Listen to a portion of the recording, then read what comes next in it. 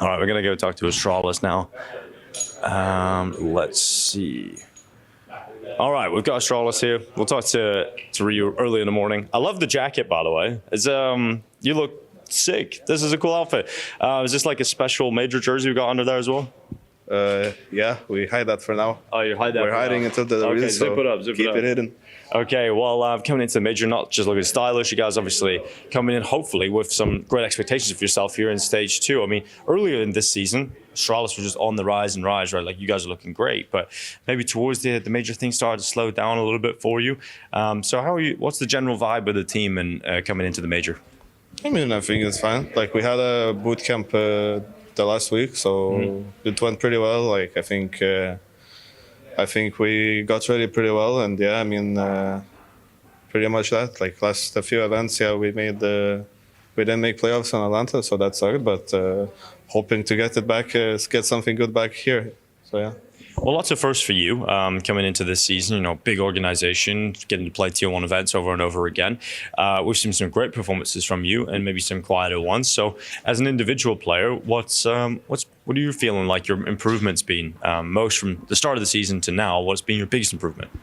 I think it's a little by little, but it's still the main thing about, like, as you say, like, consistency. You know, like I can kill 30, I can kill 5, you know, so it's all about bringing that floor up, you know, and yeah, I mean, I think I have, like, good people behind me, you know, like Huxi and Ruga, so they always help me out with stuff, and I can always, like, be really open-minded with them, so I think I'm just evolving, I guess, from, like, tier 3, tier 2 to, like, tier 1 in terms of step-by-step things, yeah, so I wouldn't say there's something, like, very specific. How important is it that you guys, you know, you have that support network of experienced players, like being understanding, you know, it's your first season. So, because I think there's some players that we've seen in the past who've gone into a team and maybe they, you know, understandably haven't had a perfect season, because no one can expect that really, apart from the likes of Donk and these, like, phenom players. So how important is it being having the likes of Huxi and Rugga, you know, in terms of making you feel comfortable? Like, if you have a bad game, I'm sure you get in your own head, but how do they bring you out of that? I mean, I think that, I mean, I don't, you know, I think they're pretty nice with it. Like, I don't know, they always, like, if I have questions or, like, we do a review, or, like, I can always talk to them, like, I don't know, I feel like this is bad, or, like, this I don't like, or what can I do, you know? So I think they always, like, give good feedback. So that's the thing. And I mean, the thing, yeah, I mean, obviously, like, you cannot... I know you cannot expect insane numbers from a first season, but at the same time, you know, you want some nicer maybe results, some more consistency. So also I cannot neglect that could be going better, right? Yeah. Well, I mean, it's been going pretty well. So in terms of, we'll lower the pressure on the questions, because I think that's quite a serious start to the morning. But so, like, let's get to know Ryu as a player, you know, as a person. We know you as a player, but you know, what do you like to do in your free time outside of CS? Is there anything, like, what's your main hobby? Outside of CS, honestly, not too much. Like, I see the anime mouse pad, so that one's been there for a while. But no, actually, I don't watch. Like, maybe I watch something on Netflix or, like, something from now and now. But, like, I don't know. I like to, yeah, if I have free time, I just watch a show or something, or, like, an anime, as you say, or I just spend some more time on CS. So yeah, it's not like I do something. I don't go fishing or something, you know, on the weekend. So yeah. I mean, you're in that early stage of the career. You got to really grind, and I mean, that's where the hard work is done. But I'll let you get on to the rest of Media Day. I'll go chat with the rest of your team now as well. So thank you, Ryu. All right, we'll move over to the picking board, because they're secretly putting the teams over here, so maybe we can get a close-up shot and see what where we're putting these teams. All right, Fuzi, here we go. The pick'ems are in. I mean, I was going to ask you guys, like, where should we put Astralis in the pick'em? So you're saying 3-0. Definitely. Okay. I think for Monte 0-3. Yeah, I haven't really fixed it. Would you like to redo it? Shall we redo it? Let's redo it. Okay. Let's take them over here then. Limvision 3-0. Okay. So some of the games are obviously still ongoing. So we'll need to predict who we think are going to move through from these matches. But coming into today's games, I guess we got to predict those first. So, right, we got these matches right here. Who have we got winning Liquid FlyQuest? I think it's a tough one. I think Liquid hasn't been looking the greatest, you know, but still think maybe they should win that one. So yeah. Okay, we'll take Liquid. Then we'll remove Fly Questing. We'll put them on the back. All right, so we'll keep Liquid and then Tyloo Envision, the battle of the Chinese teams. That's a good game. I think like Tyloo, they've been beating them kind of lately in the head-to-head, but I still think Envision, they're usually performing better at the majors, and I'm going with them there. Yeah, okay, we'll do Envision then. And then Big NRG. Yeah, I have some former teammates in both teams, but for my pick'ems, for the sake of my pick'ems, I'm gonna have to take Big. So Okay. The personal pick'ems is better than the personal relationships. I like that. Okay, so this is what we got then. We got Envision Big coming out of there with Liquid. Okay, so we'll just take us through it then. You give us your pick'ems. So obviously we can start with us. Safe and sound 3-0. The easiest Boom. Then I think the other contender is Spirit, Foot, G2, maybe Legacy. Okay. BetBoom has been playing good also, but I think I'm gonna take Spirit there. And then for these three, let's put them down here. And then I think, let's see, Envision. I think they'll make it to stage 3, and then it might be hard for them. So I'm gonna put them here. And then Liquid, if they do manage to win versus FlyQuest, I think stage 2, it might be a bit too difficult for them. Oh, okay. Gonna put them here. Envision to go through in Liquid 0-3. It's interesting. It's an interesting one for sure. You gotta believe to achieve. That's a wise word. BetBoom, even though they're not playing with their full roster, I think they've been looking very good. Honestly, maybe even better with Flymus. It's kind of crazy how Flymus is big. Maybe. And then another 0-3. I think it's gotta be maybe either Big or 9Z. Ooh. But I think I'm gonna put 9Z there, to be honest. Also, them, I think they didn't play now, right? Stage 1? No. They did well in Astana. That's not enough for you to believe they can get a win? I didn't really watch Astana, so that's something I'm concerned about, you know? Yeah. Then let's put Big at 1-3. And also, let's see, it's 3 each here, right? Yeah. Let's put Monte and M82. And then Game Allegiance to go through. MIBR, Pain and B8, 2-3. There we have it. There we go. There's the beautiful shot of Fuzi's pick'ems.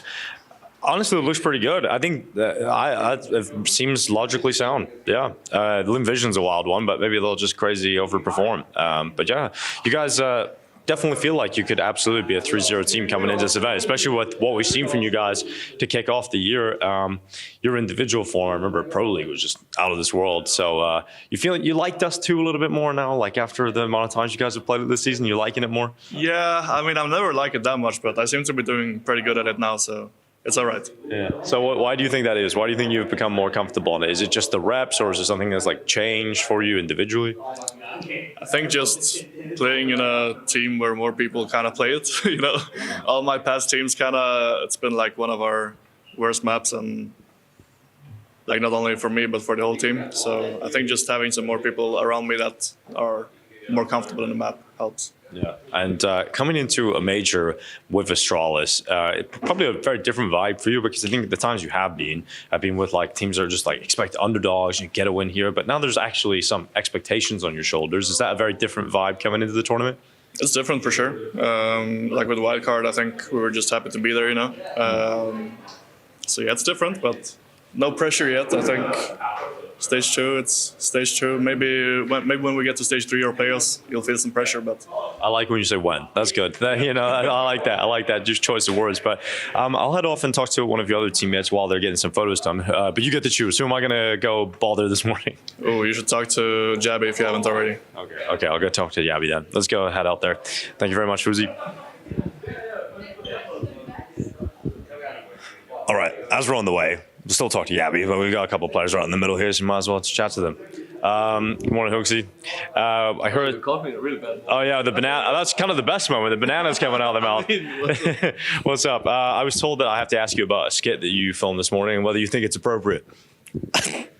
I have no words for this. Like when you see it, you'll understand. Okay. Yeah. I don't know. Like I don't want to spoil anything, but no. I think Frank has done himself dirty in a way. Oh, really? Okay. Yeah. Okay.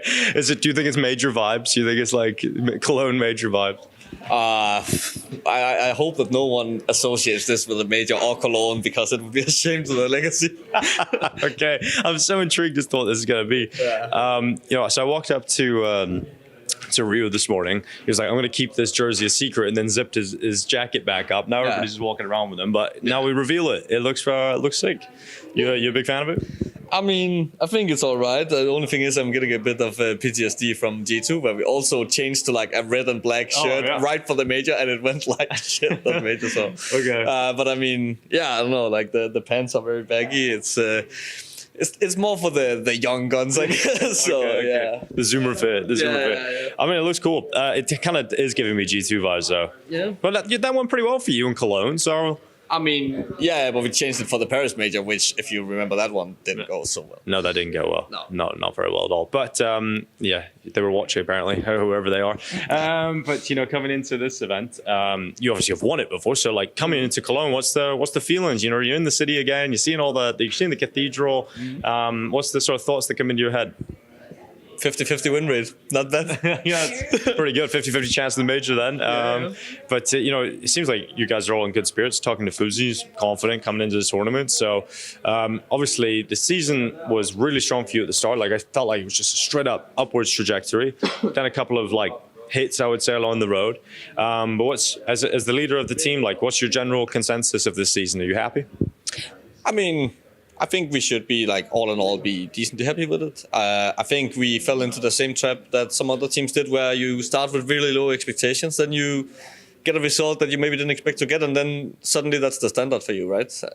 Which obviously is maybe a bit crazy to think like that, but it's hard not to when you all of a sudden are in a final or something, and then you just expect to make playoffs every time or to make deep runs, and then you kind of get slapped back to reality in a way. So. I mean, overall, I think it's decent, but I think this tournament also decides a lot whether we will be happy or not. Yeah. One of the things I've really enjoyed about you in particular this season is like anytime we get like a listen-in or to listen to the comms, it feels like you're just no bullshit. It's just like straight up, like if it isn't good enough, you're calling that out. And I really enjoyed those clips. So is that your mentality in the team's like, there's no sugarcoating. Like we're here to perform. Like I'm going to try and just exert that in any way that I can. Yeah, I mean, I definitely think that I don't put anything lightly, but at the same time, I think there's some propaganda against me from the TOs about showing like how bad of a guy I am.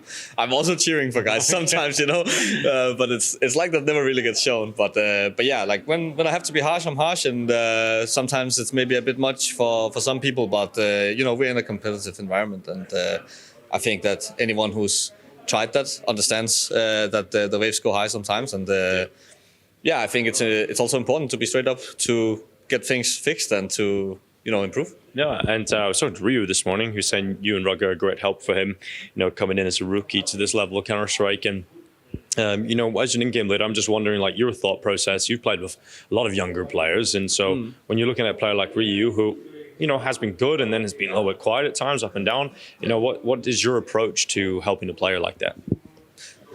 I mean, I've tried a lot of ups and downs myself, so I know that it can change from time to time, and sometimes you're maybe trying too hard. I think that's one of the things I've learned, that you can end up overthinking or overplaying even, and I think that's something he has to learn. But you can only say so much, and in the end, it's a lot learning by doing, and you have to go through the mistakes and through the emotions. Also, we had some problems with people being nervous and stuff, and hesitating, and we can talk about it from now on and until Christmas, but in the end you kind of have to try it to actually learn from it. So yeah.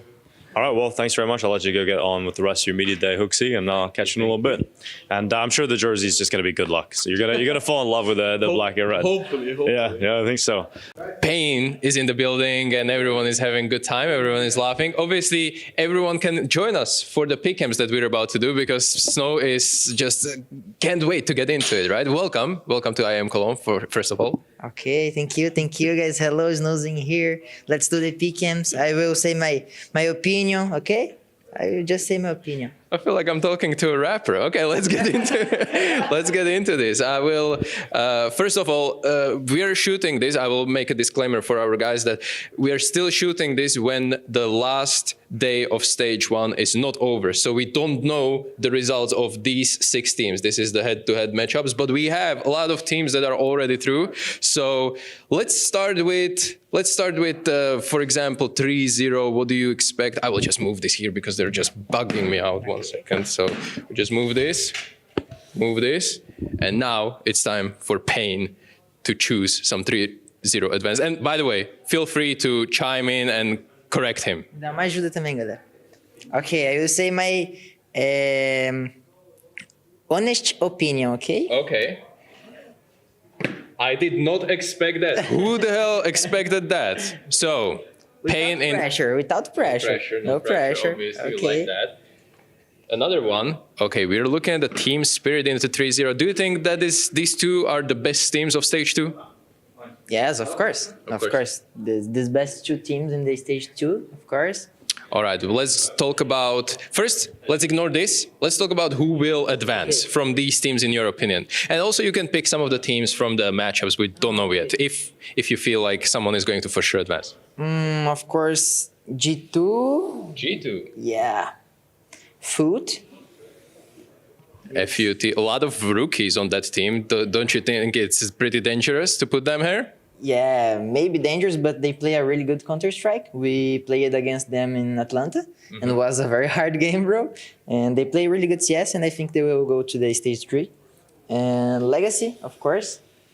Our Brazilian brothers. Yeah, of course. We have to support our Brazilian friends, bro. Let's put 9Z. Okay, 9Z. They don't have the hottest form lately, but you still believe that they're going to be making it through? Yeah, of course. I think they was playing some good Counter-Strike. Maybe I was watching in Astana, sorry. Yeah. And they played really good against good teams, and I think they will make it to the stage 3. They beat Falcons, right? Yeah. Okay, so we have only 2 spots left for 3-1, 3-2. And bear in mind, I still remind you, those are the matchups that we still didn't see pan out. So I have to... this is getting harder. Yeah, it's hard because I have a lot of good teams. I think Astralis will. Astralis will make it. Did you practice them while you were here in Europe? Yes. Okay, Yes. don't share the results. But because you're putting them 3-1, 3-2, you must have been impressed maybe a little bit? Yeah. Because Zera is saying, yes. Yes, okay. And let's take the Big Zero opinion about this. Big Zero, what do you think? Pen Gaming, 3-0? 3-0. Sorry? Yeah, 3-0. Yeah, of course. I'm not sure if this can potentially happen, but what if teams... No, it can't happen. But if it happens, if you're matching each other in 1-0 game, who is going to go 3-0?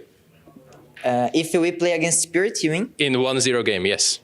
I have to... Oh my god, it's hard. I think This is why I'm giving you these questions. I don't give easy questions.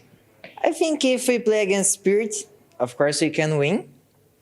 And if I have to choose one more team to put in 3-0, right? Yeah.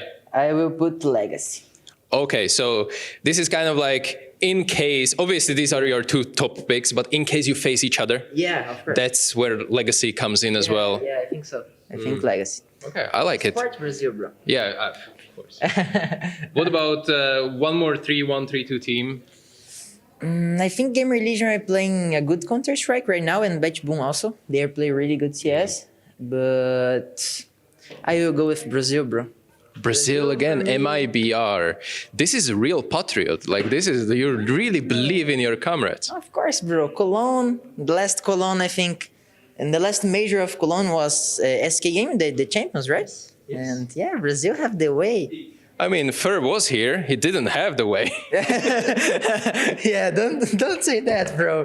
I wanna pick your brain, and maybe because I can share a little bit as well. That what happened with Gaming Gladiators, in your opinion? I will just quickly go here. So it didn't go that well. Did you see those games, and what are your opinions on that? Yeah, was not good to watch, to be honest. But they know it.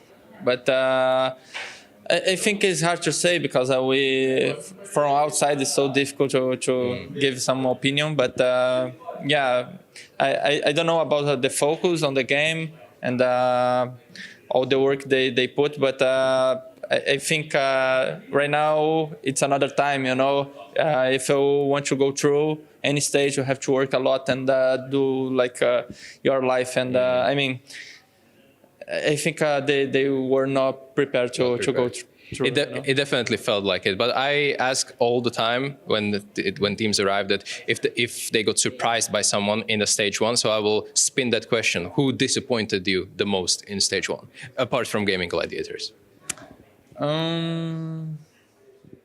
It's okay. It's okay. Rain, we got this, okay? Relax. You need to reset right now. It's the major, okay? It's the major reset. We got this, okay? Everything is fine. Listen to each other. Play with each other. That's the only thing we need to do here. But we need to be here for each other. Let's enjoy the fucking moment. It's not over. We can win this, okay?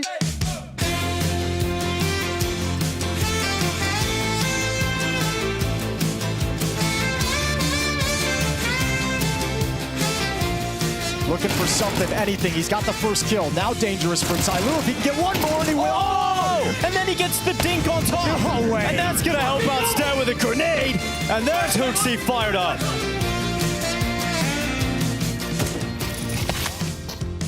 This is Legacy holding on. Satin on the peak, doesn't get the shot. Awkward fights now.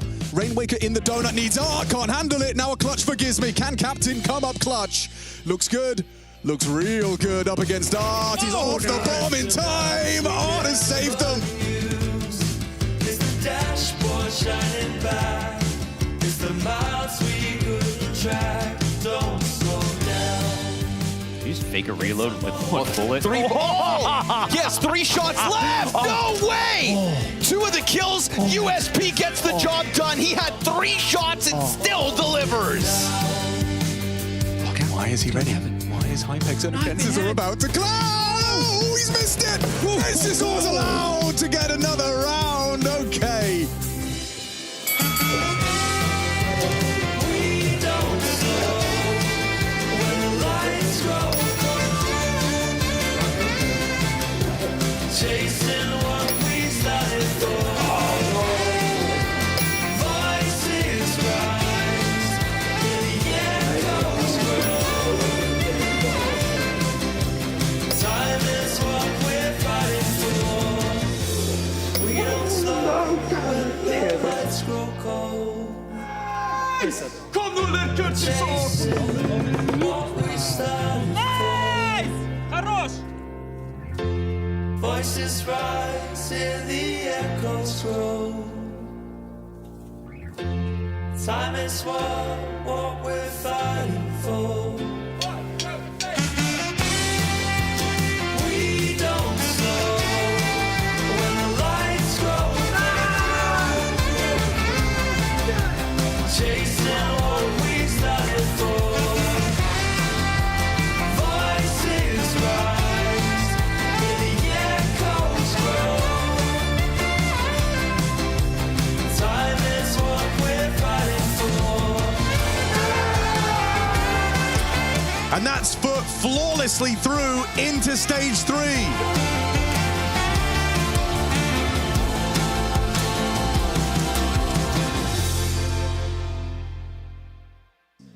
Were you expecting a little bit more in the server from 9Z today?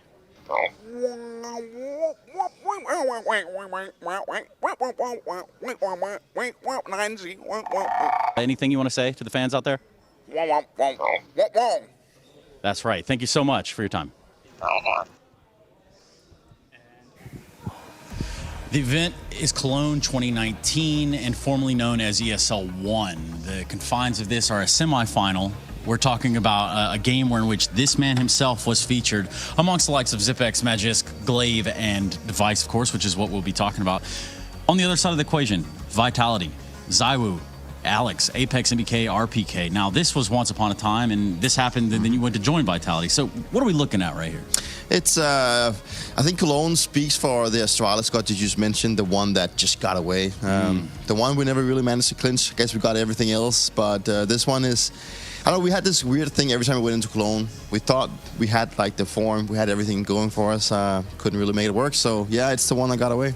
So you get all the way to the semifinals, right? It's a best of 3. Atmosphere in the Lanxess has got to be crazy, correct? Yeah. It's always great.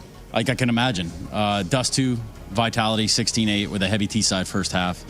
Then we go to this map known as Inferno, map 2. It's usually where all series go to die, but in this case, it was... it lives. Yeah, it lives. In fact, it comes to life, perhaps you could say. And Vitality would be the ones that go to cry. You split pistols, and you go back and forth in OT, and then I need you to build up in this moment to this round. Where's the headspace of the team? Where's the headspace of Device?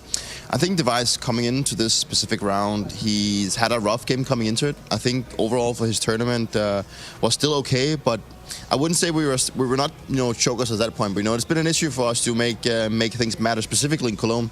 And we have another semifinal here, and Devices have not really had a good game. But then he magically in overtime decides to pull out an ace with his op, and it's one of these things where I could just tell that we've maybe lacked him a little throughout the game, and it was great to see that he, turned up for this one, managed to pull the ace off.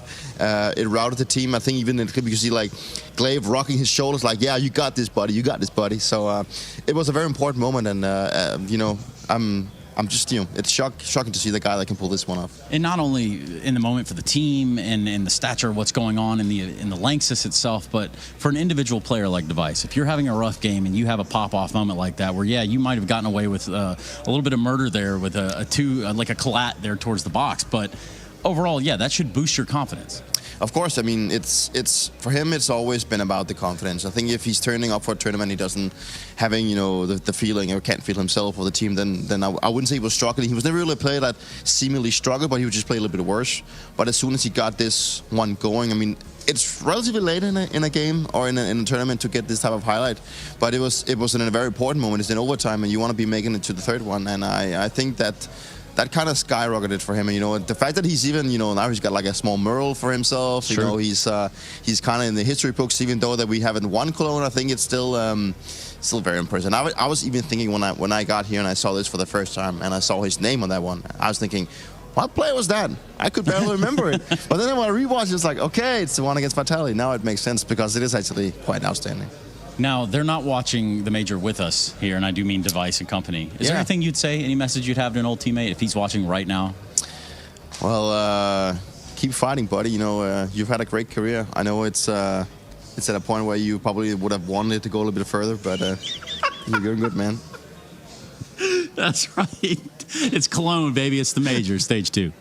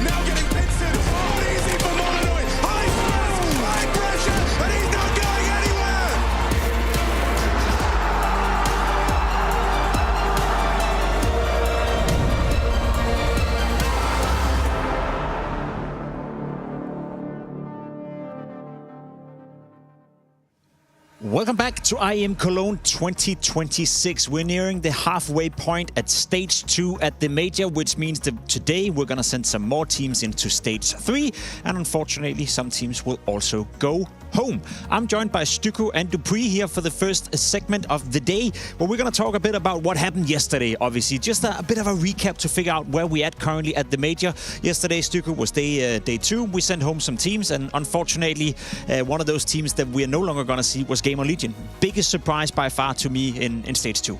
Yeah, we were watching that game and we came to conclusions that Gamer Legion just did not arrive to this tournament whatsoever. Snags mentioned it a couple of times as well, that they just I guess peaked at the wrong time in Atlanta, going all the way into the final, and that put like a target on their back and high hopes into the major. It's unfortunate what they showed, and I think they're perfectly aware of what happened, but they just need to reset because the next season awaits, and you have to take this break and rebreathe. We also had a late night thriller. I don't blame any of you guys if you weren't up to watch that one. It got pretty late yesterday, Peter. Foot taking on G2, and Foot qualifying, progressing, heading into stage 3, beating G2 quite convincingly on the third map. Are you impressed by Foot so far? Yeah, I am. I think it's nice to see that they can continue playing their own style, and that they play with the confidence that they've built up throughout this season so far, and take it with them here into a game where, a team like G2 is around their caliber. Some people would say they're very equal. Maybe some people even judge that Foot is a little bit better as of right now.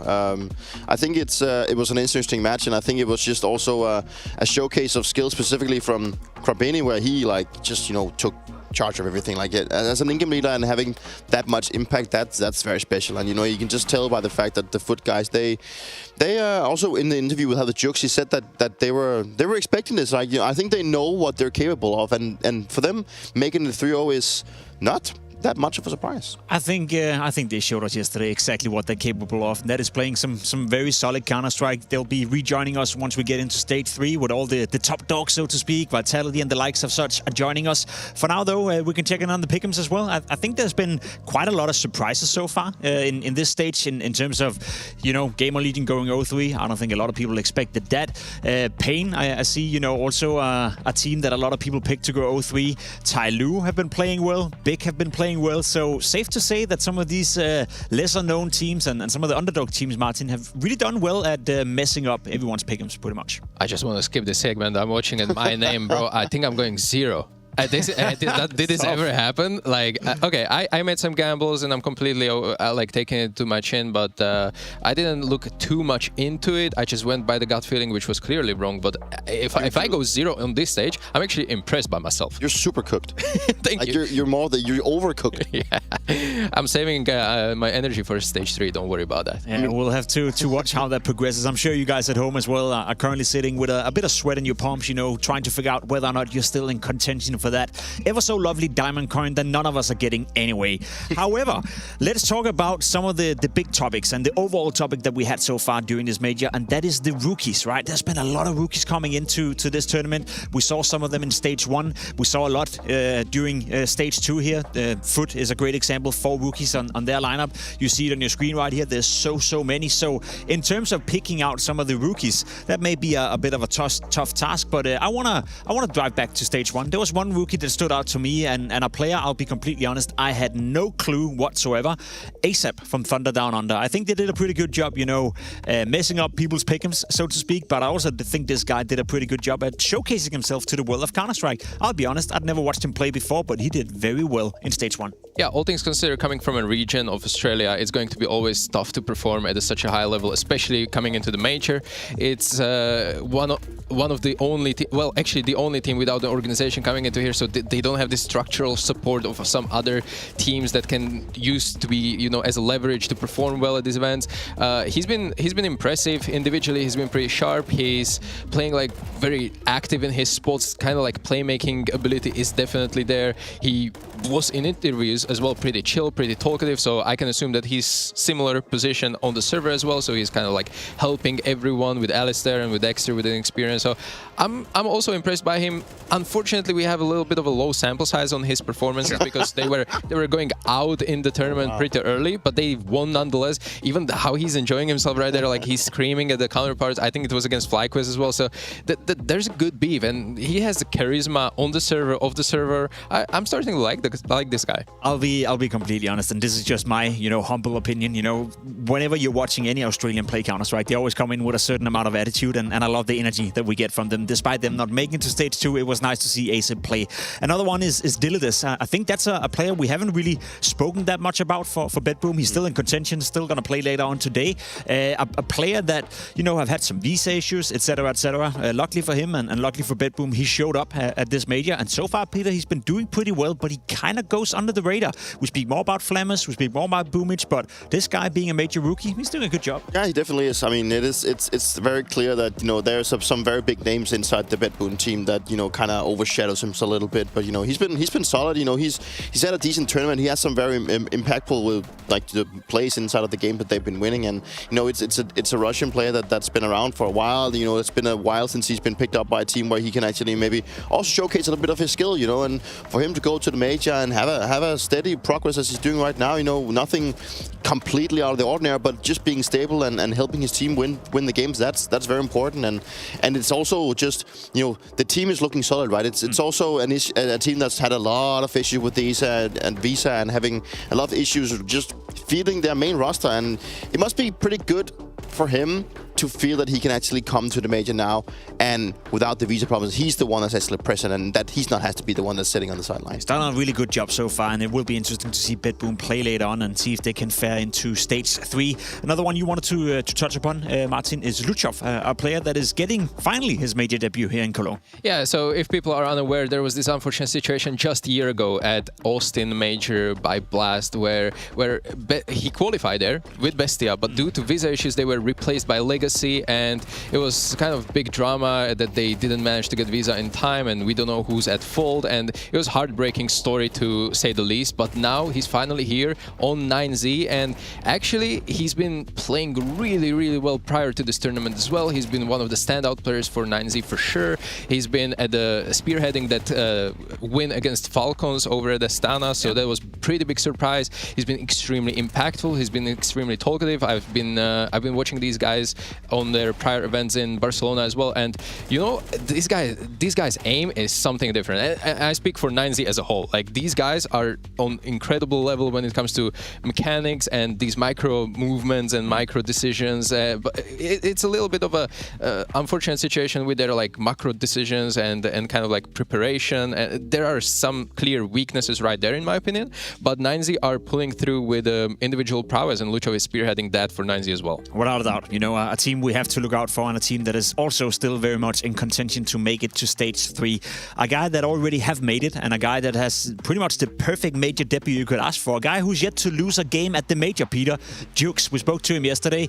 One of the FUT guys. We could pick any one of the rookies from FUT, but Jukes in particular I find very interesting. He's had a great, surgeons into professional Counter-Strike. Very young, I believe 17 years of age. So to be 17 years of age, to come up here to the desk and speak fluent English, speak with us, show a bit of attitude, Peter, that's a guy to look out for. Oh yeah, for sure. And the whole team as a FUT, is a team to look out for. But Jukes, he's also playing a lot of tough positions. He's on the HLTV prospect list, so he's definitely one to be looking out for. He's an anchor, and he's even, he's sort of looking, in terms of stats, he is looking close to the likes of someone like Heavygard, an anchor that we've been praising a lot. And I guess that for everyone at home that doesn't know how hard it can actually be to anchor at this specific level, then this is something very extraordinary. And it's incredible to see that such a young guy in such early stage of his career already having these both numbers, but also just in fact that he's showing up the way he does. He seems to be very, very, very, very cool. He seems to be making a lot of good decisions, and I think that he's by far one of the guys that's also going to be very interesting to see progress through in the future since he's so young. But as a team, FUT has just taken the stage by storm. As said, you got to pick anyone from FUT of their rookies and cast some highlight on them. They've done a great job and obviously are qualified and progressed into stage 3. We also had Sinners and Sharks full of rookies. Unfortunately for them, didn't pan out too well in Stage 1. And then we have something interesting coming in. We also have rookie debuts in Stage 3. There's only 2 of them. One is playing in Mouse, another one is playing in Aurora. We're obviously talking about Celix and Soulfly. Out of those 2 players, is there one of the 2 that we should pay extra attention to? I feel like Soulfly, we've seen him play quite a lot. Celix is relatively new to the scene, but I watched Celix at the CAC, a couple of weeks ago, and that kid got some heavy aim. Yeah, Celix is, for my money, the better out of the 2. But you have to take into account the roles and the structure of the team. I think Soulfly and Aurora, well, Aurora hasn't been too bright as of late, and also he's coming into a team in positions where he's not going to be pulling too much impact. But so for my money, Celix is the one to watch out for and look out for in Stage 3 for the rookies. I really admire how Mouse decided to promote him from the Mouse NXT, their academy lineup. Mouse special, isn't it? Exactly. It happened multiple times in their careers, and it happened one more time that they found a gem in the rough. He used to be on this Mouse NXT, very demanding, a lot of resources pointed at him to perform well, and he's coming here and he was slotting in a lot of Roland roles because that's the guy that he was replacing, which creates kind of this question mark in Stage 3 because Roland is actually going to be coming back for Mouse and he's going to be maybe taking some of those roles back. I'm not sure how it will interact with Celix and how it's going to affect his preparation, but definitely he is the one to look out for. I think there's a lot of stories that we can make out of any rookies that we mentioned today because their story is starting right now. This is the first chapter of their big, career prospect, and I'm here to witness it, and I'm so grateful for it. I very much agree the sentiment that in terms of individual player, skill gap and skill cap maybe, Celix looks to be the player to watch out for out of the 2. What I have noticed, Peter, is Soulfly, despite being a major rookie, despite coming into Aurora, who, as you said as well, as of recently have struggled a little bit, he has some personality. Like some of the interviews I've listened to, he's not afraid of calling out, not necessarily team members' names, but calling out the team saying, we did this, we shouldn't have done that. I expected more. I was disappointed in this. To have that kind of personality as a rookie where you stand up in an interview and you don't necessarily just say the right thing or say the thing that people want to hear, but you actually, I guess, speak truth. That's a pretty remarkable thing to do as a major rookie. Yeah, and I think it's even more extraordinary for him because it's a Turkish lineup, and it's a team that he's been looking up to his entire career. He probably wanted to go to that specific team for as long as he can remember the lineup, and he's been looking up to Santaris, Voxic, Major probably, and to have the courage to go in and speak your mind when you're talking to your potential idols and talking to the ones that you've been looking up to, that requires some character, right? But I guess that's fueled by the fact that he just wants to win, right? He's a guy that's coming into this lineup has just been put in a role where he's more he's just a soldier of the team. He's going to be doing a lot of the dirty work. He's going to go in together with the pack, try and create, a lot of the space to at least alleviate some of the pressure on Santaris. And I think that Soulfly has been looking decent, I'd say. I think he's definitely maybe a little bit under par from what we maybe expected to have a guy coming into a team like Aurora. But I still think he needs to, there's probably also just a lot of issues in Aurora right now that I think is not making things easier. I think it's going to be interesting to watch how Aurora is going to unfold here at the major, but we'll have to wait with that a little bit. Now, few things in life are certain. One of them, though, is that everyone is coming in here to play and everyone is coming to win. We have a lot of games happening today, but we're starting off with a little bit of action over on the B stream. MIBR will be taking on Bait in order to try to stay alive at the major. Loser will go home. Winner will play again tomorrow. But for us here on the A stream, we have a good one coming for you. Astralis taking on Pain Gaming. Astralis, who's off to a bit of a rough start. Pain Gaming, you could set the same. Elimination game coming up after the break. One will go home, another one will progress for tomorrow.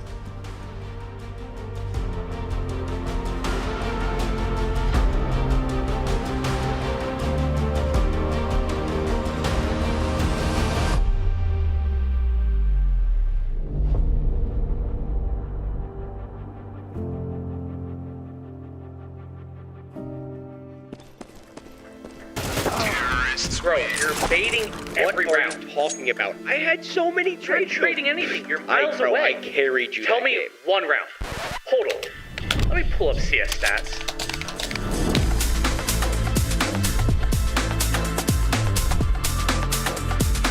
Oh, wait. My bad. You suck. Settle your debates. Search your profile on CS Stats and turn on tracking to see all your games.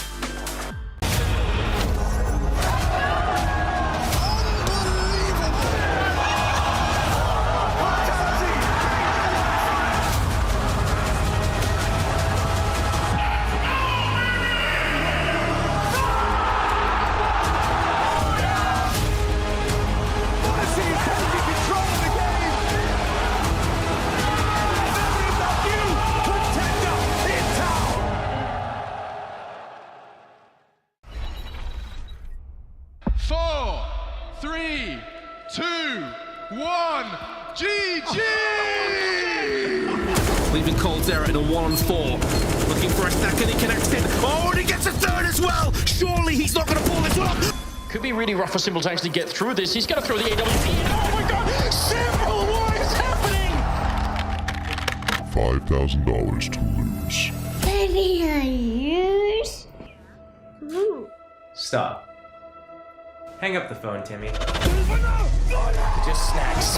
Does find one. Oh, no. Let's not leave him out of this. It's back and forth between the box. What a shot on Simple! Oh, Guardian, bye-bye! Diamond Flamey, he's tapped it. Flamey's got a big! What in God's name is that from Snacks? Good shot, JDM. Looks for another. He's got this down to 1 versus 2. Another is getting it taken down by the box. What is that from JDM? The ace clutch, and we stay alive. So flashed off Diva. Limited weapon doesn't even matter. 2-3. Oh, the fourth is well.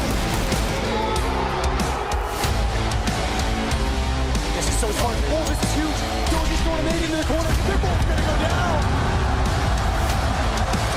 Oh, Meister, I love you. And I won Major. Astralis right over here with Fuzi, and of course today facing elimination. Not exactly where you guys want to be. First and foremost, let's talk about your 6 months, your tenure here in Astralis. How's it gone?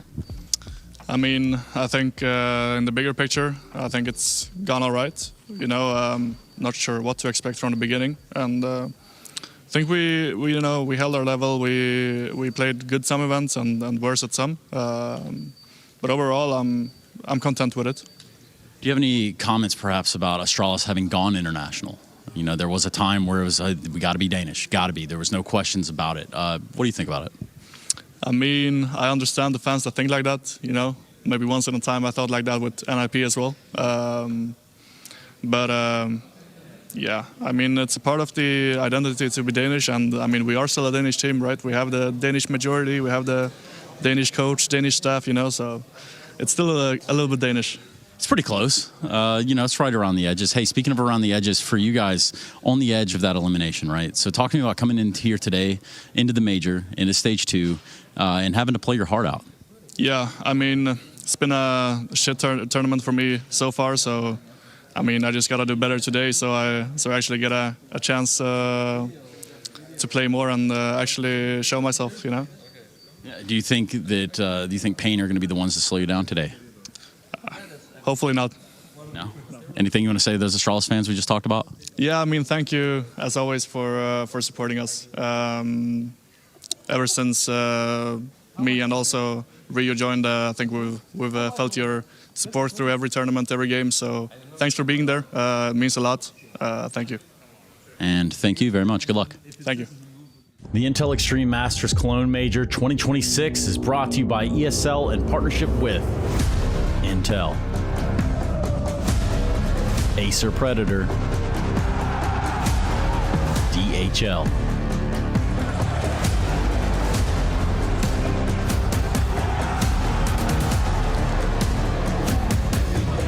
and Zoe.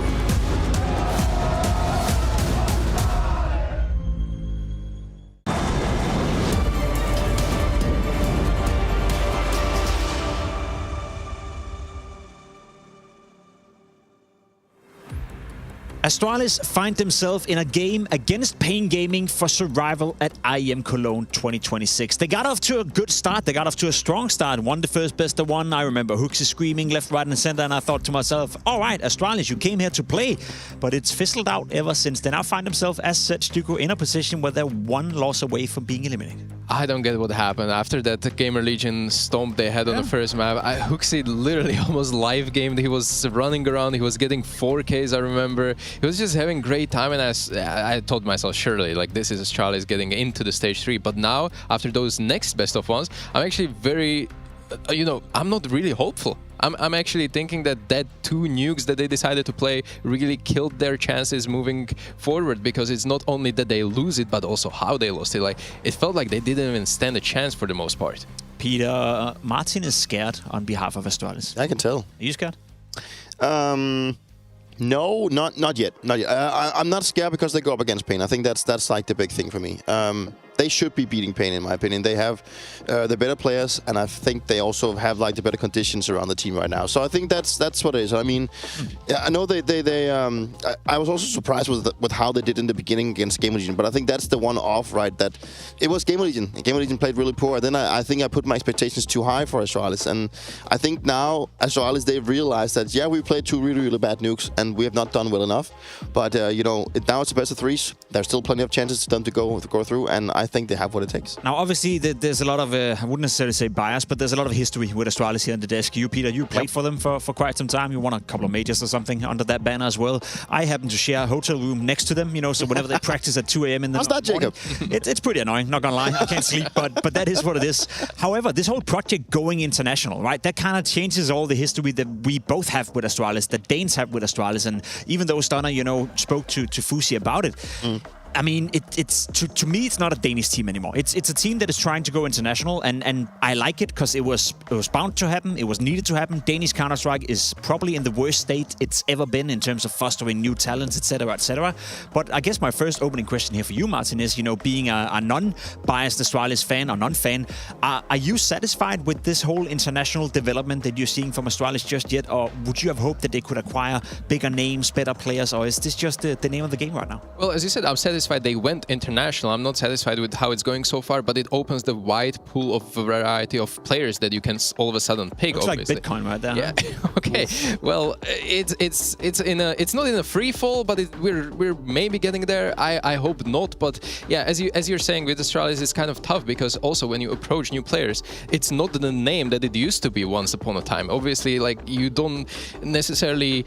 Well, you have to fight for your players all of a sudden, right? You need to make them attractive, and also you need to make yourself attractive to them. So you need to create this environment where they want to play, and you can poach some big names. And so far, it's not looking that great. I'm not saying by any means that Fuzi and Ryu are not the big pickups, but it's probably just a stepping stone to something that Astralis wants to pivot towards moving forward. See, the funny thing for me, Peter, is that I think you both agree with me that Danish Counter-Strike is in a pretty dire situation right now. But when you look at Astralis and this new international lineup, the big star within the team is still Danish. It's Stær to me. I think like he's the one who really have shown the real level of his ability. There's a reason why Device called him out to be the next big thing, and I think he's gotten even more responsibility within Astralis now, and he's really living up to that. He definitely is. I think that Stær's journey in Astralis has only gotten better and better as he's gotten more responsibility and gotten better roles. And when he was picked up initially,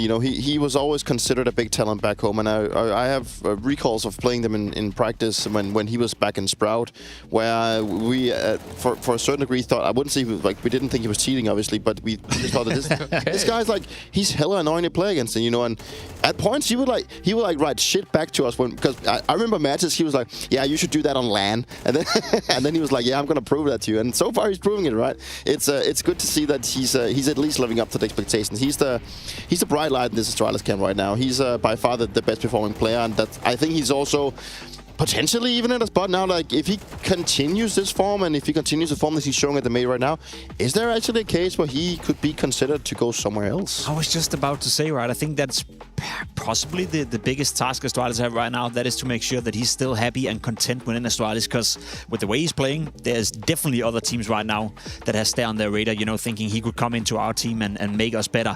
I guess to round us this whole Astralis conversation, they put themselves in a dire situation by being 1-2 now at the major here. One loss and they will be eliminated, Styko. For Astralis and their future project as an international team, how devastating would it be if they were to be eliminated in stage 2 in this fashion? I just spoke about it literally 2 minutes ago, that you need to build up your credibility and name once again. If you bomb out in this kind of a fashion, losing today to Pain, I don't think it's going to be in a good spot whatsoever to attract bigger names over the break or maybe coming into the rest of the 2026. It's going to be tough. It's going to be probably a lot of months, maybe even years, to rebuild that legacy that Astralis once had. if they can read. I don't think they can ever do that. That's the thing, right? I'm sorry to There's say examples out there. You look at a team like, look at Fnatic. 5 years ago, nobody would have thought that Fnatic wouldn't be part of every single major and wouldn't be a household name. Same could be said for Virtus Pro. Nowhere to be found here. So it's not a given, but I agree with you. It's a very important game today. Now, Peter, you said something interesting just a couple of minutes ago. You say a lot of interesting stuff, but this one really hit me. The good thing for Astralis today is that they're playing Pain Gaming. That's almost the biggest strength heading into this game, and by that you obviously mean that Pain haven't impressed you either. Not as of late and not at this tournament. Why is that? I think Pain is one of those teams where, because I've been covering Pain for like the last 1.5 years since I've started doing this job, and it's like a team that just really can't find like this stable roster that they just want to be working with. It's like they pick up new players. I remember you can even see it in the graph. Like it's just like a massive roller coaster.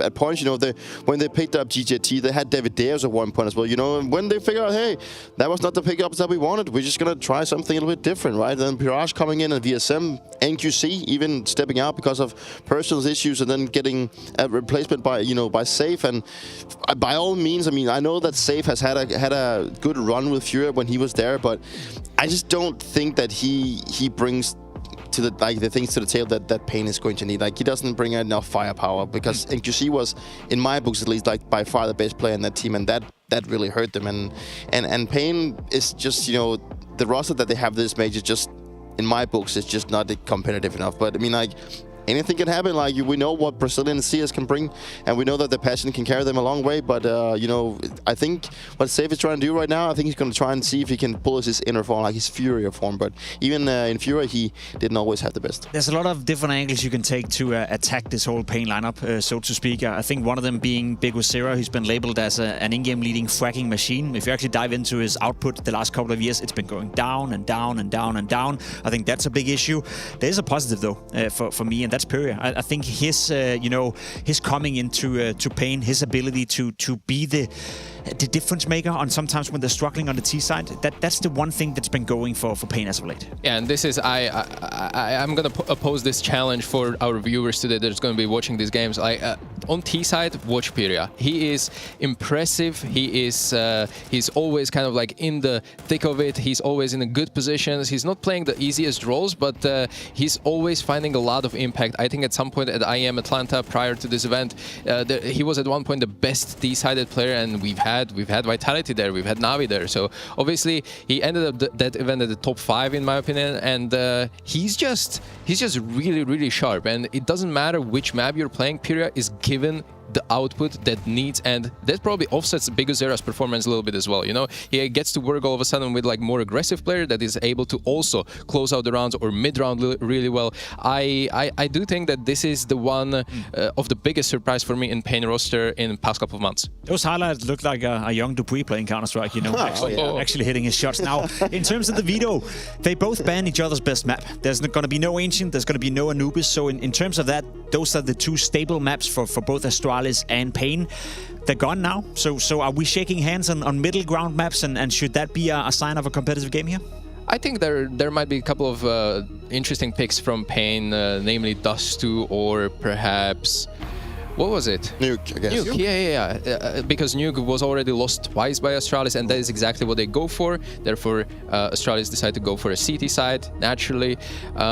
I wasn't sure about the Astralis. In the end, they decided to go for the Overpass, so that's another pick where BIG actually beat Pain earlier in the tournament, but it was their funny situation where they forgot to pick the side, and they were forced to play on the T side in the beginning in that best of one, so that was a bit of a drama. And Mirage, as a decider, I think it's a good handshake. I think that's a common ground for both of the teams. They played it 8 times in past 3 months, and yeah, they have a pretty similar win rate on that. Oh, Nuke being the first map, Peter, I got some bad news for you. I know the bad news already. Fusi's rating the last 3 months is 1.06. Not too bad, not too great. His average rating on Nuke is 0.72. Yeah, that's We're talking Kerrigan on steroids right here. Yeah. He is not having fun when it comes to Nuke. Is that something, if you're Pain Gaming, that you've targeted? Is that part of the reason why you're picking Nuke against Astralis, knowing that the AWP player have close to 0 impact? Yeah, it might be one of the reasons to it, but I definitely think that just looking at the past results, like the 2 games they've played so far, this tournament has just been like disastrous for Astralis, and that just speaks to you to pick it. It's going to be interesting. It's going to be a fun game. It's going to be a competitive game, I'm pretty goddamn sure. You have Astralis taking on Pain Gaming. Winner gets another shot at making it to stage 3 tomorrow. The loser will be sent home from the major. Let's get it on. Yeah, let's get it on indeed. Astralis versus Pain, another South American team in front of Astralis. Tough so far the competition for them, in particular on Nuke, as highlighted by Desk, and that is where we're kicking things off. Yesterday against Tyloo, we heard an interview coming in from Hoaxy saying that they really struggled against the fast style of 9Z. Then they went on to struggle against the faster style of Tyloo, and Pain know exactly what to bring to the server today. All right, well, let's see what Pain come out with. If it is going to be that fast and aggressive, Snow's going to lead the way over towards ramp room. Huddled up, all 5 players for Pain heading in this direction. Big Uzera up on top of the roof. Potentially a fake towards the upper bomb site with utility. Hit that ramp room. Ryu's playing it very passively. 3 players stacked in the upper bomb site. So the defense is out of position, but they can drop down vents quickly. Well, they come over towards ramp. Ryu going to spot the targets, not able to land anything, and he ends up going down to 9 HP on the cross. Somehow a bullet lands towards him. Now you've got Big Uzera hearing that vent dive, hearing those drops and rotations coming in, so he's going to call that over to his teammates who are already down here. And they're just outside the double door with 2 players, and Fury and Snow wait at the control rooms. That plant is coming in, and it's going to be really tough now for Astralis to pull off a retake. Yeah, well constructed, especially because that smoke is going to block off control side until way deep into the bomb tunnel. So Astralis has to relocate all their resources to come out decon. They have to land a quick shot here on VSM. And that's exactly what Hooksy's done, but he takes a Kush on board. Finish off by Snow, who's gone again. Got himself another headshot here on the Yabby, who's down so low, and they're going to finish him off. So, dominant pistol round victory from Pain. Yeah, couldn't get in front of it. They knew what was coming when the ramp room hit happens, but not able to get down the vents fast enough to provide any resistance. Pain has already broken through the glass and come down the stairs and smoked you off before you can get involved.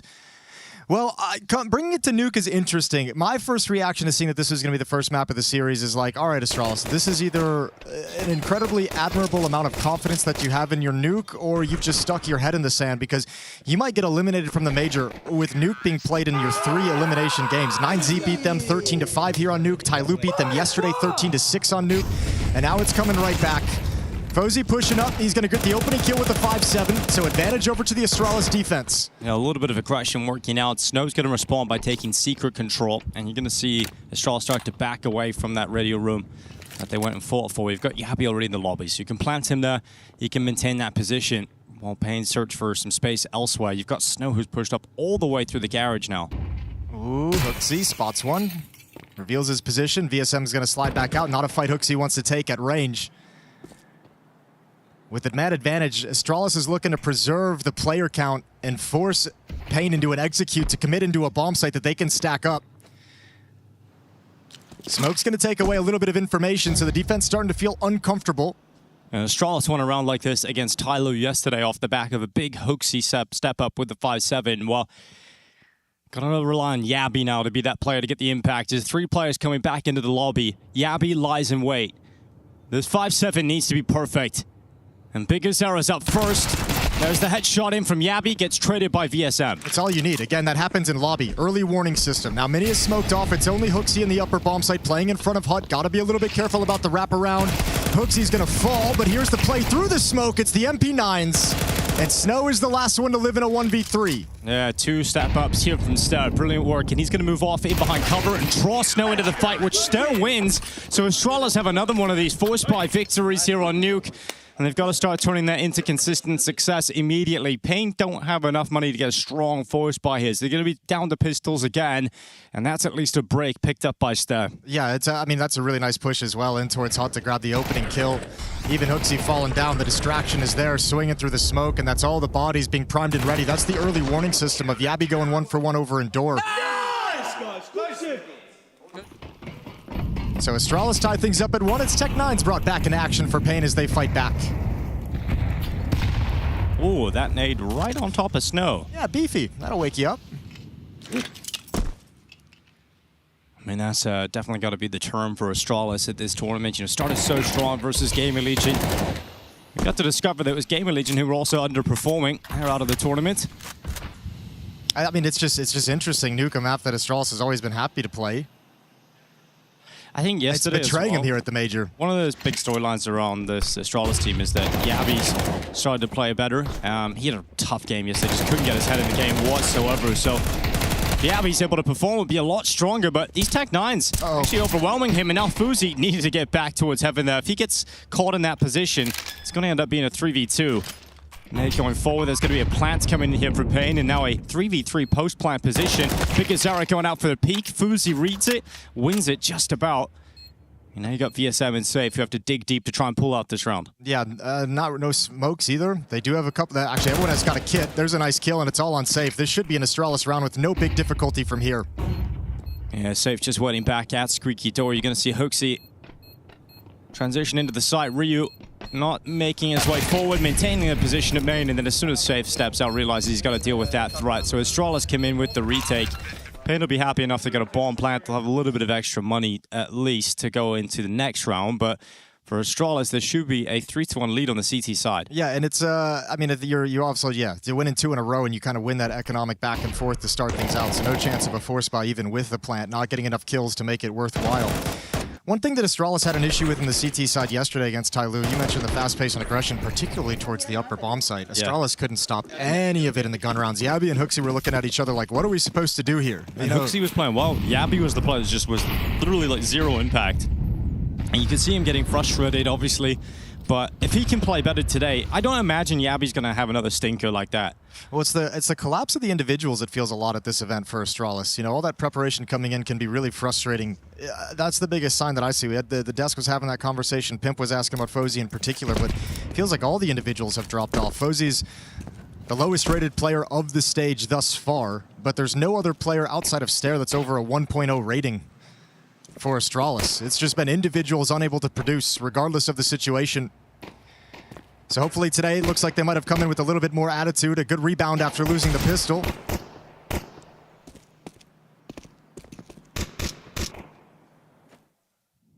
Well, Stare jumping up on top of Unbreakable. It's got Hoaxy out towards main, who can peek with him here. So VSM really should not be finding too much success at all. He'll peek out and spot them, and then not really want to put himself in too much danger. No, it's all about just giving the Deagle a chance to take one of these guns away, force a rebuy. Nobody really wants to commit to anything at the moment, hoping for a mistake. Oh, door open. Hoaxy alerted to it. It's going to spray away for 2. Yabby getting one off the top of the hut. And a clean round for Astralis. They've got plenty of money now built up on the CT side. A 3-1 lead. And you look at Pain and you see an AK purchase coming out again. So we're getting into the real meat and potatoes of the game now. This is the first gun round, so we get to see what exactly Pain's going to bring to the table in terms of their game plan here on Nuke. All AKs, plenty of utility for this T side. No op yet out for Fozy on the CT side, so Pain don't have to be concerned about that quite yet. And with how Pimp was highlighting Fozy's performances here on Nuke, they might not have to worry about it at all. Ooh, I like this. Look at this out of the gate. Astralis being the ones that set the tone, but VSM's got the rebuttal. Oh, he actually nearly gets a 3rd kill out of that as well, but a lot of information picked up on that push. All the resources of Astralis being thrown inner. And we'll see what Snow decides to do with that info, realizing so many players spotted towards that inner bomb site. He can move outside, take a little bit more space here for Ping. Yeah, he didn't push up nearly as far as I thought he would. Yeah. Smoke wall wasn't up entirely. You can see that second smoke is going to be well in place when the first smoke starts fading, so I think he didn't really have the opportunity to cross towards Secret or Big Garage with any kind of safety. I know that lobby crunch didn't go as clean as Astralis would have liked. That's a beautiful shot. I love the play. I love the decision to be aggressive there in the first gun run for the CT side, but now they're on the back foot. Both players have shifted down low.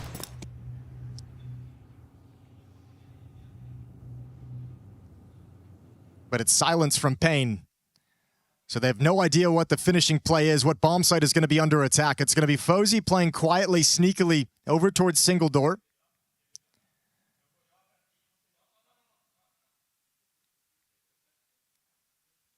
Yeah, he should be getting this kill on Safe. And he will. Safe steps into the crosshair. Numbers evened out again. They know Fozy's there, but he hasn't backtracked through the door into the site. How big is Eric going to make it obvious that he's there? Utility goes down to the doorway, plant being confirmed. And Fozy and Yabby looking to try and get back into this one together. Bigazera steps to the double doors. They're both in the vents here for Astralis.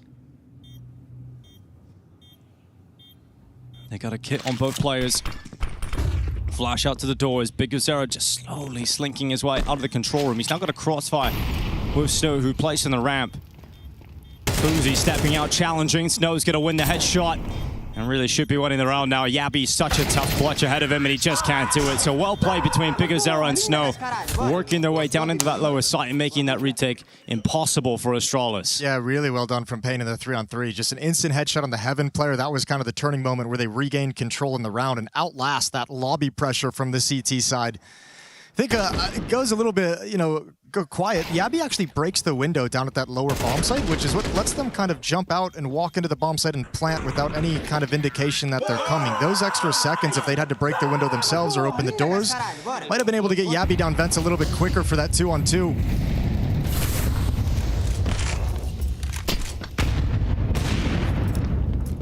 That seemed chaotic from Fozy. Yeah. He's just like, get me fights. He's looking for everything. Yep. His teammates are blocking him. It looks real disorganized at the moment. It's a real clumsy round, isn't it? But let's see. Can he do anything with it over the top of the smoke? Snow gonna step into the crosshair. And yep, of course, it works out for Fuzi. Yeah, nice and easy. Exactly as designed every step of the way. If you don't know your next move, your opponents will definitely not know it. They'll have no idea. All right, well, that stalls Pain out. Snow is the only one making any kind of a move to take space on the map. Everyone else huddled up in lobby. Gonna readjust towards outside, which is an interesting decision. They've got no smokes remaining on the Pain side of things. So maybe just looking for dry fights. They're risking running into the op in these angles, although Fozy's brought his over to ramp room. Giving Ryu the safety to shift over towards Heaven. 35 seconds. Stare, Coop, deliver.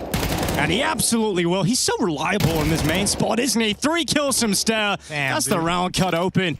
And even in the loss yesterday against Ty Lewitt, he was still a beast in that spot. He's just so good on CT side. Stare goes out and hunts down that 4th kill as well, continuing his incredible performance here at the Major, 11-3. Just continues being one of the most important players to wear an Astralis jersey in the last few years. Guy's a beast right now. 11-3 to open up this map.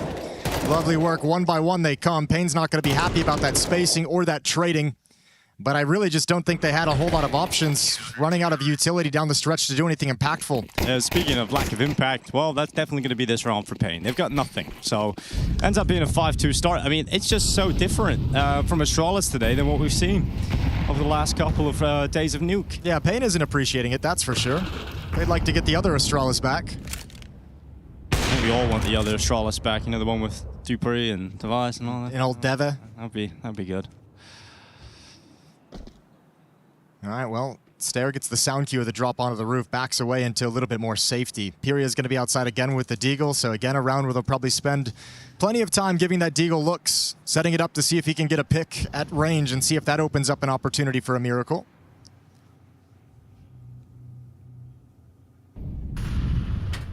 Fuzi's got the flashbang to assist on Hooksy's peek up. And look at that, perfect flash from the Swede.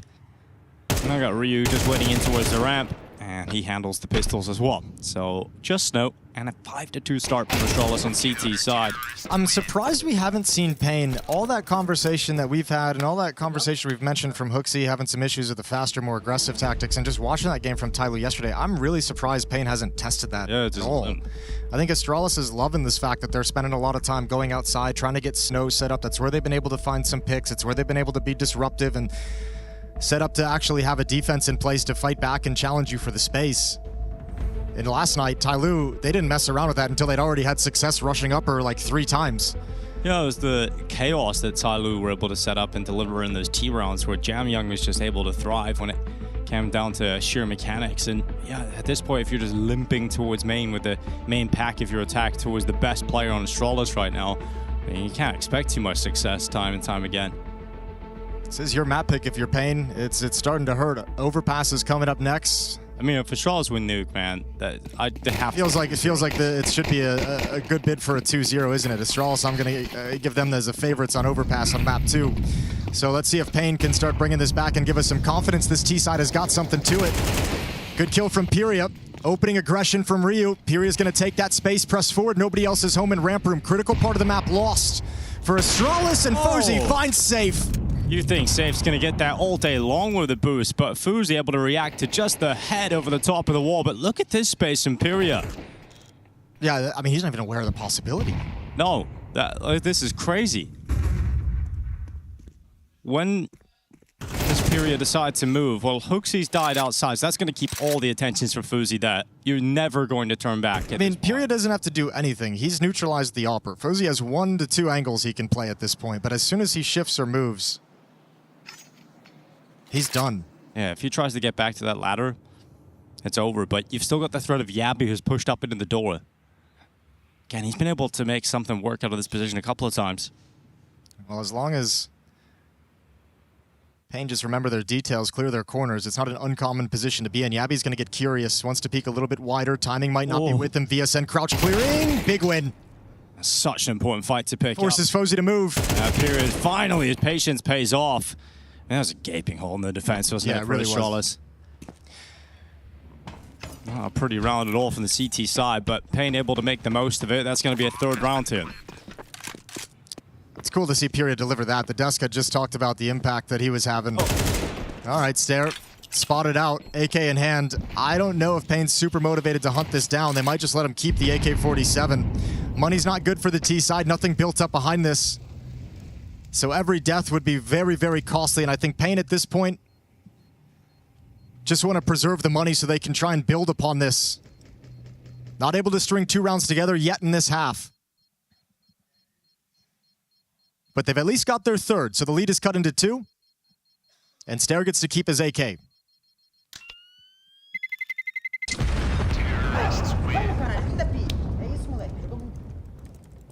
Much nicer round from with the opening of Pyria and the space that he took over towards ramp room, but you're not going to get that gift every single time. I wonder what Safe was looking at. I wonder what's he scoped in on. It felt like Fozy had all the time in the world to line that up, you know? Like when you see the head pop up, I feel like there's like a good 2 seconds where it could have just been taken down, but Safe apparently didn't see him or didn't have the right location of his crosshair. Yeah, it did feel like it was a long time. Safe didn't even react at all. Didn't get enough time apparently to get the shot off. Hopefully not asleep at the wheel. Got Pyria. Nade goes deeper than you would have expected, so the smoke does not break open at all. It would damage anybody standing on the other side of it. Got Snow up red. There's Crossfire as well. This is a decent setup between Ryu and Stare. Especially because Pain have shown a tendency, like Snow loves to walk on that main wall and try and play up through the smokes, but they don't have those smokes down now. It's going to be the standard wall created, and that will allow Snow to hug the fence and make his way towards Secret. Stare, he's going to hear that sound cue as well up there, so he's getting into a good position knowing he's got a fight towards Secret. He's actually backed off to play it a little bit more passive once the deep spot. Fozy trained in on ramp room, allowing Ryu to play big garage, which has given them mobility to Stare on this rifle, to move around the map. And Snow going to be the solo player in Secret challenging against Stare. How does he want to play this? Hasn't been spotted yet. Oh, this is weird. Oh my God. That might be one of the worst jump spots in the history of jump spotting. Timing must have been crazy. Oh, another one. He's got another one. Yep, Snow making the most of it. It's an avalanche down on B. And we've got Hooksy trying to take them away as they get down the vent, but the bomb has made it, just about getting through. And that rotation all the way down to the lower side with 10 seconds left has arrived just in time for Pain. Yeah, you don't challenge this at all. This round is all Snow. Single-handedly wins it for you. The timing to get past Stare's jump spot down in Secret. And Fozy had to be aggressive to try and put a stop to that and just couldn't get it done. Beautiful shooting from Snow for his double kill. And they're winning at crucial rounds now just to stay in the half and really start to carve out a T side. They're up to 4 rounds T side now. Things are starting to look like it was going smooth sailing for Astralis. But if you take a couple of these players away, you keep the pressure on that economy. Yabby is going to handle Big Azar as he comes up the vent, and no one else should be sending their life forward. They don't have enough money on a couple of players here to really warrant it for Pain. So great round from Snow. Important that you get to see your young player deliver an important round like this. And again, it's 2 rounds that you probably won't be able to replicate all that much. The push from Ryu for Furia to get the opening in the space in Ramp Room 2 rounds back. Now Snow as an individual just walks secret to grab 2 kills. Like, those aren't things that you can rely on Snow grabbing 2 kills as a solo player in that kind of scenario round after round, but you're certainly going to take them when you snatch one out of the hands of Astralis in this fashion. It's got you right back in this game and a little bit of momentum now with 2 rounds straight. Forcing some of the rebuys out of the Astralis CT side, starting to be costly, these losses. And Hooksy trying to settle the boys down in the first time out for Astralis. I'm going to just organize things on the CT side. There's the jump spot. Oh my gosh. That's crazy. Isn't that insane? That is actually crazy. That's Counter-Strike right there. How well this actually played out for Snow is crazy. It's so unfortunate for Stare, but yeah, absolutely brilliant for Snow. Pixel perfect by the millisecond.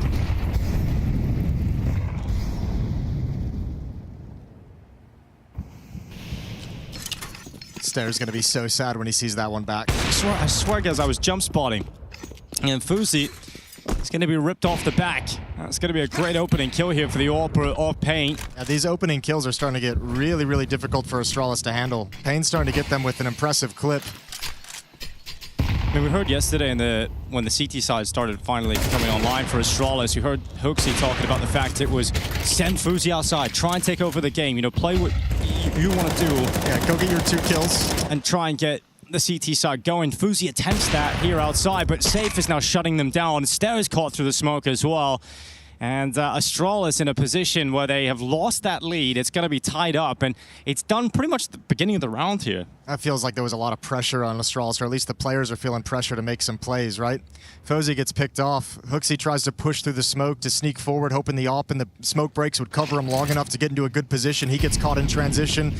Same with Stare just a few seconds later, trying to get into a sneaky spot behind the smoke wall inside Big Garage. He gets picked off. Everyone's trying to make a play at the moment for Astralis. Well, if you're at that point on calling on the CT side where you're asking your players to give them, like, giving them full individual freedom to go out there and just do what they want, try and get the ball rolling, and it doesn't work, like, where do you go from there? Like, if you're at that point.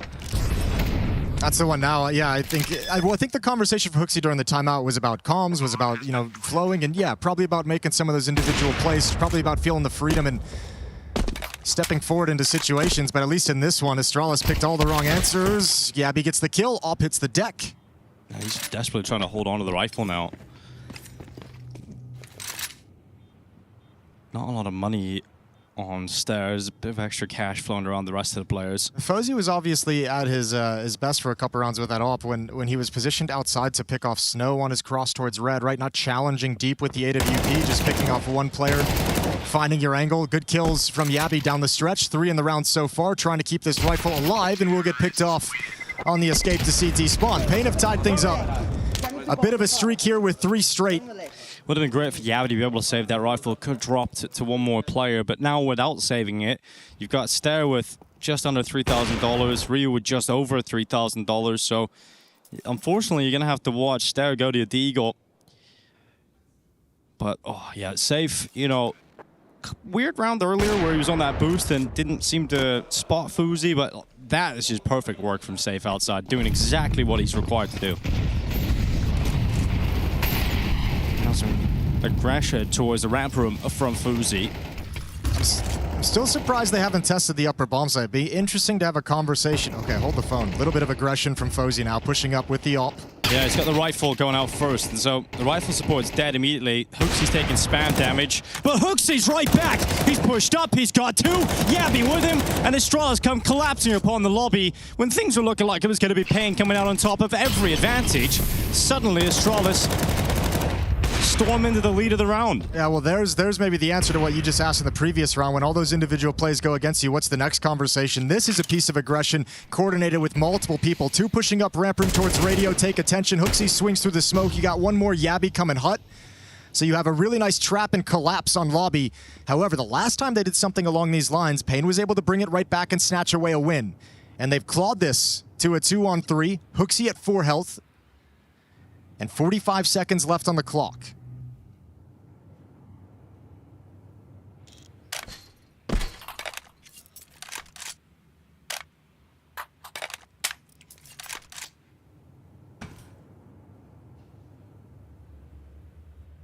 not happy about that noise cue on the ladder, but I don't think it's going to have any consequences. Snow doesn't know that. Might feel a little bit nervous after the sound cue.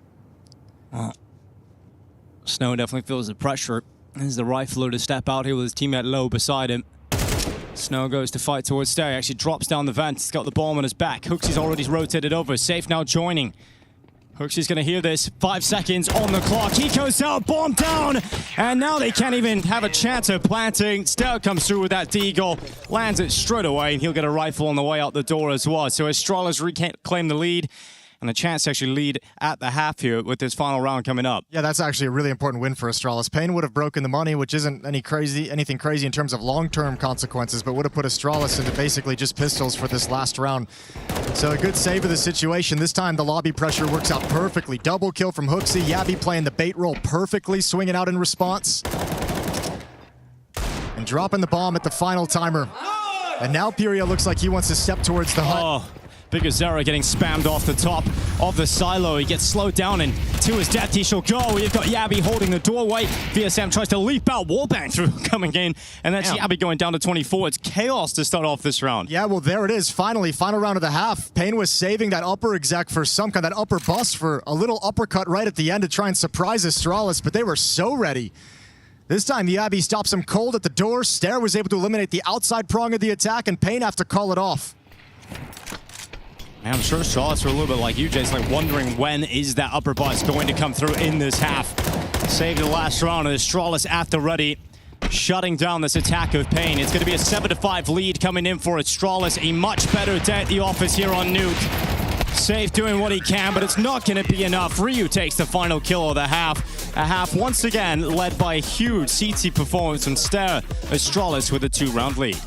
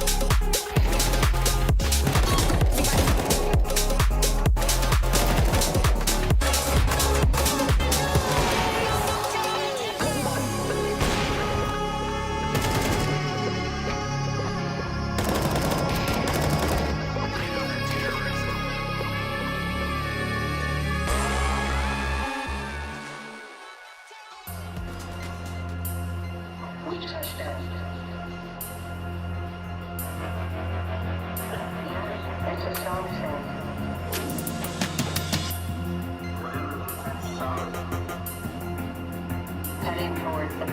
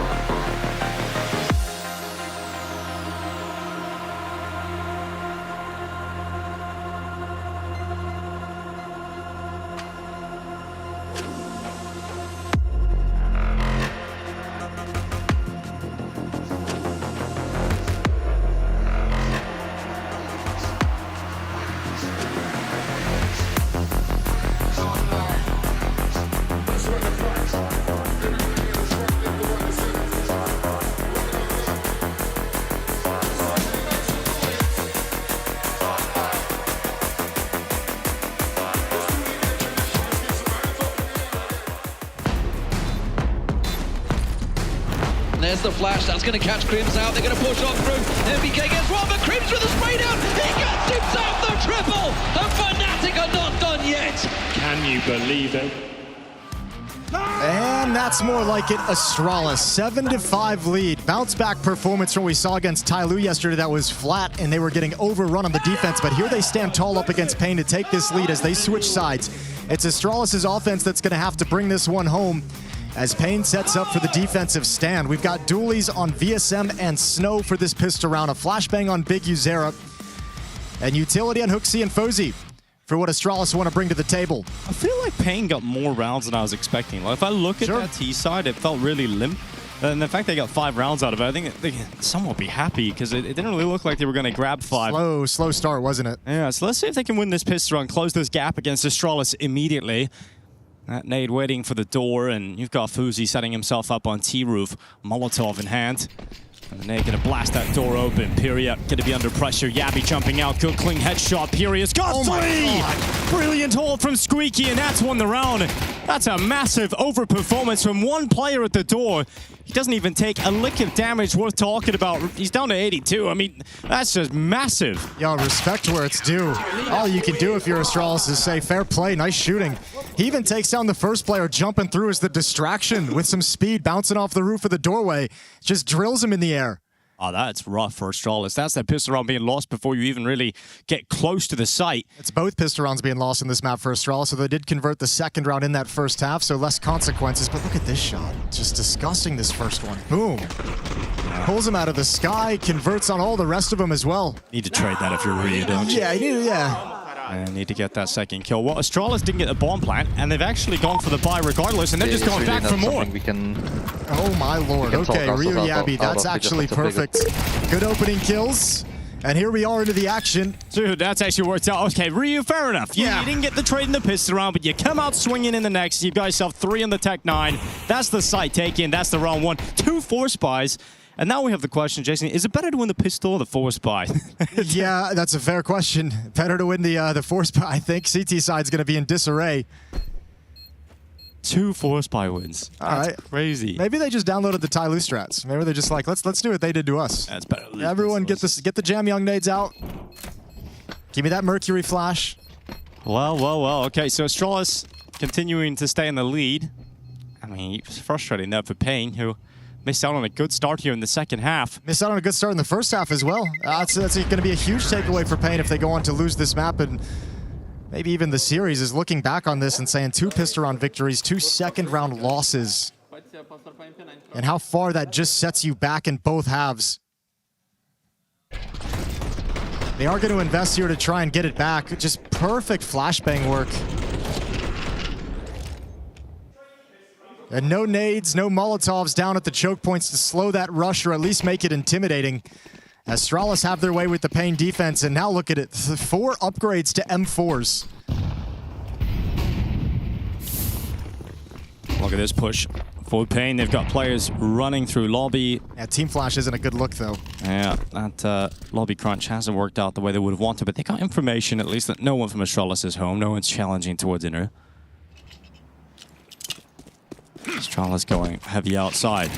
Yeah, and showing utilities if they want to push and wrap around towards heaven, right? Smoking off locker room windows. Going to give them a lot of space to run up along the wall. Ryu's going to lead the way. Yeah, Star's playing the garage at the moment. Safe sending some shots to that smoke in hell. That smoke is going to make Ryu a little bit uncomfortable. And he's got eyes towards heaven, so Safe is this... Oh, Pyria on the T-roof again. We've seen this play before. He's come on up. Yabby's going to catch him, though. He's read it.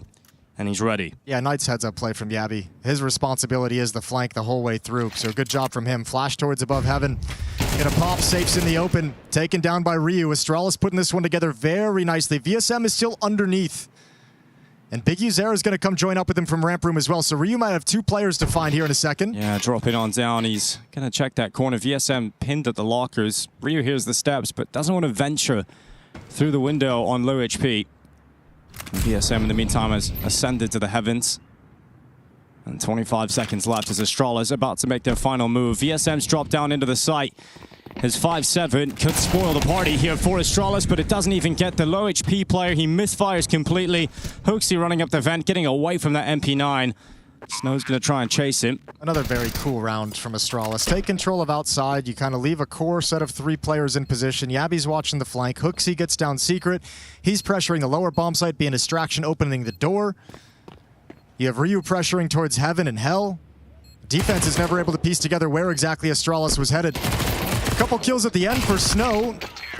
Not going to change the conclusion of the round. It's 9-6 for Astralis. And now Payne's going to have to sit back on just pistols.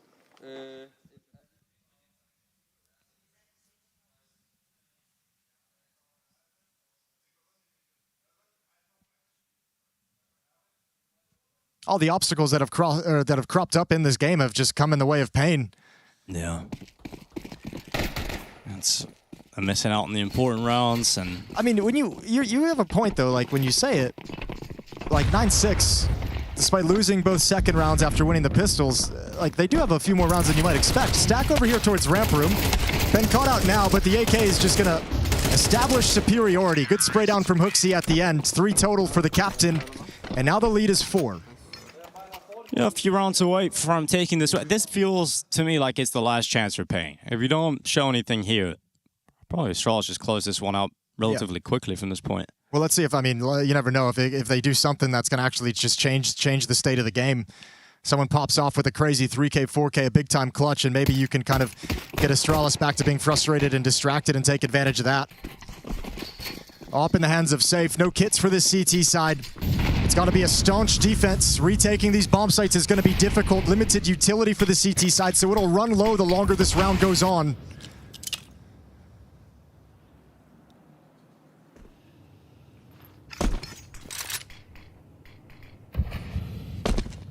Astralis have used all 5 smokes. First, a smoke wall outside, a follow-up to show they want to cross secret, a lurk smoke to show they want to have access to vents, but they're going to hit ramp room. Safe moving out. Ryu is going to be toppled over it. Fuzi to respond quite quickly. Going for the wall bangs here is Safe. And they're going to get into the vent. It's a real chaotic situation, but BigOzera actually wins it against Hooksy. Now 1 minute 5 seconds left. Stairs scaling up into the B bomb site. He's going to plant it now. His teammate covering that decon swing. And now Astralis may be a player down, but you've got the bomb planted and you're getting yourself into pretty strong post-plant positions. You have to go for this if you're Payne, but look at the disadvantages. Only 1 smoke, there's no kits. Piria's going to come down vents and join up. A very difficult retake ahead of Payne. Yeah, well, I mentioned this feels like Payne's last chance to get something going. Good turn from Stairs. Spots out the second player as well, but can't finish off Snow. Yabi waits here with the double doors, and Piria gets caught despite doing damage. You need Safe and Snow now to win this out. Fuzi gets cleared. You know exactly where Yabi is, but it's the time. They've got to get on the defuse, and Yabi can't stop it. So Payne do scramble together in time, but it's going to be close. Is it in time? It's going to be close. They don't have a kit, and they're going to hold it, and they just get it in the final possible second. All right, maybe that's it. Maybe that's the ignition point for Payne. A close clutch that sends relief down the line of the Payne players and forces a timeout out of the team. Perhaps just a chance to settle down and breathe. They stay alive a little bit longer. 3 rounds back, keeping Astralis away from getting a little bit closer to that map victory. They don't look too perturbed, do they? A little bit of a chit-chat, smiles back and forth. Rugga talking tactics, Hooksy and Yabi telling jokes. And for Payne, it's all business over here. They realize that has to be the turning point, right? This has to be the round that comes their way. That's Hooksy and BigOzera. Yeah, I think that's what he's describing to Yabi right now, is how that actually all played out. Snow, good work with Safe here.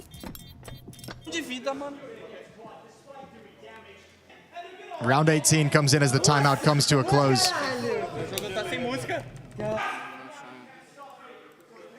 Astralis chucking utility outside. Another aggressive smoke towards the upper bomb site. Might be a fast round. Fozy's not ready for BigOzera's position, though. Yeah, good spot early on here for BigOzera, but look at Stair getting 1 towards main. BigOzera and Snow do get their kills, and Snow's inside of the smoke. Currently eclipsed, though, and he will catch Yabi. Good work. And that's a big old shutdown, and Payne have got to be fired up. Back-to-back rounds. This one, a lot more convincing. Yeah, this is not what you want at all if you're Astralis. A big-time clutch into a clean sweep. Only 1 player goes down for Payne. A dominant defense. No access for Astralis. No hope in the round. And now you're giving a Brazilian team a reason to cheer. A reason to get some energy and some excitement going. Great round from Snow. in this upper bomb site, working the smoke perfectly. Big Uzera as well chiming in. Astralis are right on the edge of a buy. You got 3 players you can get a full buyout and 2 that are kind of limping. So trying to figure out, is this worth going for a purchase? And they are indeed going for the buy. We're going to have Yabi on a Deagle, Hooksy on a MAC-10, and 3 players on AK-47s. Oh, it's a risk. Yeah, this is, you're right on the edge is correct. A Deagle and a MAC-10 that you're going to come into this with. Let's see what kind of a tactic Hooksy calls up during this timeout. But yeah, this is a big risk. You're out of money after this if you lose, if you're Astralis. You're essentially saying if we lose this round, Pain have a great chance to tie things up. We'll be looking at 10-10 before we can buy again. Kind of a win more sort of investment right now for Astralis. See if they can elevate this lead. What's your call going to be in a round like this? What are you going to do with Hooksy and Yabi? At the moment, Hooksy's playing support with that MAC-10. Nowhere close to the front lines. And he's going to be the utility bearer and the thrower of smokes.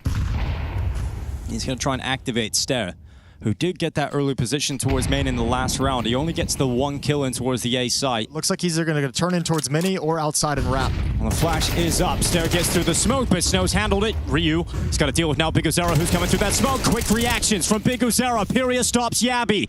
And it has not worked. The idea for Astralis has backfired. And their buy goes nowhere. They're out of cash. And this is going to be a tight game because of it. Well, Hooksy just saying at this point, the only thing he can do that gives his team any kind of a benefit is a bomb plant, the extra cash, but realizes he doesn't have the time for it, so sticks around and Safe got him with the no-scope.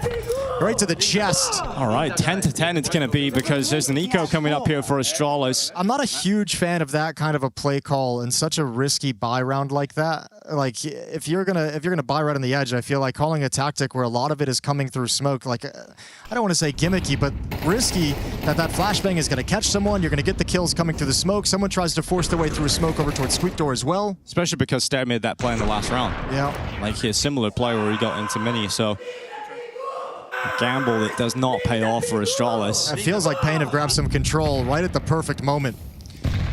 They've won 3 in a row to bring this within 1. This 4th round, if they're to secure it against 3 more Glocks and a Deagle, should be no problem. We'll tie things up at 10. You can hear Snow as well, just getting so loud over there. 17 kills of him. He's a great map. I mean, the tenacity Pain has shown to stick into this, and it's great to point that out too, because Snow, for a lot of his time in this roster, so highly touted as a prospect coming out of Brazil.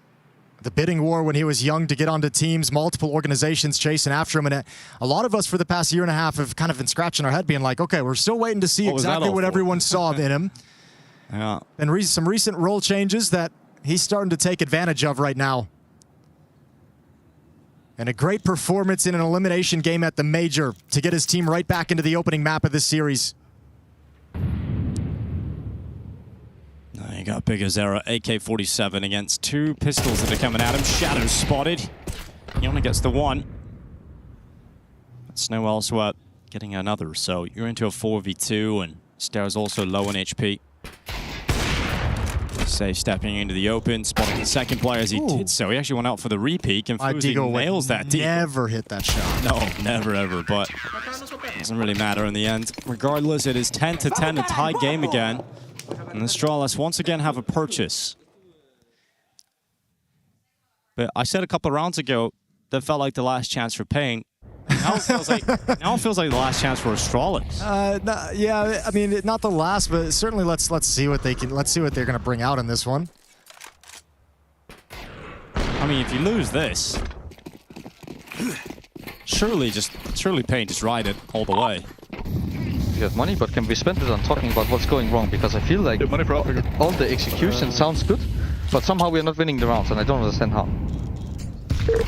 All right, so Hooksy a little bit confused. Ryu falling prey, no chance for a trade. Big Uzera grabbing another one through the smoke. He's starting to just wreck this Astralis team. The offense is stalled out completely. This is a Listerine face right now. The old classic. Yeah, for Astralis, it's just you come back into the buy. 2 players die through smoke, trying to cross outside. You're now in a 3v5. Pain have plenty of time to rotate. The ball hasn't even been planted yet. Oh, this is not looking good. At least that flashbang is pretty crap. So they've got that going for them. And it's cost VSM his life. The awkward situation moving forward. Hooksy goes for a second. He couldn't get it here for Astralis. So it's on Fuzi and Yabi, and the flank is even coming around the back. Yabi's read it though. Can't get the kill regardless. And now you've got Fuzi 1v3. He's got to save the and AWP. he has to back away with that AWP. Yep, this is now 11-10. Pain have fought their way into the lead of the game. And you got to say, up until the CT side run, it hasn't been looking good for Pain, but they've stayed in it long enough for the tides to change. Yeah, well, now that you've rattled off 5 in a row, and again, I said that one moment that you need for this team is something to change the nature, and it is that kind of that clutch that they had. It's that 2-on-2 performance, and then a dominant round, and then you start building some momentum, start to feel like the team's getting it, starting to feel like you're synced up with your teammates in the bomb sites.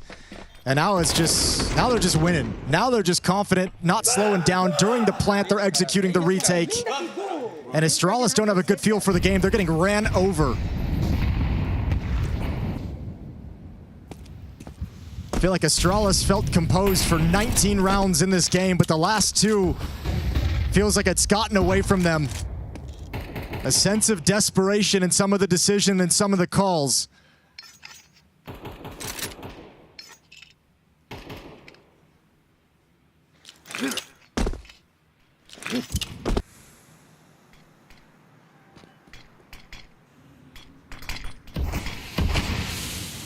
Outside smokes up. Can see that crossroads there. You're really hoping he can be the playmaker to open something up here for Astralis. And he stepped out. He's got the headshot on safe. Pyria trying to react, going aggressive in towards Yabi. And much better here from Astralis. 2 opening kills that they must convert. Got plenty of time to just chill and see if there's going to be any kind of a response. 48 seconds on the clock still. Fozy just now picking up the bomb. Heaven Wrap is going to be covered by VSM. Snow's in the upper bomb site. Big Uzera sliding here as well. So they want to stack this upper site, hope and pray that this is where Astralis ends. Stairs just called out the sound cue of someone dropping into the bomb site. Snow, good headshot. Here's the flank around the back. Big Uzera dropping stab. VSM's got a kill too. All of a sudden, a 2v2. Astralis have to win it, and Fuzi and Hooksy make sure it goes their way. But even down to the wire, Pain making this competitive. Yeah, look how dangerous that is. Almost bringing it right back. But Astralis, a great rebuttal, and it's back to slowing the rounds down. That time, it's not those gimmicky, fast, aggressive plays coming through smokes, trying to drop off Mini Roop, trying to curve in towards Mini. It's wrapping around and taking your time and giving Stair a few beats, a few moments to find a fight that he likes. And the third and final timeout from Pain. A hard-fought comeback to tie things up, and Astralis isn't going to relinquish this map without a fight. Both teams have money. VSM has picked up a second AWP, switching into the double op setup. Going to be bringing that over towards ramp room. Good find from Stair that prompts Pyria into an aggressive play that's cut down by Yabi. And Astralis, despite some struggles, despite a rebuttal from Pain in the round, they just play the numbers. Good trade game on the way in. Crucial round victory for Astralis, but both teams have a strong buy. A double op setup for Pain. Will this be success or their reckoning? We'll have to find out. It's safe. Is going to move up in towards Hut. Aggressive position. Looking to peel away with the advantage. And it's Stair at the front of the attack. The man who opened up the last round for Astralis. A tough challenge against the Brazilian AWPer who's going in towards him. And Safe has hunted down the opening kill. Advantage Pain. Well, Yabi's in a really nice position to find an equalizer. Oh, the flashbang is perfect. One tap. Cool and composed. There's one more to find here, though. He's almost ready for it. Heaven peek as well. He got info, right? He has 2 players' positions known, so Ryu can come in looking for that kill at Tetris, knowing the next fight's towards Heaven. But there's 2 players up there. Big Uzera goes forward. Hooksy not able to get it. It's Ryu that's taking that frag, and VSM sends 1 shot back. So 2v2, and Pyria, the secret weapon, coming around the back of main. It's a very good position to have, and Fuzi unlikely to get away. He's pinned. Ryu's gone. Fuzi has to fight, and it's this for the map, most likely. Fuzi towards Heaven, misses the shot. He's right on top of him. And Fuzi can't get it. VSM steps up with a crucial clutch late into the game. It's right down to the wire, but it's Pain Gaming who grab it first. Map point here on Nuke. Look at Snow hyping his boy up toe for the big time clutch from VSM up on top of the silo. An awkward one for Fuzi to try and peek together. Brawly the whole way through. A missed Molotov towards heaven. If it had landed, it would have been great. Would have prevented that play from VSN with the up. Would have prevented him from standing in place and getting these kills. Dude, that's crazy how back and forth that round is. And the small details that caused the round to go in the favor of Pain. Third time out for Astralis. Both teams have burned all of them here in regulation. Yappy's one tap, composed, clean. Great trade from Ryu as well coming in, but oh, so close for Fuzi. I don't know, I couldn't tell if the Molotov just straight up missed or if it bounced off a body of Big Uzera as he slid out. Regardless, the same effect, that it doesn't stem the tide of the retake. And after leading the majority of the way, pretty much all of this map, since round 3, Astralis has had a lead. And right at the end, in round 23, Pain take it back, and they've got one chance to steal the map away from Astralis. You don't have the excuse of one player missing completely as well on this map for Astralis. You don't have the excuse of not doing enough on your CT side. Pain have just beaten you down the stretch, and they could close this now in their favor. You've got Snow ready at main. The opening kills are there. Snow's got both. Snow lands on top, and he looks to rest his case. This is a 4v3 in favor of Pain Gaming, and they've got so much time to hold on. Astralis have to figure it out, and they've got no utility. I'm so surprised to see Astralis go back to that. I feel like that play hasn't worked for them whatsoever. And as you mentioned, no utility, and you're going to try and traverse this position towards ramp room. Safe has the ult. Safe just going to hold on in that ramp room. There's no way for Fozy to connect with you as well. He's outside on top silo, but why the hell is anyone from Pain going to be peeking any of those positions? Any peek that comes as well is going to be a dry peek. No flashes, nothing. How can Astralis pull this off? Well, your upper defense is pretty set. It's bold, it's risky with the double stack. But without a Molotov, Astralis can't really do anything about it. Safe just thinking, take one shot and survive. Holds on, sees the cross. One shot, two kills. Safe has sent the packet in the opening map. A 13-11 win for Pain. Incredible close from Safe and right down to the line. But it's Pain who stay in it. The tenacity pays off. And once again, it's some brilliant Brazilians. And here in stage 2, Astralis have now lost 3 straight nukes. That might be their undoing that causes them to head home from the major early.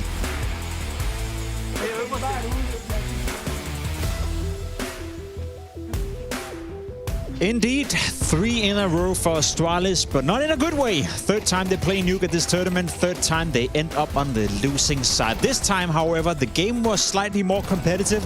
Definitely had some nerve, definitely felt at some point that Astralis maybe had done enough in order to beat Pain Gaming, maybe had done enough to get over that Nuke loss streak they're currently poising. But at the end of the day, Martin, once again, Astralis end up on the losing side after a, I wouldn't say lackluster T-side, but a T-side that didn't feel too inspirational. It's once again that T-side that comes back to bite them. It happened in those best of ones, it happens here again, and it just leaves me wondering, why is it happening so often? Why is it so readable? Why is it so easy to play against them? Why are the individuals who are not showing up on this map, specifically on this side? It is a lot of questions that I'm unable to answer right now, and I wonder how Astralis is actually going to play different maps, because so far we've had a lot of Nuke data to work with. Not anything else. Peter, we spoke a bit about Astralis, you know, just before we went on here, and the calling on the T side as well. It felt like it was a lot of out of spawn calls, you know, a lot of fast-paced Counter-Strike, wanting to hit that A bomb side, take advantage of that. A couple of times they were successful with it, you know, second round on the T side, rushing inside with Tech 9s, but it felt like they were trying to brute force their way into the bomb side.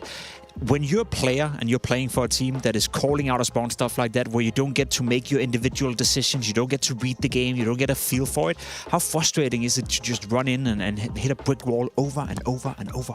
Yeah, Huxi was extremely stout in this one. Like he really wanted to hit that A-bomb side with main splits over and over again, and I don't know if he was expecting Pain to make adjustments and you know play with the whole idea that now they're surely not going to be hitting A once more, but they just constantly were just so cramped together. And I think, you know, Huxi seemingly in this game was frustrated with the fact that he felt like the executes were actually getting proper. You know, they got to the point where they were allowed to execute. They got the utility going, but they just lacked sharpness whenever they hit the bomb sites. It's like they would occasionally get the first kill, but whenever they had to get the second and the third one, the trades just weren't like effectively enough. And I think I'm curious, and I wonder a little bit, because he was so stubborn going back to these executes all the time, whereas the rounds where he would actually create a small wall outsider, then let Stair work his way through, he actually got more occasions in the game where he would go out, find an opening, and then would just play it slow. Then they forced Pain into pushing lobby. They got the trade-off of that, and then they would work their way through the round in that case. But I think Huxi was maybe a little bit stressed out with the previous games on Nuke, that he didn't feel like the team is capable right now of playing the mid-rounds good enough. So he was probably going for more of a safer plan, saying, guys, let's do a little bit more spawn calls. At least then everyone knows what to do. Then hopefully that can get us over the finish line. You mentioned Stair, and we'll get back to him a little later. First, I want to focus a bit on Pain Gaming. Obviously, they ended up winning, and I think they did a good job, you know, playing on Nuke here. Under a lot of pressure, but first half, there were a couple of solid moments coming out of Pain Gaming. I know you picked out round 8, Martin, that you want to showcase. Yeah, I think this comes back to Pyria and the discussion we've had before the game actually started. He didn't have a greatest games, obviously, but I think his impact really showed in this round, which was like a turning point in my opinion for Pain coming into this. He get an opening frag. Fuzi actually here equalizes with a crafty boost, by the way, by Pain. I haven't seen that in a long time. But Pyria, after that entry on ramp, he took so much space and just parked himself under that heaven position.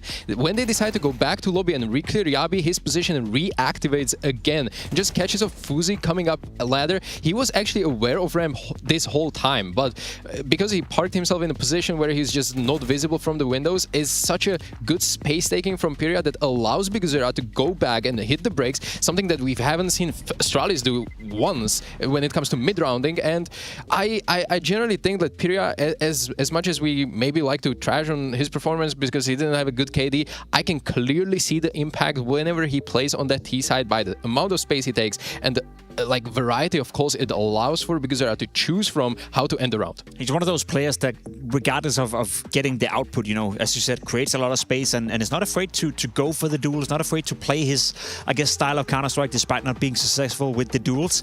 Another player that has been under the loop for quite some time and, you know, always is here to be heard is Snow. Arguably the second loudest player at the tournament. I think Longs is having that title for now, but you can always hear him, you know, scream whenever they're winning a round.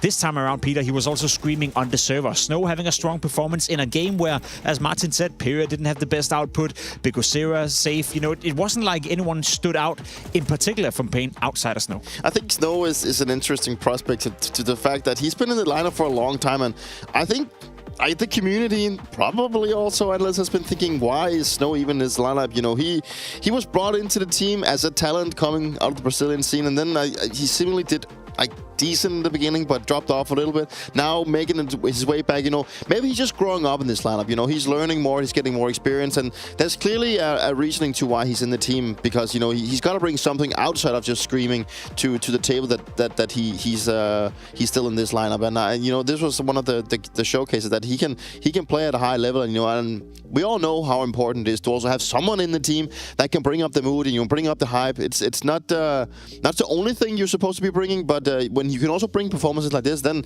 it's a handshake that goes well. Yeah, a player that got a lot of new roles within Pain Gaming, and a player that Biguzera put trust into. A player that has repaid as well, as you said, Peter. I think the community notion is that Snow has been under-delivering for a long time. I'll just, you know, gently say that he's the highest-rated player within Pain Gaming leading into the tournament, so it is getting better slowly but surely. Now, Martin, here's a little quiz for you, or a little question, I guess, an open-ended question. Stair in this game, we spoke about him being the catalyst behind Astralis. When he's playing well, Astralis are doing well. Without Stair, they're not going to win.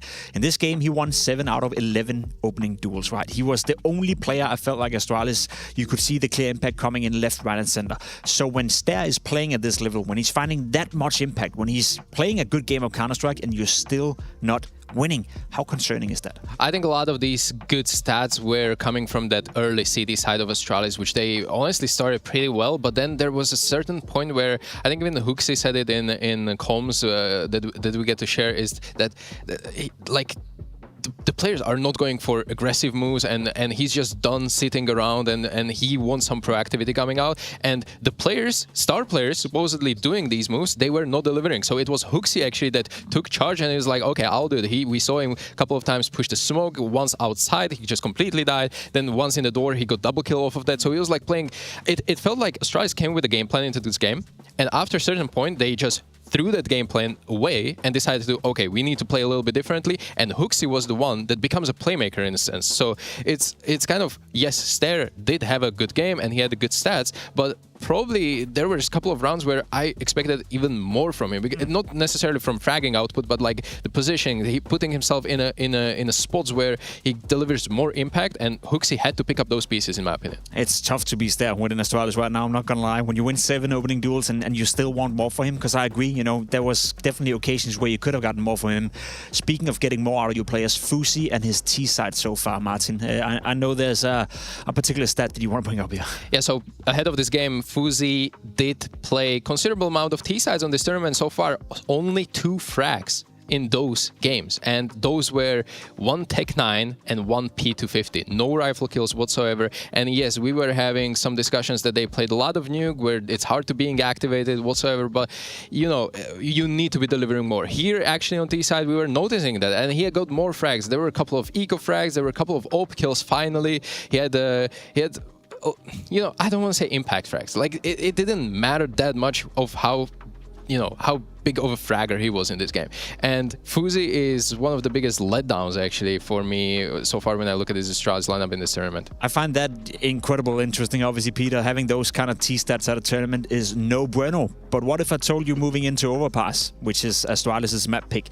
They're starting on the T-side, you know, doesn't necessarily sound too good, but the last 5 times FuZi has played the map of Overpass, try guess his average T-side rating on that map. Well, it's going to be hard to guess, but I surely hope it's going to be better than his. Give me a wild guess. He sits at 110. 149. Oh, that is his by incredible. far best map in the map pool. He finds impact CT side, he finds a lot of impact on the T side. So we established already that he's struggling on the T side so far in this tournament. He's in general struggling at this tournament, but specifically on Overpass, which is the next map that hopefully is going to keep Astralis alive. If you're in their camp, he's doing well. How important is it to have an AWP presence on a map like Overpass? Probably the heaviest AWP map that you have, that in terms of what you can do, because you can be so fluent. You can constantly reposition yourself. You have a lot of opportunities to you know, be on the B side, but also on the A side. Whether you want to be playing offensive, you want to be playing aggressive, and you do have this A duo that is extremely important for you to, you know, kind of master, because that is where the majority of the A control is going to be happening. And I think, you know, for FuZi to have at least a map where he's comfortable, like Overpass, I think that's going to be very important for him moving forward. You know, Nuke is maybe an odd one out for him, but he's going to have to step it up, because having your AWPer not playing the best, that's tough. And if you turn into Overpass, that's going to be extremely crucial. Martin, quickly, your gut feeling, is this game over? Yeah, well, first of all, on the FuZi point, I just hope that he has finally a good map, because if he doesn't and they go out, this is tournament to forget. So I do think that Pain is taking this. All right, Martin thinks it's over. I'm inclined to perhaps agree that it's looking pretty dire for Astralis. However, as we established already, Overpass is the next map up between Astralis and Pain Gaming. It is the pick of Astralis. It is a map they need to win if they want to stay alive at IEM Cologne.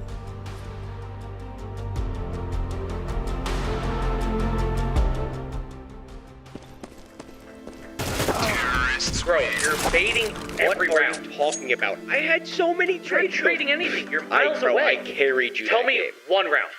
Hold on. Let me pull up CS stats.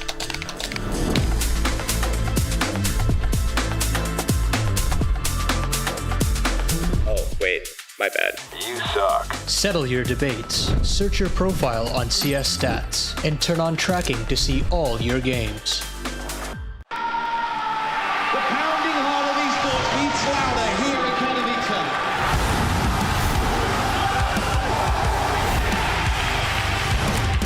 Double peek, he's getting his shot. Unbelievable! Something special to throw up his deagle, and that's exactly what happens. Katowice! We are back!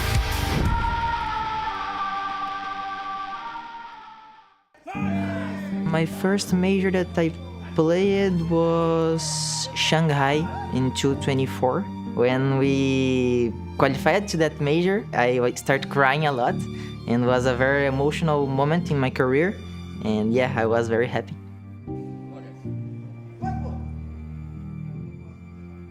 I changed a lot as a player and as a person. I was like a kid in that moment. It's my, I think, 4th major in a row. Have to be normal. I have to stay comfortable playing the major. Of course, it's very good to play in major in Cologne because I was watching SK Gaming playing. Of course, my biggest inspiration is Fallen. When I was 13 years old, he was teaching me with some videos, and like he was doing that for me. And of course, he's my inspiration of all time. For me, he's the GOAT. And I love him, and I have a lot of respect for him. I think the best highlight from Fallen for me is the one that he was playing against Navi in Overpass. And it's the Fallen, stop blowing my mind. And for me, this round was insane. Okay, tagged up. He's gonna get. Oh! I'm starting to believe as well, Henry, because he's gonna take it. Fallen, stop blowing my mind. It's very good to represent that flag and that country who is so big in Counter-Strike. I love Brazil. Every time that we qualify to the playoffs, I have a Brazilian flag with me, and I try the most to make them happy. For me, it's my dream to put Brazil on the top again. I work a lot to do that. It will be hard, but I will try my best for sure.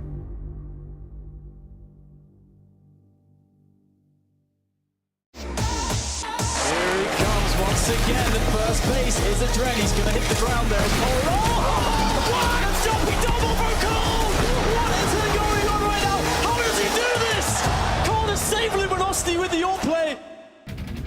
Yeah, a reminder of some of the brilliance from the Brazilians over the years at majors. Snow trying to replicate some of that, and a long way to go for Pain to make that mark rather. But at least they're still alive here, and they're a map up in this elimination game versus Astralis. But we now go to Overpass to see if Astralis can bounce back into the series. One map down. Now they go to their sort of home ground, Jason. Surely we see a better performance here. Well, actually, I don't think their performance on Nuke is even all that bad outside of maybe the final stretch, maybe those last 6 rounds of play where Pain kind of came on. Other than that, I think Astralis played a pretty damn good Nuke.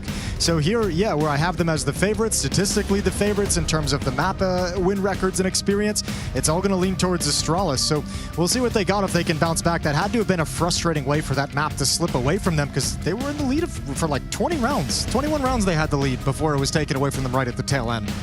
That's got to be crazy disappointing. So yeah, bounce back. Otherwise, they're eliminated and they're going home early. Well, go to Overpass, these best of 3 to try and bounce back into the tournament here. I mean, I was very positive about Astralis once I got to see them in their opening game against Gaming Legion. Everyone was popping off. They looked great. In particular, also was just looking incredible. So it would be crazy to see the downfall since that point. So now it's all about surviving. Lose this map, Astralis are out of the Cologne major. We've got Pain starting on the CT side, Astralis on the T side. They've got plenty of utility. And let's see how they can step up to the moment. I'm keeping my eyes on Snow in this game. He had that wonderful performance back on Nuke, led the way for Pain. Huge, impactful player. We just heard his words. His goal, everything he's working for is putting Brazil back on top. So he's looking to build some legacy, and you do that here at the majors. A good performance in map 1 to help his team stave off elimination. A second map in which they're absolutely going to need him if they want to take this series 2-0. Third map would be Mirage if we get there. An early aggression here in this pistol round from Pain.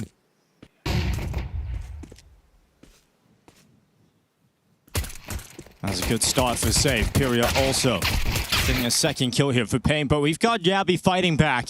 Important he gets both of those long picks. Yeah, that's a critical pair of fights and kills for Yabby to get. Otherwise, a firm advantage for Pain in a 4-on-2. Lovely response to take out the aggression, and now the map opens up. Defense has to spread thin. VSM takes a deep angle in Monster Tunnel to get an early spot, but he's very, very committed to this play. He really is all the way up, but that might just be the risk that pays off for surely, VSM. Surely you just tuck yourself behind the stairs. You don't walk up the stairway. No, you stay here. You stay right beside those wooden boards around the corner. I've seen this fence ruin things. And let's see. Well, it's ruined Yabby, that's for sure. Right through it. Bullets from the Berettas. Ryu coming over to try and join. VSM hears those steps, knows what's coming. Goes aggressive against Hooksy, and VSM not finishing everybody off, but he's basically won this round unless Ryu can somehow get to the site within 30 seconds. He's close to spawn. So much of the map to go here. Oh, and he's going to drop down right into Big Uzera's waiting arms. So much information. Good job from Big Uzera shifting into the middle of the map to be able to hear everything. And he's telling Snow exactly what he needs. So up in heaven, Snow's got an HE grenade as well. Can't imagine there being a plant. Oh, plant will be huge, though. It's going to be denied. Long-range headshot from Snow. And it will be the pistol for Pain. VSM with the all-important double kill, preventing Astralis from getting anywhere near that B bomb site. Yeah, good push. Good push, and Astralis lost track of it. The rebuttal from Yabi goes to waste. He forces back the aggressive play. But VSM just ruins everything. Hooksy trying to blind him for a Ryu turn in the corner. It doesn't work. Oh, Astralis didn't do well on pistol rounds in that first map, but what they did do was great force buys. True. They haven't gone for a force buy here. They're going to be going for an eco. This is the third pistol round they have lost of the 3 played so far. So crazy. And as you mentioned, no chance of actually winning the second, which they did both of on Nuke, so you don't even get that benefit. Well, that's... You know what? We're going to pretend we didn't see that. I'm not. That was too good. At least they didn't take damage from it, right? It's the view model. Everyone gets a little bit of backsplash sometimes. Yeah. Hate backsplash. Yeah, absolutely. Love the MP7, though. MP7's pretty cool. Oop. A couple of Glock shots ringing out from Hooksy. Steps around as Hooksy turns his back. Snow gonna handle business. Just slowly tapping away with those Glock bullets. Fuzi unable to get the kill, and now Ryu left over towards Monster. And it'll be a push out from Big Uzera just to descend upon him and take the second round for Pain. So we'll wait to get the buyout here from Astralis, but so far so good from Pain. I like that from VSM. Min-max in the percentages, right? You could have easily taken that fight against an unarmored Glock. You probably still have the advantage, even with 40 HP, but not even wanting to risk some awkward dink that takes the M4 out, forces a rebuy, forces his teammates to scramble to pick it up. Very small detail. I just appreciate it. Round 3, first gun round. Astralis with AKs, plenty of utility as well. Hooksy's going to try and get this T-side cooking a little bit stronger than he was back on Nuke, as they fell flat down the tail end, down the stretch. Well, moving up, it's Furia. He's got that opening kill. Stair gone, and such an important player for Astralis, removed from the server in the first gun round. You've got Yabi trying to pull it back. We know he loves to get aggressive on these B plays. He's gone up through short, shut down eventually by Snow, but it's a 3v3. And Astralis very much committed to this B bomb site now. Snow's doing a great job of delaying this, though, and making it a little bit awkward. Astralis can't find any comfort to step into the bomb site itself just yet. So much utility down. Kill for Snow, right through that smoke. Fuzi cut away from this attack. You now have a very difficult round ahead of you because no bomb planted. Astralis actually have to go back and get that bomb picked up again. And Hooksy getting out of the barrels proves impossible. And you've now left Ryu 1v3. It's a clean headshot first, but he's not ready for that reposition. Safe was very swift to change up that spot and get into a position that was just going to be too difficult to flush out. So Astralis having to burn a timeout already. It's just actually, the round is just so perfectly played from Snow. Both of his teammates go down. He's scrambling to stay alive. Drops the Molotov to prevent them from scaling from sandbags. Drops his smoke to prevent them from scaling into his position behind the bomb site. And yeah, Astralis smokes it themselves and get in, but you can't actually get any safety. You can't really get any control with that kind of utility wall up by Snow. Then he stops the plant through the smoke. Couldn't have gone better. Very impactful round from Snow. One where both of his teammates fell at pretty much at the same time. And he was left all alone during an execute. Beautiful work. Forcing the timeout out of Astralis as well. And the Astralis money isn't really there for another investment into rifles, so they descend to Tech 9s and Deagles. Utility to make it dangerous. Fozy's going to save up for the AWP. I mean, that T-side really went nowhere on Nuke, so I'm a little bit worried for Astralis. This early into the game, 3 down, and very likely to be 4 down already. Hasn't shown any signs that that T-side is going to be online today.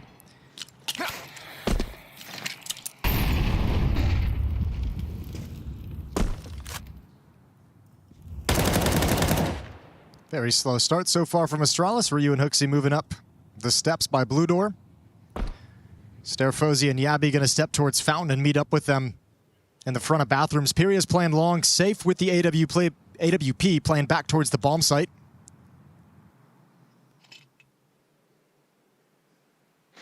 Big Uzera kind of cheating back a little bit for a quick rotation. There's a PC utility to take away the line of sight from Safe. That'll prompt Big Uzera to start shifting over at the moment.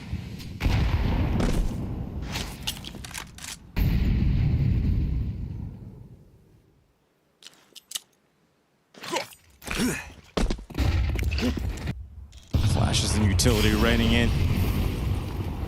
Actually got some ground towards this A side. Astralis trying to get past Safe. Scope is going to prove pretty difficult for Hooksy, but Ryu hunts him down for the response.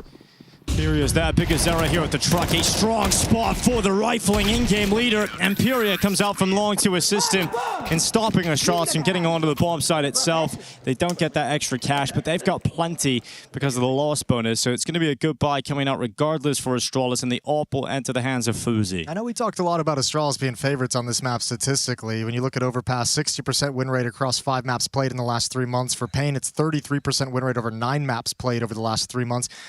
Whatever you want to take from that, I would say the eye test, Pain look really sharp right now, and they look really well coordinated and comfortable in these little 2-man teamwork situations, setting up crossfires, peeking off of each other. They're looking sharp.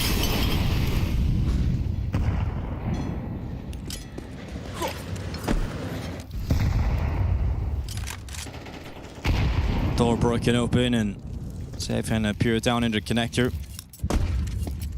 Ryu's going to start making his way up the stairway. Hooks is right beside him. They're not really being too secret about this, are they? Not quiet in their approach to the front of the bathrooms. Puria's got that sound cue. It's starting to fade, though. Is he going to play the fade? Let's see. I mean, all the reasons in the world to be confident right now. Puria, it's going to pay off for one, but Ryu to trade it. I think he doesn't mind playing that smoke fade rather than falling back because Big Uzera had shifted over, so there's still another rifle about halfway up bathrooms at the divider. And you've got this aggressive stance on short too, right, of VSM and Snow. If that fallback comes in down through the connector. Well, Big Uzera's not going to stand still. He wants to go see what's happening at the moment, so he sees nothing towards long. Going to start wrapping around. Here's the footsteps going towards blue door. There's the delay smoke from the B defenders because they want to set up this flank, and it's working perfectly. Yeah, look at this. Big Uzera all the way down the stairs. Ryu and Yabi right there for the taking. And Big Uzera grabs one and puts the pressure on Ryu. Now you look to Safe. He misses the shot. That one went right between the legs. Fuzi trying to respond. Astralis need a kill here. They need to get into the site, and they do it via flames. You've got Fuzi with a kill of his own, and Snow sending a grenade back. Again, he's playing this very well, buying time, playing his life as the smoke covers him, and he gets away with a kill. Snow is unstoppable on this B site, 6-0. Immortal Brazilian right now. We've got Fuzi walking down, running around, and missing a shot, giving Snow his 3rd kill. A 7-0 start from Snow, and this flawless CT site continues for Pain. Yeah, he's telling the boys, no stress at the B bomb site. I'm not letting this one go away. I'm not letting them have control of it. I'll keep this for us throughout the whole half. That is 2 incredible rounds from Snow defending the bomb site. Astralis has got to feel stumped. Caught out, stalled out, not able to attack. Perfect coordination with Big Uzera's play over towards bathrooms to delay right as he's making his move on the flank. Snow's making all the right decisions, and Pain now up to a 5-0 lead. Absolutely loving it right now is Snow and Pain. It's gotta just feel like a desperate hole you found yourself in now if you're Astralis. Dig your way out of this for survival at the major. And for a team we know that at times has struggled to keep the comms flowing, to keep the mentality up. We just watched them suffer that huge collapse after a clutch and a dominant start to a streak from Pain back on Nuke. Once they got control, Astralis never able to wrestle it back, and now you start feeling like you're 2 steps behind with the flank like that from Big Uzera. Puria rifle, shadow spotted. Damaged under stair as well. They're trying to trade him out. They eventually will, but it's a 2-for-1. Rifle picked up here for Astralis. Is going to fall into Ryu's hands. And there's under a minute on the clock. But as that happens, you see Pain position VSM aggressively towards water. So if you try and fall back down through connector, VSM's got you cut off. Yeah, which also allows Snow to shift over away from the B bomb site to the A bomb site now to defend here. So 3 defenders at the site, everything covered. And VSM can even go for a flank lit into the round here. So lots going for Pain. Safe's in trouble. He really is. Very much so. He's going to be dead, no problem. Stair drops him on the deagle, but Snow, again, reliable up towards the site. He takes his first death. The round's won. Unless Fuzi can pull off a deal play, but the flank from VSM was always being set up, and he does come back in late into the round for a 6th round in a row for Pain. Look how cool it is, though, when Pain is being proactive on the map, right? VSM with that push allows him to get an extra defender over to the A bomb site, and boy, did they need it. They did not play that defense all that well. That was a little bit disorganized. A few mistakes there. 2 players playing behind dice boxes. Safe getting caught, stuck in the open due to the Molotov. Picked off with ease. Bomb site player traded off. If you don't have that extra player there, that round's a nightmare. Yeah, second timeout on the T side as well for Astralis, really burning them early because this is disaster mode right now. Hooksie going to be pleading with his team to get things online to switch on. A big part of Astralis' success early in 2026 was the revelation of Fuzi, right, coming into the team and reigniting the hope of the Astralis organization. Well, we've highlighted to start the day, he's been having a really tough tournament and hasn't been able to get going on the first map or now here on the second. Astralis look a lot more limp for that. You know, Stair's still playing well, but he doesn't have enough support around him. Here goes Fuzi, aggressive and dead instantly. Oh, well, they're going fast. They're about to get shut down. Again, all the answers. A perfect defense. B bomb site is closed. Dude, you've burned 2 timeouts and you come into this round and it's just got to be so deflating. You just get absolutely nothing done. I think at the moment it might just be feeling like the slow tactics don't work, and now they're just scrambling for an answer, and obviously the fast tactic is getting absolutely annihilated. Another double kill for Snow, 10-1, and there ain't no doubt in Pain's mind that they're the better team and they're going to take this series. Yeah, just throwing the towel at this point. It's like, it's really sad to see Astralis going so flat on the T side of Overpass. To kind of highlight your point, we'll get back to it. Team comms coming in. Guys, we can call whatever the fuck, but we need to fucking step up in the situations. Like, listen to what's being said, fucking take some responsibility yourselves, and then fucking push when we need to push. Like, we give them so much time to rotate and kill us. Yeah, I think that's a lot of frustration from Hooksy, feeling like the tactics are kind of there, getting you in positions, but we're missing the final step. They're going to try it again. Deja vu, mowed down by VSM. Same nade, same spot, same kills. Misery for Astralis. A field day for Snow, 12 kills, shutting them down, keeping the pressure up. How do you recover from back-to-back rounds like that? Your 3rd timeout. Dude, this is an absolute calamity. To burn 3 timeouts going into round 9 of the first half. Utter collapse. Utter collapse for Astralis. That's just the signal. If you're Pain, you know it too. They got no answers, they got no clue. And they're pissed. This is the story of the major for some teams. You know, you come in full of optimism and hope to start stage 2. You find yourself a game against Gamer Legion, one of the better teams here in stage 2. Especially right after the run in Atlanta. Yeah. A 3-0 start through stage 1. Absolutely destroy Gamer Legion. A raw super positive about Astralis. And then they take losses to 9Z, Tai Lu, and now getting absolutely trounced by Pain. And that is going to spell their elimination from the World Championships. Their map pool has betrayed them as well. Typically a team happy to play Nuke. They've lost 3 of them coming into here as the favorite in terms of their win rate on the map. Getting absolutely trounced and ran over right now. 8-0. But for Pain, scary start to their tournament. They had 2 best-of-1 losses, and they're really growing into the competition. Say this too, you mentioned the period where Fozy joined the roster and kind of reinvigorated it and introduced this new level of hope. This Astralis lineup felt like it might be one to start getting back to some really dangerous Astralis lineups and Astralis runs. Here's going to be Stair trying to clear out Fozy, or excuse me, Asperia, and gets dropped. The best win this Astralis lineup had was that 2-0 over Spirit back at ESL Pro League in Stockholm. Yeah. Well, Fozy was a beast in that map, and now we haven't seen it. He's not getting anything going on in this tournament, so really missing the alt presence. Like now even missing the teamwork presence, the trading. VSM is there for another one. This is getting a little bit chaotic. 2-on-2 with 55 seconds on the clock. Well, a chance for Astralis to win their first round. Some of those kills offered up to them. There's the leg spotted, can't do much. Yeah, that's the bomb. Just so much confidence oozing out of these Pain players. They're just swinging and taking fights. Hooksy's in a clutch with 35 seconds, has to go back and rot some of that time just to get that bomb back. And even then, they realize he has to go that way, so VSM peaks out 9 rounds in a row for Pain. And listening into the comms there, that timeout, it just feels like I mean, Astralis know they're losing this game. Yeah, and none of them rising to the occasion and kind of cowering away from the moment. Hoaxy clearly frustrated about it, but there's nothing you can do now. Yeah, I think at this point you just have no answers. Nothing fast has worked, nothing slow has worked. You're getting picked apart. You're out rotating. We even heard in that timeout, Hoaxy saying, "Let's take some responsibility and some initiative." We're getting into position, and then we're letting them make the moves from there. That was after that flank round towards the B bomb site. So it feels like they're getting beat when they go slow by the flank, and fast they're getting beat at the point of attack, and it's happening again. And it's just not competitive by any means. At least they didn't commit everyone. Yeah, true.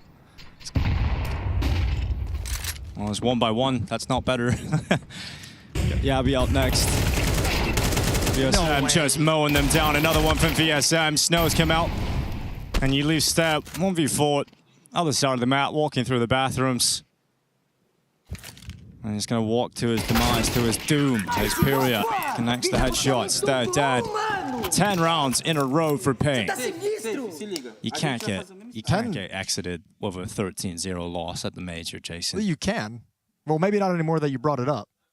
Well, I think you might have just ruined the magic there. Are you trying to have some mercy? I think that's good for everyone, isn't it? We'll use the caster's curse in this moment. Well, just fragging production isn't even there for Astralis. Rio has the most at 7. Fozy, Stera, and Yabi tied for 3 kills on the Astralis side. Hoaxy 2. 18 kills in 10 rounds for Astralis. And Pain is just being so ruthless. Look at them keeping it up. Flash him through the smoke. Why the hell not? Pyria unleashed, walking towards Stat, and an opening kill here for Astralis. All right. Flash doesn't go far enough around the corner to blind him, but the play was there. So Safe gonna look for the equalizer as the AWP wanders down the stairs off angle to deal with Ryu if he pushes forward towards blue door. Off that opening kill, Astralis still looking a little tentative and nervous to start moving around the map, not wanting to give up the advantage that they just gained. Right around a minute left on the clock. 1 smoke, 4 flashes, and an HE grenade on Astralis. Even with the man advantage, that might be a problem down the stretch. I think it kind of limits their options towards the A-bomb site with that little utility.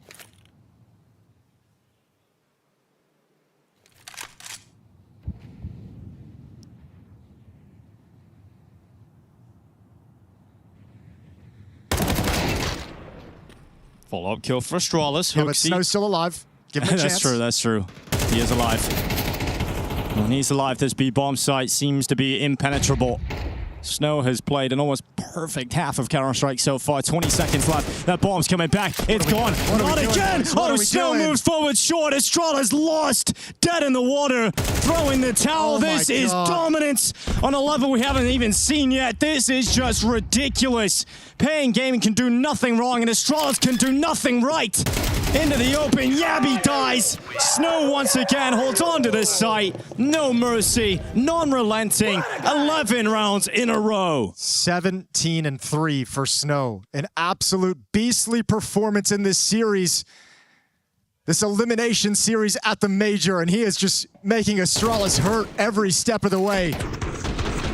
Some players falling back to the A bomb site to try and join up with Stare, who called it clear, but never knew Big U0 was aggressive in bathrooms. Some players trying to move forward to take out Snow at the B bomb site. Multiple different ideas across multiple players on Astralis.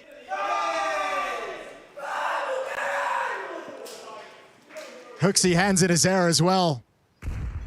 Hands in the air, just questioning everything he's seeing at the moment.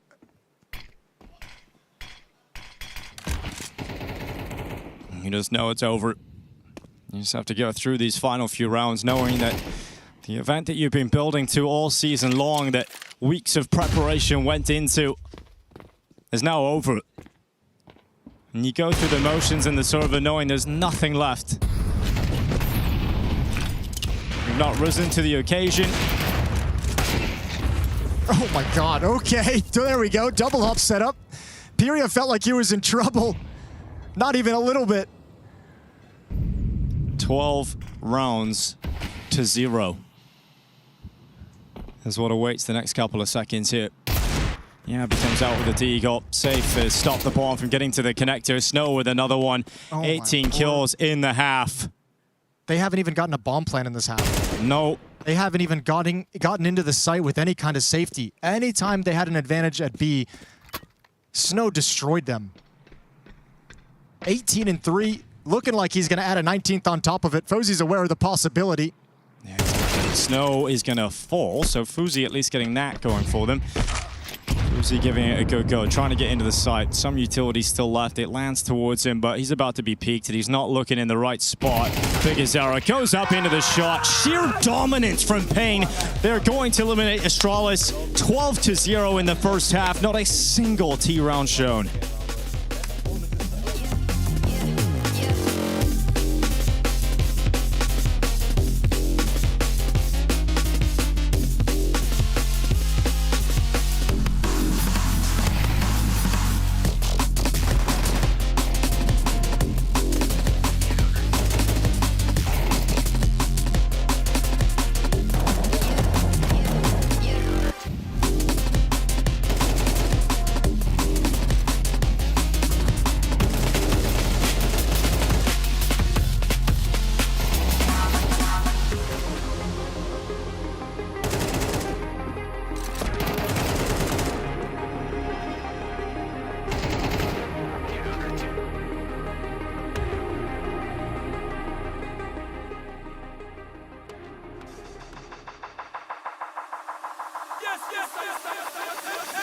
Tell me one down coming like heat. Ball like that. Tell me one down coming like heat. All right back. I let this man know about your mango. Ball like that. Tell me one down coming like heat. No, I'm high like that. Tell me one down coming like heat. No, I'm high like high, but no I lay low. Key to key, got the flow, bro, know it. Key block poet, watch your man show it. I let this man know about your mango. Tell me one down coming like heat.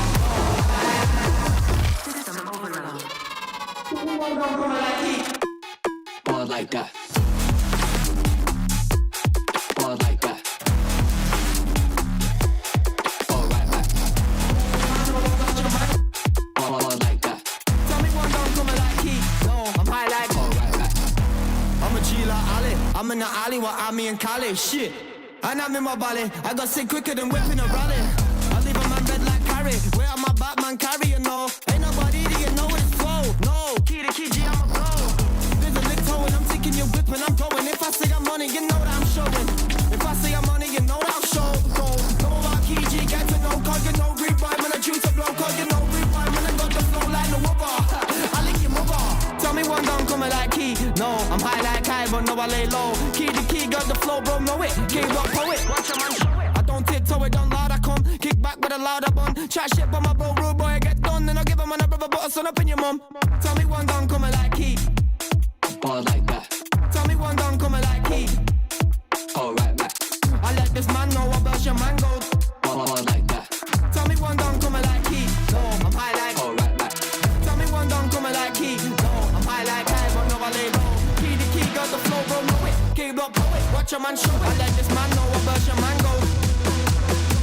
Tell me one down coming like key.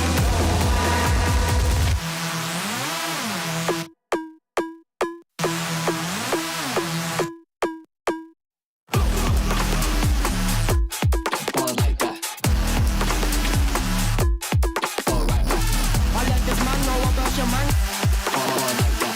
Tell me one down coming like key. No, I'm high like all right back. I'm a G like Ali. I'm in the alley with Ami and Kali. Shit. And I'm in my valley. I got sick quicker than whipping a rally. I leave a man bed like Stewie's on his end, but look at the time! Look at the time, there's 7 seconds of blood at one! They're trying to build pyramids, but there's no more play! Stewie's on the round, we go to overtime!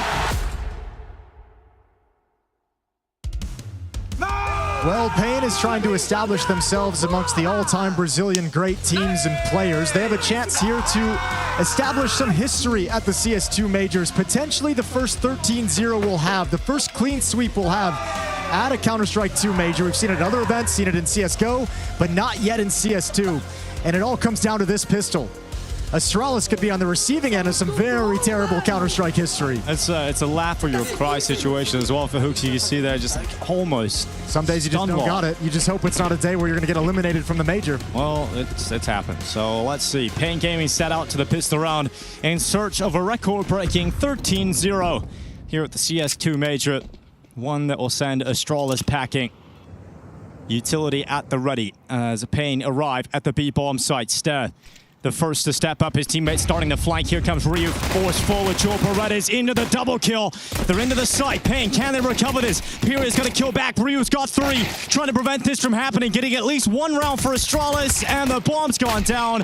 And there we go. No 13-0 to be had. The record will still stand. Anybody can grab it now, but Astralis have won the pistol. All right, we take those. We take those, boys. You can't go home 13-0. No, we're not getting eliminated like that. You know, at a certain point during halftime, that had to have been someone saying that's all that matters, is that we just get this pistol.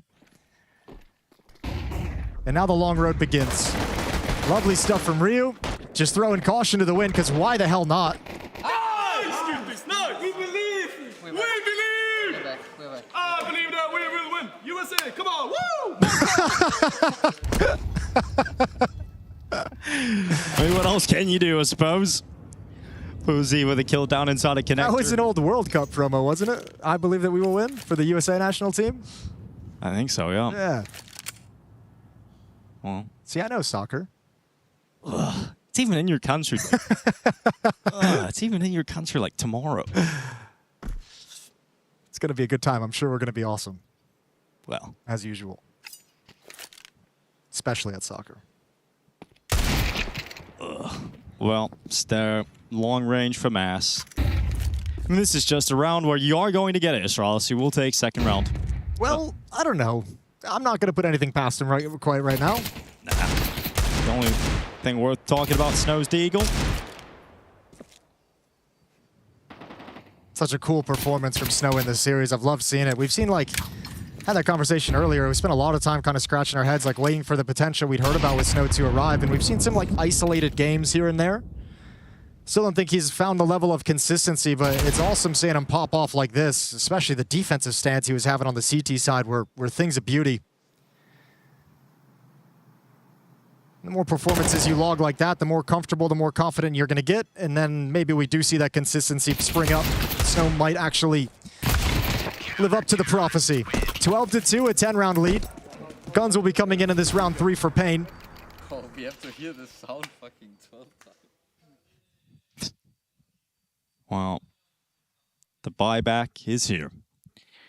And will this be the end? We'll have to wait and see. AK-47s for Pain. T-side didn't look fantastic. Over on Nuke. It started slow, right? But it got there. And again, like this is a team I think that gets better as we usually know with the South American teams, the Brazilian teams in particular, just do better with momentum, do better when they have reasons to get loud and wear the positive emotions on their sleeves. And I mean, what more reason do you have than surviving elimination at the major and doing it in this dominant of a fashion? They're going to have so much momentum and confidence. It's going to take like 6, 7 dominant rounds from Astralis to kind of slow that down and break that confidence that they're going to carry forward.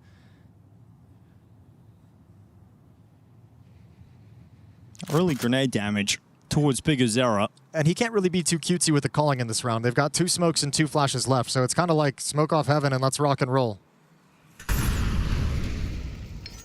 They've got a good timing here as a third player is over towards the A bomb site. Fozy, Stair, and Hooksy. Stair getting closer to that fast flank. Set piece still hasn't come in yet. The Pain charge begins. Into the B site. Stairs coming down the stairs now. Looking to eliminate Astralis. It's Ryu jumping up over the barrels. Period's got a kill. Stair gets 1 on his flank. He was close to a second. Period's gone back on the low HP. Still willing to challenge. He hasn't got that kill. Bomb not planted yet for Pain. Stair surely wins this engagement now at short. Period's got 1 more headshot, but Stair had to come up. He turns around and Stair's got that too. Keeping Astralis alive for now. And they're hoping to do what Big did in stage 1, right? Come back all the way. Yeah. You know, that was record-breaking. Astralis, they got to do it themselves. Oh, I don't want to think about that yet. Timeout from Pain. They just need to make sure this doesn't spiral out of control. Going to be a lot of emotional management if there is any kind of a comeback, any kind of a run from Astralis, who's just playing 1 round at a time. Goldfish memory.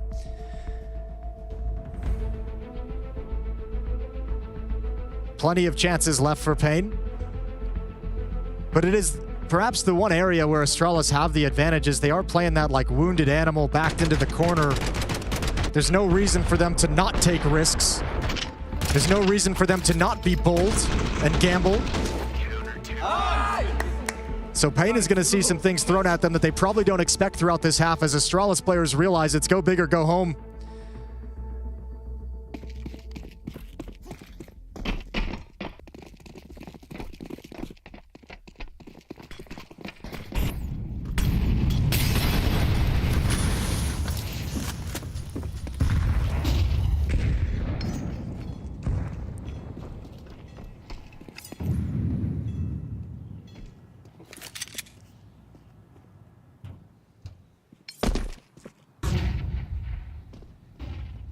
Coming into this round, Pain will have P250s, Tech 9 Deagle. Not the best weapons at all, but as a pack of players, they move up and they haven't been spotted yet. They could get pretty close to this A site. I was going to say, there's actually really nobody even close to spotting this so much. Maybe Stare now that Biggie Zera steps into a danger point. Do they want to come clear him out, or do they want to just leave him be and move forward? Now 2 defenders at the bomb site as Hooksy is shifted over. Yeah, Fuzi's going to start moving closer with this AWP. Nice catch. Biggie Zera was about to set up some utility, and now Fuzi sets himself up for a triple kill. Hooksy's defended alongside of him, and now you've got Safe with nowhere to go, nowhere to hide. Coming up through the connector as well. Safe backtracks.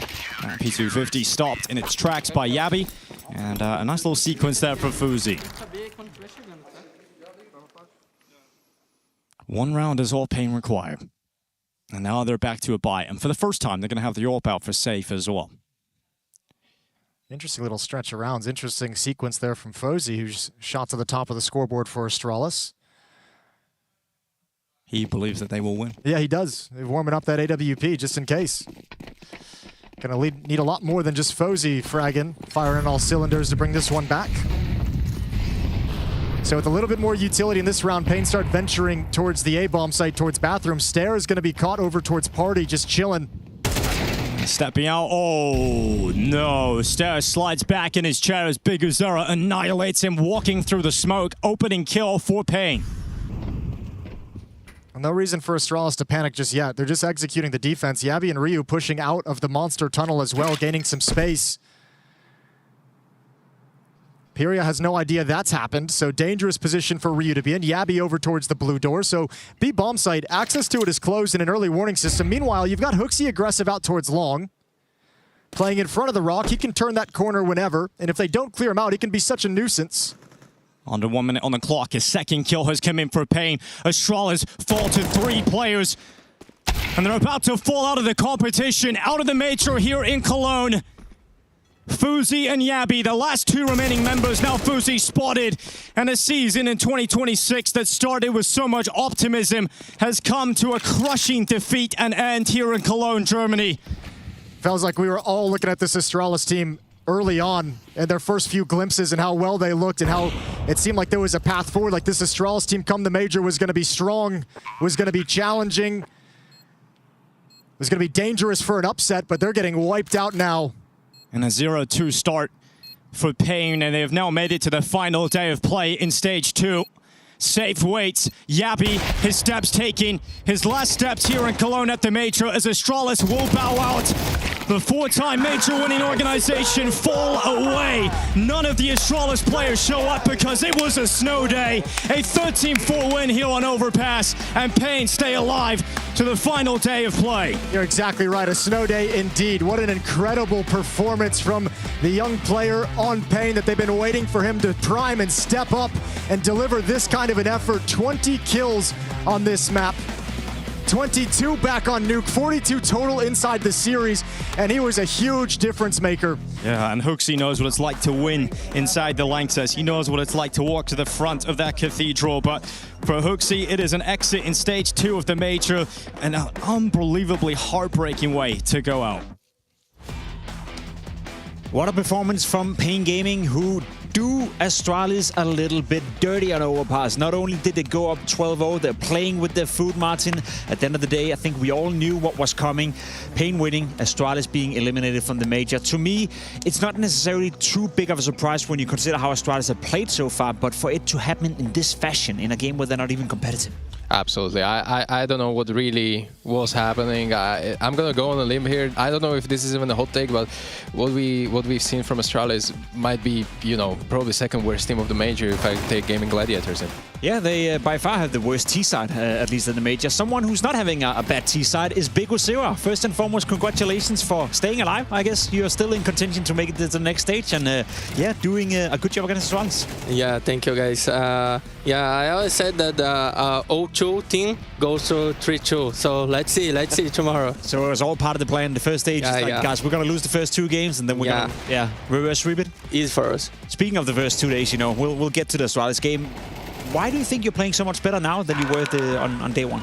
Actually, on Overpass city side, we had a very good game plan against them because they had play a lot of players on B, a lot picking short all the time. So it for us was kind of easy to counter that, So on Overpass was that, and Nuke, is a tough map because there's a lot of situations, 1v1, 2v2, that is so important. So we liked a lot the map, but we know that someday is not the day on Nuke, because Nuke for me is a map that you cannot say that, because I would say that you cannot expect win a lot of nukes in a row, but you did. We've done it. Yeah. So it's a long time ago, though. Yeah, never mind.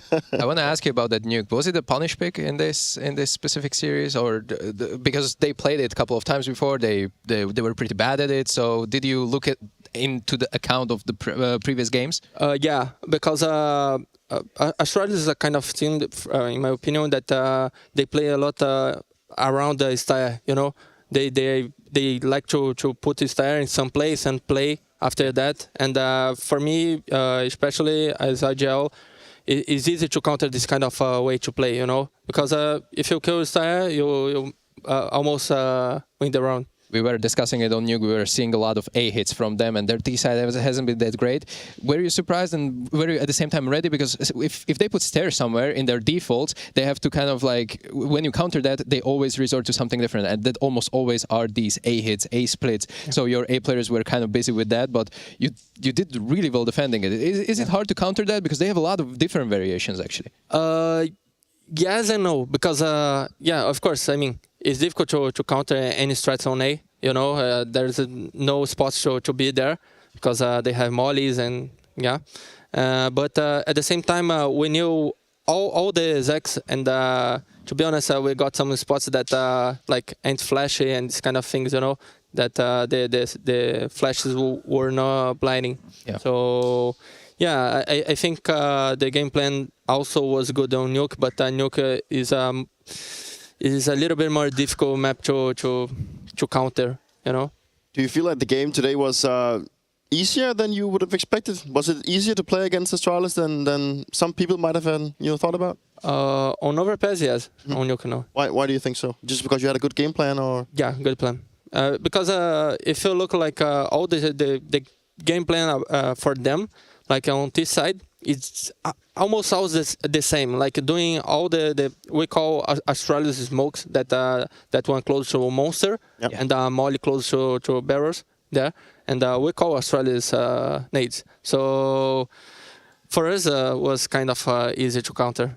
I'm curious to ask you a little bit about your team, because there's been a lot of players going in and out, and now you have a different roster here at the major. Who's making the calls inside the team? So when you want to change players, because you've had DGT, you've had David Deas. Where are you guys at now? Are you happy with the roster now? Yeah. What is it all about? I'm the kind of guy that I'm always happy with the roster, but at the same time, I know all the rosters change is just for improvement, No one's do a change for no reason. So I really believe in that, but at the same time, I feel sad sometimes that because they are very good people, the old teammates. But at the same time, I know that sometimes it's not just better for us, but for them also. DGT is the proof, right? Because he's playing very well on 9Z. And when we talk before with him, I said exactly that, bro. I think it's not the better thing for us. I think for you also, because we try to respect the side, but at the same time we have to separate like the emotions with the reason, you know. Yeah. Speaking of changes, a player within your team that you kept is Snow. He's changed a bit of position, and in this game, you know, firing on all cylinders. I think a lot of people were maybe a bit surprised that you put so much stock into Snow and you kept him. Can you try from your point of view to explain, you know, what it is you see in Snow? Because clearly it's working now, whereas before it's been a little bit more up and down.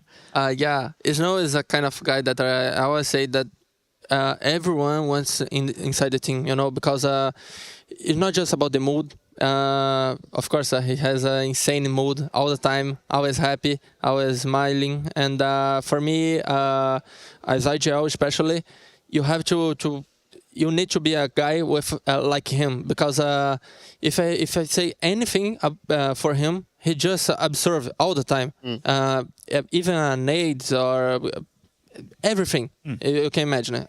So even things about life, like about girls, because I'm a old guy, not that old, but I give some advice for him, like bro, you have to do that, and this kind of thing, just like a father, you know, because it's the kind of guy that I am. I always giving advice for the young guys, and yeah, he is this like He's your little son, you know. He's a leader in game, but also out game. Yeah, I like that. Now, obviously, you've been able to turn around the ship. We briefly spoke about it. You went 0-2 on day one. Now you find yourself in a 2-2 position. You're yet to lose a map in a best-of-3 game so far here in Stage 2. Naturally, it goes without saying that you still believe that you can make it to Stage 3. Does that depend on the opposition as well, or do you think right now Pain is in a good enough condition that you can beat anyone who's going to you in that 2-2 game? Anyone.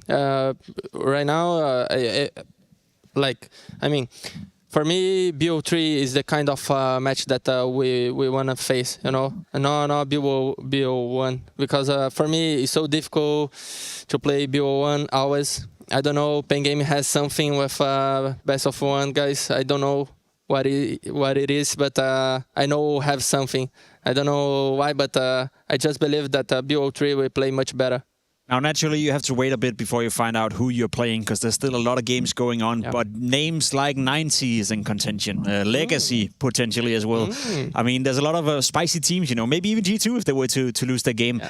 Any of those teams that you would like to face? You know, 90, would that be fun with DGT? Legacy, would that be fun domestically, or would you rather avoid that? To be honest, no. Yeah, maybe G2, because it's not a South America team. Just because of that. All right. Yeah. Because how the American teams, if they potentially match up in a weird way where they get to play not each other tomorrow and they make it to the Stage 3, that's also for the spots for the next major, right? Yeah. That's another thing that you have to look for. Yeah. that's a long play, right? Yeah, there's a lot of brain power there for you, Big Oseo. Thank you so much. No, sorry. Yeah, but at the same time, if you both lose... Oh yeah, that's a disaster. That's a catastrophe right there. Yeah, then it's on you. It's on you. Thank you so much for joining us, Big Oseo. Get some rest and get ready. Unfortunately, from a happy winner, we go to a rather sad loser. We had Stunner catching up with Rocker after Astralis were eliminated. The matchup was Pain versus Astralis, and unfortunately in this moment for Astralis, it did not go their way. And quite a few questions. I'm here with Coach Rugga. I appreciate you taking some words for us with us here at the end. What happened in your mind? What happened here? I think the whole tournament has been a little bit too many small mistakes that we couldn't really recover from at crucial moments. I think we have, you know, good reads on them in most of the rounds, but we somehow, you know, just don't convert the situations we get, or yeah, I don't know. I'm not exactly sure what happened on Overpass, because obviously I can see we are dying, but not what's actually happening in the micro. But yeah, it obviously hurts when you get this few T rounds as we've been doing this tournament. So it's probably a mix of, yeah, us not hitting our shots and misreading small individual adjustments here and there. I did want to go back to Nuke and sort of talk about the splits that we saw there towards the upper site. To run them constantly, what was the inspiration for your guys' T-side Nuke approach? I think whenever you play good teams, there's always some mind games in terms of like what they predict we will do and what we need to do to be one step ahead. So, like the main splits was something we identified that would be a good round against them, but I think they were a little bit lucky with one of the rotations, or smart, depending on how you look at it. So I think the last time we do it, they're 2 inside main after we saw him in orange, so well played by him. But yeah, I think the first time we do it, I think we have the chance to win the round, just not converting the kills that makes the round go in your favor. So we go on into Overpass, and I kind of have to ask a similar question here about that T side, and mostly stemming from the several timeouts, right? So you guys have exhausted timeouts, and then you go on to attack Monster again. What's the thought process there? How does it transpire? How does it come together? It's like when you play tier 1 teams, as I said, when it also comes to Nuke, that sometimes you recall because they sometimes want also to be one step ahead, saying, okay, they just played this, let's be heavy towards A. So that's always one of the mind games coming into it. But I do think we have the chances in the beginning of the half up until 5-0. We have, I think a 3v3 pissed around. We have a winnable force buy on A side. We have a 3v3 where we are not on the same page on B side. So I think it's just everything that could go wrong went wrong this whole tournament for us. So it just fucking sucks. There's not much else to it. One of the last ones I got here for you, I got 2 years in the Astralis jersey now as the coach. What can you say as you guys look to exit here in Cologne? Obviously, we had higher expectations. We wanted to go through to stage 3 as minimum and match up against like the best of the best in the world. This was not the time to do it, but yeah, we are still a young team and changed from Danish to international at the start of the year. We set our expectations higher with the results we've had throughout the whole season, and yeah, it sucks going out 1-3 at the major, but that's not all of Astralis was in 2026 so far. Thank you so much for your time. You're welcome. Always tough to do an interview like that after you clearly have, as he's also expressing, disappointed yourself and disappointed from a performance standpoint as well. When you look at these results as well, it doesn't make any sense. The way they were coming in, fired up against Gamer Legion. I saw that game on Ancient. They were looking solid. They were looking great. They had, according to themselves, a good preparation leading into the tournament. And then from that game and onwards, Martin, it was just a disaster after disaster after disaster. One thing is being eliminated. Another one is being eliminated in this fashion. There's no real positive to take away, is there? I think this is a nightmare scenario coming from Astralis, because not only did they play bad, they probably came into the tournament with a certain plan, with a game plan, with X amount of practice, but they didn't show any of that, which means that all that practice kind of is lost data, because they don't know now if they just, that preparation sucked or individually they suck.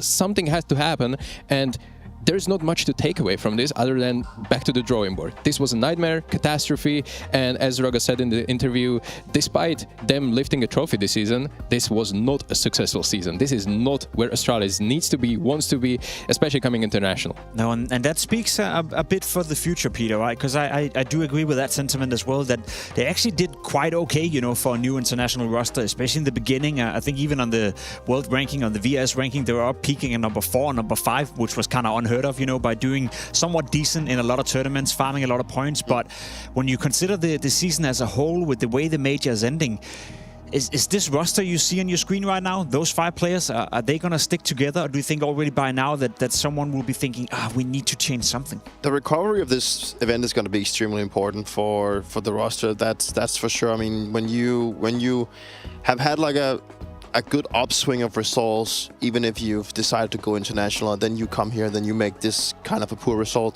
it changes something. I think it changes a little bit of your belief in the roster. I think that Rocker put it out there that they're still a young team and they've vowed their life now to become international, which I think is the right decision overall, right? But it's this one's a heartbreaker, and I think the next 2, if not 3 months, is going to be very important. And if the results keeps going downwards as we've just seen now, then there's no doubt that changes in the horizon, because this was unacceptable on so many ways. And also, I think a lot of teams actually have hurt themselves by having a relatively good season coming into the major and then coming here with the expectation of, making at least stage 3. Hey, we want to be showing to the best teams in the world that we can play up with you. And then when they don't, when they seem to be playing so poor against the lower ranked teams, that's a gut breaker, right? I'm not going to sugarcoat it. I think they put themselves in an incredible tough position. Also in what we spoke about coming into the game, Martin, now that you've gone international, you know, the world is your oyster. There's so many potential players you can bring in. You're not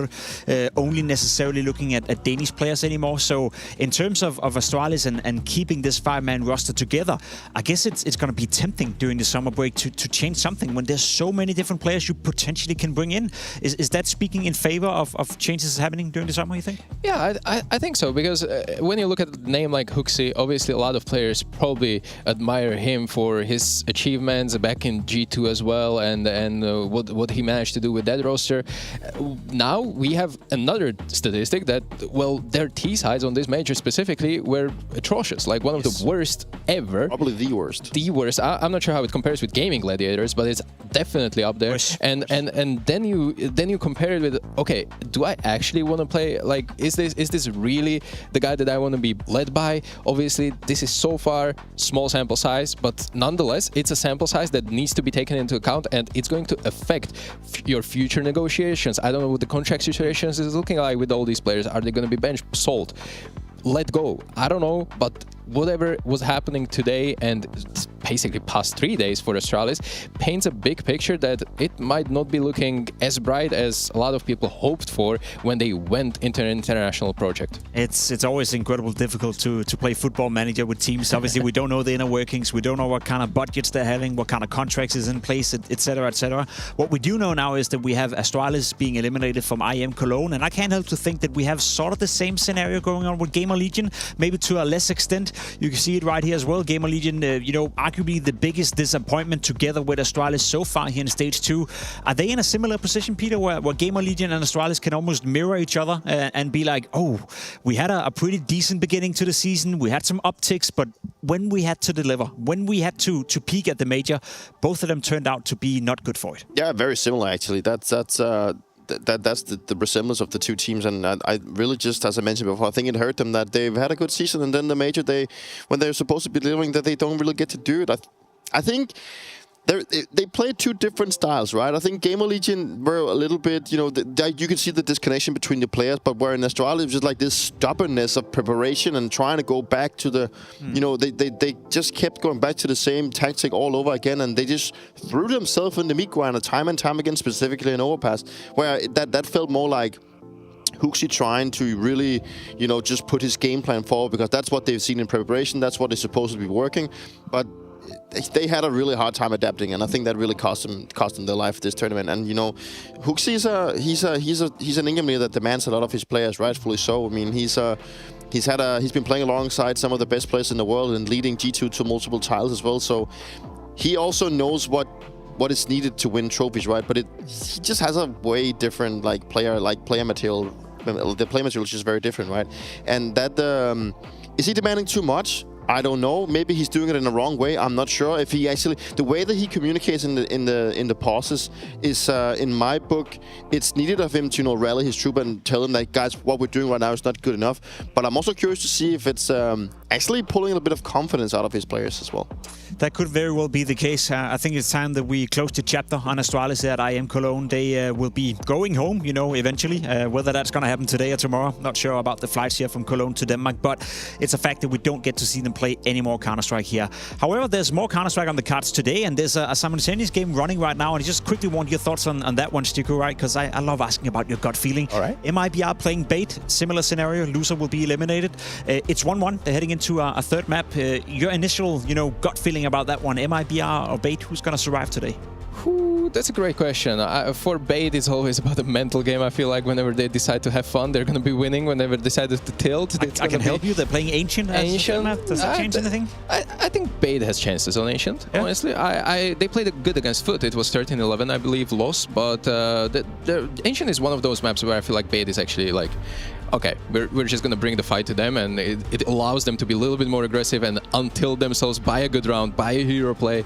I think that's a pretty comfortable pick, but anything can happen in these kind of games that we're having right now in elimination games, as we have just seen literally on our screens 20 minutes ago. I think that's a wonderful segue to close out this segment. Anything can happen when you're playing the major, especially when you're in Cologne with all the pressure. Now, coming up here on the A stream, we also have a bit of a banger game. Monte, one of the big surprises so far at this tournament, taking on another one in BetBoom, you know, a team that I'm very curious to see play more Counter-Strike. That's going to be interesting. We jump into a quick break. We're going to switch a little bit of the personnel here on the desk, but fear not, there's going to be plenty more Counter-Strike coming your way throughout the day.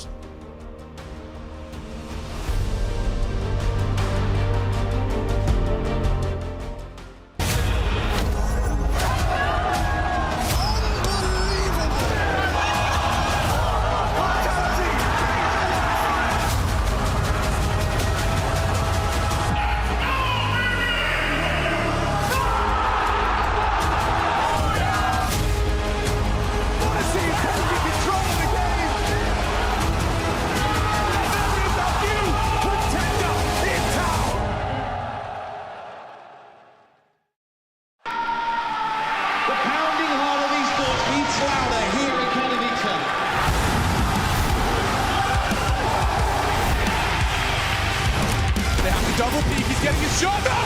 Unbelievable! Something special to throw this decoy, and that's exactly what happens. Katowice! We are back!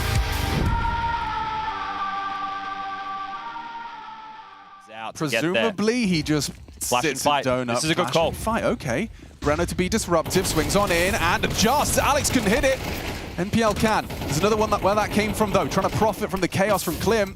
Leaping forward, elevated over the box, around the smoke. Spots one, removing Sizzy. NPL for the trade attempt. It's a 3-on-2 as the dust settles and the smokes fade. What? Venom's just found NPL straight through. Senthiel's flank. Okay, yeah, there's two backs turned. This could be round ending. Kenzie needs to live.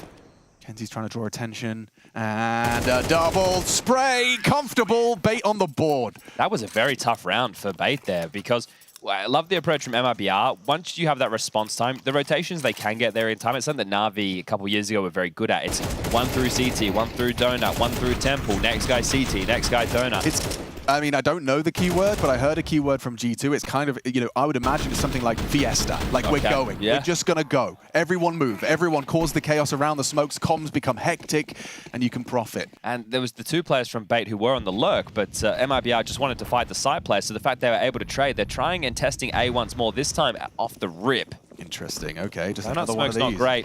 Copy and paste, you're right. He can actually play around that, and Klim is investigating for that exact fight. Alex knows what's up. That's a beeline right there. Bonk. Save. If you can. This is already red. Are they here? You're scampering away. Okay.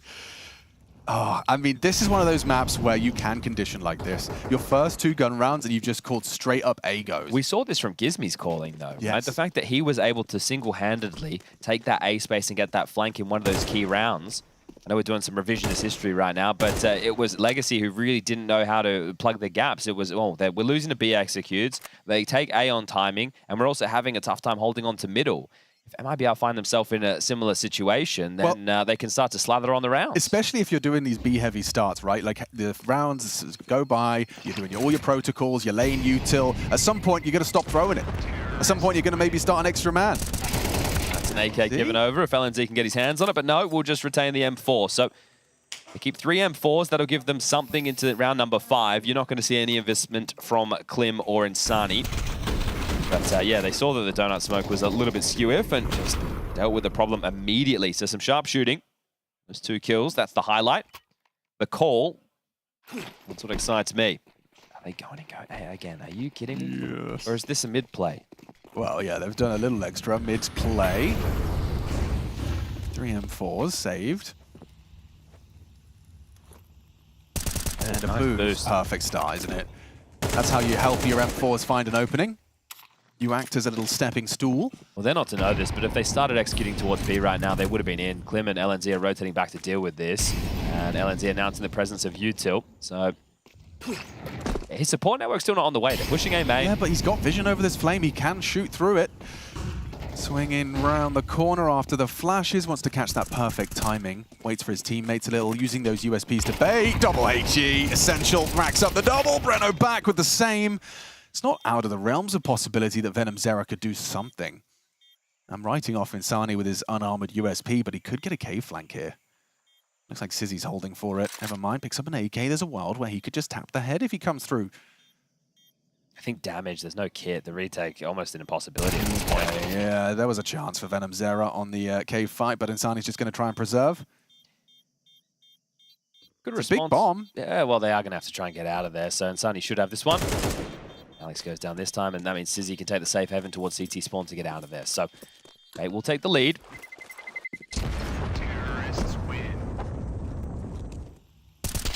So you know Venom, normally one of the B holders, that helps inform the decision. Sure, they were still tempered in how they get there.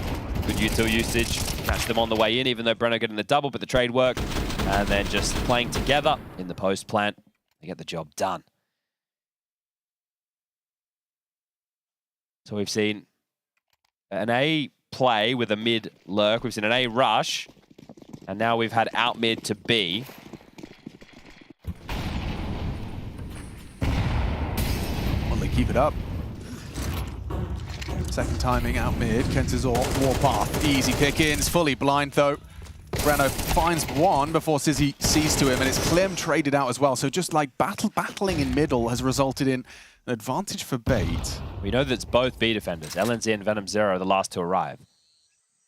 You've dealt with the mid and the A hold. Gambling on the B side of the map. This is the right call right now. There's no smokes for the execute. Just 2 mollies, a flash and a HE. The spacing could be the deciding factor in this one. Use Sizzy's low HP to draw them in. These Molotovs not going to get you far, so just contacting up the ramp. Let's see how that spacing is. Sizzy's pathing up close.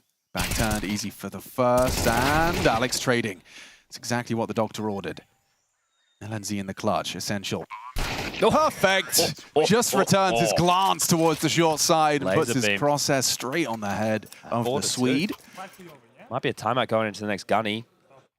That's what, 4 on the drop. And this is that mid-fight, you know, you trade blows. It looked problematic for a moment because MPL and Sizzy were late. They got flashed coming through. Kenzie looked like he got sold there a little bit, but good trade work from Sizzy. Sani with a Hero M4. There is some light investments, loss bonus facilitating this, but it's 2 MAC-10s. One for Kenzie, one for MPL. They would have had money for AKs, so this is an intentional investment. And one that does mean that they can spring into action towards B. Both going to take these towards Cave. LNZ has another. BetBoom versus Monte in the server, live, uncut. Bemis also back in the server, having spent a ton of time in it at one point, and now back in it with Monte. Let's talk a little bit about that history you got. It's an interesting one with Mao's face. Talk to me about that tenure. Well, it just happened all of a sudden. You know, I was a kid grinding, and then one day Nico writes me on Twitter. He's like, "Hey, Bimas, are you free for this weekend?" I said, "Yeah," and then he told me to go TeamSpeak, and he just tells me that they need a stand-in for FaZe. And that's how my pro career started. Just like that, my first pro team was FaZe. It was a hard period. I had no experience. I was put in the hard roles with players like Coldzera, Nico, Rain. It was very tough. But yeah, to be honest, I wouldn't change anything because I had a chance to play with so many great players. And yeah, after that, I joined Mouse. I was in Mouse for a few years. I believe I learned the most during my Mouse venture. So yeah, that's how it started. And that's fascinating, to be honest. That's quite the impressive resume just off the top. Not alone to mention that we're here today to talk about how you can make BetBoom wait to qualify for Stage 3 another day. So I guess the big question here has to be for Monte. What do you guys learn from big games, long best of ones on Mirage versus G2? What did we learn? Well, probably the best learning is that even if we're up 3-0 in overtime, we need to close the game, you know. We were up 18-15. We took three rounds on T side. And yeah, we just lost all of the rounds on CT side. We couldn't close it. And yeah, I think the main thing to take is that we must close the game, you know. It's not over until it's over. But overall, we were really happy how we showed up on Mirage. So it just proved that our practice on it wasn't for nothing. Which is always very rewarding, kind of nice, even if you do kind of fumble sometimes and, you know, getting the best in OT. Back to BetBoom. today. What are you anticipating here? What do you think BetBoom is going to give you in the server? I think they're going to give us a good fight. They have really good players, very good individual players. They have Boomic as their IGL, one of the greatest IGLs in the game. I believe it's going to be a war, to be honest, and I hope it's going to be fun for the viewers. And we'll leave it at that. Thank you very much for your time. Good luck. Thank you. The Intel Extreme Masters Cologne Major 2026 is brought to you by ESL in partnership with Intel, Acer Predator, DHL,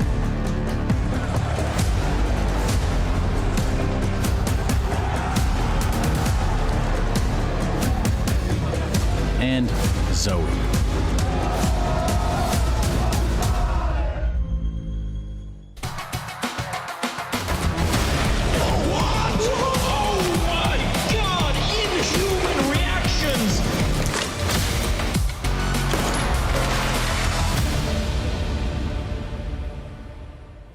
Spirit and Foot already locked into stage 3. Now it's time to find out who is next in line. Our first 2-1 match of the day begins with BetBoom and Monte. Myself, Freya Spears, Yanko, and Ash will be guiding you on through it. Now, before we dive into this matchup, Yanko, I hate to say you were right, but you're right about Astralis. That intuition, you knew they were just going to fumble this. Yeah, it didn't look good whatsoever, right? And it's always disappointing. Stiko was mentioning it, like you put a lot of effort, a lot of prep into it, and you have nothing to show for it, and not really a lot of data about, you know, was it our preparation that was bad? Were we just bad on the day and didn't come, you know, ready to play in a way, which is also really disappointing for them. But yeah, absolutely atrocious not to win a single round on your T side, on your own map pick.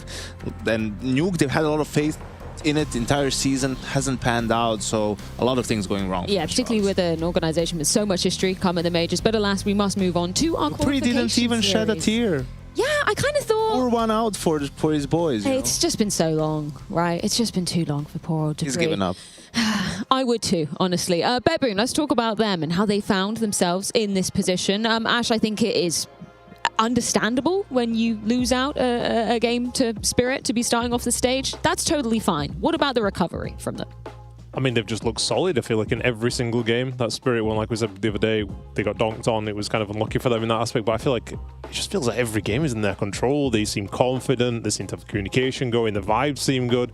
It's like a honeymoon period with really superstar players. I'm sure Yankee worked with that before, where you bring a new guy in and he kind of just lifts the mood and everything. Yeah, it always helps, but they've only played one good team so far at the major. And they've lost to them. And they've lost to them. That was Team Spirit. All these other guys, absolute trash. Outside of M80, they weren't trash in general, but they were trash that game. And also, their veto was trash because they went and played Dust 2 against BetBoom in a best-of-1. I'm not sure what they were thinking. And that was an off day for M80, but everyone else... And I know Spirit doesn't have their coach here. Maybe we need to take one of their players as well and even it out, right? Because this is absolutely absurd. You know, the run that they've had, Donk obviously will, you know, get into it in the next stage. Yeah. That's when hopefully things will get a bit more difficult for you. You're not going to defend your boys on Gamer Legion. You're saying they're trash, Ash. I think did you have a good night's sleep last night? Everything had a wonderful starting high. I don't know, man. I mean, I talked to them last night and I think they would probably agree with what you just said, so I'm not going to complain. Monte, on the other side of things, they've had some quite brawly series to go down. We were impressed with what we saw from them rather the other day against Legacy. Very tight win there, but a very tight loss versus G2, Ash. What did you take away from that one?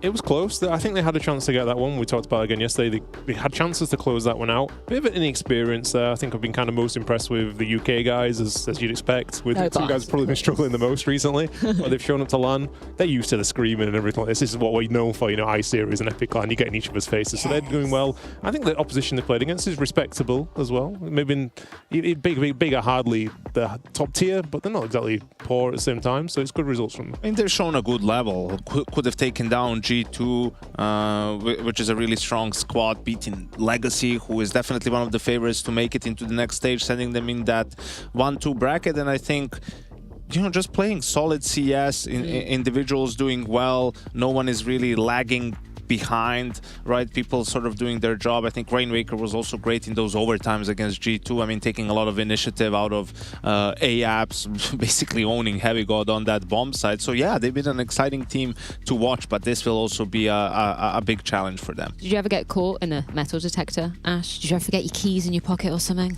I don't think I've ever seen anyone ever get caught by Good. It always beeps for me. Always beeps. What did you have, Aiden? Piercings. I'm not even going to ask. Either way, we talked about the UK guys. Azuwu has caught your attention, Ash. For what reason? Well, he was the guy coming into this struggling the most, probably of anyone at this stage. Just kind of a little bit worried about him, but he's a very aggressive player. It's interesting to see how he's going to translate coming in with no confidence into the major.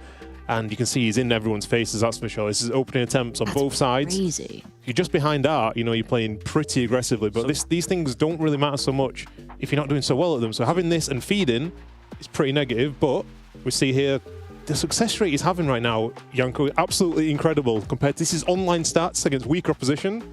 Big difference going on for some reason here. Yeah, big step up. But can we get that previous graphic back up again for Ash here? Because I really want to make sure. So this is your top 10 best opening fraggers in the world. Let's just make that clear for everyone. These are the best players in the world, or what? These are these just listed by order of attempt. All right, glad we clear that up, just in case anybody can't read a graphic. Yeah, I mean, Azuwu, just in terms of the style he's opening things up, do you liken him to anybody? Has he got his own unique style? Who would you kind of compare him to the most?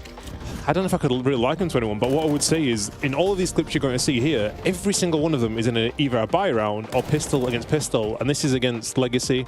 Unfortunately, if you are from Brazil, you might want to mute now, but the score in this from opening kills, 7-1, and I don't know how much Azuwu really loved that semi-final when he played against Big, the German team. He also had 7-1, so maybe it's a bit of a memer, because I don't want to have a guess here.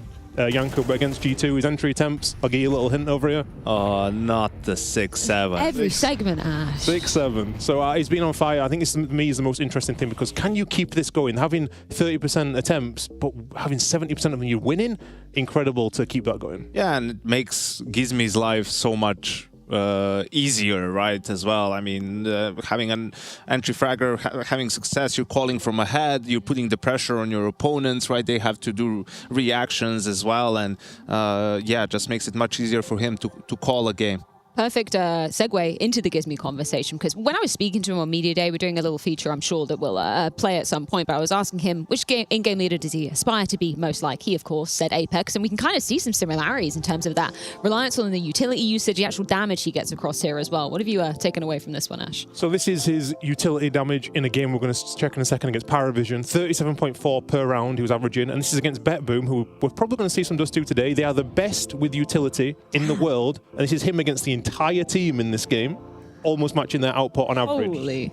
This is a crazy one, for sure. I'm going to see this now. So it's just basically some, I think there's ideologies around here. Dropping HU grenades nowadays, it's in meta and everything, you know, and setting up certain positions. We saw at the start of Dust 2, I think it was Alexi B was being dropped 5 HU grenades in CT Spawn when the first things happened. Everyone was thinking, is the game going to play all this? We were worried about the whole, like, having dropping utility. Yeah, it was crazy, and I remember this game from Pro League, so we were like, what is he doing? He's lining it up, but then... He's got some great lineups, to be fair, and this is, I think he kind of made this a meta for a little while, so we see a set smoke grenade, going to drop this down at his feet. And why has he got so much utility damage? Well, you see now, one H3 grenade, boom, here comes the second one, and this is why we said he's nuking everybody. This was the majority of his UD in this damage. In this game, sorry. Yeah. This kind of sets things up. And you can see how easy it is for Bimas in the end. He can go jump around like this and then sort of knows he just needs to hit his toe and he'll get the kill. Yeah, we see he's just softening things up. I think for Jello in this game, we talked about entry fragging. For Azuwu, he's been kind of set up. For Jello, maybe not so much, Janko. Yeah, it's very difficult, right? If you're an entry fragger or, you know, just part of the map control group and this is what happens to you every single time, like you're just going into these executes with 40 HP, you know, it starts tanking your confidence. And honestly, a little bit, it's in the back of a player's head is like, do they know everything we're doing? Because if it's happening round after round and it's constant, it can't just be random, you know, like they're seeing some tells on you and that lowers the confidence of some of the players that are supposed to be taking those initial fights. And, you know, that's something that you've seen, for example, after Donk initially broke out with Team Spirit, is like, what teams? Okay, now we really have to stop this guy somehow. And then you started seeing on Dust 2 all the time, just HE after HE after HE, and just try to slow him down with any means necessary. I feel like that's how Vitaly got the better of them in Katowice, right? It was like literally tailor-made to be taken down Donk. And the thing is as well, the HE grenade, if you do over like 20 damage, that M4 suddenly becomes an AK, and you can just, like, even for Jello here, a couple of body shots running in, like, you have to clear angles as well. It's not usually the first place you look, you have to flick your crosshair a little bit like that. So being an Entrafrag, I'm sure you work with some good ones down the air, Janko, as well. It's nothing more tilting for them. These people usually star mentalities as well, right? Getting HE grades in the face every round. So kind of a win condition to yeah, for guys who play in that map control group, you know, I had Rain and Eco in that on phase, so they can just so many times finding good timings and being able to be the tip of the spear, but going up against Astralis in their heyday, right? Like that was what their game plan was all about, like just using utility to stop you, slow you down. And they were the kings of introducing that sort of chip damage and using like HEs to just chip away at you in a way, and it was super annoying to play against. How does one become a master of that, Ash, then? Because it's one thing throwing your grenades, throwing your Molotovs. It's a whole other thing getting the optimum amount of damage on them, right? Is it just preparation? Is it watching your opponent's demos, knowing those tendencies? How do you kind of become a bit of a master at that? I think it's thinking about it is important as well. We saw one of the examples, he threw a Molotov down short and he just waits till the Molotov about to die, and he knows at that point, that's when the flashbang's coming in, that's when the counter Molotov's coming in, throw a grenade then, you bounce it afterwards. That's kind of the default time. Also, like when you're on short, for example, you know when the Xbox smoke comes in, they're going to wait for a flashbang to peek you down there, and you know there's a good time to throw it down. So just having that good awareness, I think that's something that Apex is very good at. He knows what timings people want to come into positions like Banana or Inferno. He knows exactly when, because he was the entry fragger doing this for such a long time. Having that experience comes in, but then when you get to watch someone like Apex, you get the good feeling eventually. You check it in practice all the time. You're always looking, pressing tab, checking utility damage every round, bigging yourself up. Yeah. So you get used to it. It just kind of comes a little bit over time. I think it's also important, like you do it in the broader scope of a game. Like if you're playing 3B and sort of you want to invite your opponents to come on a map like Inferno, well, then you don't necessarily want to do a ton of damage with the HEs, right? But let's say if Apex is alone and just wants to sort of slow them down and kind of dissuade them from funnel them into A, well, then you're really trying to use those HEs to do as much damage as you possibly can. Very impressive stuff from Monte, particularly considering 4 major rookies on the side of them. For BetBoom, only one in Dilladez. What's been your kind of takeaway in terms of temperature check so far from him, Janko?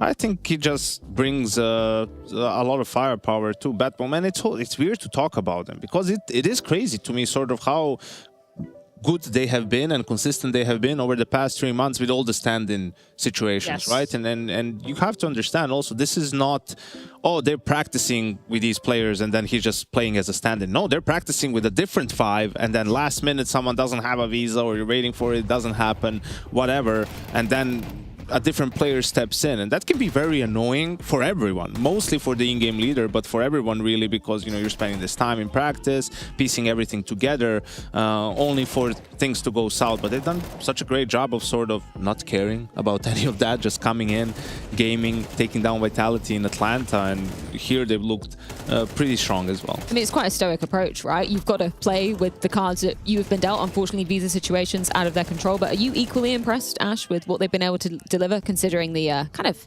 puzzle piece roster they've had to put together at times?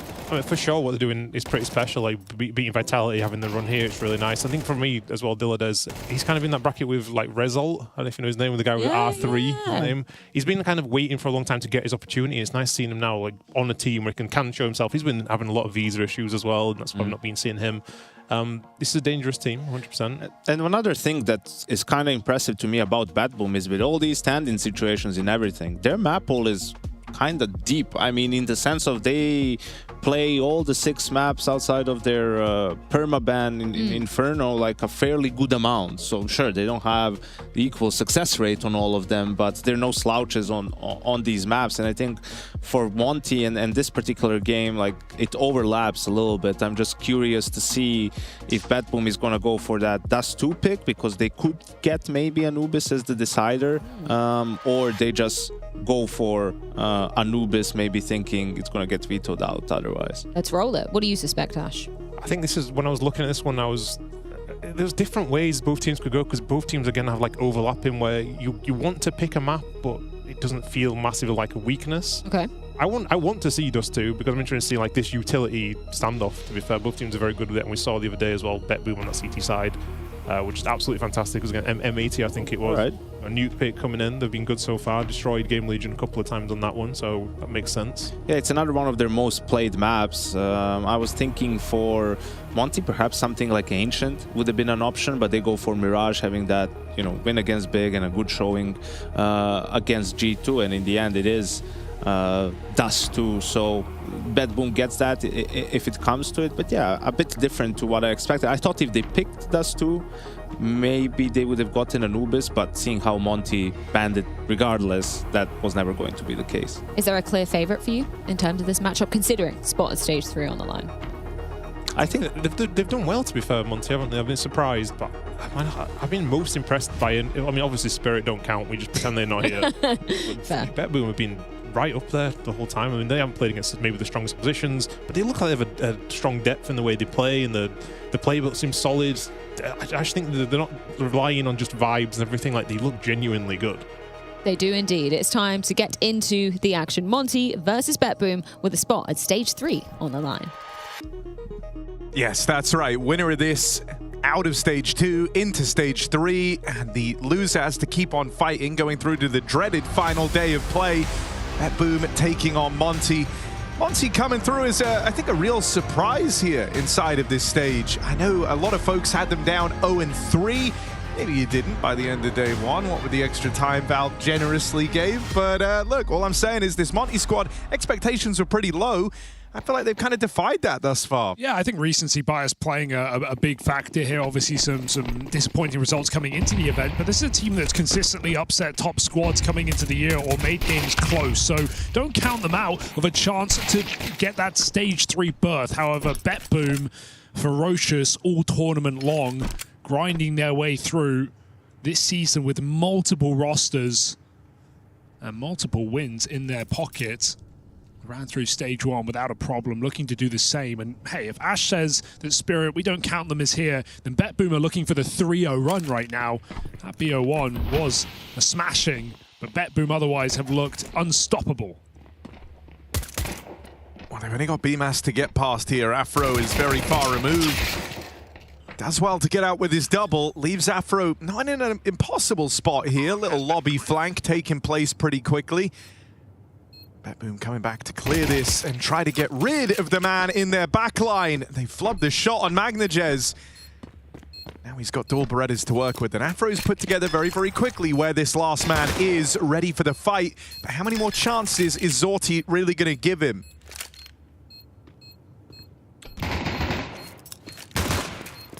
Running out of time on this one, Afro. Zorti's playing with his food, another fake tap, but even with that kill, he knows it's done. BetBoom's pistol converted or taken with ease in that clutch. Keeping it basic, popping out ramp, coming back to the A plant, and Monte have nothing to show for it. So BetBoom on this go-to map at this major, looking good. We talk about teams having Anubis mastered and what that could mean for the major, especially looking for upsets against top squads. I also think Nuke is always going to be a staple of the map pool. Every top team, every best team in the world has mastered this map, has found huge win streaks on Nuke across the years, be it NIP, Astralis, or Vitality. So BetBoom, they have a very strong veto. They have a very deep pool, and that's going to help moving forward. They banged out Gamer Legion twice over on this map so far this major. It's Monte's first time since Astana.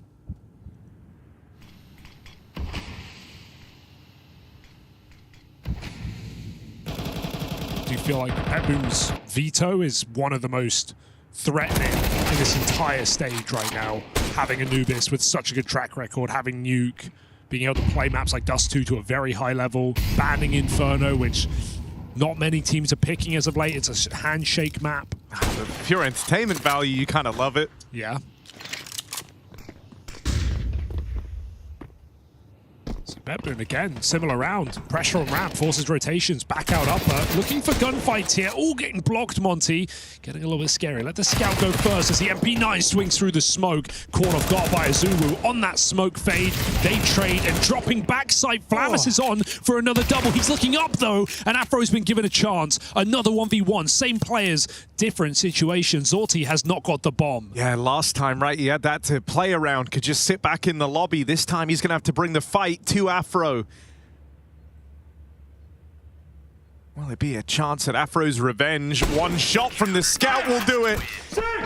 Gets on the right line in time. Afro collects. Oh, BetBoom really getting stuck in door holding heaven there. Every player watching it, and Azulu finding that perfect timing through the smoke. It's a messy round, one that Flamus makes very interesting from back of the site, but didn't hear that last player drop. Could have been the round saver. Flamus has certainly had a great tournament though. Let's go, man. Monte getting hyped after a force buy win, throws BetBoom through a loop.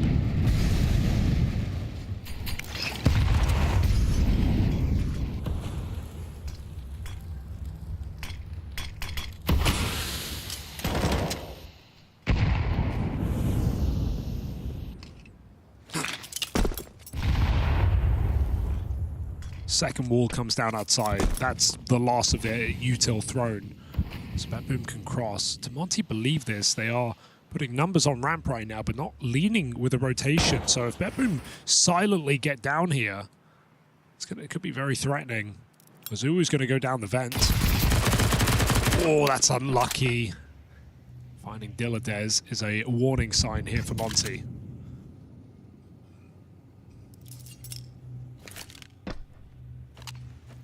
Zulu playing this very safe, playing smart, going to be able to back up into B. There's a second player here that BetBoom shouldn't be ready for.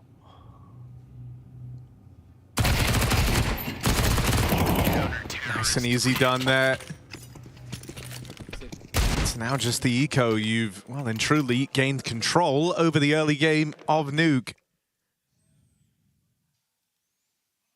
Not letting BetBoom back in after your force buy win. And so a nice little cache of rounds here to fall back on.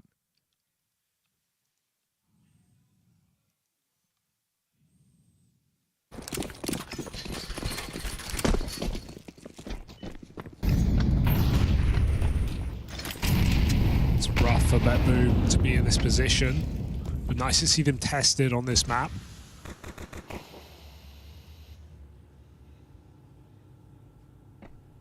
Monte coming in very confident. Already clearing lobby.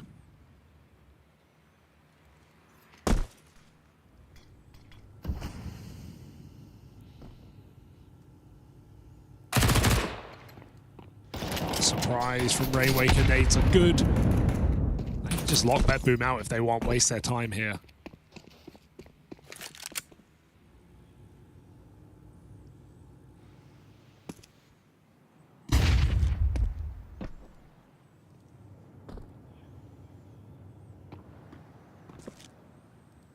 Main flood could be interesting, but 2 guns in position. Now 3.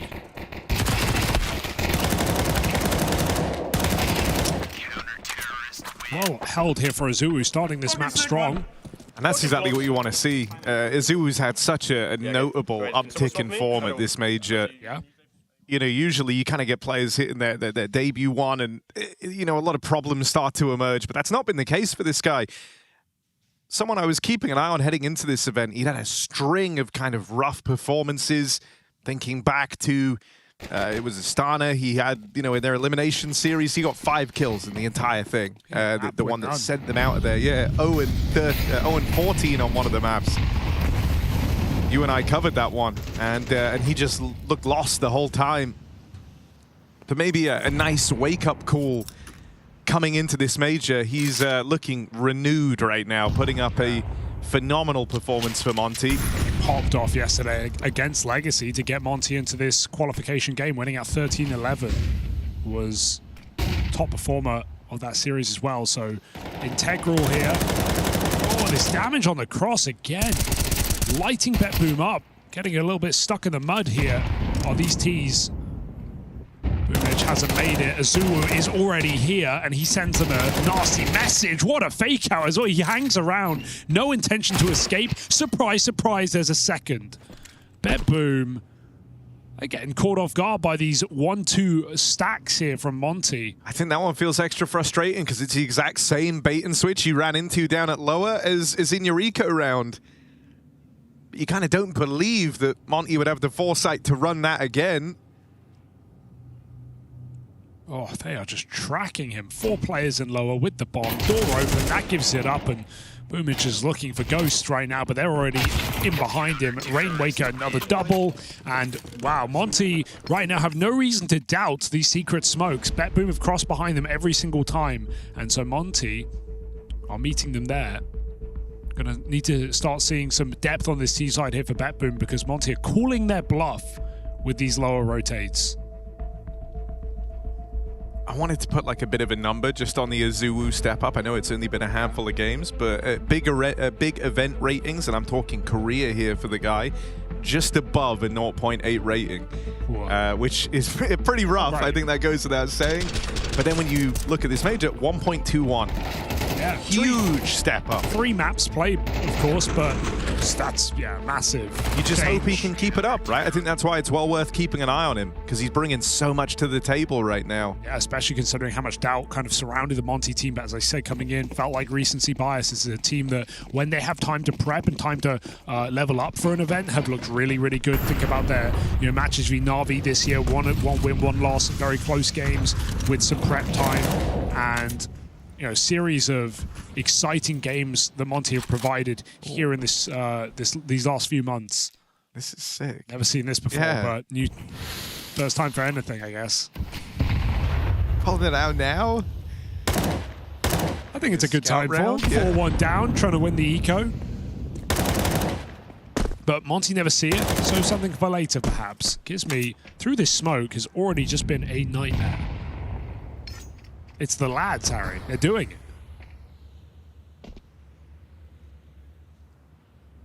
YTL. Yeah, the lads.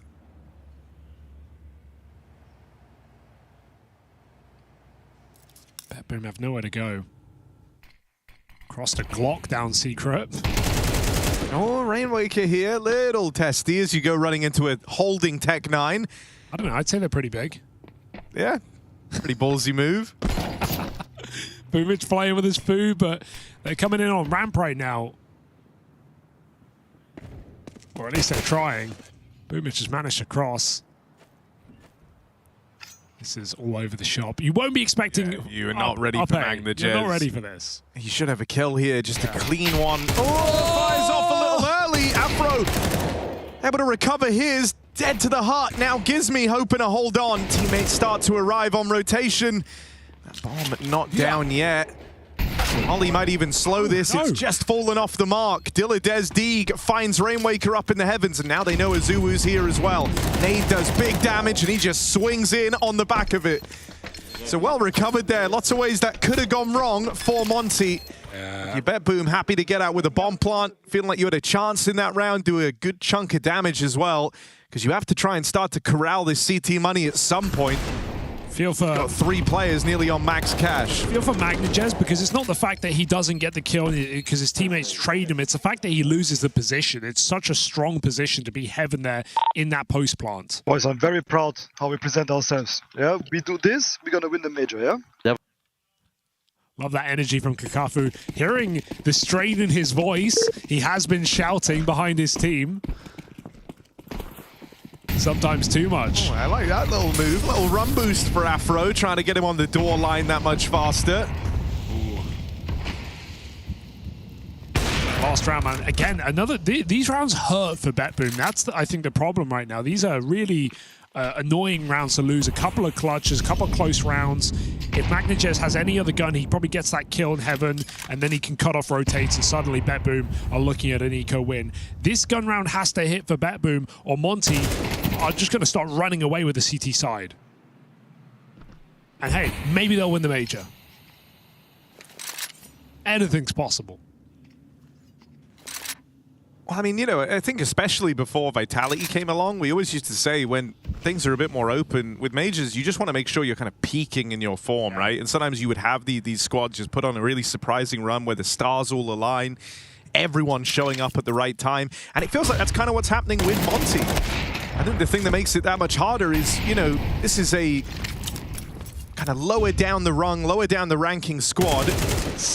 Hang on a second, because BetBoom pulling back the advantage, now head into Bemis's bomb site, and he's all alone. Rotate starts to arrive heaven side, but the third man is a long way out of the action. Need a bit of a hold here. Afro tries to swing out. Zorti will be there to punish. That orb misses. Is this a fight Afro's really that interested in taking? Shouldn't be.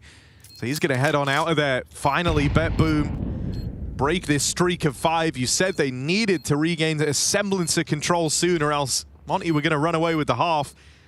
Can this be a bit of a turning point for them?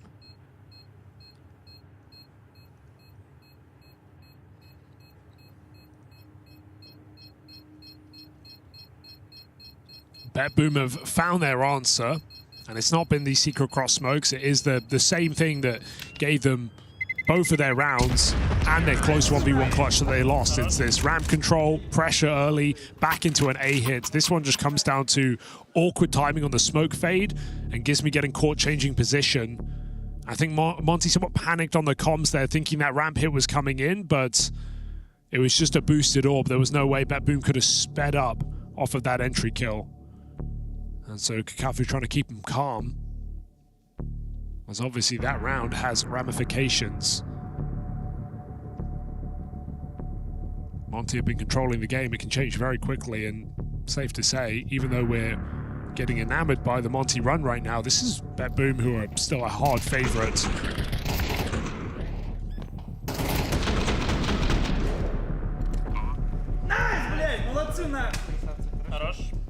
Still, Monte haven't let the allure of being the underdog get in the way in any of their previous games, taking G2 the distance in a very, very long back and forth BO1 that they lost out on.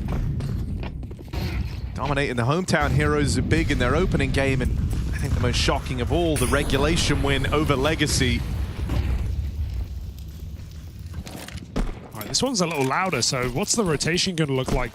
4 players, 3 rather, running down Secret. I feel like BetBoom surely won't commit to be fast. They're going to try and look for an entry elsewhere. It's the 2 Brits who stand tall and 2 lurkers who fall. It's gone very wrong now. Afro follows up, and Monte is just going through the motions, and those motions are fantastic. Down the vent, denied. BetBoom looking for a 2-on-5. Well, ramp cover was meant to be there out of Rainwaker. He's mopped up right away.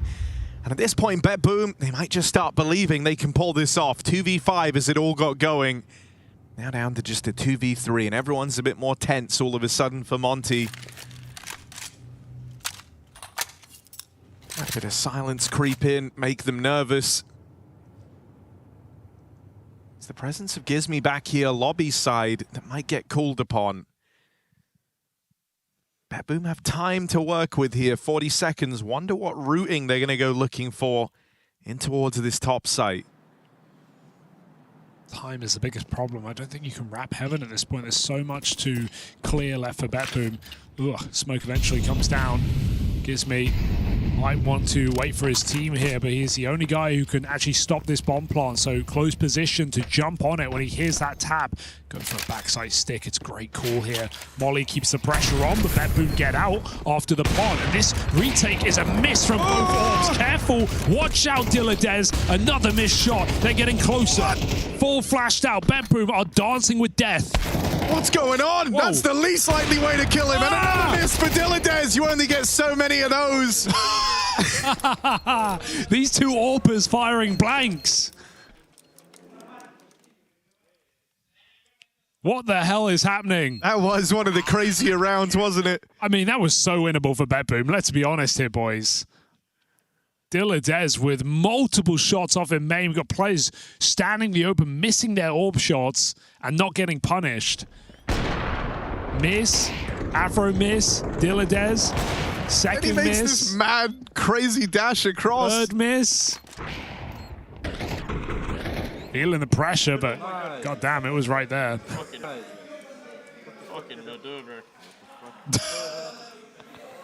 Monte will take the round. That was always meant to be theirs. That was 2v5. A chance to break BetBoom's money, and that would just be a disaster for this T side. Okay. All right. Let's take note of this. What's he doing? Just nading the door smoke? Okay. Oh.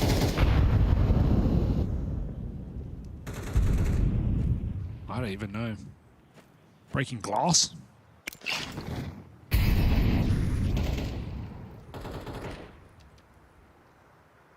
Heaven flank, waiting. Magnajez will not make the same mistake. This time he wants them both. Oh, gets out with 3. Very well handled for Magnajez. Learnt his lesson after the Tech 9 fumble. And so this time around, trigger held. Waiting for it, convincing round at a BetBoom. They get him across in the yard. He gets all the way up through heaven. None the wiser were Monte, and they wait for Magnajez to spring that trap. Nice to see him have the chance to connect these kills. Gone for the job this time. As Monte were very scared about an A hit there. 3 players on the rafters or roof trying to play anti-flash.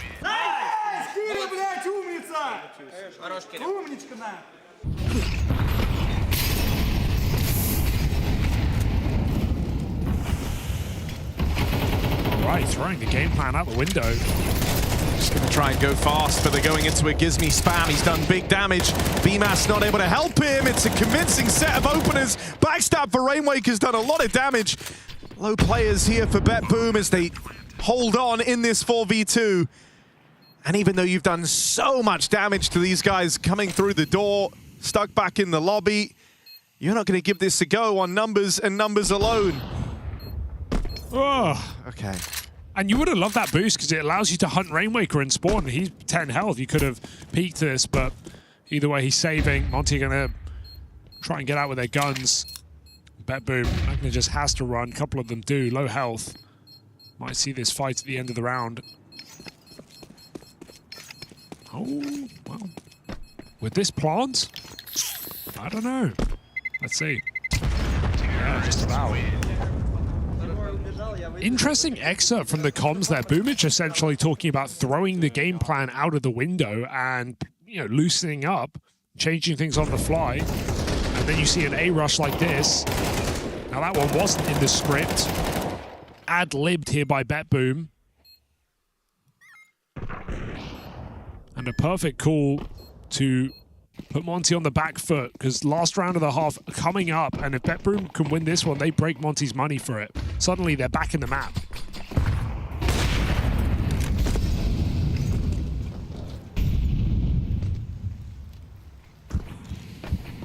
Well, Yard's become less and less of a focal point in this game as time's gone on. Finally, a bit of a return to it for BetBoom. They've often not loved the Gizmi spam from the main position. He's been getting away with good damage.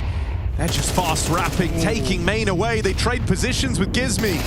And Azuwu gets sandwiched, does what he can, but it won't be enough. Orb catching Afro out in the yard, and it all comes together beautifully. Monte thought that was a change of direction. They go hard looking for the yard fights. And Gizmi peeling away from main, left a little window for that sneak through on the smoke. Rainwaker was just thinking about saving, but now with how late this plant is, he's considering looking for a kill. If something comes his way, who's to say no? Zorti will, shutting that last frag down, picking up the orb and putting BetBoom in position to save this game. This was a chance at Monte running away on the CT side 5-1 with BetBoom's money on the line, and look at the recovery we've seen on this T side. Now they are favorites to even out the half. So a very nice return to form here from BetBoom, who had to cancel the plan, had to cancel the secret control. It never worked for them. Monte had full stacks on B every single time they went there. But this topside abuse looking a lot more fruitful here for BetBoom. And the thing is, it's not like Monte are leaving this position open. They keep putting 3 players on A.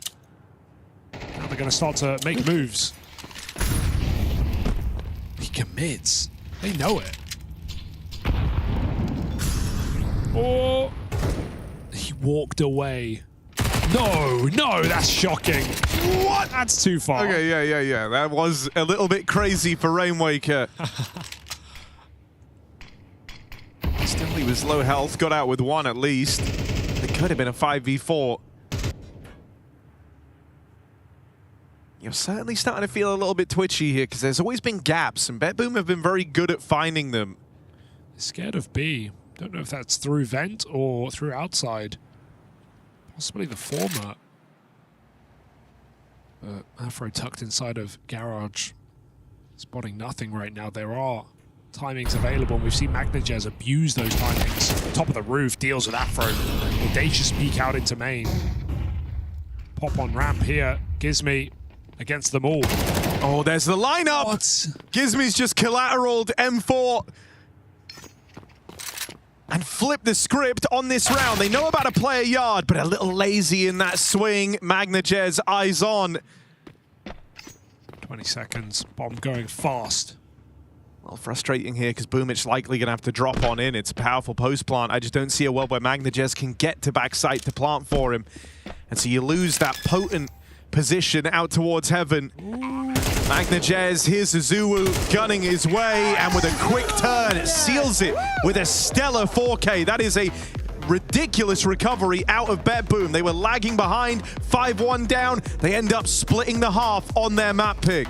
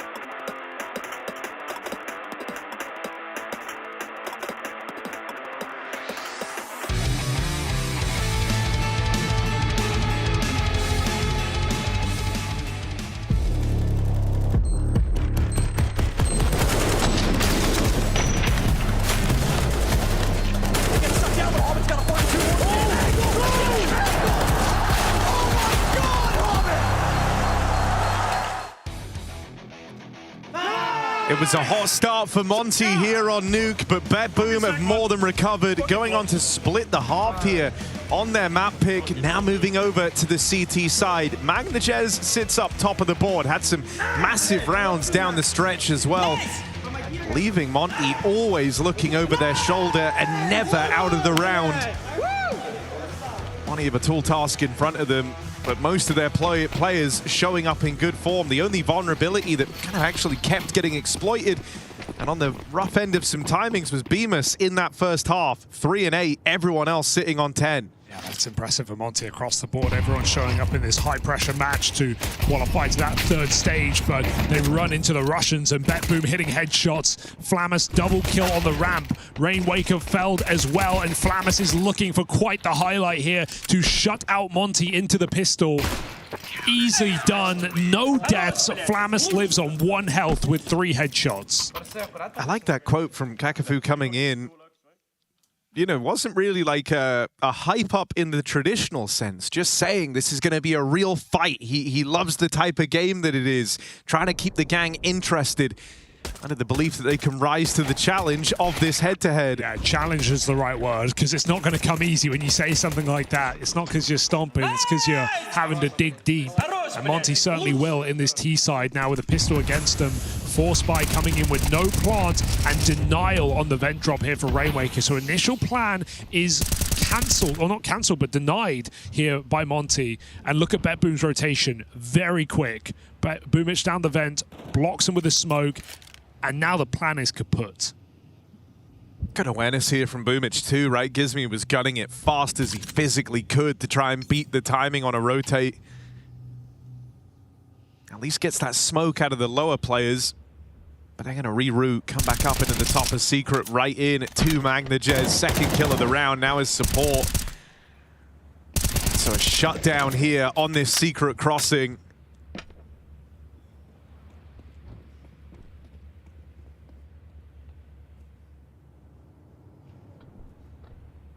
What a showing for Magnajez right now. Those last couple of T rounds. Shutting out this Force Buy with ease. Just killing that vent play was so integral because it not only tells BetBoom where Monte are going, but it freed up Boomich to rotate down vent and stop the plan. And he is shouting now. BetBoom that 1 step closer to taking their map. From 5-1 down, leading now. And it's going to get better before it gets worse. We got Monte on Eco.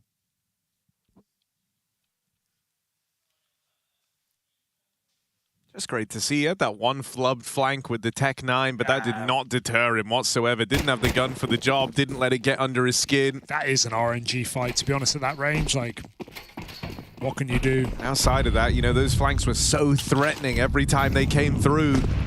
Now he's carrying this momentum with him into the second half of play.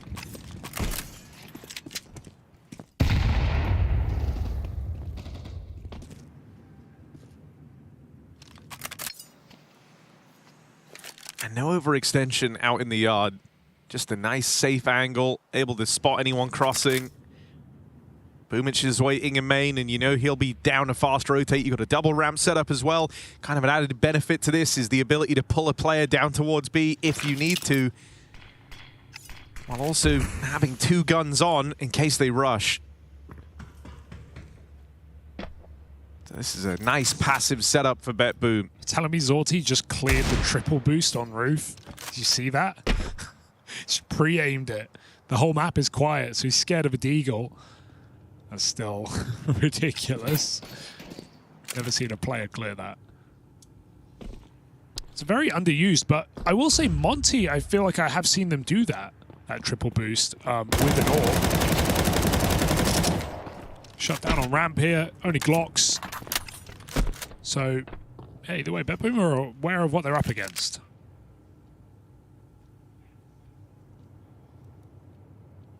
"20 seconds, Gizmi's just got to go."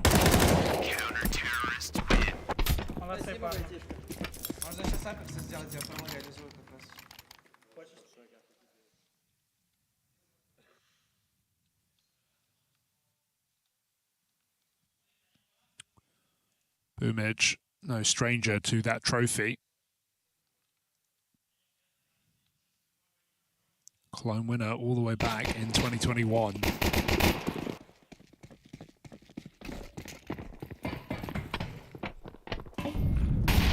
Rewriting his story with a young group of prominent players, and Magnajez, who is on the tip of everyone's tongues right now in this stage, continues to be a threat, pushes outside, goes 1-for-1 as Azuwu falls off. But picking up that kill keeps Monte in this round, and Afro might just extend the advantage. What a shot from Flamus. It's like a third bullet headshot.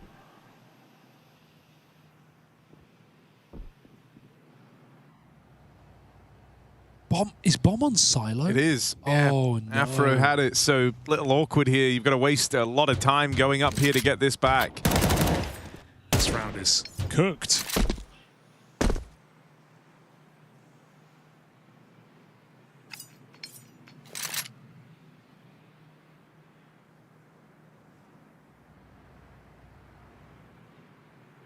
Flamus is not stopping. Look at him go. Re-clear secret. Nice shot from Rainwaker, but doesn't last long, and BMAS very quiet in this game. Get quieter. Flamus is looking to finish it.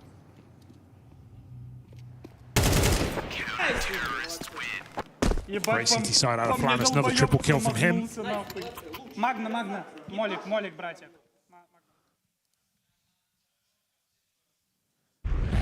Flamus even giving Magnajez his T-Molly for position.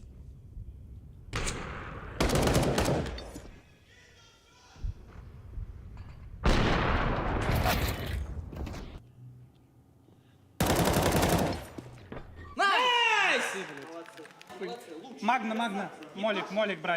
mean, that was the rifle round you've been waiting for, where you were meant to try and bring yourself back into the game. Now on a force, they missed the timing on Flamus, able to dance around this box, gets out with one. Bomb does survive, makes it into lower, but not for long. Rotates have been very, very quick and concise for BetBoom. Hey, you just can't pull the wool over their eyes right now. It's getting out of control rapidly in this T side. Yeah, I mean, you've had 3 kills in the entire T side thus far. Don't say that. And considering everyone was showing up in the first half except BMAS, it's a surprise to see here for Monte. Just hit the wall here in this second half.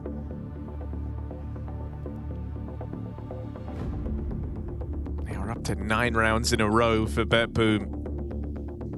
Been a long time since you've won anything if you're Monte. And that 6-2 lead long forgotten about.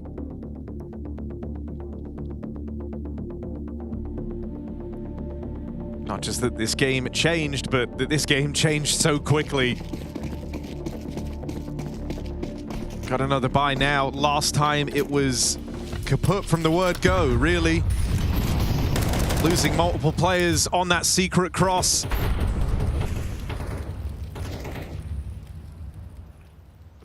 What do Monte actually want to do? Running the same round this time. The smokes will come down. They have no early fights, so it's not disrupted initially by BetBoom. Afro holding for the same swing out of the secret stairs, and there's a player here. AWP of Zorti lies in wait on the angle. This time doesn't peek over, just deals with Gizmi on the approach. Very aggressive AWP position here for Zorti.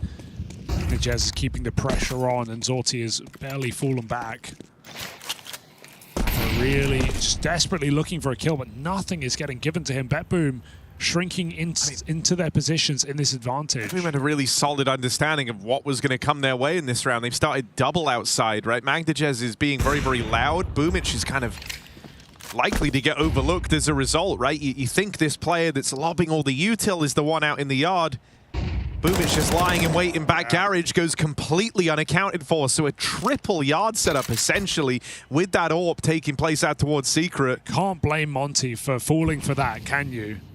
You can't blame them for not clearing Boomich. Now they have to. That's the whole round. Get this guy out of the corner. And ideally, you can't let him get away with anything. So a good catch there for BMAS. Really struggled in this game, but a death you just couldn't afford to give away. You at least chased down the trigger man out in yard. But your struggles are just beginning, and there's no time left to win this, so writing it off with just that one kill This has been a very, very rough T-side out of Monte. Just not been able to get anything going, right? The pistol came down to a rush. They got shut down. They forced. That was also a rush down secret. Magnajez got dead after time, BMAS. It's not his game, is it? Oh, Flamus lets him know. But yeah, everything they've tried has failed. Some fast rounds early into a slow outside gun round that got shut down by aggressive start for BetBoom. Now they go for triple yard, as you say. And Monte just, I feel like this half has disappeared in an instant. They've not even really had a chance to run anything. Great resilience from BetBoom. 5-1 down, now on a massive streak. Yeah, 10 in a row. Looking to close it with 11 straight rounds. Wow. Their map pick for a reason here. Go-to against Gamer Legion. The thing that's so wild is that Monte haven't even had enough kills in total in this second half to win a round. They're up to 4. No.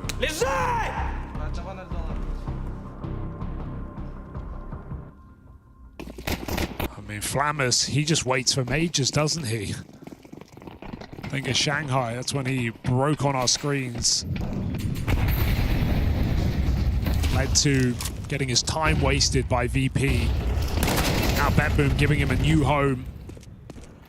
Even if just temporary, he has put himself back on the map. They've been able to get a player down through the vents. Thing that's awkward is Afro has this bomb again, and he's a little bit late to cross, but he will still make it down. That's 3 players in at lower. And with the Azuwu lurk out in the yard, an attempt, a cheeky one at that for Boomage to give chase down the vent behind them.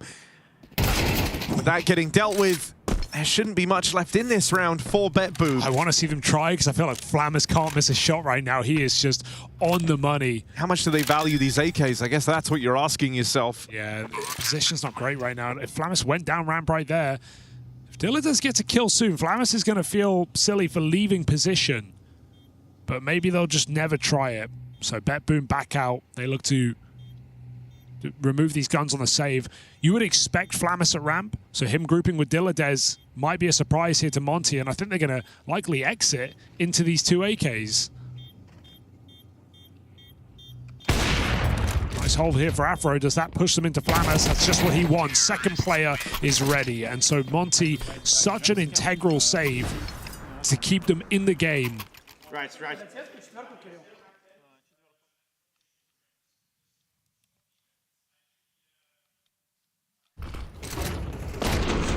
They keep enough. And they keep the game going on.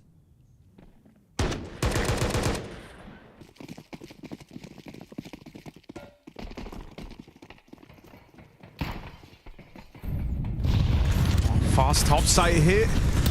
This late in the day, they come out, they go down. Dilladez with a double. Zorti Orb still sits pretty up here in heaven. That Molly at least gonna keep him off the line. The advantage though belongs to BetBoom. Bomb still yet to go down for Monte, getting remedied now. They dump all their smokes in. It buys them a much needed bit of time here to try and get set up.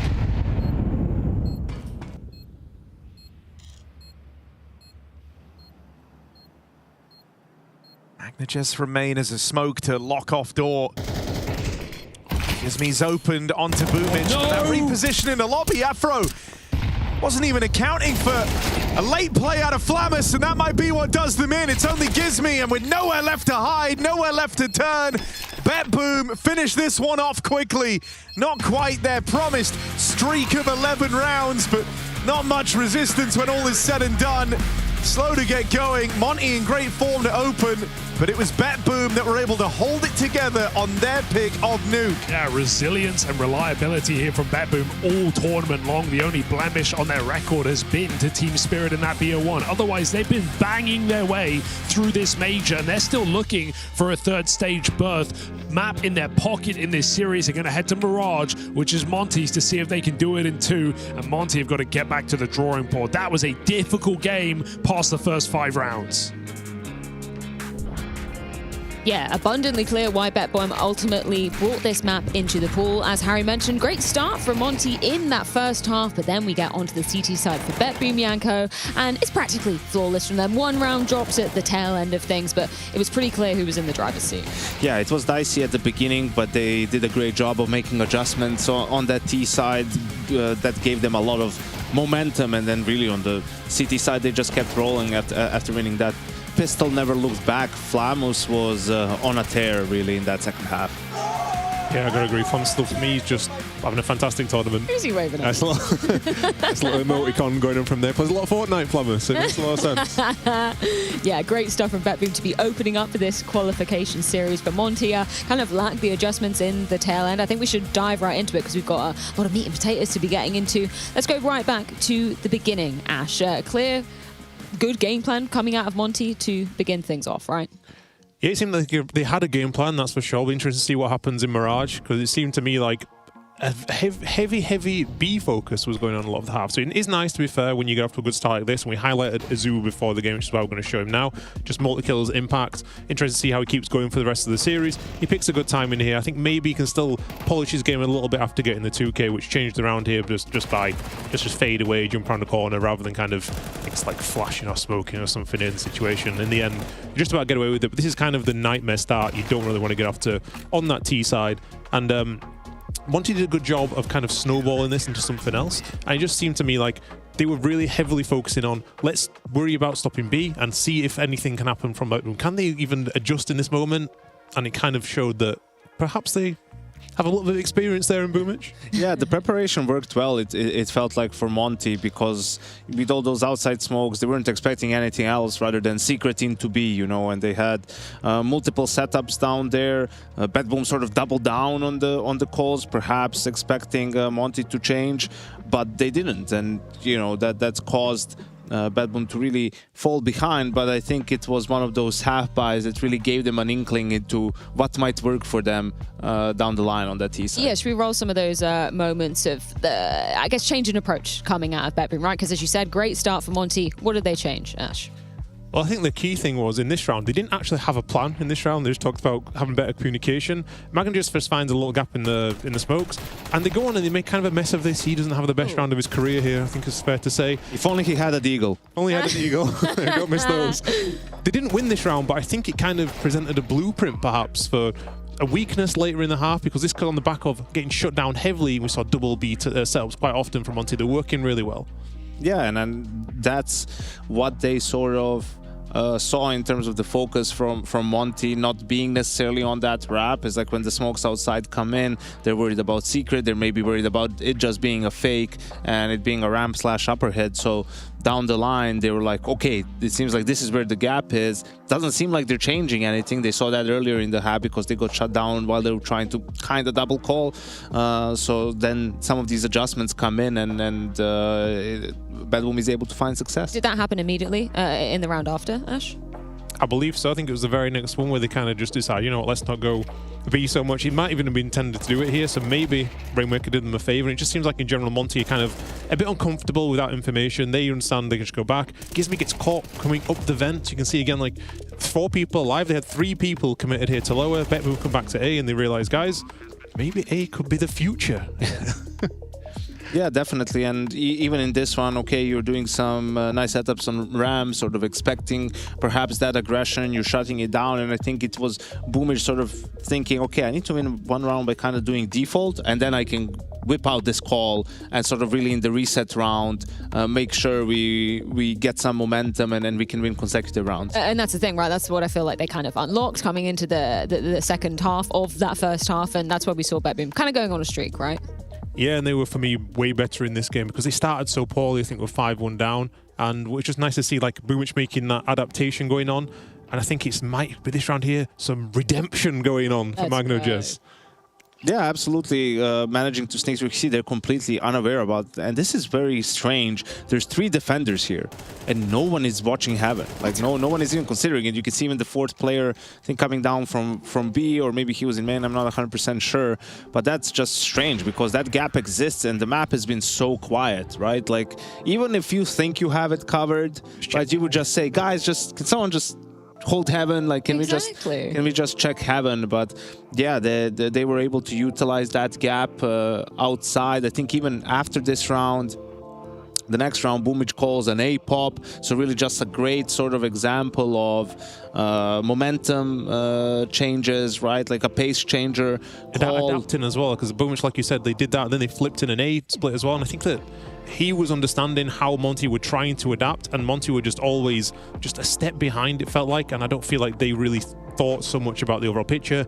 And BetBoom, like, I mean, Boomich had them on a string. And at the end maybe they were in a bit of a lull from things going well, you know, and just got a bit complacent in a way. Obviously, BetBoom was going to adjust at some point, and they just fell behind really in keeping up with that. Yeah, and it felt like obviously going into the second half as well, everything coming up BetBoom's second map, though, that is Monte's pick. That is going to be going down on Mirage. Initial thoughts from this pick, Janko? Yeah, I think it was going to be either this or Ancient. I think Ancient would have been slightly better because BetBoom played it less just in general, and that's a map where it's more difficult to freestyle. On a map like Mirage, we saw it early on against Spirit, you know, BetBoom was very flamboyant, Flamus, just taking duels out of those A apartments, so this can be scary for Monte. I think here it's really important that you're on point as a team, that your communication is on point, because you can see that BetBoom is more than willing to take these timings, take these aggressive duels, right, where other teams will maybe play it more passive. So you have to be ready for that, and you have to be good with communicating what's open, where's the weak side of the defense. Yeah, I think as well, this is a dangerous pick, I think, in a sense, because it's not like Monte are good on Mirage. They've just seen that BetBoom have lost 3 in a row there, but when you play against Spirit, do you really count that one? And also, it's a scary amount to pick in when the individuals are pretty hot, and I think right now BetBoom, maybe all of them at the top of the career, it feels like, in the individual sense. So I'm a little worried that this could be a strange pick, and I'm interested to see what the preparation is here, because it seems like Monte have very good preparation, as we saw at the start, talking about Dust 2. And maybe the reps that they had so far in the tournament give them a boost of confidence, beating big, having that close game against G2. Maybe out of that, they come out feeling, all right, we understand this map on a high level. We can always make the necessary adjustments, even if the game plan doesn't work initially. But I agree, it's a risky pick, so they better have something good in store. Statement end for BetBoom on their map choice of Nuke. Time to see if they can do the same on Monte's choice of Mirage. Sounds like a little bit of a risk in this one. Let's see if they can come up with the reward.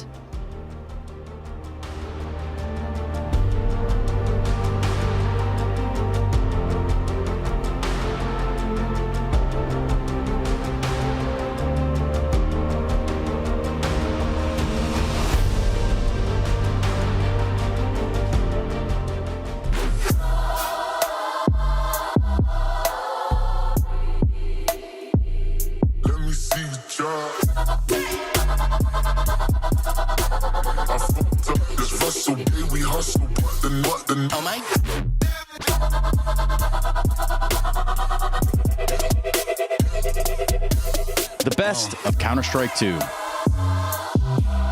Available now on shop.esl.com.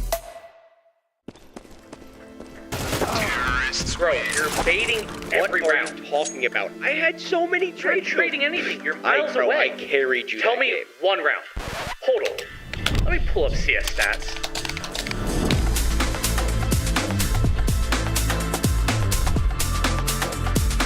Oh, wait. My bad. You suck. Settle your debates. Search your profile on CS Stats and turn on tracking to see all your games.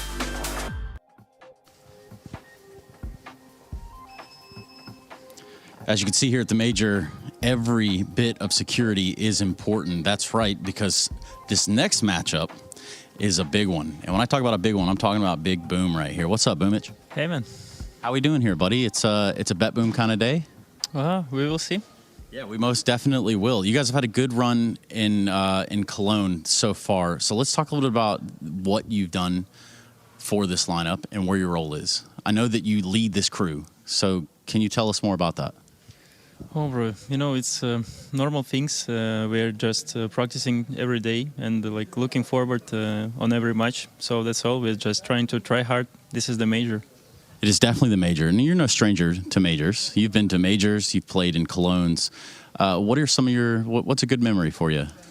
Oh, you know, it's every time good memory in Cologne and Tier 1 tournaments too. It's a great atmosphere, you know, a lot of players, and like I said before, the major. So I'm really happy to be here. That's all. Quite the career behind you and ahead of you from the looks of it. It looks like you guys have figured it out over in BetBoom, how you want to approach the game. How do you plan to approach the game versus Monte? Oh, bro, we didn't do something special, you know, so we're just preparing like every day and every opponent. So the coach give me the plan, so just stick to the plan and that's all. Boomich, who is their best player? Where? In Monte? Yeah, Monte. Oh, I don't know, bro. You don't rate him? No, it's not about the not rate. I just, it's hard to say. Fair enough. Is there anything you do want to say before we get this one started? I hope so. You will be watch the great match, guys. Short, sweet, to the point. Thank you, Big Boom. I'll see you.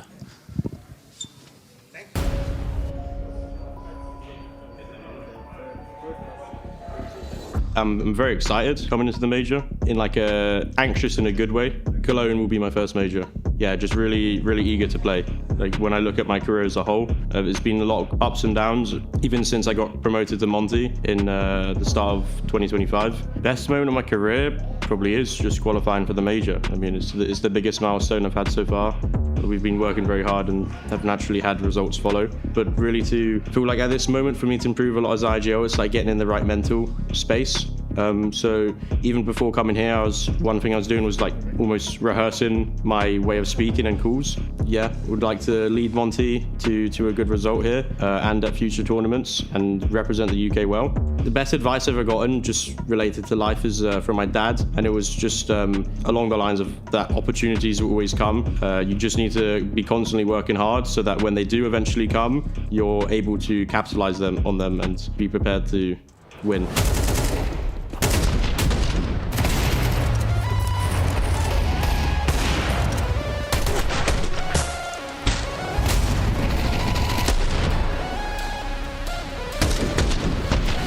Yeah, I really like surprising people. I like finding gaps or like manipulating setups in a certain way to make my next round cleaner or more efficient. That's generally the style I'd like. For me, the main thing currently to prove is that like I can compete, basically. Obviously, I can say sit here and say things, but I haven't won anything yet. So really, I'm just waiting to get a deep tournament run, and I'm doing everything for that. The team's doing everything for that as well. Every player's super passionate. At this point, basically, winning any S-tier tournament would just be a great start. I want to have a very successful career, and then that would naturally mean quite a lot of trophies. But I'm still, as you said, quite early on. So a career I can look back and be proud on and say like, yeah, that was like a fulfilling time, and I did everything I could. Then that would also be very good for me. Yeah, at some point, I believe I can win a major, and I believe it will happen. Becoming every day more confident in what I can do as a IGL, what I can do for my team, and how I can also influence my teammates to do better themselves. So I think at some point it's got to happen.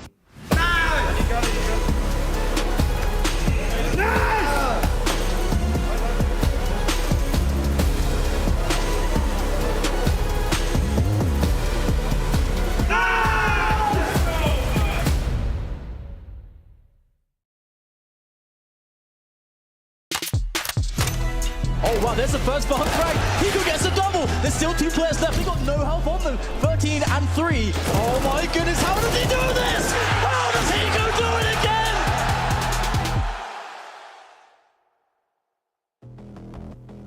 Monte's major dreams may be put on hold as this young, hungry BetBoom squad prove themselves yet again on Nuke. A dominant finish on their map pick. We head to Mirage and we head to stage 3. Victor of this going all the way into the top 16 of the Intel Extreme Masters Cologne Major. 10 years on, and Boomich back looking for a trophy after 5 years away from Na'Vi.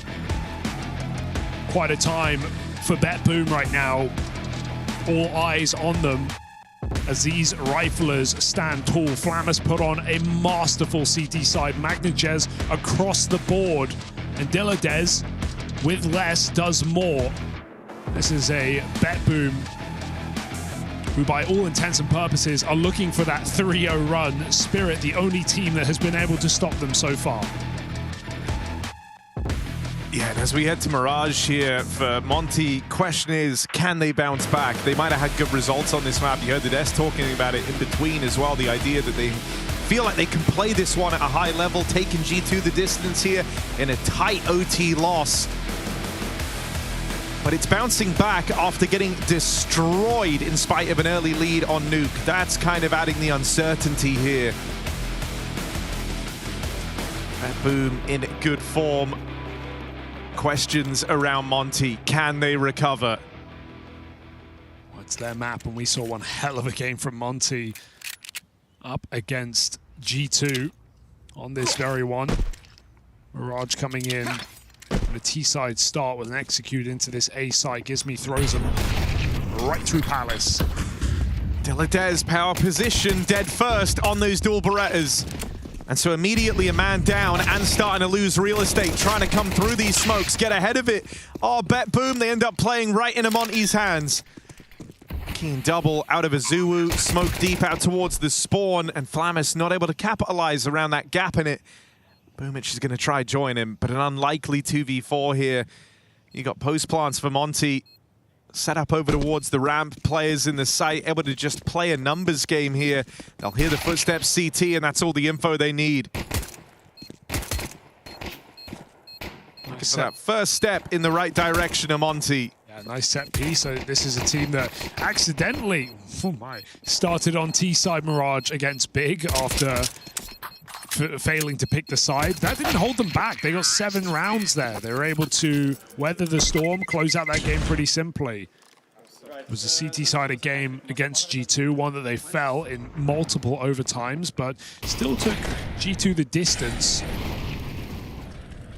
And so remains to be seen what we're going to get from Monte right now, but safe to say they've already exceeded expectations in this tournament. Why stop now?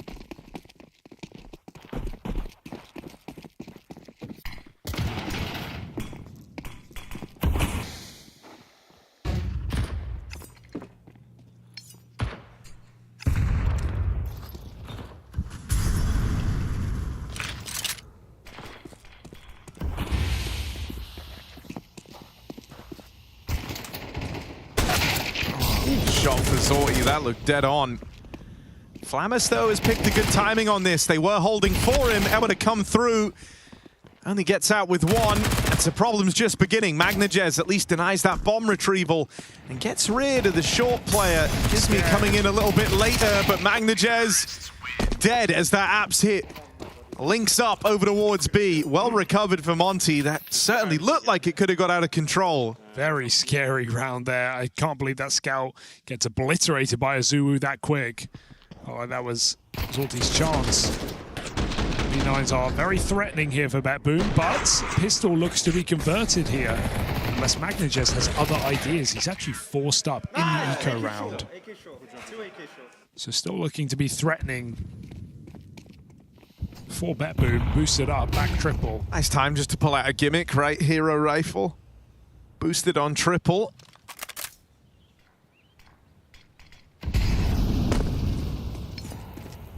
I like that they abandoned it. He looked like he was going to stick out there and try and go for the fight. Really the position you dreamed of. Instead, it's an early lean out towards B, a stack taking shape. Right as Monte looked to move in. Rifle's going to be here in time. How much can it do? Magnajez dead straight away. And if you want rifles on everyone in the next, Boomich kind of needs to save that. Oopsie. Bad news, buddy. Flank comes in. I mean, Boomich, even when he first joined this team, was known for playing MP9s, MAC-10s on 4 buy rounds anyway. Maybe they can just hand it over and make that his problem. We'll see what Magnajez gets and whether it's what he wants. I would imagine so. Monte, 3-0 start. But as we've learned... Bit of a trick. The nice thing about having a guy standing in, they take the hit. Poor Flamus. Well, he's going to be towards B, jumping around, I guess.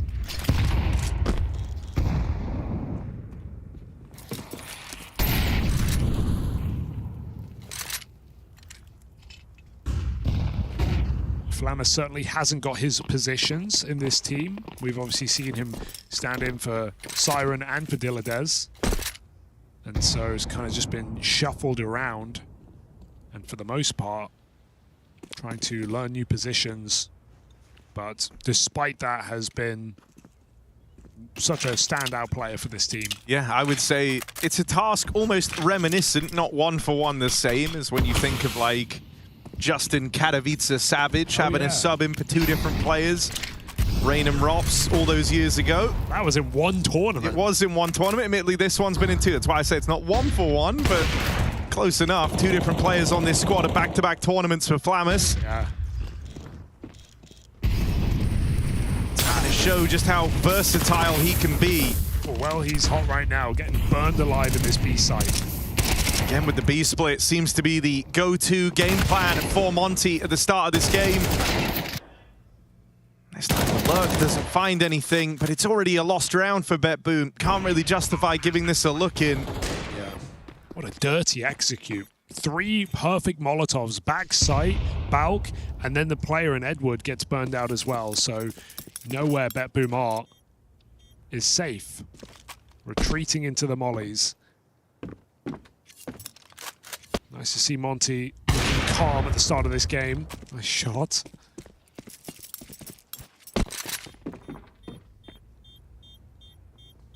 But as we learned on Nuke, let's not count our chickens. After a few rounds in the bag here for Monte. BetBoom were 5-1 down. The nice thing about having a good Mirage up your sleeve is you're never really going to struggle to get it in the veto. Something that might do them well if you look to that next stage.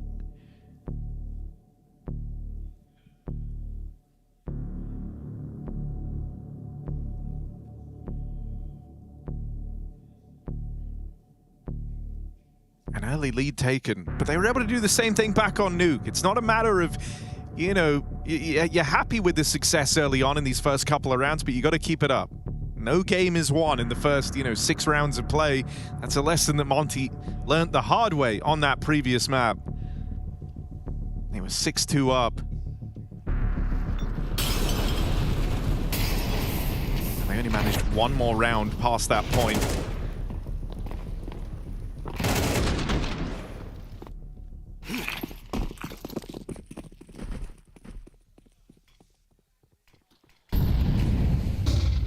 Decent investment here for BetBoom, getting P9s around these rifles.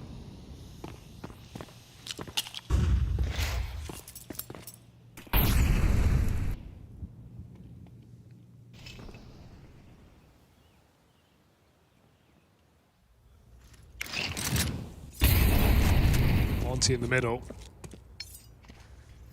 And no trouble getting there, BetBoom on. Threatening. Not yet. But soon.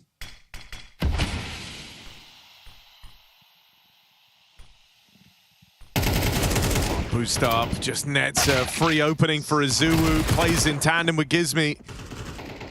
And with Rainwaker winning his fight on the Lurk, they've got Boomich boxed in at Connector. Another well-handled round there in amidst that attempted mid-crunch from BetBoom. Monte were more than ready for it. They were hoping for it, weren't they? My God, great shots out of Gizmi. Triple kill, supporting Flash. They don't get ahead of themselves with the 4v2. They still flash their corners, knowing that BetBoom were likely committing to middle with everybody. So Monte make the most of what could have just been a messy mid-round. Orb comes out for Zorti again. BetBoom have everything this time. No one limited.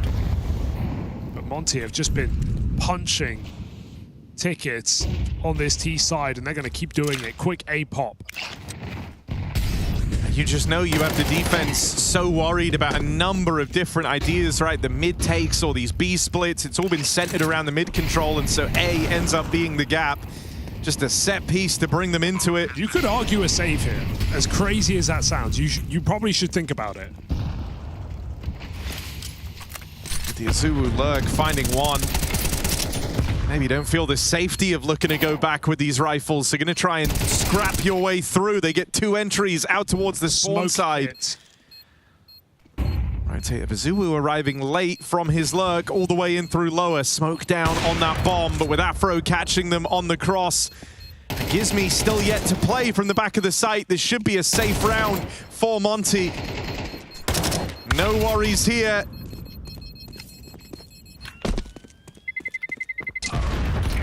Oh, Gizmi's first death is to the bomb. BetBoom can't do it to him. 6-0 start. What an explosive start. Monte making it look like mid-control again, just keeping it pretty standard. A-Pop is beautiful. Out through the Palace smoke, breaking the timing for BetBoom. Getting completely caught off guard here is Boomage. And look at how deep Rainwaker gets that spawn control as well. He just knifes out on the entry, runs to CT, puts a molly down, locks Magnages out the round. So Monte are playing very confident right now. They know they have BetBoom right where they want them. They know these CT's reactions. And we're just seeing scrambled by after scrambled by because BetBoom have not won a round yet. Nade flash on Con. Azulu clears under. BetBoom with an unorthodox ramp setup, but Zorti's going to stay mobile. He knows middle is lost. And as they take mid, they depart entirely. Even Azulu backs out of under. So going for the A execute again, Monte. How paranoid are BetBoom? That is the question. The whole map is quiet right now. Could be getting crawled on in mid. They don't seem convinced or concerned. Still, 3 players A-ward bound. Boomage does have a smoke to block, which maybe throws a spanner in the works here. It's well timed, but Monte can wait it out, and that entry provides a lot of room. All right, Zorti Orb out towards spawn. Not going to be getting smoked off here. Will have open sight lines. This is where he's got to make a difference, but with that first shot missing, position of the AWP revealed, giving up the line. Rifles try to come in to help him out. Magnages getting ahead of this CT util, flushed out. Dilladez dead on the smoke push. Another clean sweep for Monte. One back for Zorti's AWP in a round that he doesn't look keen to attempt. Just don't want to go too early on the hunt here and give away a kill that brings him back in for the round. Rainwaker doesn't risk it early on, takes that peek a little bit later. And so Zorti shut down, no save, no clutch attempt, and domination across the charts for Monte on their map pick. What a frustrating game for BetBoom, where they probably feel like they know what's going on, but they haven't been able to put a stop to it right now. Boomage giving up that entry kill does kind of ruin the timing of that play. Monte were going to wait the smoke out, but in a 5v4, they just pop through with a flash. So fearless are Monte right now, trading really, really well, getting all these opening kills. Fine to leave the middle of the map open here. No lurker needed. BetBoom have not found a single opening frag in this map right now, and we are 7 rounds to the good for Monte. I feel like Rainwaker's just been a real force of nature here, right? The extremity player out towards A, been a mixture of rounds for him, sometimes left to his own devices, sometimes in with the pack. Makes it kind of unpredictable. You don't really know what it means when you see him in the kill feed. And even though he started a lot of the rounds over here alone, it's not been a pressure point for BetBoom. They've not been able to find early picks on him. Just constantly leaving this back door open out towards A, and even in the B hits, he's found a way to have good impact on these active lurk timings coming through the back line of BetBoom. This is a really impressive T-side of Mirage right now for Monte. Let's see if they can keep it together. Because running through your mind is that choke of Nuke. From a similar scoreline, they still lost the map. But this one does feel a little more helpless for BetBoom right now. Have not made these rounds particularly close.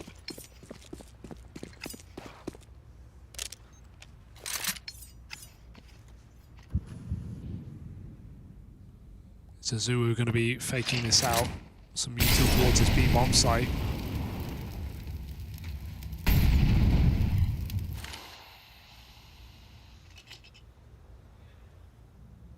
But very quickly back to under, and as Gizmi replenishes window, 2 Brits can make mid happen on this A split. Zoe just has a lot of responsibility here with this AWP. He's trying to glance over at Con, worried about ramp, worried about Palace. Gets eyes on the ramp side just in time and fires off for an opening. Finally, a 5v4 for BetBoom. Oh, he's coming through. Oh, Spamming connects on a Zulu. Gizmi tries to go back to shore up the connector, and then it falls prey to Boomich. Looking good for a round here. Rainmaker tries he might, no recovering that one. And so BetBoom finally get on the board. Yeah, I wonder if that ignites something here for BetBoom. For Monte, they can write it off, right? What happens there is a full blind kill on ramp from Zorti. Good flashes from Monte don't matter, and then a smoke kill from the short players. BetBoom were pulled, into the wrong positions by Monte. Their fake worked fine. It's not like BetBoom had any info to believe otherwise. But a couple of chance kills capitalized on well. And now Monte want to go back to something more standard. Just again, this A execute that has done them so well on this T side. Another 5v4 for Monte.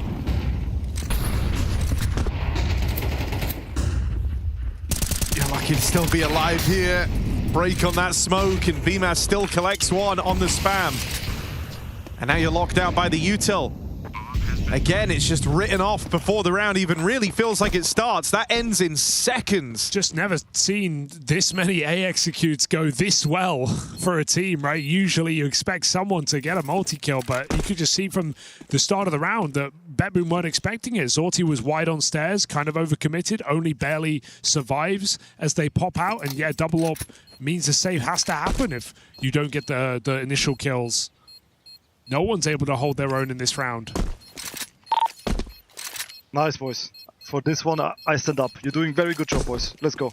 Good job. I like that we're communicating like this. Nice, Jack. You got us. Kakafu happy with his captain. As Gizmi calls the shots, and my God, they are... We need to start reactive round, okay? They cut us off. 8-1.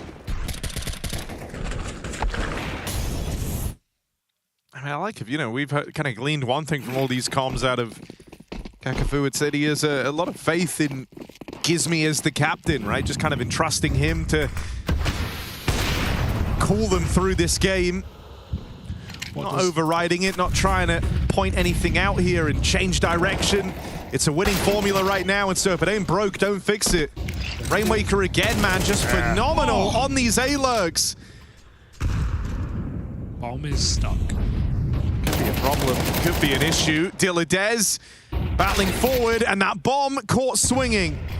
So now you've got to trade places. BetBoom own the bomb in middle. Monte might have the site control as they go looking for that bomb. The AWP of Magnajez picks them apart. All right, well, it was a great reaction for Rainmaker after spotting a mid-control round from BetBoom. He does speed up out A, get both kills, but bomb locked behind boxes is the round loser here for Monte. Unfortunate. Afro boxed in, but two players looking his way, and nothing Rainmaker does matters in that round.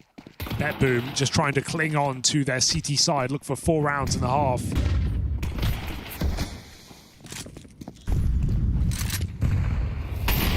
Monte gonna keep making set plays. Looks like a B split in this one, but AWP is in the right place. Oh, just moves away. No. Oh, Zorti's had some rough misses here on that AWP. They are going into a stack, which gives you a bit of hope for BetBoom in spite of that advantage. And as Magnajez holds on, stack ain't going nowhere. Just down to these two. Afro and BMAS side by side. But no chance to get that bomb planted. You still got players to clear out from the site. Important catch for BMAS, brought down low. They're on. And no util to deny a bomb plant here. Push out for Dilladez, getting rid of BMAS, leaving it just on this AWP. This won't be easy for Afro. Swing and a miss on that flick, and if he goes back around this corner, he is a dead man. BetBoom very quick to react there, throwing all their players on B after spotting that cat rush. So Zorti's death, while awkward, is not in vain. BetBoom know it's coming. Backside 3 strong. Flamus is still hitting some nice shots on this A4. But BetBoom are looking for scraps. Make no mistake about it. 4-round CT side Mirage. Not a nice half.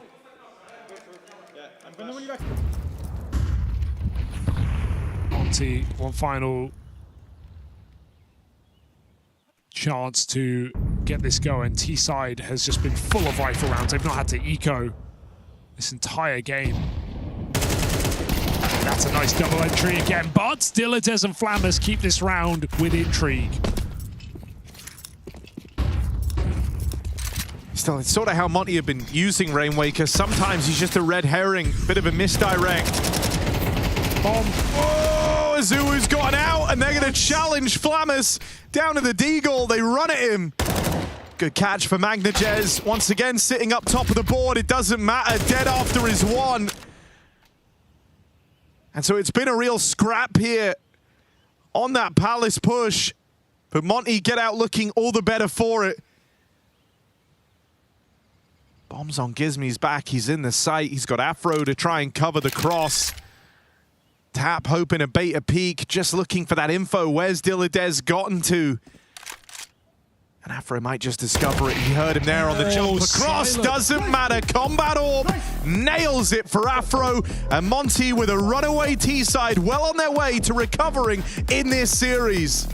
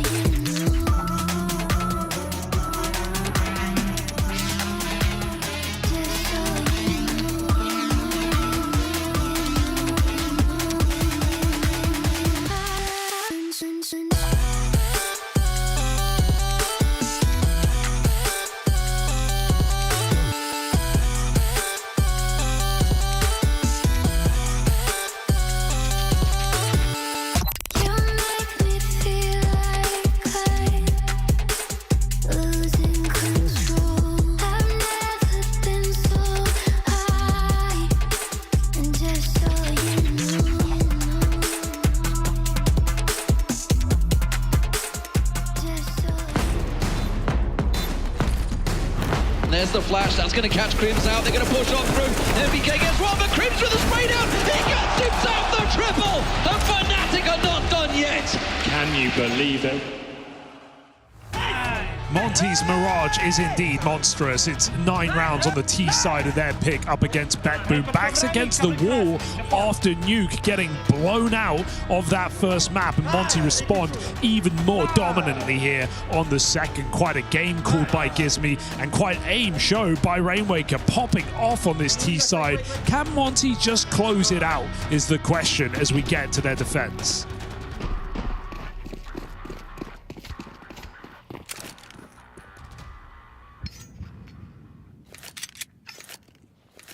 Looking like a fast split brewing here down through the connector. Magnajez left to his own devices over here ramp side, and he nails that opener. 5v4. Blood's already been spilled. They don't know about Azuwu though. False sense of security still. He only gets out with 1. And so no worries. Bomb now planted. Had a whole segment talking about Gizmy's util. That nade does not find big damage. Him and Afro fighting a losing battle here out towards CT. So a convincing shutdown there. Magnajez to get the round going. Rest of the team follow through. I guess you can't get ahead of yourself in this game, can you? Because so quickly do these matches get close. I think, you know, for Magnajez and Flamus, maybe a bit of relief here, finding themselves on the T side. Been the dude showcasing some good moments here. Magnajez, second highest rated player of the tournament in behind Donk, or at least at this stage.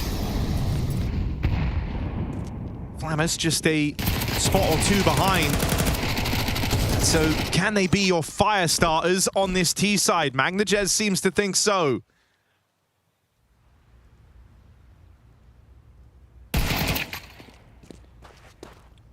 This one's over before you know it. Blink, and it's done. So suddenly 3 rounds getting redeemed here by BetBoom.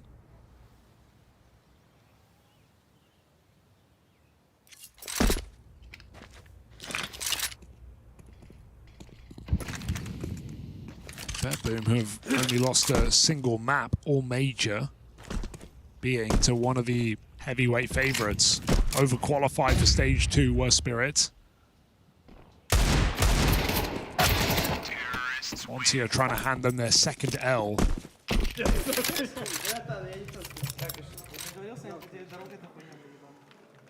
As we're learning, round on round, it's not easy.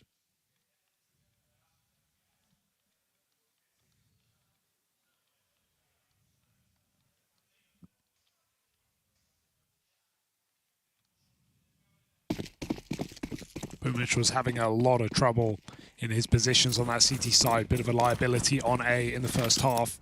He's going to have to pull his team to victory here. After a very well-called first half from Gizmy. Frags to back it up as well. Flash to the middle, not even going out as Gizmy gets shut down. And everybody falls with just a single frag for Monte. Game on, buy round now.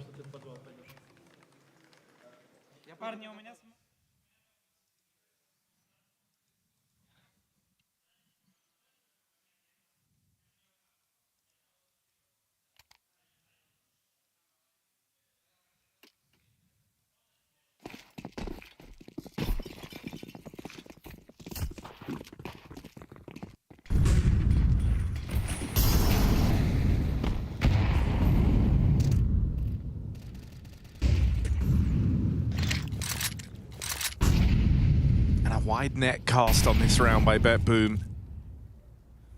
Couple of players over towards mid. Lurk in the apartments and in Palace, and a lower tunnels player. So certainly wanted a bit of control out towards middle. Wonder if the presence of that Afro Warp gets you thinking twice about it.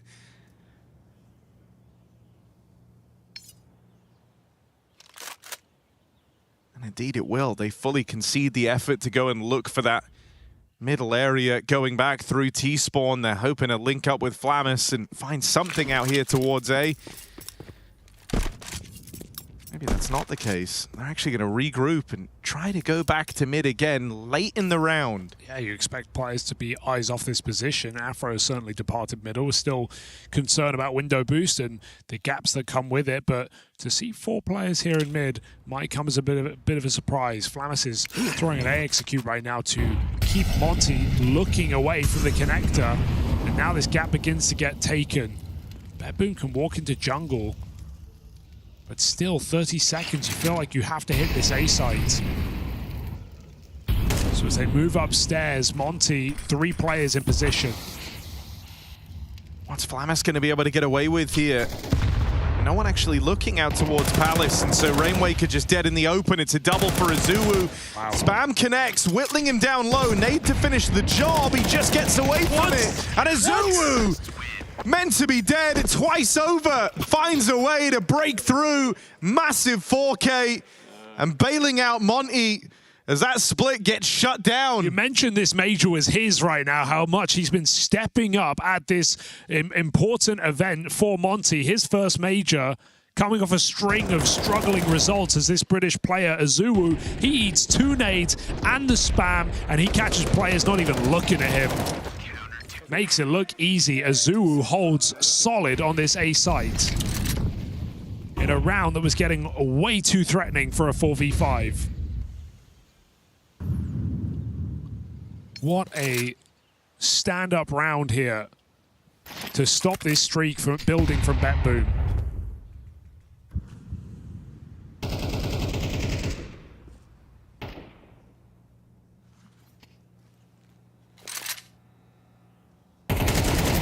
The idea that they could have pushed ramp just feels a bit surprising, seeing 2 of them there on that aggressive push. Ends in a stalemate. Flamus, I think, just thankful that he didn't die in that exchange, and so you still get to play this 5-on-5. Gonna regroup outside of A. Maybe last time a feeling that they had too many players on the mid-split component, blocked even by their own util. And so this time, a bit more standard. Magnajez left to lurk on his lonesome. Everyone else grouping. It's Rainwaker's aggressive position down at ramp. Could spell disaster. That double kill leaves you in a great position. And with Bemis covering, as so many of these rounds have been for BetBoom, it's just over before it really gets going. That's such a lazy clip for BetBoom. When they had already seen the ramp aggression, that's like the most standard off angle on ramp. Everybody's using that. They don't even think about it. So BetBoom just walk into a rifle. Rainwaker, great game from him. And he keeps it going in this gun round. This is a BetBoom who I would say had a chance to come back in this game, but now that is starting to dissipate in front of our eyes. Agnes just saving. And Monte streaking 2 in a row and burning BetBoom's bank account while they do. Yeah, I think Rainwaker, what he's been able to do in this game has just been so impressive. Like, walking a very, very thin line on these plays out towards A in the first half, where you have to be safe enough so as to not get exploited, but then aggressive and involved enough to be putting pressure on, being able to react. Felt like he was really, really nicely kind of threading that needle.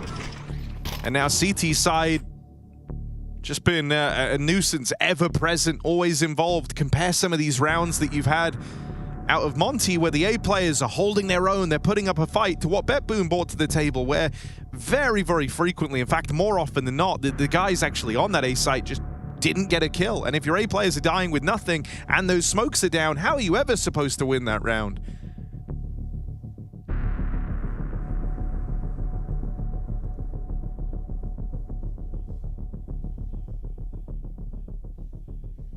Monte staying calm. And this is BetBoom feeling the desperation of the situation, buying up full, getting a second AK-47 and just swinging mid-try. My, the confidence, but where has it left them? Azuwu is committed, careful, down under, holds his own. They are surely going to flush him out of this position. He's just dumping his nades while he can, but run at him.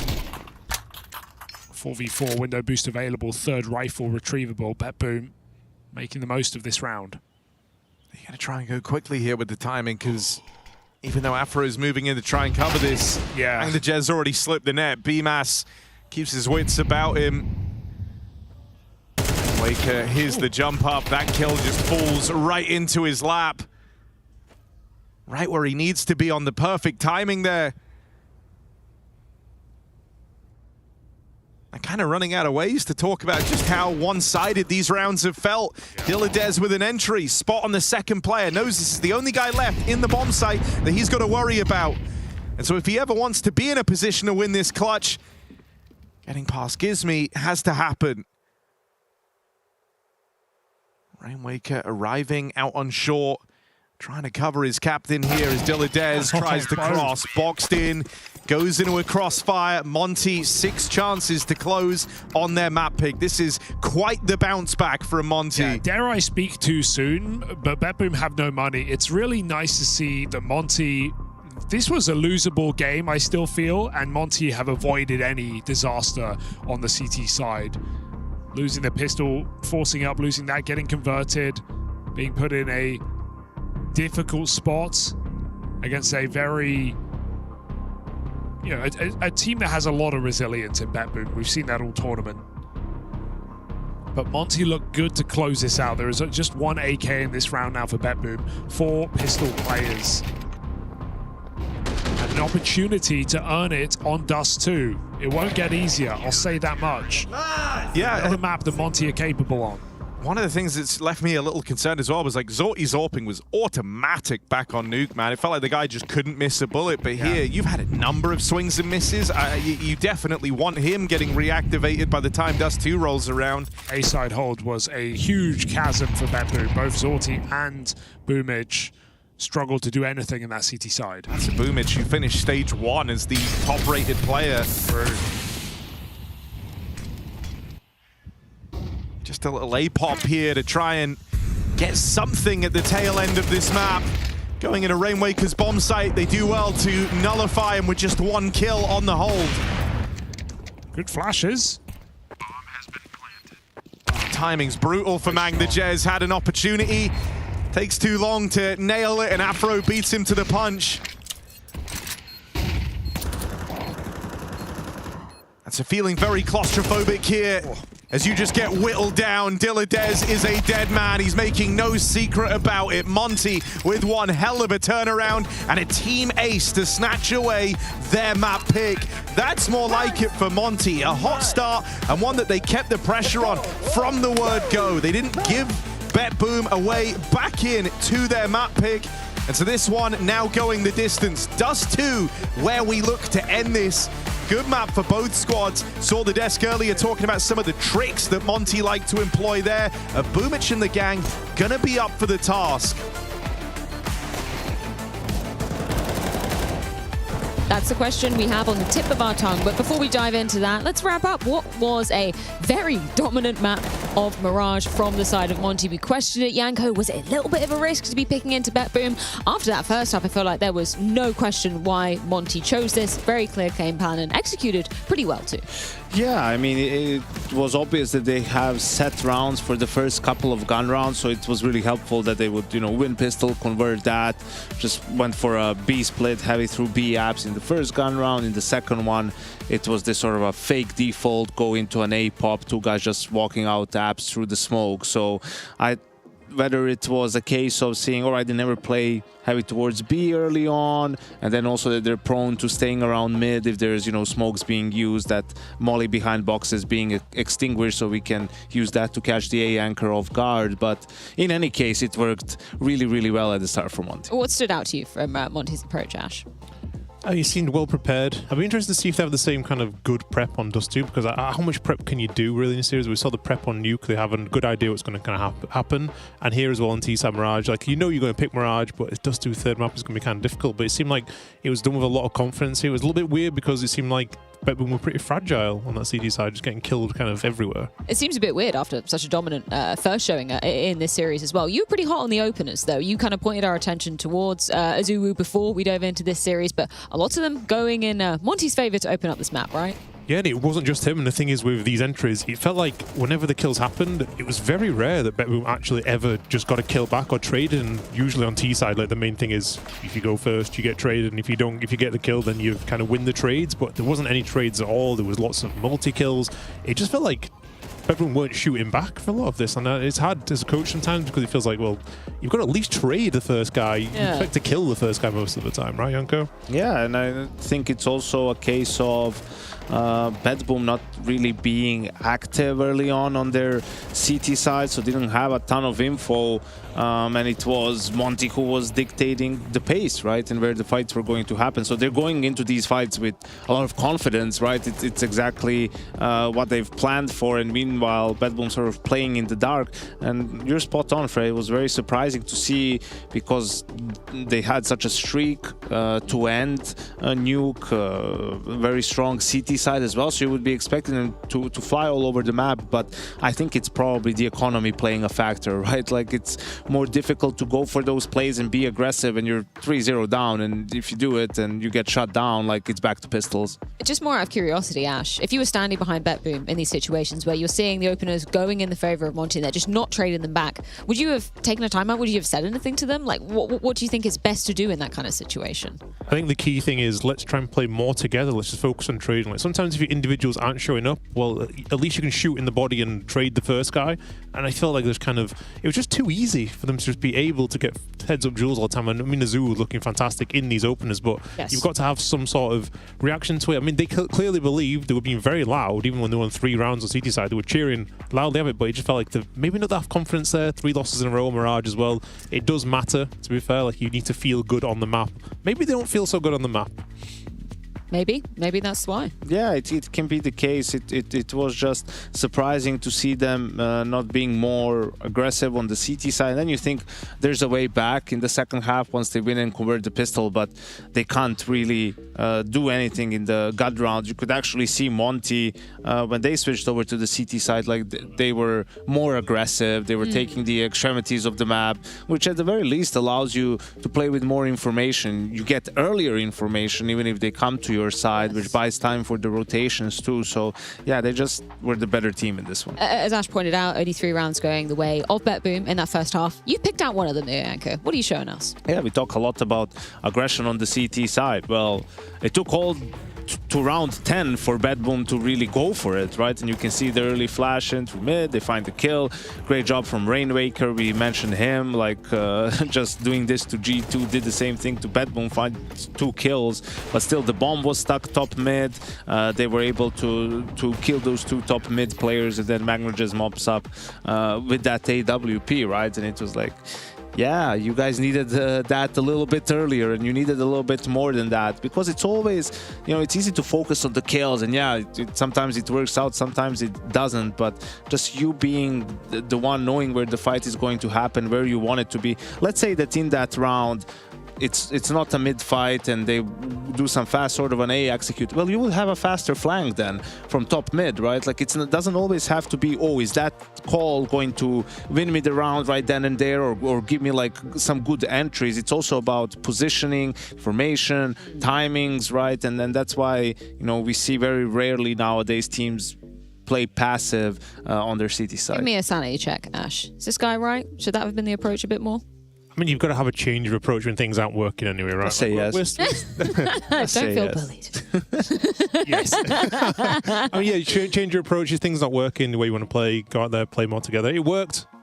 Keep it going. Like, I think they kind of know now what to expect more from Monte, right? They see the CT aggression when they play on T side, constantly going to get pushed. I'm interested to see what's going to happen if Monte don't get off to these starts of 6-1. 6-1 now, both maps. It's easy to play when you're 6-1 up, to be fair. Can you win your pistol? Can you win the first buy rounds? Which seems are well prepared for this as well. I think it's also, you'd probably expect Monte to be a bit better, like in terms of prep, maybe a bit better tactically, simply because all the changes that BetBoom has to go through, right? With with Flamus standing in for different players playing different positions.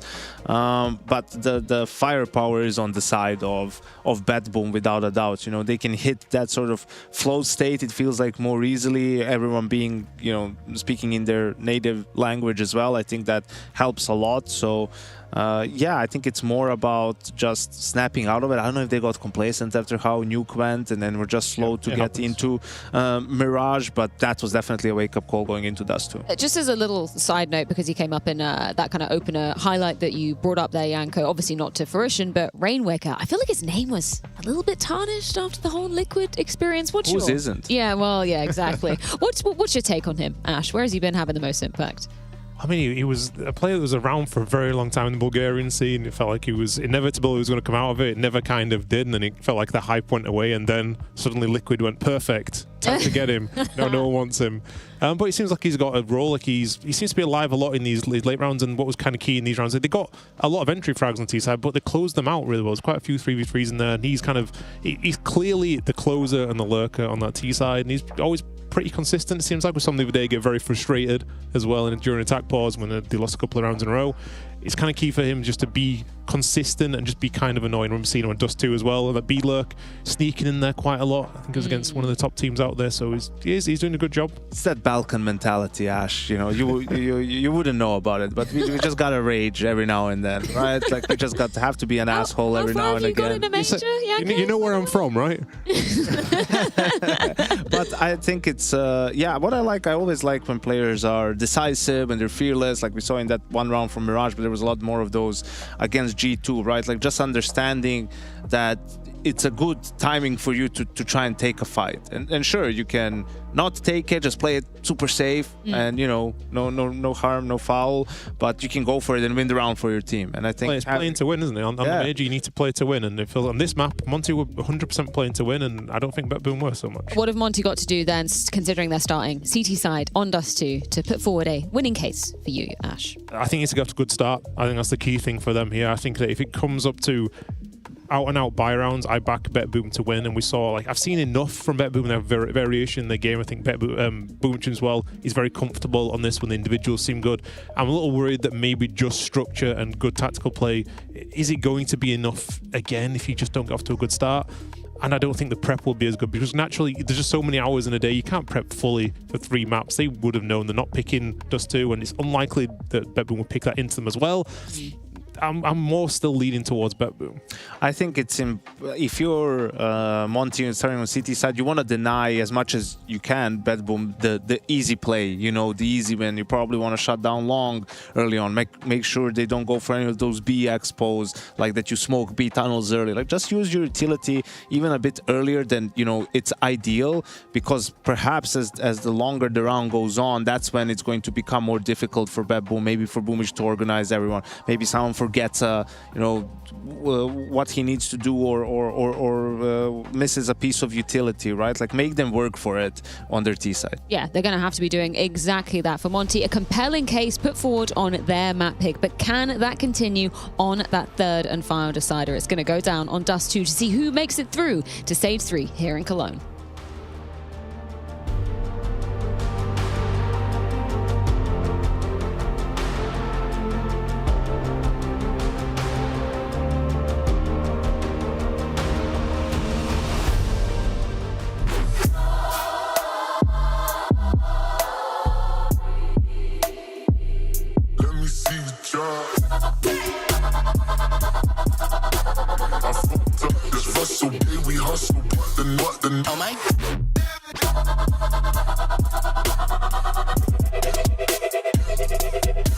The best of Counter-Strike 2. Available now on shop.esl.com. The pounding heart of esports beats louder here in Katowice.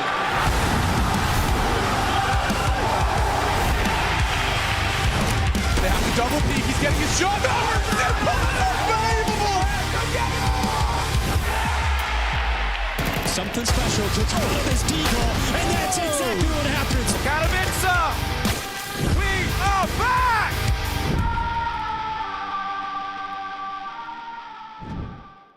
Was on the back. Bro, can we exit? That's him. Let's go. One. Go for it. Let it in. Wait, let it in. HE. I'm gonna do mouse combo, guys. Yeah, we did jump smoke. After Molly says. Wait a bit, guys. Take your time, please. Yeah, wait. flash. Come on, take it. I'm flashing city, guys. Mouse combo, come in. There's one. We need to take space somewhere. Triple dead. One more city. Bench shot. City up. City up. City up last. City up. Don't pick, Oscar. He's saving. Yeah. Kill him, guys. Kill him. Sound. He's saving. Brain, you want flash above? No. Okay, I flash CT. I come to you. Poster in. Outside window. I come next to you. Nice. Good job. Get on, people. Who was Jago? I didn't hear them. I'm pressing above A. The pressure for an RV to match the 3-0, and they're looking for another overtime. Can Vitality recover from an opening kill? Zywoo seems to think so. He thinks he can end it now. Nice work, spams him down to 19 points of health, catches Messi swinging, but Spinks and Zywoo, they're in it. Bomb on his back, players above him and beneath him. What a headshot from Spinks, that's a leap in the right direction. Oh! Down to Spinks! It has to be wonderful! Redemption on the menu if he could just hit one more shot! He's got a nade, Spinks is low! This could be enough, he has to not overcook it. Spinks versus Wonderful, he's thrown out his nade, swaps to the AK, he's nervous. Spinks looks calm, ready, hoping that the stress gets the better of the young gun. Drops away, Wonderful, oh, misses his chance! A fake plant, Spinks, does he call the blow? Come on, Igor. Nice, Igor! Guys, we're giving the fucking fans what they want. Let's go, boys. Enjoy it. We go again! We're not done on Mirage! This is the delight we had hoped for! Guys, every time they played very fast the first bar.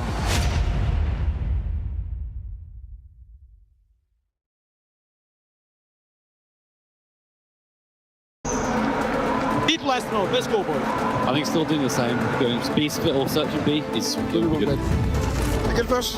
Yeah, you do the flash. I'm flashing once and I'm looking close. Why is the ground is picking me? Stun him. Dead under. Nice. Open that. Nice, guys. He's going for this bit, okay? Ladder. Flashing ladder. And under window. Ladder. Under window. Jump. Go shot. Wait, up shot. Wait, don't pick you. Can't go. Jump in. And one gun.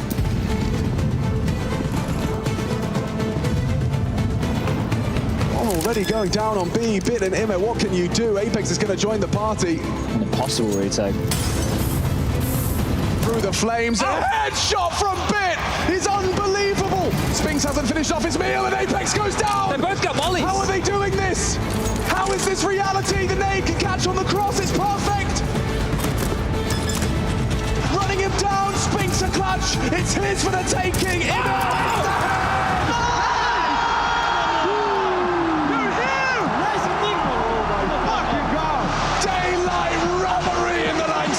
I can't believe the scenes that we are witnessing right now! That retake was impossible! Holy!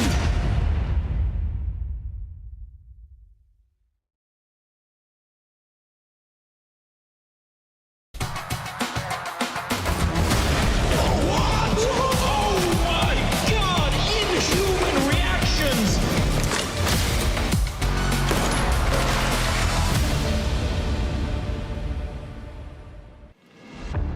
We've gone the distance, ending up on Dust 2. Both teams winning their own map picks and pretty decisively at that. Momentum maybe sides with Monte coming into this third map out of the back of a dominant win on Mirage. They're no strangers to Dust 2. No one is here with it left as the decider. Welcome return to form for this Monte squad after a streak of rounds against them to get things going right at the dawn of the series. Listen to me. This is a best of 3, map 3. The most important thing, as we said outside, is that our things are working. It's all about us and what we do. It's all about how we communicate and how we solve the puzzle together. Okay? Let's listen to each other and let's respond to each other, yeah? This will be what's gonna win us the game, alright? So let's give everything here to fucking win the game. 2026. And a lot of maps played here on Dust 2 for these two squads. Monte and BetBoom brawl in the middle. It's BetBoom who get the double entry. Fast path into this A site. Bomb going to go down. Jez can win the round right here, right now, but he falls, and so it's back on. Oh, Boomich can't afford to die here. Gets out with his, and then some. High stress situation for Boomich. Multiple players coming his way, round in the palm of his hand. And now it's just handed off on a Gizmi. There's damage done, but in this 1-on-3, it's just a numbers game, really. And one where he doesn't feel comfortable playing, he's out of there. So BetBoom pistol round to open things up. And it's on the back of a stylish 3K from the captain. Monte, 17 wins, 8 losses. BetBoom, 18 wins, 5 losses. Both these teams feeling very comfortable. Going to have deep playbooks. Going to have strong T sides. Terrorists win.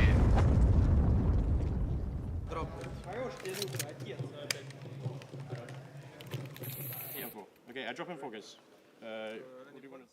Gizmi already bringing ideas in. He's got 29.50, going to give that M4 over. Giving Monte a chance of being threatening here in the second round. But all in all, across the series, conversions have been, for the most part, safe.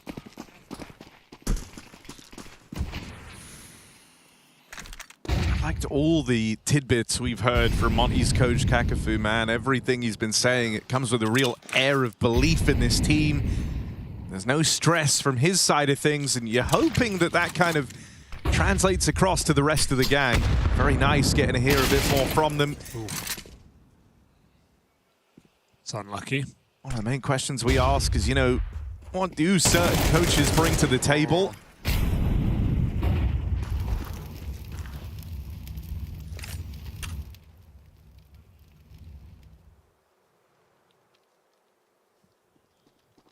Mass was slow to get going. With this hero rifle, knocks one off their perch. But dinked in the fight, brought down low. Change of mind for BetBoom. Gizmi's Deagle's just hit one. Afro's now responded. Oh dear, this is getting away from them. And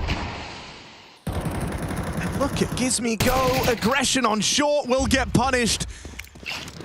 Door opens into this A play, and with Beamer low, he can't commit to longing this fight out. Afro's going all the way round. Flammers with that smoke down, doesn't have to worry about the shadow, takes an unorthodox position in the post plant. Afro's searching for these kills. Boomich is susceptible to the scout. Hiding out in plain sight. No kit. Got to move quick. BMAS is up through that CT spawn, and Afro is not being quiet about this position either. They know they've got to get these kills right now in this bomb site. Scout will not connect, and BMAS knows this is a hopeless endeavor. BetBoom locking it in. Despite some well-placed pistol and scout shots, it is not enough in this round. BetBoom take them down. It is 2-0 lead in this third map.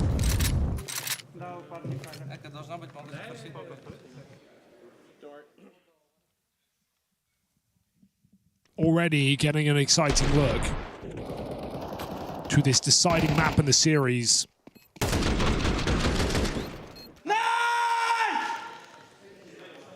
A Monte who many doubted to even find wins in this stage, let alone be in with a chance of going to the next. First major for 4 of these players.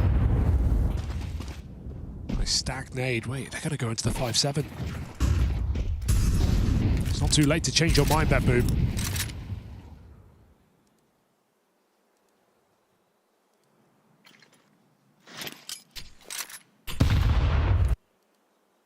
Honestly, very good call to cancel that one. They still have an innate advantage.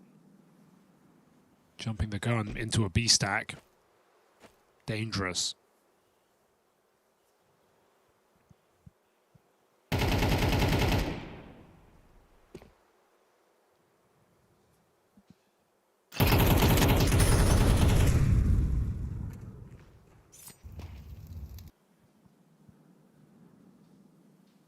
Path of least resistance would be up through short, but they've just departed this area. Gizmy's flank might run a risk of extending this advantage here. He's missed the timing on Magnajez getting out through mid. And now the B hit taking shape. BMAS and Azuwu, 5-7, been strong all across the major, but not able to find anything there. So again, it might just be a case of crisis averted for this BetBoom squad. Hit that dink. Yeah. A little labored, but they will get him eventually. Shame to see that 5-7 not connect, right? One headshot, that's a very different round. Suddenly there's guns loose. Monte with pistols and a man advantage off of the nade stack made that very interesting. But BetBoom, man, their protocols in place, very slow, not willing to jump the gun. They could have made the brutal mistake of just walking into B early in the round. And Monte were all eyes on tunnels. BetBoom do convert their pistol cautiously.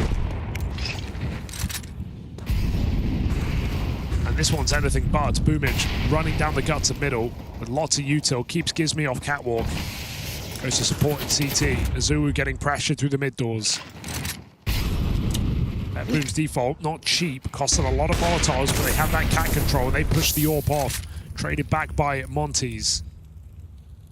Yeah, good counter util there, right? Just to stop all that cat control getting taken by Boomich. But it's the B site you got to start getting worried about here. No one actually in the site itself could just get locked out by the util. Fortunate Rainwaker gets 2 fights ahead of that smoke. Bullets rain on through. And Rainwaker's left Monte in a very good position. We say this B site's hard to retake. Well, 5v2, not meant to be easier than this. Backstab for Azuwu, fast in through the tunnels. And looking for the clean finish, Zorti gets iced out, trapped in the open. As Monte claim their first round as soon as the guns come out. You see a lot of B hits where the smoke doesn't come down in the door before the entry comes out, because most of the time you're expecting players in the bomb site. You don't want to give away the, you don't want to give the warning that you're going for a B hit. Let CTs rotate, let them throw flashes, let them drop their Molotovs. So BetBoom try and break the timing. They throw a nade to put smoke up in Rainwaker's face, but I can't believe he finds 3 kills there from the ramp. That doesn't make any sense. Beautiful shots from Rainwaker. Even though it looks like a mistake from BetBoom, there's method to the madness.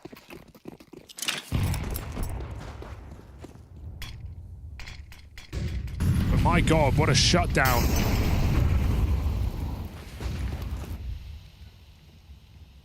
BetBoom had Monte completely out of position.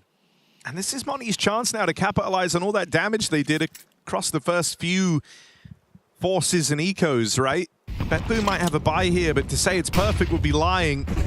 BMAS, no way, just gets himself into that smoke. Flamus was suspicious.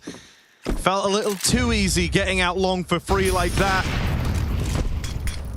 And now they're picking up the pace. Flamus nails a follow-up, and Gizmy's never even given a chance.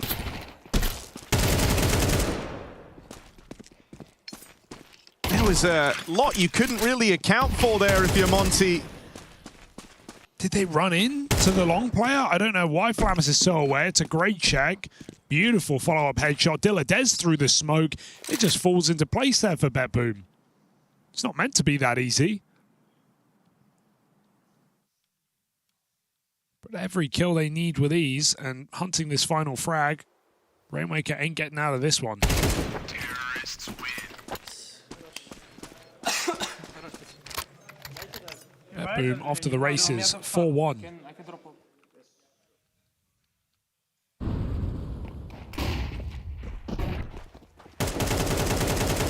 Oh, the one shot in the smoke revealed that player. Dirty from Diladez.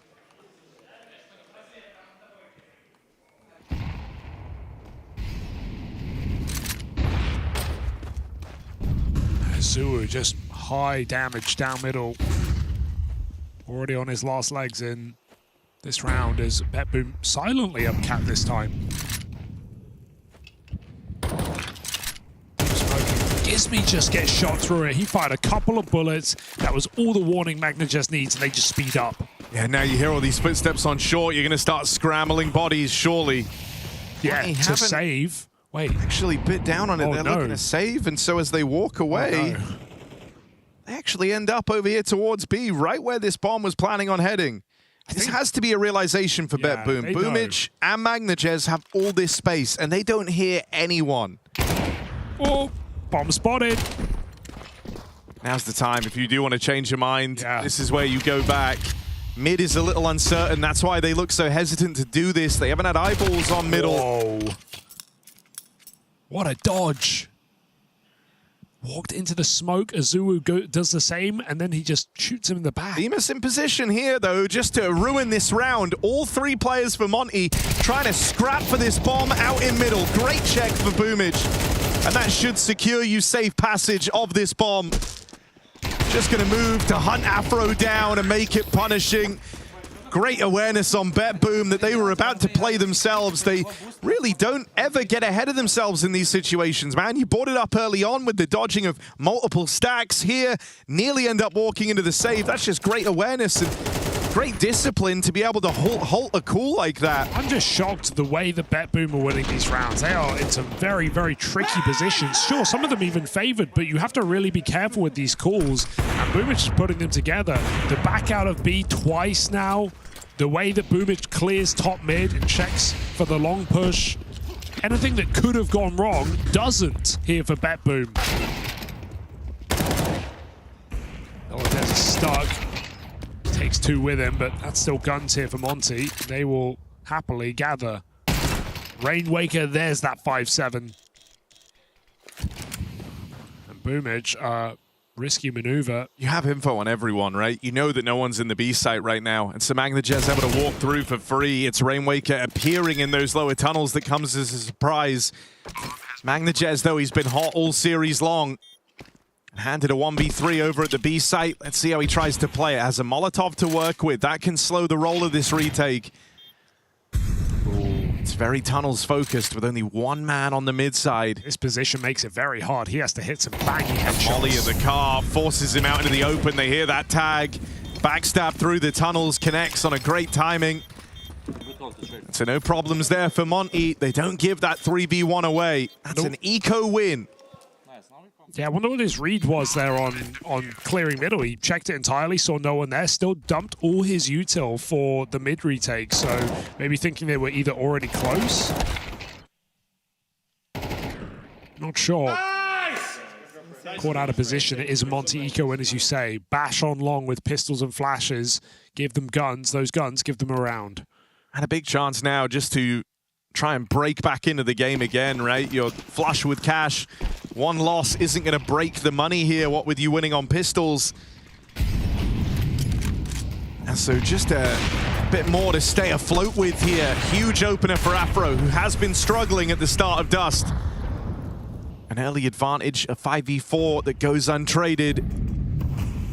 And a block on the long side. You haven't played for this space. Well, they walk through because no one ever holds this smoke. They put it down and they trust it. There was a reflash for the check there. Monte realized there's a threat on long and BMAS comes through to deal with it. Doesn't know close. Nice spray back for BMAS. That's old school BMAS right there. Master of the transfer. The one player with major experience on this Monte lineup. And he keeps him in this round in a big way. Orb sees something, but he hesitated. He took too long to take that shot. Yeah, so he was brushing up on his anatomy, thinking, well, if I can see that, head's got to be here. Took too long to piece that one together, and Afro just gets to bite down on a freebie. The Magnajez save, not even a guarantee, as Monte moved to hunt. Touched upon how winning that eco has set them up with a nice chunk of change here. So trying to make this a punishing round loss for BetBoom. Afro, big triple, opening frag, bailing out his teammate on car and the closer. So no problems here for Monte. As again, fear at the start of this game, a 5-1 lead, but So we've learned from map 1, those close up quick, and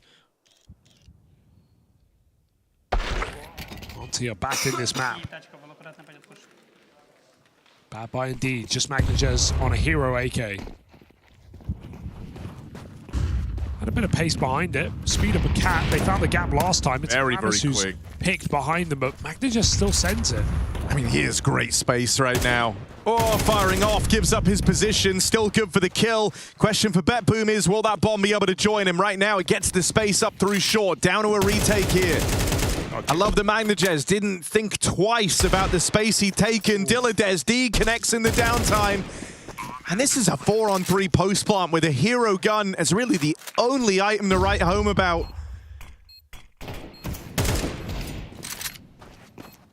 Magnajez knows that one more kill could be enough, and they set him up for it. Teammates will fall on short. He's still in position to do big damage. That is one hell of a round for Magnajez. First kill entirely off his own back, and past that point, the team go to great lengths to set him up, and with good reason. He's had a series of monstrous 4Ks in this series, has Magnajez, and that is one that comes with resounding consequences for Monte. It was low money, it was pistols, deagles, and Magnajez's AK ahead of the timing. When Monte break the smoke, thinking they've killed the cat player in Flammers, Magnajez is already in. Gizmi's jumping out of his chair there out of fear. He got completely caught off guard on the long corner. Magnajez gives every single one. What a deeg for Dilladez too. Can't be overstated. But Magnajez takes all the glory in this round. Guys, the mid guy won't play. Just try.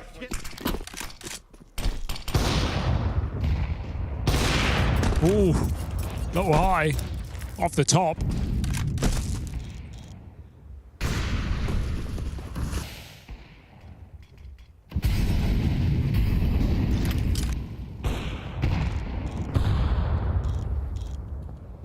Both Orpers tentatively peeking. Both teams breaking. Oh, well, actually, that's all Monte. That's the third one from downtown. Su's been getting very unlucky around these mid doors multiple times now. Just a stray bullet from Zorti connecting to him through the doors.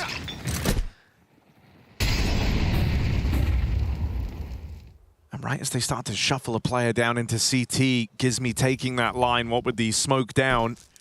Paranoid about a mid to B split. Dilladez replenishing that util, really trying to sell this. They've pulled that third player out of position.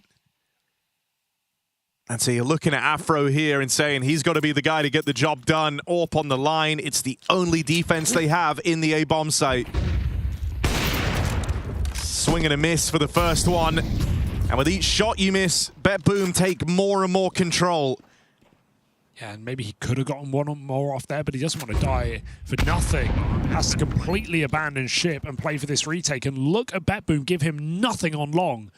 Sure, Monte can crawl closer, but we have one flash on Afro to make the difference in this round. And if it doesn't do something here for Monte, they're going to get locked out. There's the final block. Molly goes down. Monte can still give this a go, but they've got to go now.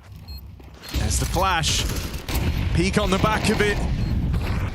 Afro doing what he can, but it's too strong on the crossfires here. BetBoom had a lot of time to get comfortable in those post plants, and boy, do you feel that as you try and come through. Just a kill box set up over CT. Yeah, and there's 5 players in from cat to default. Every awkward headshot angle has a BetBoom player on it.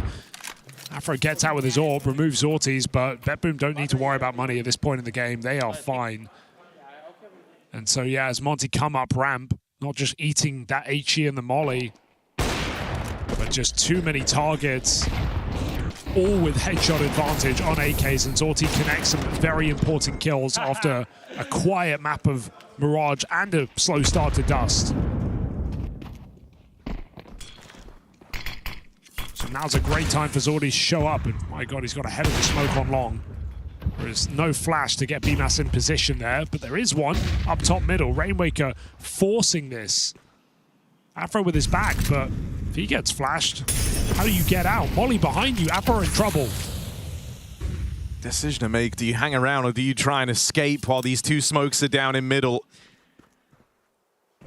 Oh, it just fades. That's really awkward. Lucky to still be alive.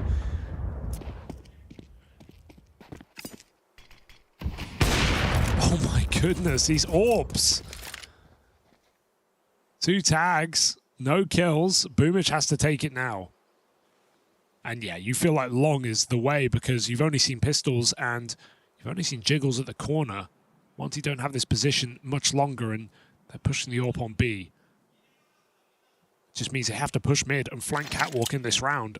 I just don't know how Monte can win it. I think they should be considering these guns getting saved again. No flash for long corner. Magnagez is in the sight.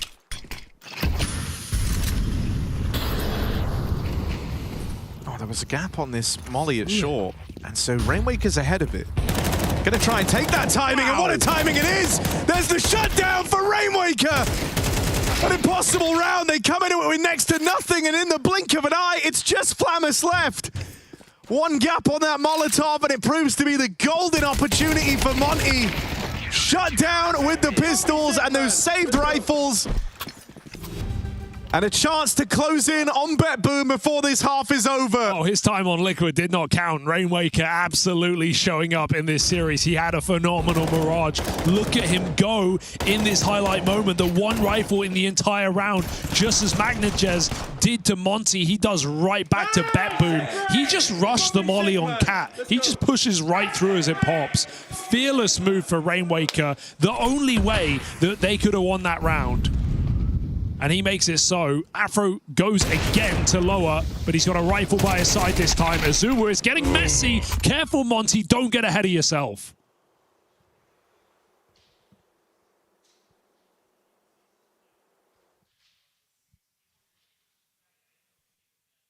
Now, when you've been gifted openers like this, gonna feel impossible to throw this one away. They know they've got Rainwaker dead to right. Bemis, other side of the map, will just be left out of the picture here.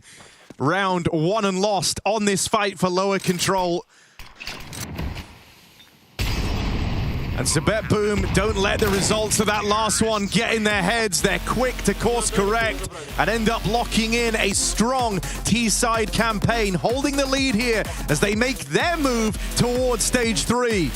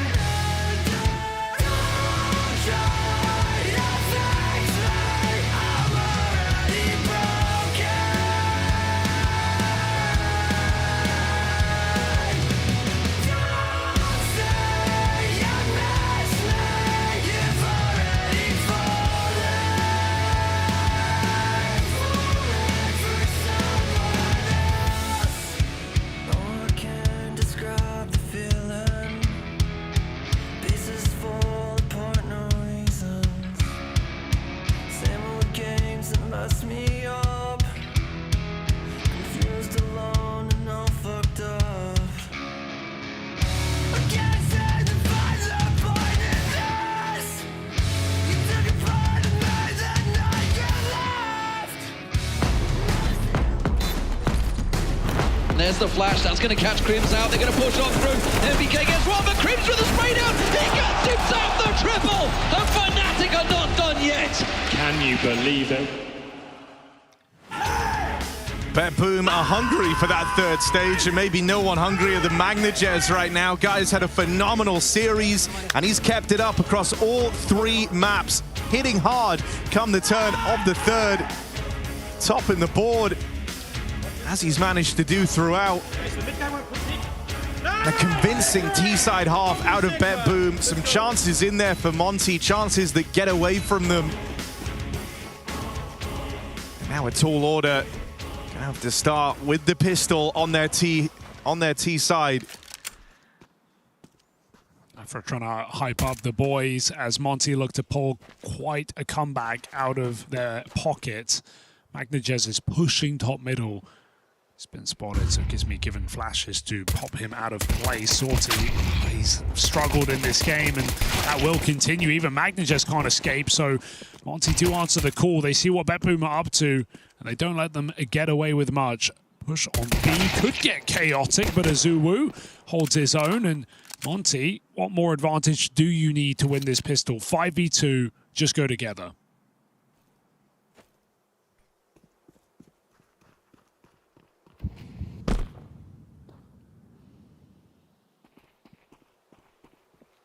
Boomage hears this. Knows they're in the right place. Around that corner, a lot of bodies. Too many to deal with, or so you'd think. Boomage made it interesting for a moment, but numbers are enough for Monte. Pistol round secured. And suddenly the hope reignited that you can get back in the game. It's just been such a back and forth series, hasn't it? But it's still punctuated by 2 very one-sided maps. And so you wonder, is this where it really gets close? As both these teams vie for their deepest major run yet. For 4 players on Monte, it's their first time. For BMAS, it's been a 5-year break since Stockholm. Well, we have both a major winner and a Cologne winner in Boomage. This team nowhere near the same success. Every single player in the server today has something to prove. I think the thing about Boomage as a leader, as a captain, is this is a guy who kind of had no choice but to develop resilience. What with the amount of times he's had to essentially rebuild himself from the ground up. Not just the Na'Vi days and that going awry, but even just on a personal level, the rebuilds that this guy's had to go through to get to where he is today. And so you imagine that's something he's looked to instill across the troops in this team. B finish for Monte and an under-defended bomb site for BetBoom. It's only Dilladez here, won't get out with anything. Magnajez manages one on the spam, but you're out of position, and this B site is infamously hard to retake. Yeah. You might just run this one back in the next. I wonder if we're going to see a lot of B abuse here for Monte in this half. BetBoom got away with 8 rounds, and they barely touched this B bomb site. For Monte, it feels like the way to gimme your way into a second half.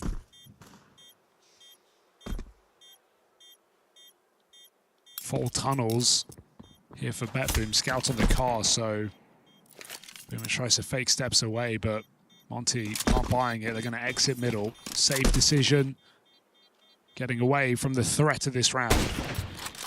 Because while BetBoom would love to keep their guns, Monte very much the same here. It's going to matter come the next gun. Whoa, look at that bomb.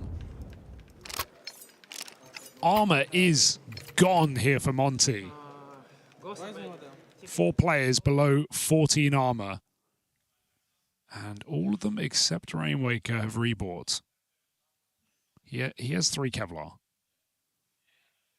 1 bullet, and he's going to feel the aim punch like a ton of bricks.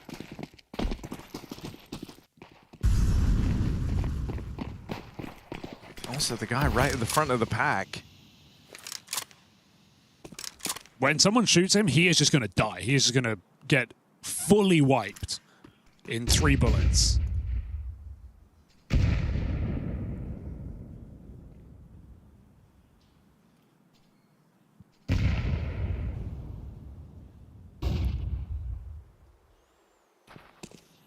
You'd almost want to get 1-deeked.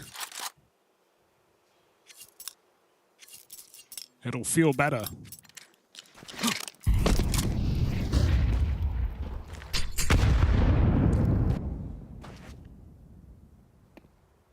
Might not matter here as they get up catwalk. Rainmaker gives them the option to go for the mid to B. A nade, a scout. Bit of damage already done the way of Monte. BetBoom saved this force.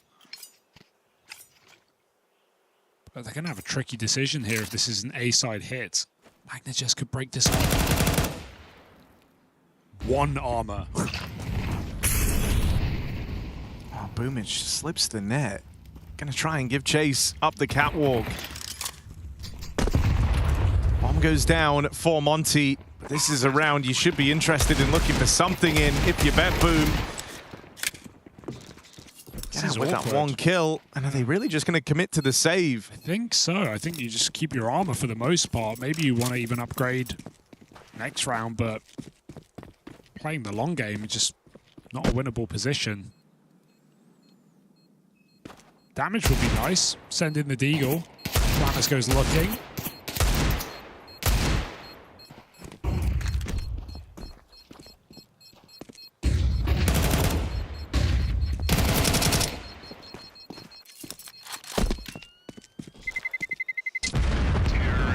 So they lose a Galil, but really BetBoom is just happy to get real guns in that next round. Monty still on bonus, converting their pistol. Yeah, I can do flip.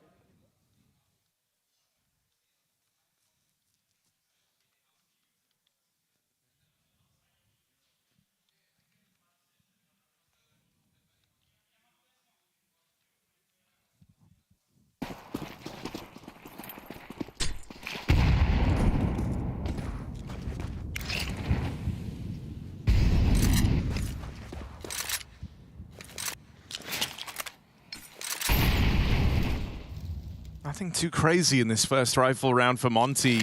Wildest part about it, I guess, is Azuwu just with the rundown middle. Nets use some fast control out here towards short, but that pace is kind of matched by BetBoom just playing reserved back in the bomb site. Early anti-long rush setup. When they don't get handed one, they fall back into a more standard CT default. It's just 2 players in at A. Boomich will be the guy shuffling out of position if required to go down and keep an eye on middle. He actually gets himself stuck in place. Good nade damage. There's that CT smoke, and so Boomich shuffles on down.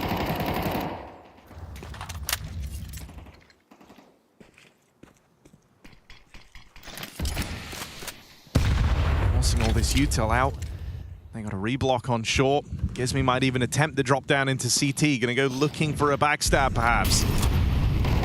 Here he is, not required. Now owns this CT space, but it's breaking through the B site. That's the goal. Magnajez up close. Oh, no. Missed opportunity. Falls to Dilladez now. Buying time for his teammates closing in on these backstabs. And this is a big problem. 20 seconds left, and you've got no ground left to run.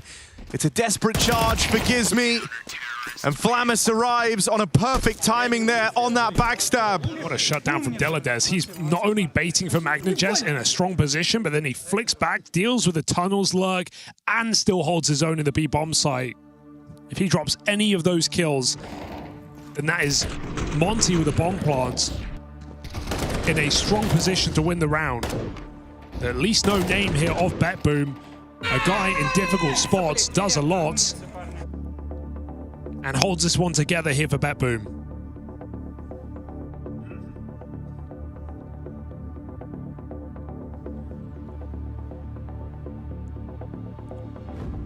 Extremely reliable. And Monte running into money problems. They've got one more buy. But without it, BetBoom BetBoom are surging towards that third stage.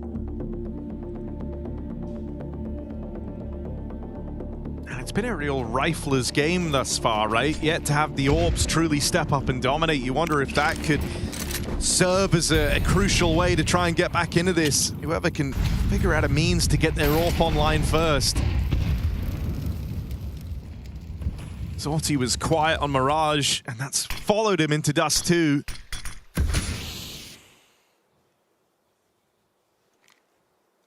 And Afro doesn't even get to don the big green in this rifle round. Fast play up on a catwalk. Good space taken already. Flamus waiting with these nades, but little open there as he tries to lob it in. You ain't Gizmy. Has Zorti covering the cross. This could be his moment. We said quiet in the tail end of this series, but an important kill there buys Flamus a few more seconds. Not able to get anything from that extra time. And Monte are actually getting tricky with this. They hear the rotates. They're taking the bomb out of there. Gizmy just hoping to buy you precious seconds out in this A site. You've got Rainwaker waiting in at CT, but Afro's got to get a move on here. He doesn't believe it. Holding the shot. Rainwaker lets him pass. He's going for the back. He's going for the last guy, but there's more where that came from, and he whiffs that shot. Afro took too long to get in position, so when he comes off the bomb, they will be biting. 3 players ready to fly through with that flash. Afro full blind. It has gone so wrong for Monte. So pear-shaped. BetBoom pick up the retake, and they are just confused. What a fumble.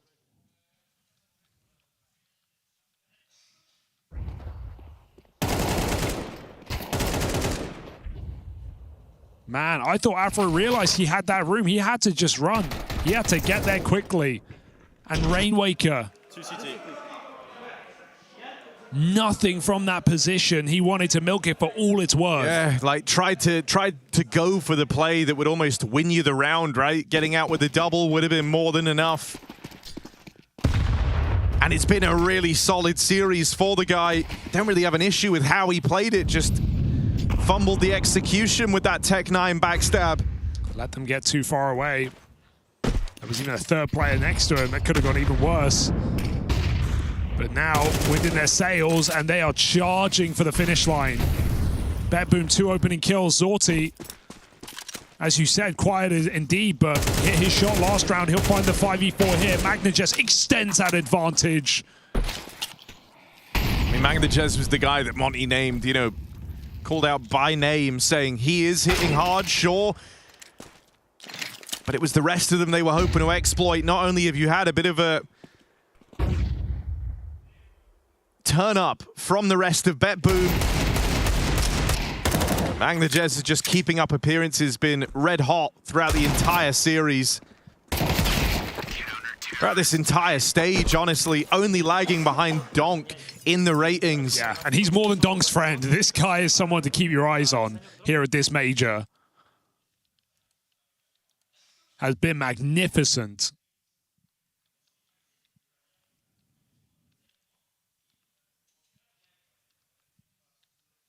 BetBoom 2 rounds away.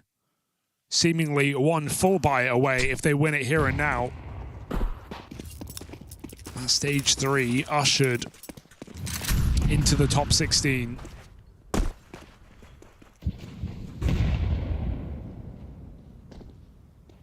A team that are on such a heater, you have to ask the question, how far can they go? Is stage 3 the limit? Could this be a playoff-bound squad? Getting dealt a very, very fast round here. No issue for Dilladez. Afro and Gizmy able to muster up something here in this late pounce for Gizmy out window side. Dilladez's time runs out. Flamus still walking over, but this is not a round you're going to be attempting. At least it shouldn't be. Smoke and Molly in the way. And so he will depart. Honestly, that's really well recovered for Monte. They were put in a very bad position. Mid-split getting dealt with. The first player out through middle and the tunnels both falling. Not the start you want to that split. That's where you got to look at their captain, and Gizmy offering up a keen double, a set of entries to pull them back into that round. Terrorists win.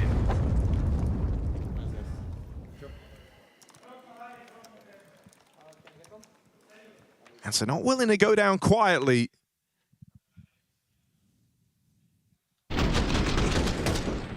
Yeah, 5v3, and Monte catch the flankers and then trap those players in the B bomb site. Gizmy does not rush this kill either. That's his team come in with a close.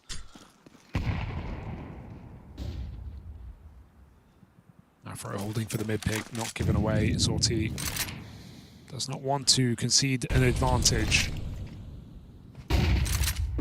With the money where it is, this round carries heavy weight. Another missed shot for Zorti. Magnagez ready in case they dart out middle.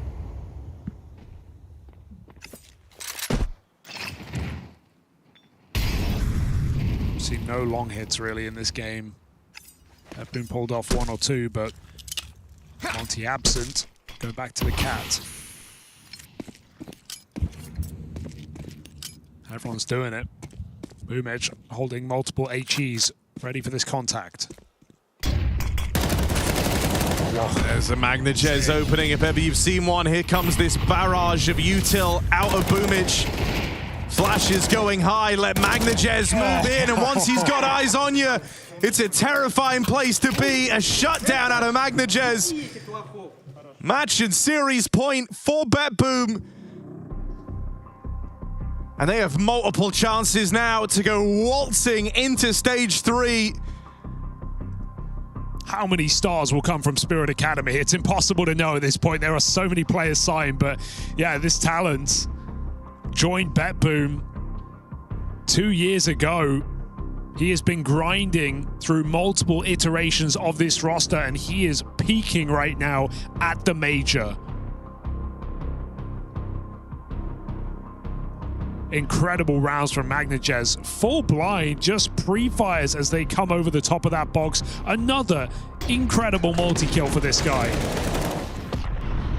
I feel like he's more likely to get 4 than 1.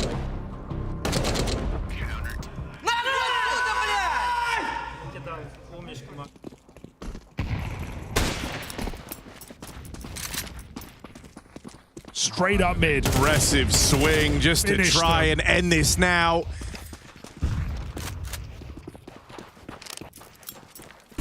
You know they've got out long. You know it was the only option they had, and that they're going to try and play with some pace here to catch you on that timing after the mid aggro so quickly. BetBoom have all their guns in position to shut this one down. Break on that smoke, perfect timing. And they can feel it. Stage 3 is calling their name.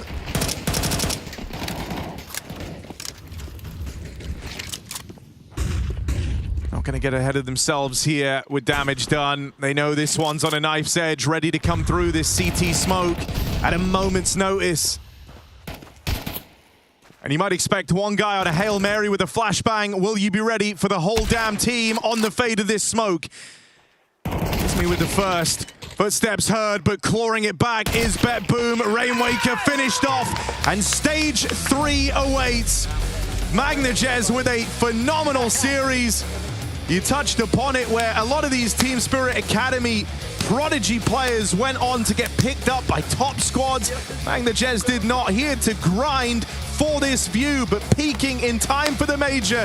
He has just put on a phenomenal series to take his team to stage 3. Yeah, not with a bang, but with a boom go this squad into the top 16, and they look to take on some of the top teams in the world. I definitely think they have it in them to compete with the world's best. This team is playing phenomenal right now, and even when the floor is struggling, even when Zorti is missing, it doesn't seem to be a problem right now for BetBoom, with a stand-in, no less, stand tall in this series, and Monte fall and have to fight for one more chance. Fantastic stuff from BetBoom as they seal that spot in Stage 3. Individuals looking incredibly on point, and Magnagez specifically looking red hot throughout the entire duration of this series. This is the deepest this organization have ever made it at a CS2 Majors. Of course, that Stage 3 does await them, but one more team will indeed be sealing that spot also later on today. That's going to be versus G2 rather, versus Big. That's going to be our final game of the day. That does mean that we need to hear a little bit from Nerds ahead of that matchup as well. But not before that, we are going to be diving into all things BetBoom. We're also going to be getting Magnagez for a few words on up here too. Yanko, that was fantastic form coming out of him, right? Yeah, definitely. He led the way for his team on the decider, right? It always gets dicey. You don't want to end up in that 2-2 bracket. So an absolutely phenomenal performance against Monte. We can say congratulations to the man himself. What's going through your head right now? How happy are you to make it to Stage 3? Thank you. I am really happy. You were kind of man of the match in that one as well. Individual form, looking great. Why was that? I don't know. I think that was quite not hard, the game. I would say they beat us on Mirage. I think our mental was bad on Mirage because of easy nuke. That's why we fucked up really hard. Third map, coach said very good mental things, and everything became good. Team helps me a lot to show good individual, so that's why. Any bad words from the coach after that second map? Maybe, you know, just motivationals. Yes, motivationals, some course, some good, so it's okay. Well, what has he kind of brought to the team? Because Fierce came in at the start of the year. What's kind of changed? I would say the biggest difference between Railway and Fierce, it's a structure, obviously, because he has something that he wants to see in the team. He's providing it to the players, and players learning it and playing on the same page. I think that's the main thing.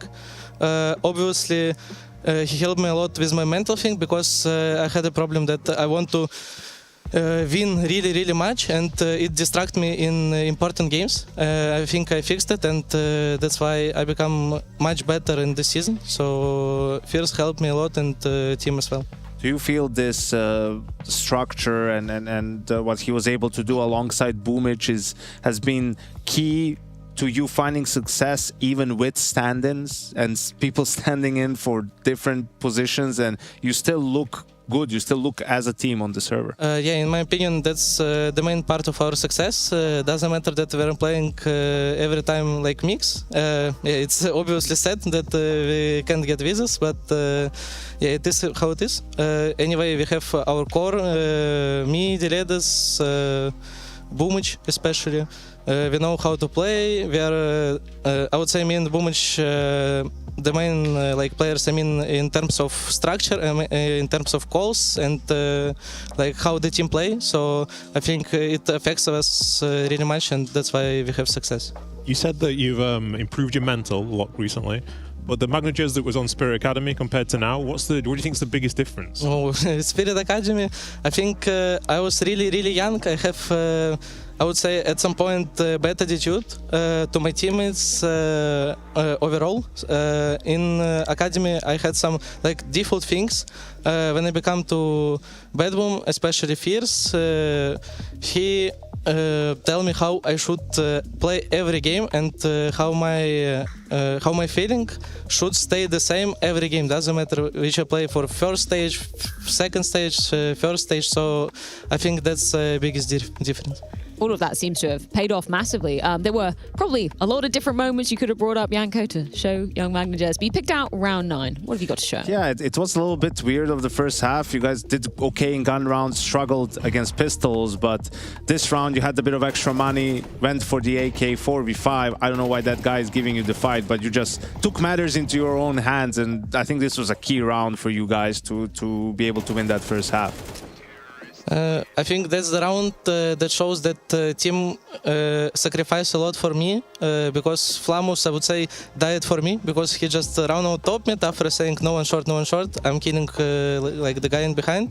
Then Zort jumping for me, I killing long, and like that's how team should work. So that's why I say that team helps me. I think that's the good round.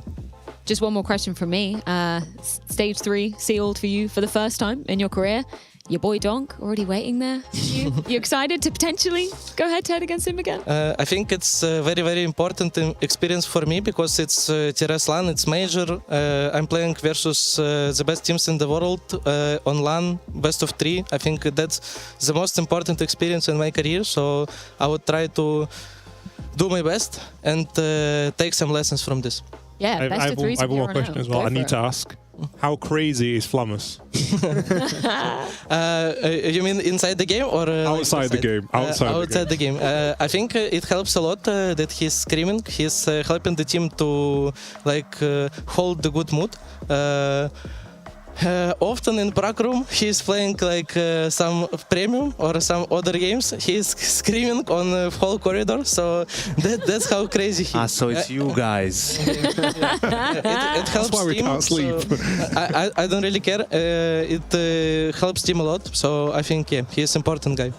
Well, thank you so much, Magnajez, for your time. Congratulations. We'll see you in Stage 3. Excellent stuff coming out of BetBoom. Of course, for Monte, the job isn't over yet. That job being avoiding elimination here. They will have one more opportunity. What do you take away from this series, Janko?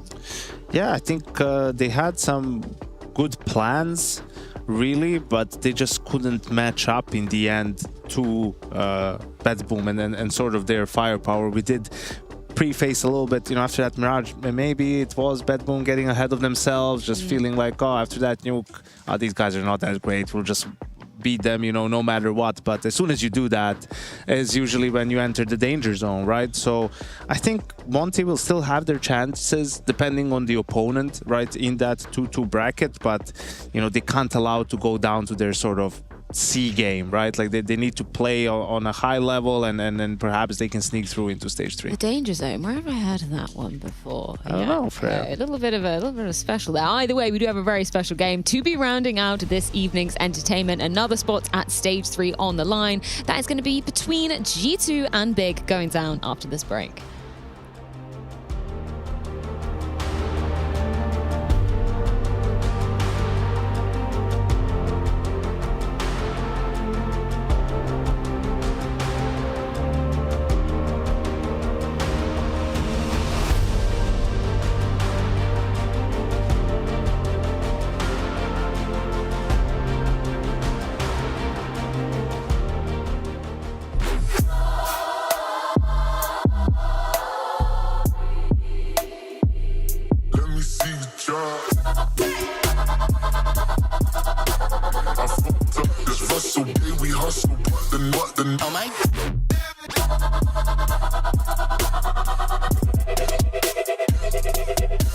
The best of Counter-Strike 2. Available now on shop.esl.com.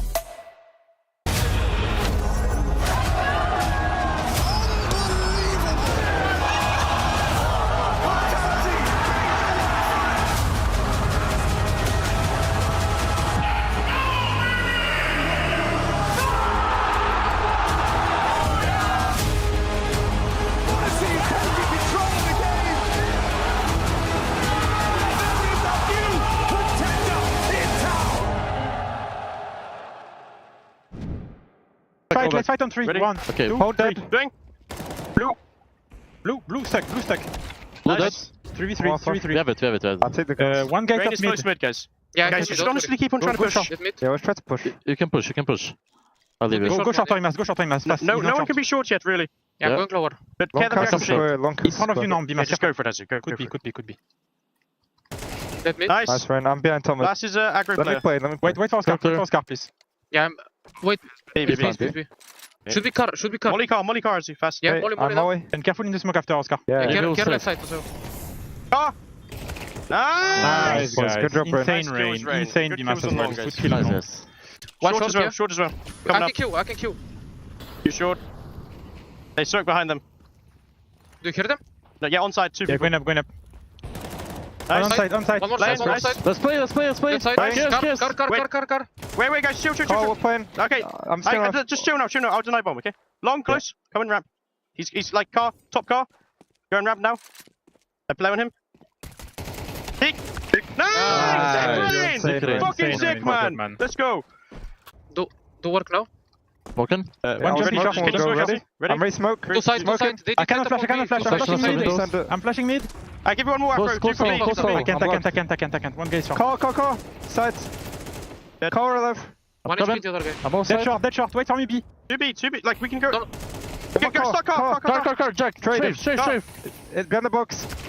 Nice. Last is somewhere A. Just put a good plan. I smoke door. Half tunnel. Half tunnel. Check. Nice. Nice, guys. Good job.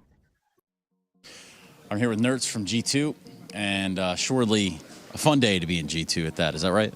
It is true. Like, we're gonna see good CS, we're gonna have fun, we're gonna show good mentality, we're gonna, smile.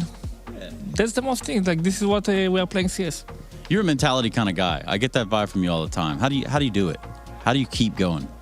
I don't know. Like, I'm normal as everyone. I feel like this. For me, I just know how to handle, like, I don't know, tournaments. For me, it's whatever, and just move on. All good. So you knew how to handle, well, you didn't handle the feet. I know that sounds crazy, but foot. You didn't handle the feet, but you did try to handle foot. You missed that opportunity for the 3-0 there. So, Nerds, what's your takeaway from that game against foot?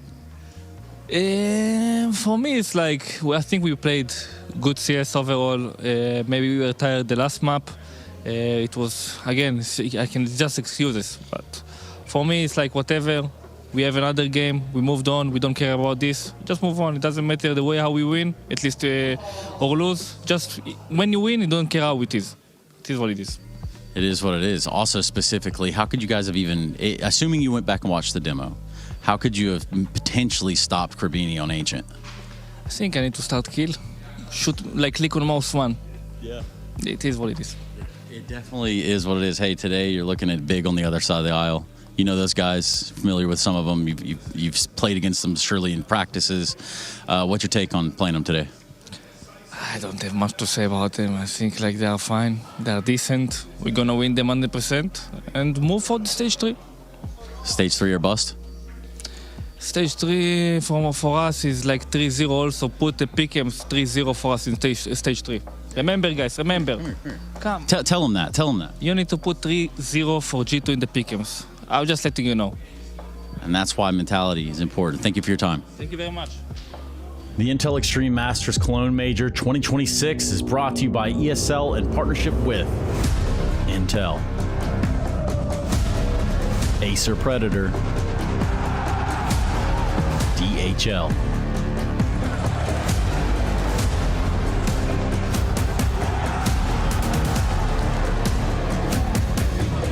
and Zoe.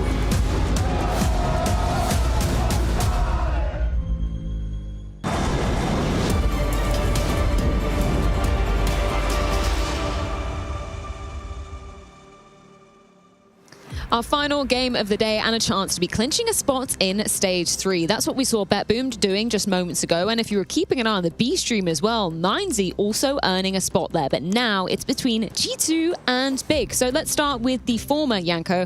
How have G2 found themselves in this position? What are the results so far? Yeah, we're 2-0 after day one, right? Played a couple of Mirages, one comfortable win and then a close one versus Monte, that triple overtime game.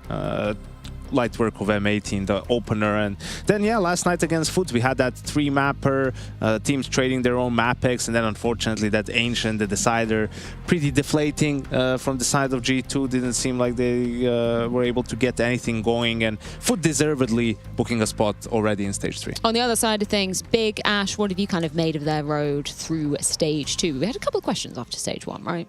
Yeah, they've done okay, I would say. Got good wins against MIBR and Pain. Pain have looked a little bit better, maybe, than we perhaps would have thought. Yeah. Lost to Monte. Monte have looked pretty good. I kind of put Big still kind of in the lower middle category at the moment. Like, we still don't know enough about them. We're going to see again today how much how much can they push G2? Can they get to 3 maps? I think that would be quite good for them right now. Yes. We'll have to wait and see. We've seen results kind of all over the shop if you're looking at Big Clan. For G2 though, you've picked out a potential weakness. You've been looking at the T sides, Ash. What's the story there?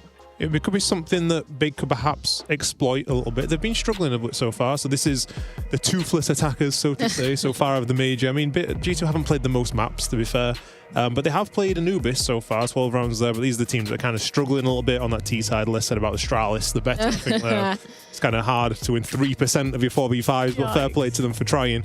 But yeah, G2, it felt like they were getting perhaps exploited a little bit by Foot, and I dived into that to kind of see what could potentially be going wrong there. Yeah, let's go straight into it. We do have a couple of examples from each of the maps that we saw there. Anubis, I think we should be starting off on. So what did you pick out? Why have you chosen these rounds for us to look at?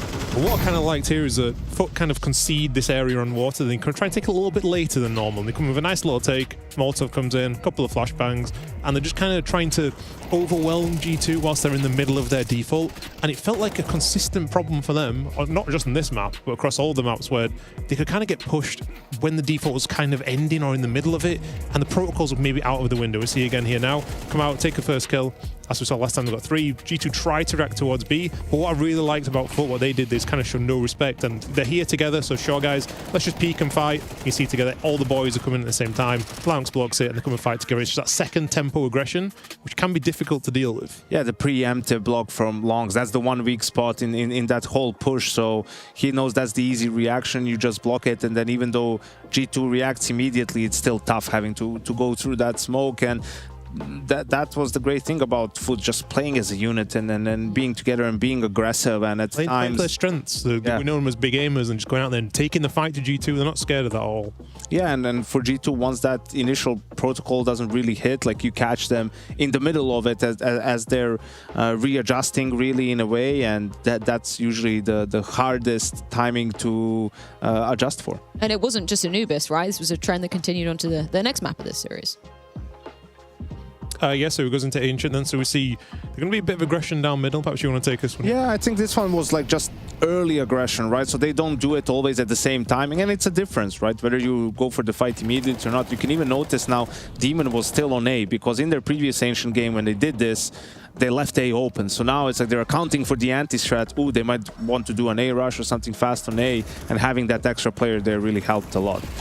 Yeah, and then just what I love to see about them is it reminds me a lot of the Anubis example, where they're ready together and they're just going to kind of pick a trigger to go and hit. The flashbang comes in, they understand this moment. They haven't eaten it.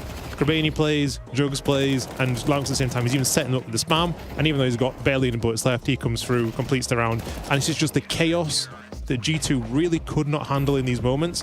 And it wasn't the only round either. We see again the following. A few rounds later in the half, Foot were really in their faces, but again, it wasn't the instant aggression that was a big problem. And I think this is where, again, G2, they're good at shutting this down. They know what to do. They know how to deal with it on these defaults. But this delayed aggression, Symmetry stays over in middle, gets lucky with a double kill. But this happens, and instantly there's no hesitation at all from Grabani. He comes out and exploits that gap, which you can't really fill on a normal to default because things are happening in the middle, and he's picking a good timing. Perhaps today, Big could look something there that they can maybe exploit. Yeah, and it's the minor things as well. You know, there's a player spamming with an M4 through red, so maybe you're not necessarily expecting that top to be right there. Yes, he's a little bit fortunate to get a collateral there, but you know, Grabani again, no hesitation. That's the thing. That was the thing about Foot. There's really no hesitation in those plays, and that's why they work. Like those plays, a lot of times it's about timing in terms of you have to be decisive when it comes to it. If you think about, oh, do I go, do I not go, you probably lost your timing and it's over. So Foot is a unique team. Like that's going to be challenging for Big to try and replicate. And that's the thing, right? Do they have the same level of individuals on the side of Big as we see on Foot? I guess many would argue. They don't have the same philosophy, I don't think. That's the difference. And it's difficult to be like, hey, I saw Foot doing this. Let's kind of throw our way out of the window and play more aggressive. I'm not sure that Big play kind of similar at all on CT side.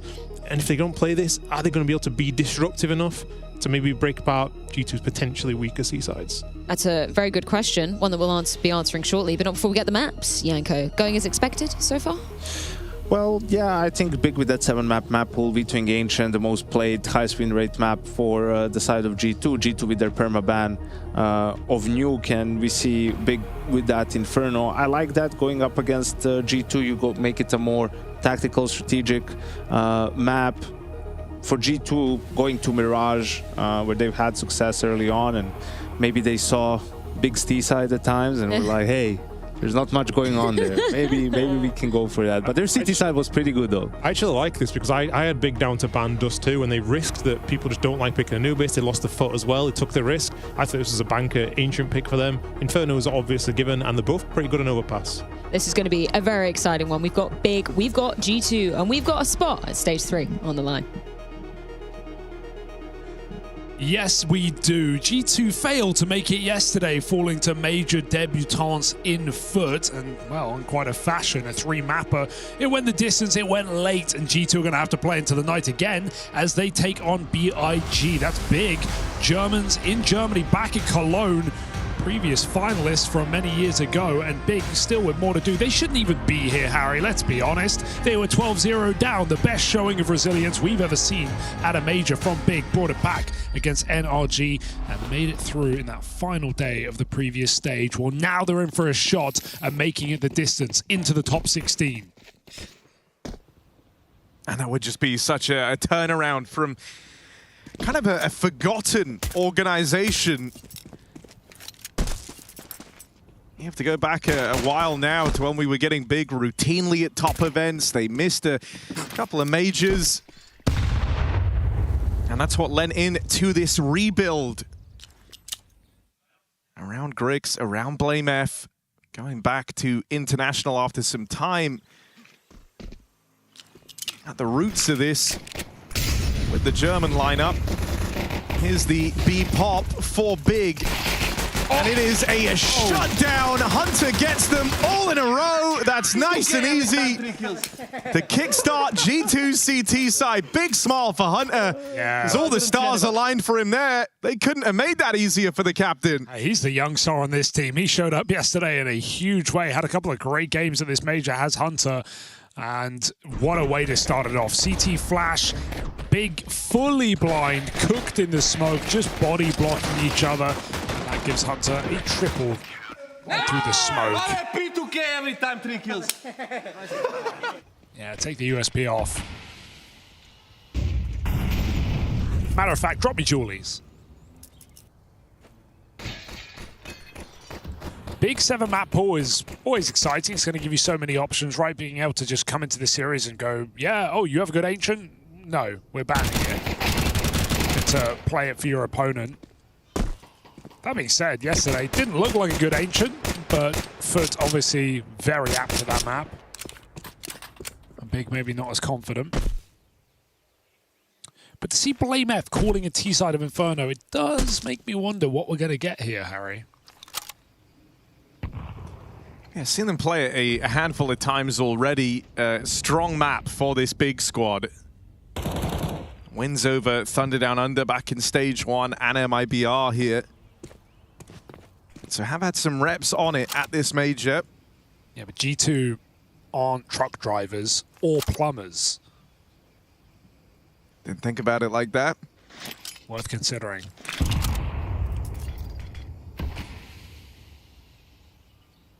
So it might be an uphill battle here for Big.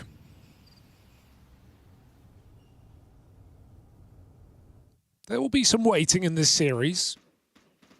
Temper your expectations. But don't wait for long, because 20 seconds, Big have to hit this site.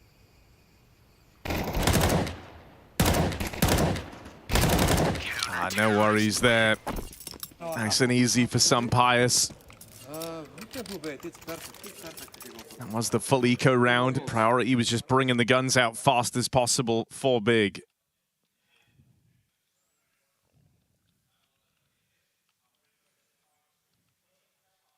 Every time I make the plumber and truck driver joke, I mean, I just think of Chad Sponge Birchall, resident plumber of the Australian scene.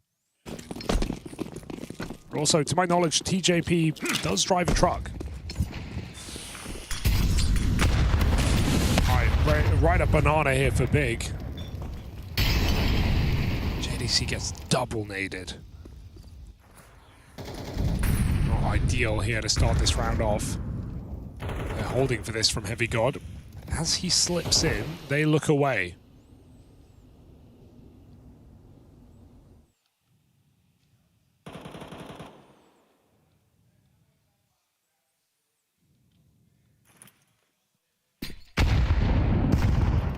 Great grenades for G2. And, oh, that was the golden position for Heavy God, but he's unable to get it. Let's check for Faven. Drawn in by the rifle. Hunter swings off it, and G2 turned big to dust. Ooh, a little ugly there for Faven, but able to recover. Now it's just left on him. This bomb lost out in middle.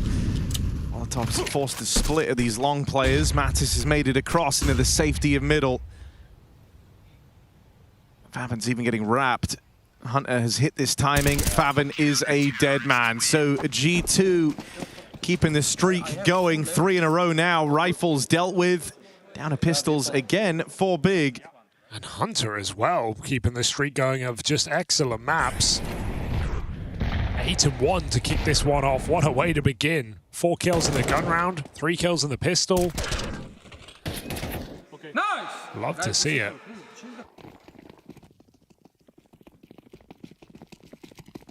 Was plagued by some difficult maps individually. Difficult events this year. At the major, Hunter giving it all. Oh, something faster here. Faven, key entry. Again, besting Heavy God in the apartments, but it doesn't keep up. That success stopped with some Pius getting into the pit. And Griggs has been spotted on an island out here towards ramp. Not going to find a thing. Another clean sweep round for G2. Oh, just dealing in multi-kills. Triple for Sunpire's, quad for Hunter. It's all coming up for G2 right now, and Big just haven't got themselves in a nice position all game yet. Plenty more rifle rounds to talk about. I think, you know, for a team like G2, full of kind of big names, it's a household name in terms of organization. The goal really is, you know, stage 3. Even then, I think you're looking beyond it. So I can imagine the game versus Foot yesterday maybe lights a bit of a fire underneath them, especially because, well, that was a 3-map series and G2 were competitive on the first 2. It really didn't end that way, did it? Foot able to just break them down come the turn of that 3rd map. And I imagine that fires you up. I don't think you want to go from that 2-0 position all the way down to the last day of play, especially when you're a big name like G2. Some of the players on this team as well, big names across the roster, so what to do here for G2. Nerds being that latest acquisition from a G2 looking to level up. Made the hot swap for Malbs.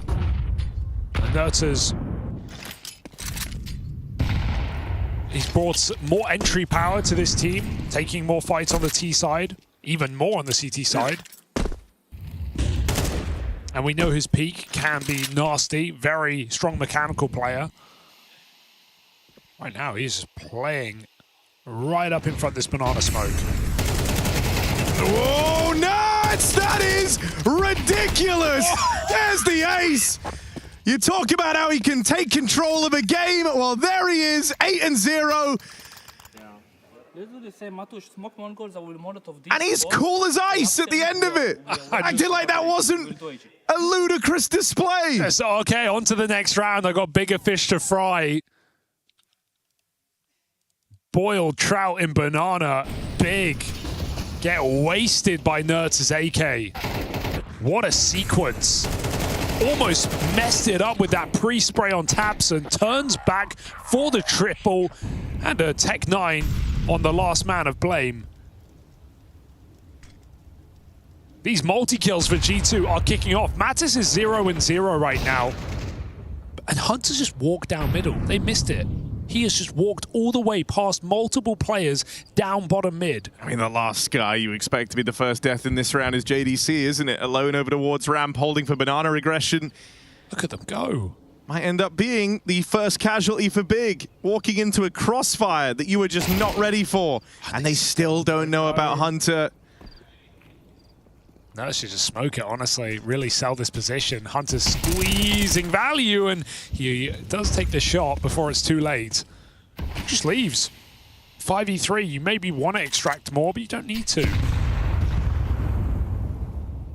Big's whole round is about clearing T-Spawn now, and look at Blame F walking back to do so because Hunter could still be here.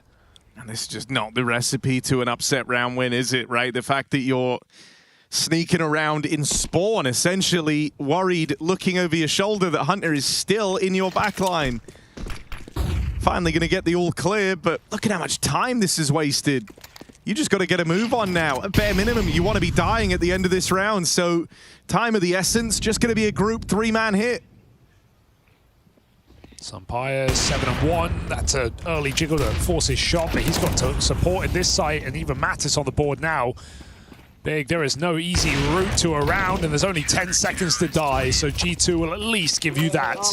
A team ace, and a beautiful start to this game as G2 look to surge to that third stage. Because you were hesitant, Harry, on saying aspirations may be higher. I think it would be a bit of a failure to not see G2 in playoffs. I think that's their goal at the bare minimum. Sure, new acquisition. Still some hot swaps being made here for G2, but same old expectations. Team that, one of the few, took a Tier 1 trophy last year, took down Vitality in a BO5. We know when this team is peaking what they can be. And while the conversation last series was all about peaking for that major, something that BetBoom have clearly done, Big have leveled up, beating better teams than we saw on their run to get here. G2 absolutely need to seize the moment, seize this opportunity as the favorite in this series, and take a resounding win to find a stage 3 berth. I think the thing that's kind of brutal for Big is they've been punching up all tournament long after the comeback. You never, are willing to write this team off. But on this journey, they've kind of forced squads to start respecting them. That's given them a bit more room to play their game. In this type of an environment, the last thing G2 are going to do is give you an ounce of respect. You've had 4 kills in the entire map thus far. G2 are going to be playing a very, very aggressive look. Keen to get involved, keen to take gunfights. Whatever prep you have almost goes out the window in this type of an environment, because G2 are just playing off the rip Counter-Strike. JDC got burnt out. I thought he survived, got away from the nade, and then another molly hits him. 0-7. He has just been vanquished by utility. One man in A. It's Sampaius on this AWP. Reinforcements on their way over, but with that only being a tag, Sampaius living on borrowed time here. They close in on him. Big could get their first round right here. They have to. This is the opportunity. Good catch for Mattis. Can't chain together and make it a double. Fathom with a multi-kill. Trades off onto this AWP. Long sight lines for him down here in the pit. Are you ready for Hunter? So fast. In through the apartments. Had both kills right there on the platter. And as Grix is getting sandwiched there on both sides of him. Chance now. It's Nerds. Immortal in this game thus far. 10-0. Grix needs to deal him his first death of Inferno. Smoke fades, and Grix is feeling the pressure. Shut down. It's a last-second stick for Nerds, down to the wire, but it looks like he's got it. Still flawless for G2, still flawless for Nerds. Oh, by the skin of his teeth there. Nerds squeezing the final kill and the defuse out as the bomb blinks bright. That is a shocking round win here from G2. The cross into pit, high danger. Tabson punished for it. And great flank from Hunter. He got all the info for Nerds to capitalize upon, and boy does he.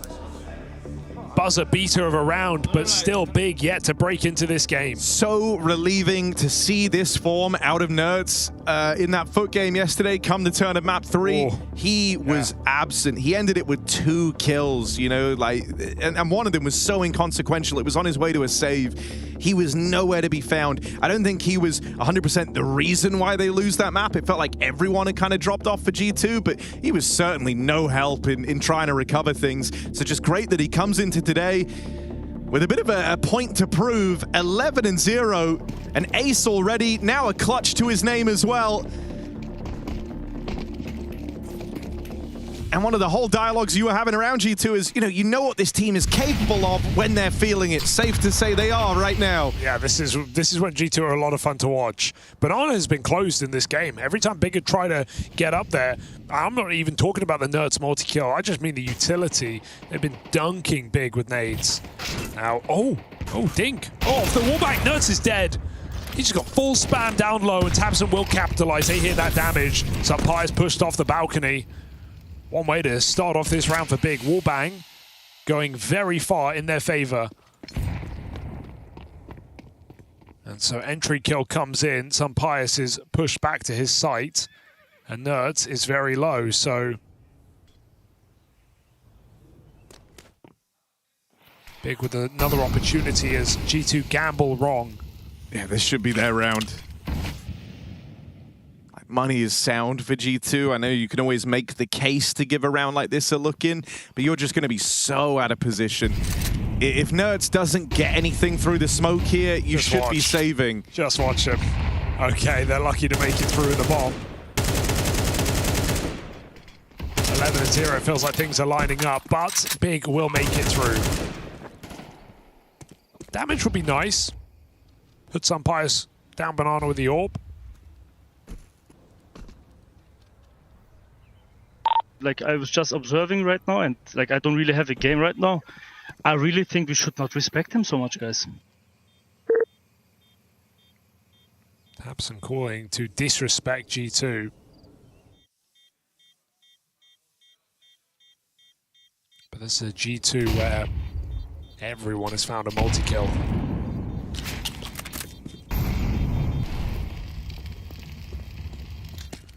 I mean, look, it's no secret. It's like getting that first round on the board when you've been getting dumpstered. That's the hard part. This is a massive step in the right direction. It has to be the start of something for Big.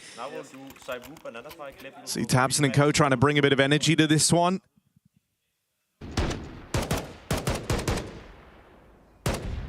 That's right after he tells them stop respecting G2 so much.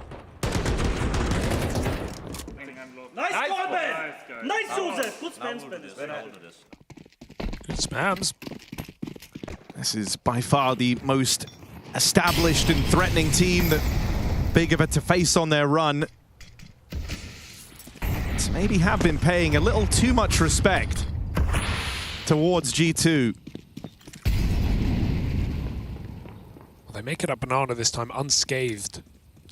That's because G2 are holding nades in this B-bomb site. Looking to dunk top car. Sooner they go, the better. Bigger all here right now. It's a nice first. Mattis jumps into that one. Nades go both ways.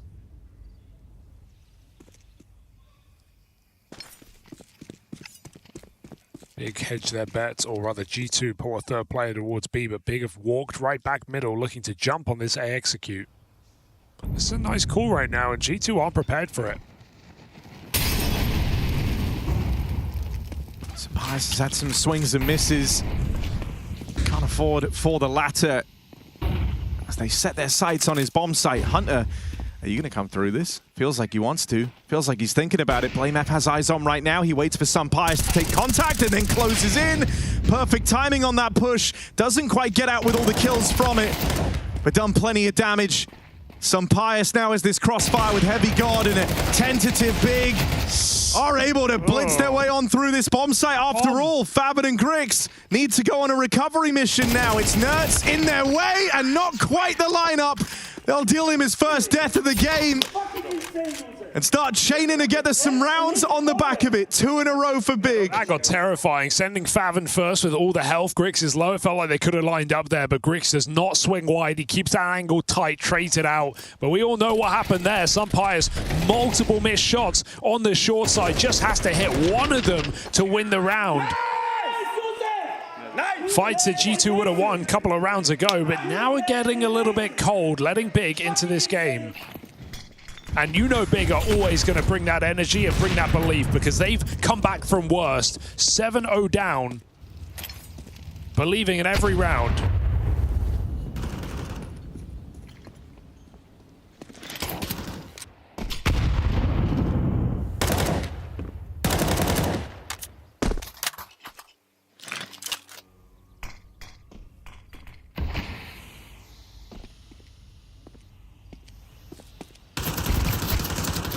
Oof. Oh, that's rough. Sampaius, Grix makes it nice and easy for him there, edging out around the corner. And so after the missed shots in that last round, Sampaius looking to make up for it. Smoke drop, but they're going to come through that on the back of the flashbang. Heavy God, what a save. Yeah. Bails his AWPer out. That could have gotten so weird if that first player makes it in. IEM doesn't go, but man, if he did, that could have been a kill. Sampaius was caught dazed and confused. Heavy God used a lot of ammo. Sampaius follows up, and with Blame not swinging out with his teammate, condemns this round. Walks in back turned, Heavy God cleans up, and Sampaius does make up for his previous round with 3 nice AWP shots. Winning the AWP duel to Griggs, wide on that angle. And Griggs pre-aims too shallow. So a 5v4 for Big, but it does not last long.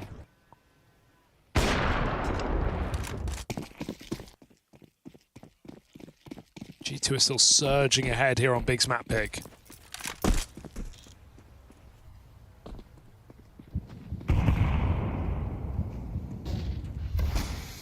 Honestly, just a great round to return to form for Sampaius. Willing to go tit for tat with Big at every single step of that last round. Because, yeah, you said it was 5v4. JDC did get the opening, but in that same millisecond, the AWPer Sampaius had pushed middle. So just at every turn, he was getting involved. Here, flashbang to set up Heavy God. And an early advantage for G2 to feel real comfortable with. With Nerds being 12-1, they're not worried about leaving him alone at that B side of the map. Big just going for another set piece, it looks like, just sending it on this A side. Not much has worked in this game right now. They're just going to start charging into the rifle back in pits. Nades find good damage, but with Sampaius now on the line at this cross and hitting every single shot required. See how much easier these sight holds get when Sampaius is hitting. Yeah, my God, he had that one awkward round, but he has just multi-killed so many rounds on this AWP. 4th multi-kill of the map for Sampaius. G2 ticking every box you could want on this CT side of Inferno.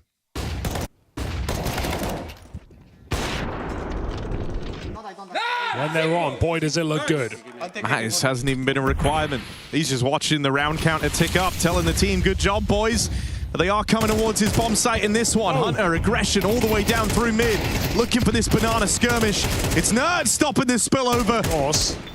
And don't go giving this guy too many chances. He is red hot. Not sure why they felt the need to send it there on B. Again, coming back and trying to disrespect G2, but through a smoke with the advantage when they kill Hunter on the flank, you know there's going to be lots of numbers there. And so Big go right into a death trap. Nerds really looking for another ace. What is that? Nerds! Unreal half, 15-2, topping the charts, but everyone is showing up for this G2 squad. This is domination on Big's map pick.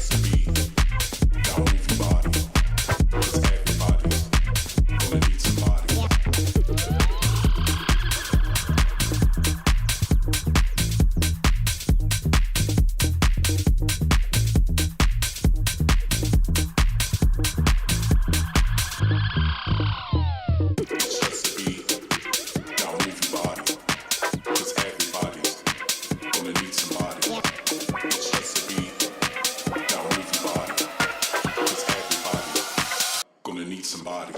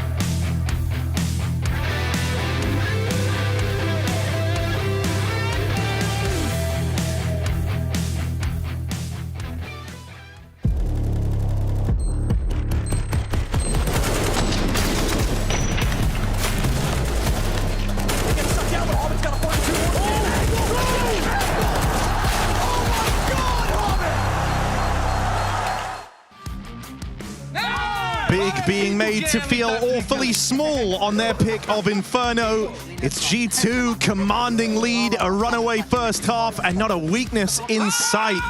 Nerds with an ace with clutches to his name, multiple multi-kills out of some pious. There is not a weak link for G2. For Big, this has been a failure to launch.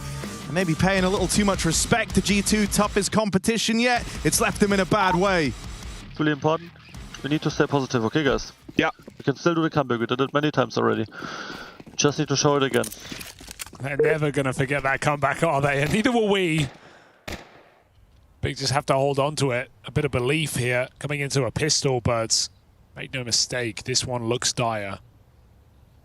It's not just how Big are losing, it's the fact that every single player of G2 is playing out of their mind. Hunter walked, so Nerds and Sunpius could run in that first half. G2, after showcasing some presence in middle, go back to a B hit. Only one man home.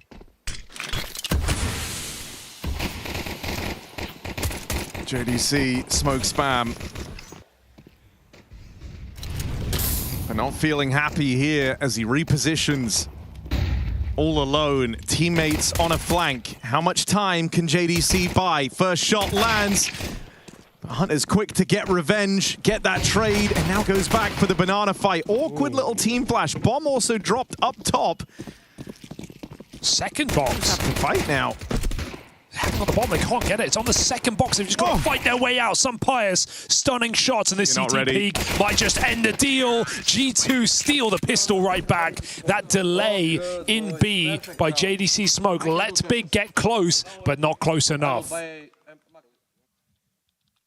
God, talk about making up for your mistakes if you're Nerds, man. Like, from going absent map 3 when they really needed him yesterday on Ancient to just an insane stat line here. 17-2. In behind him, Sunpius at 16-4. It's not supposed to feel this easy.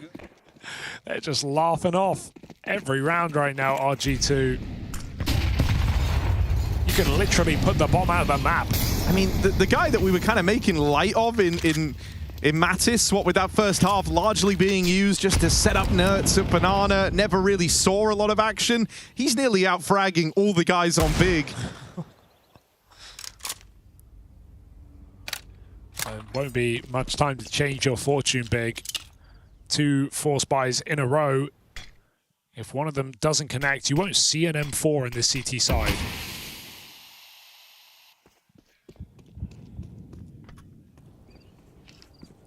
G2 cracking their knuckles.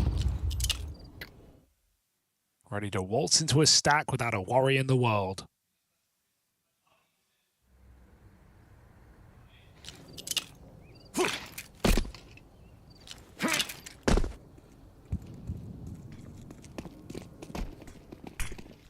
Watch bets for Big. They have a stack in play over towards A, so giving them a fighting chance in this force buy. Already lagging behind. There's some 5-7 shots connecting for Tabson. He's even going to land this follow-up dink. Hunter's a dead man. It's left to Nerds. Handing off to the top performer now in this 1v2. Doesn't know that Tabson's repositioned, and that might be the thing that wins Big this round. Nerds caught out in the open. Great stuff from the big veteran Tabson with a 3K, a stellar one at that. Under a lot of pressure out in the apartments, but he makes that 5-7 sing. Yeah, 2 banging shots there.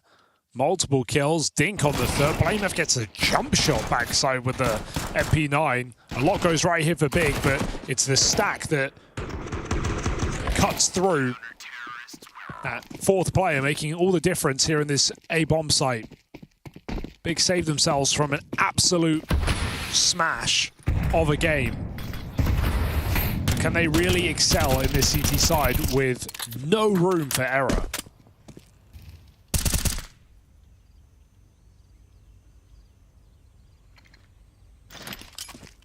I think this is a team now that will just be eternally chasing that high at the O12 comeback. And so look, they've at least given themselves another chance at that. Guys, we can even lose a round. Not this round. You can't lose this round. This is the money maker. That's the thing. You've been held up by massive multi-kills out of Hunter, Nerds, and some Pius, but these other guys still hit hard. Heavy Gods Deagle turning the tide of this one, and then chained together nicely with that Nerds entry. B opened up. That feels like it, Harry. That feels like enough. They've got a re-smoke. Oof. You just really don't want to admit defeat in this round if you're Big. Still pistols. They're just in such good positions. Trades are available here for G2. BlameF has a flash, but is he really going to send his troops into a losing battle here? Smoke down at top banana, at least locks Heavy God out of the round! What? It was supposed to anyway! They wanted to go for this round. Instead, they lose their guns for nothing. Oh dear, everybody's dead. Make no mistake about this one. It's G2 onto map point. I mean, Big have got to be thinking someone up there really doesn't want us to win this map. What a crazy shot out of Heavy God. And it's Nerds. He got the Tech 9 running entry into the solo B player again.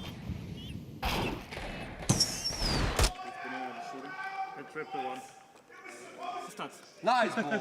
Good job. Nice. Nice. All right. Feels like a matter of time here. Well, Pavan, very dead. Trying to get into the underpass. A is fully open. Mattis is laughing. He killed his teammate. He just blocked him in, and he doesn't care, because finally, it's Mattis' chance for a multi. G2 standing tall, making a statement on Big's map pick, a 13-3 victory, giggling their way through this game. And Tabson stone-faced, because he knows this one's over. G2 will make it so. 13-3, an absolute shellacking, complete domination from G2 on Big's map pick. That sets him up very well for redemption, and for a 3rd stage entry, it's G2 moving to theirs on Mirage up next. Yeah, G2 showing up large and in charge on Inferno. If you thought that was their map pick, you'd be forgiven, because Big, despite everything they threw at the wall, nothing seemed to stick. Ash, that's got to be incredibly frustrating. Well, maybe we found out finally what BIG stands for. Banned Inferno, guys. I'm not sure. See, Mattis at one point in this game, I think he was 0-0. The score was 6-0, I think, for his team. He was just out there in the sun lounger, enjoying the sun, have a cocktail. He just seen what was going on, destroying them. But yeah, like I said at the start of the show, this was Big's biggest test. However, it's like having a driving test. You start off, you don't put your seatbelt on, you don't know where the ignition is to start your car, you run over the instructor's dog and you crash into a wall. However, you can retake your driving test, and it is a best of 3, so still a chance. Is that from experience, Ash? That was incredible. No comment, no comment. Yeah. Yeah, of course, it is a best of 3 later on. We will be seeing if they can bounce back on Mirage. But first, we're going to be talking a little bit about Nerds because, oh my lord, he sounded very confident in that interview, already talking about putting them 3-0 stage 3. Now I see why, Yanko. Now I see why. There's a reason why Mattis was 0-0 and the score was 7-0 for G2. That's because Nerds were just killing everyone all the time, again and again. He didn't let any of the teammates see the opponents. I mean, he was just a menace on that CT side in Banana, right? And we all know when it comes to Inferno how crucial of a part of the map Banana is. And you could see here JDC, who was the point man for Big on that T side, I mean, had a rough time. When your first gun round, you get 2 HEs and you die from 2 HEs. Just a bad feeling, you know, bad way to start the game. He, props to him, was taking some risks, still was being aggressive. You know, that one round he tries to walk through a smoke because the nades are coming in from the B bomb side. He doesn't feel anyone's top Banana, but Nerds was behind car. Every time. Got him there, and yeah, he just had a blinder of a game, Nerds.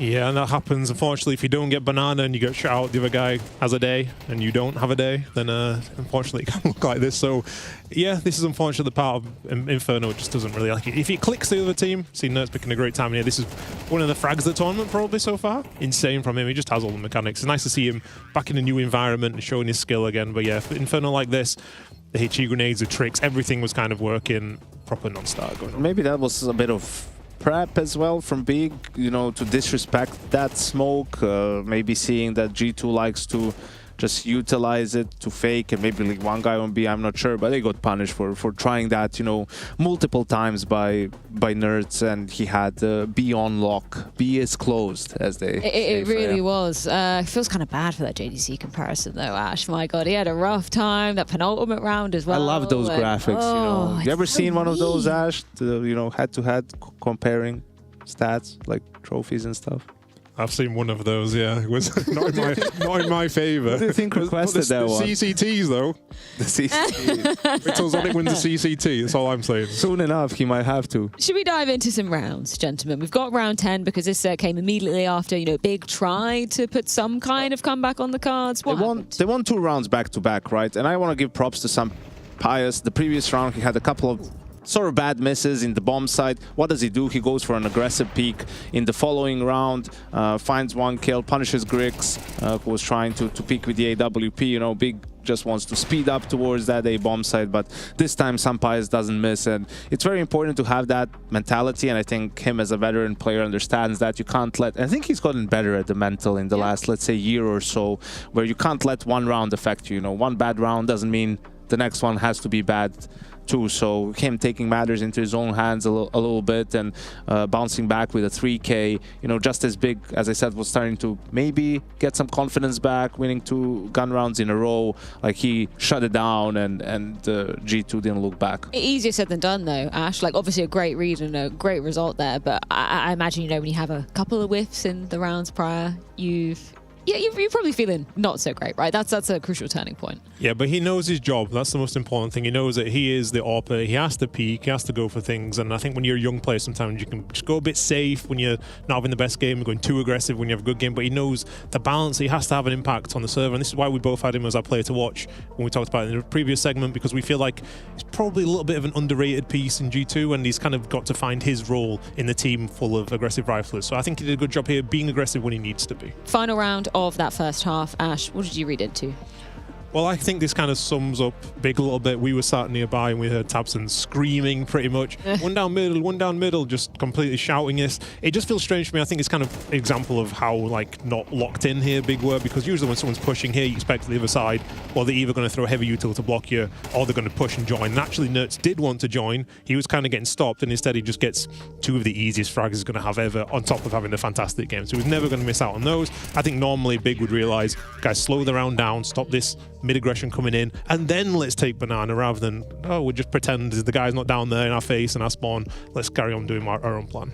Yeah, but they already had them in the grinder by that point, you know, like it was just very one-sided rounds, and that's where some of the frustration, some of the stress also comes into play for Big when it becomes harder to make those good decisions, right? Because it's good timing as well to do the push as well, right? You know, when the other team's tilted and they're not making good decisions, go down there, ram it down the throats a bit and see if they can handle it. And we saw far from being able to handle that. Absolutely. I just want to get your initial take from the series. Obviously not done yet, but you know Hunter better than most, Janko, in terms of how he kind of handled these situations, how he's handled stage 2 so far. What kind of grading would you give him?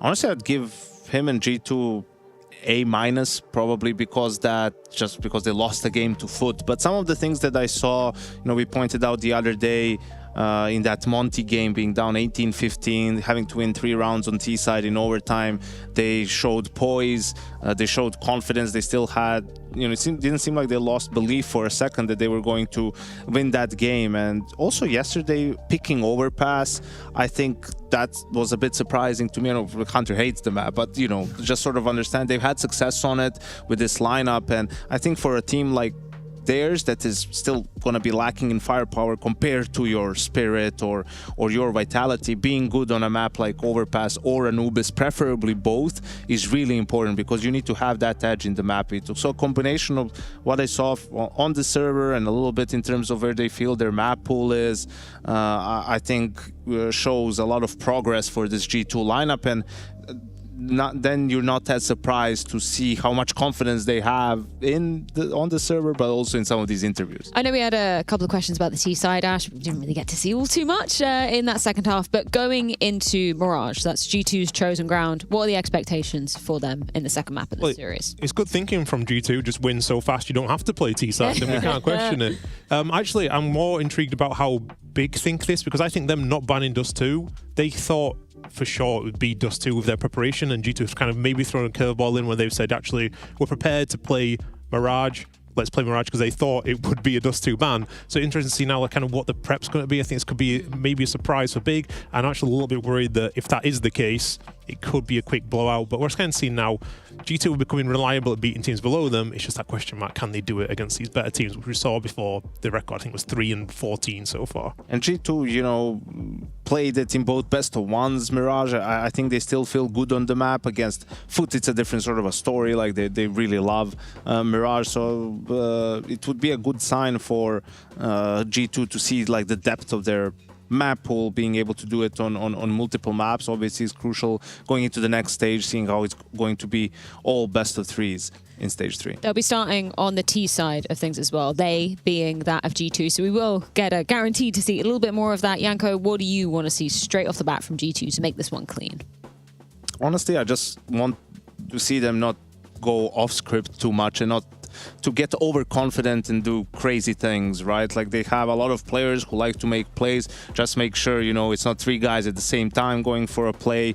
Keep it organized. Like even Hunter, I know he's an IGL now, but this is a map where everyone remembers him and his window boosts and going for flanks. So they have a deep playbook. Like they can do a lot of different things here, and that's going to be challenging for Big to get a read. I think playing from ahead, like winning that pistol so that you have a bit of a buffer if things start going wrong, I think it's really important for Big. I think as well, like he will have the experience. He knows that the series isn't won yet. He's played before. I mean, we played them a long time ago in the Malta-RMR. They beat us 13-3. We won the next map 13-3 and wanted to beat them. So he will know that you win the map, it doesn't really matter what the score is. They need to reset and come back and play properly and stick to their game kind of. Yeah, things look incredibly challenging for Big. For the other side, G2, things going swimmingly so far, and hope on the horizon for them to close this out cleanly. That is because their map pick of Mirage lays in wait after this break.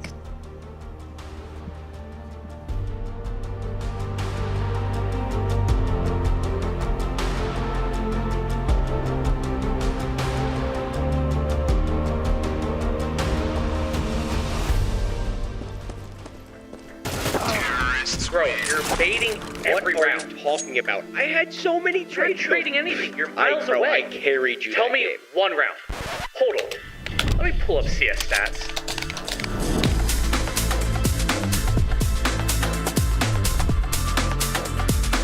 Oh, wait. My bad. You suck. Settle your debates. Search your profile on CS Stats and turn on tracking to see all your games.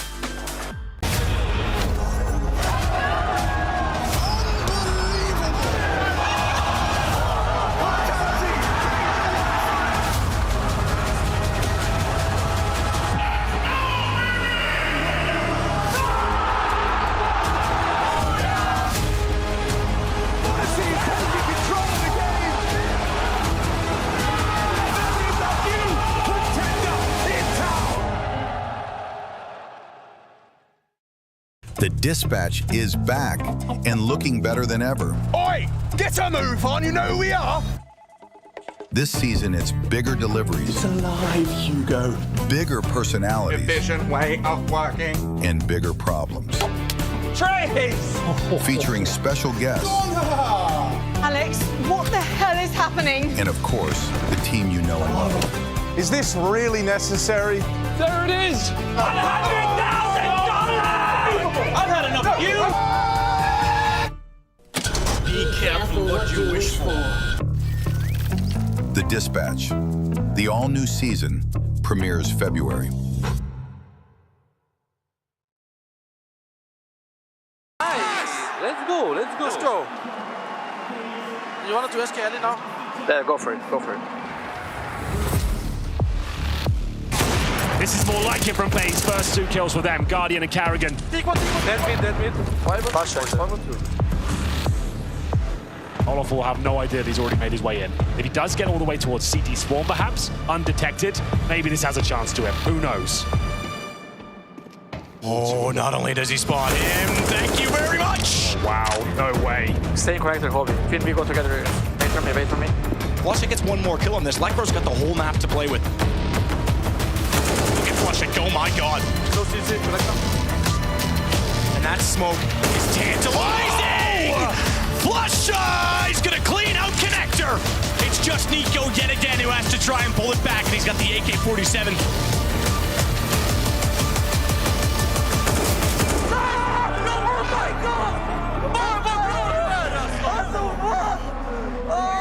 My god, Flusha, what was that? An ace as well to do it. Not bad, boys. My bad. It's okay, guys. Yeah, I hope. It's okay, guys. It's not over. 14-11, guys. That's the only thing which worked for us when we play close. Let's just try to cook.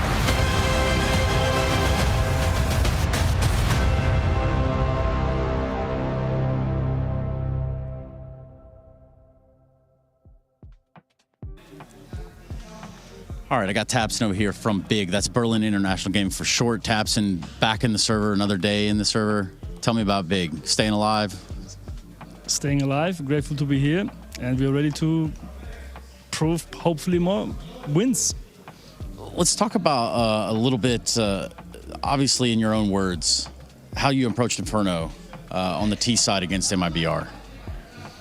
In my words, we just played our game, honestly. I think also our game is based on giving information to our in-game leader. We did that part really well. I think Ben did amazing calls. We executed them really well. I think we also shot very good in this game, and yeah, we managed to close it out in City side as well. So I'm really happy that we showed a really good Inferno, because in the first stage we didn't really show Inferno, and now we showed Inferno twice, and I think we are able to play Inferno in a good level. Staple of the pool, no doubt, for Big Clan.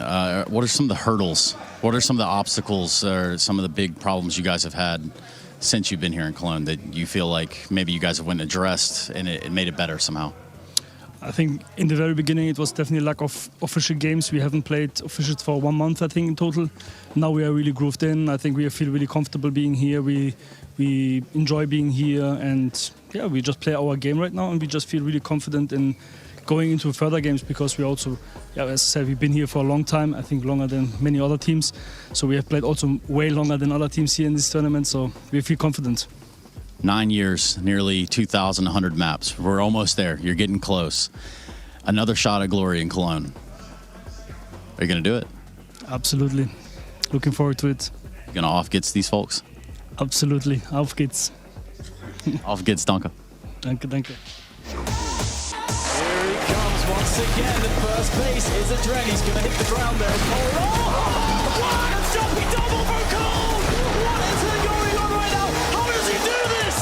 Cole is save luminosity with the all-play. Well, G2 may have tripped and stumbled yesterday against Foot come the late game on Ancient, but right here against Big Clan, they are standing tall, a map in their pocket, domination against the Germans, and now we head to G2's map pick, but it is Mirage, Harry, and I recall a very good game from Big on this map just days ago. Yeah, I think we all do. Don't know how well they're going to be able to tap into that, though, after the very one-sided affair we just saw. But with this squad, you're willing to give them the benefit of the doubt.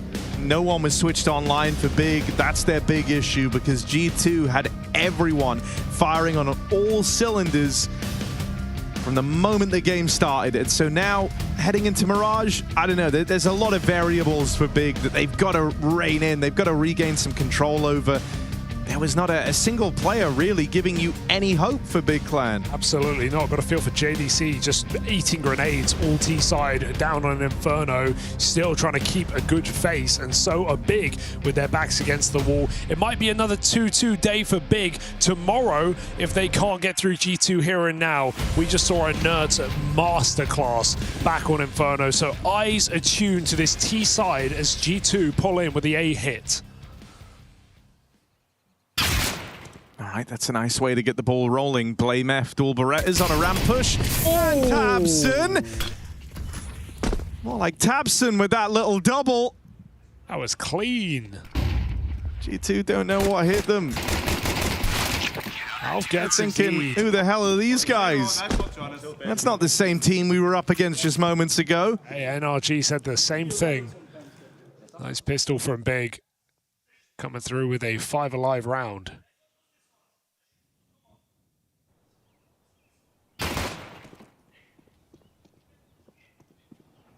This was really nice for Tabson. Barely see that second man. Sick, Ben, bro. Insane round. Nice shot, Jonas.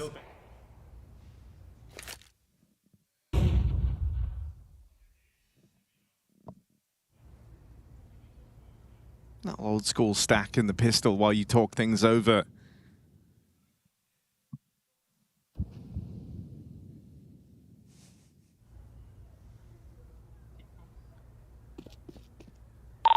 One important thing, guys.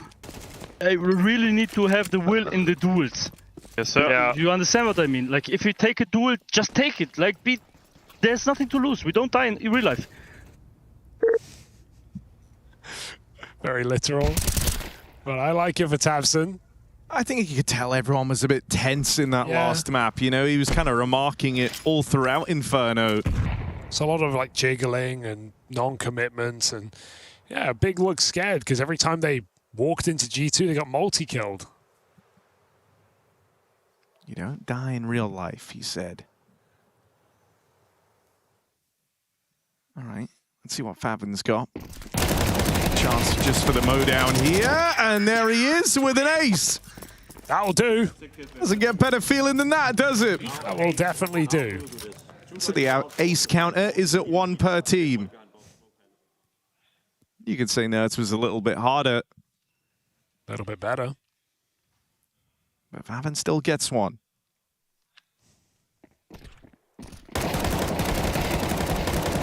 Beautiful.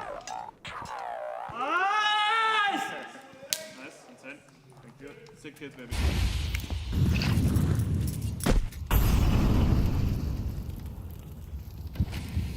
All right, here's the guns. Let's see just how much resistance Big are going to offer up. It was on this CT side where they made a real lasting impression here in Cologne. Oh, big leave. That flash does keep Mattis alive. Molly almost blocked him top middle. G2 still want to recommit. 2 players coming in. Hunter lurker lower.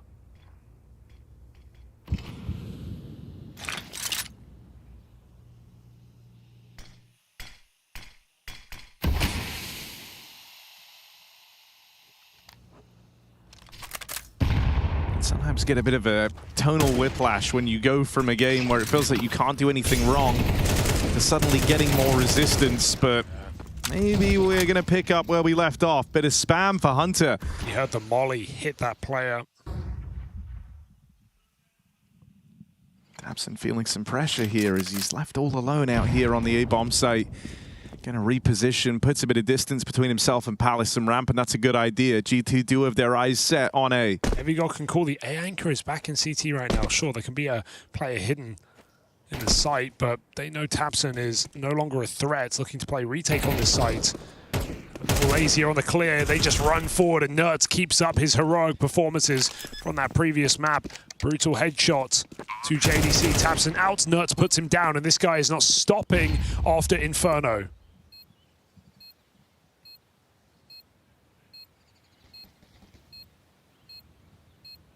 Awkward retake now, because G2 have had time to get posted. They've got players in jungle. Sampaius doesn't need to hang around and take that fight. Nerds up next, one to the dome, softens him up, and BlameF will be there to punish.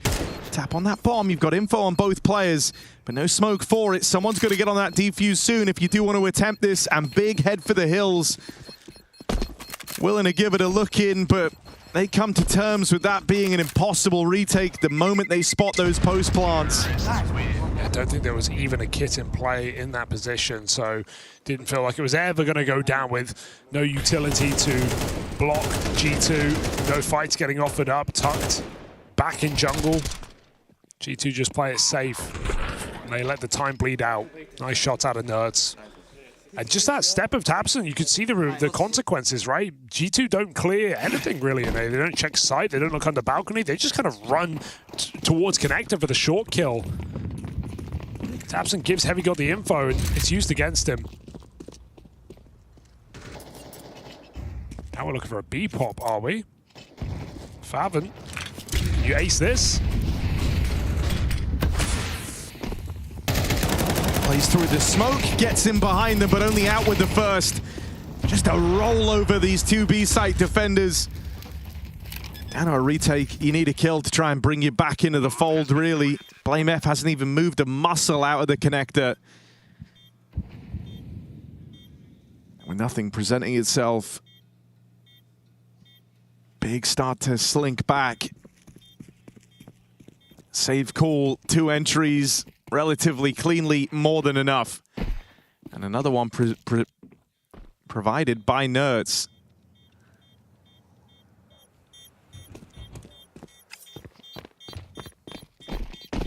Oh no! Gotta run. There's room for 2 at the back of the van. G2 will escape. Terrorists win. And yeah, JDC didn't get that molly out, switched off. We've seen so much switching off of nades in this tournament. Like, it was a bug that was patched, and now it's players just being too keen to get their gun out. Understandably, you want to be able to fight quicker, but I feel like I'm still seeing it every game. And that molly would have made a difference underneath the window in B to stop G2 from scaling as freely as they did. Regardless, G2 recovering well from the lost pistol. Big with one more full buy. Saving out enables it.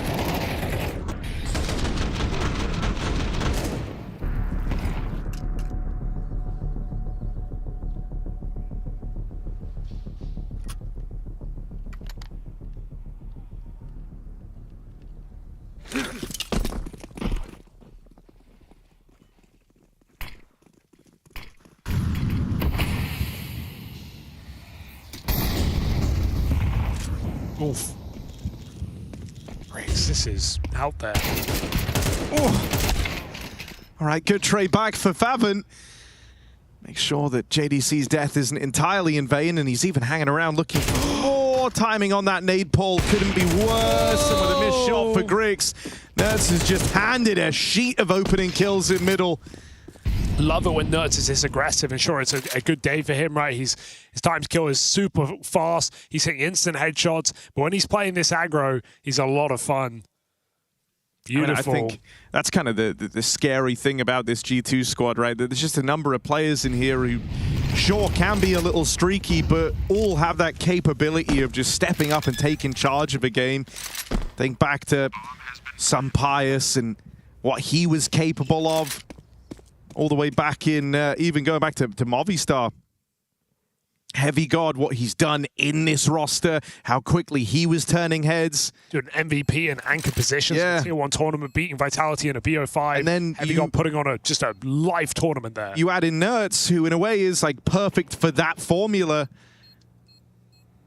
And that's why it's so disappointing when they're not having that day, you know? Like when we have this crazy back and forth series against Foot and then Ancient, nobody can get a kill, nobody can hold their bomb site, nobody can find an entry.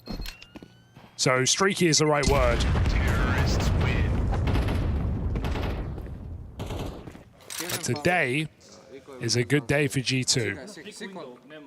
And it does feel like that stage 3 progression is within reach. 10 rounds away now. You're just telling yourself, like, if Nertz can keep his mindset wherever it is at this moment in time, if he can keep bringing us the openers, if he can keep getting multi-kills in entry positions, there's kind of no way to mess this up.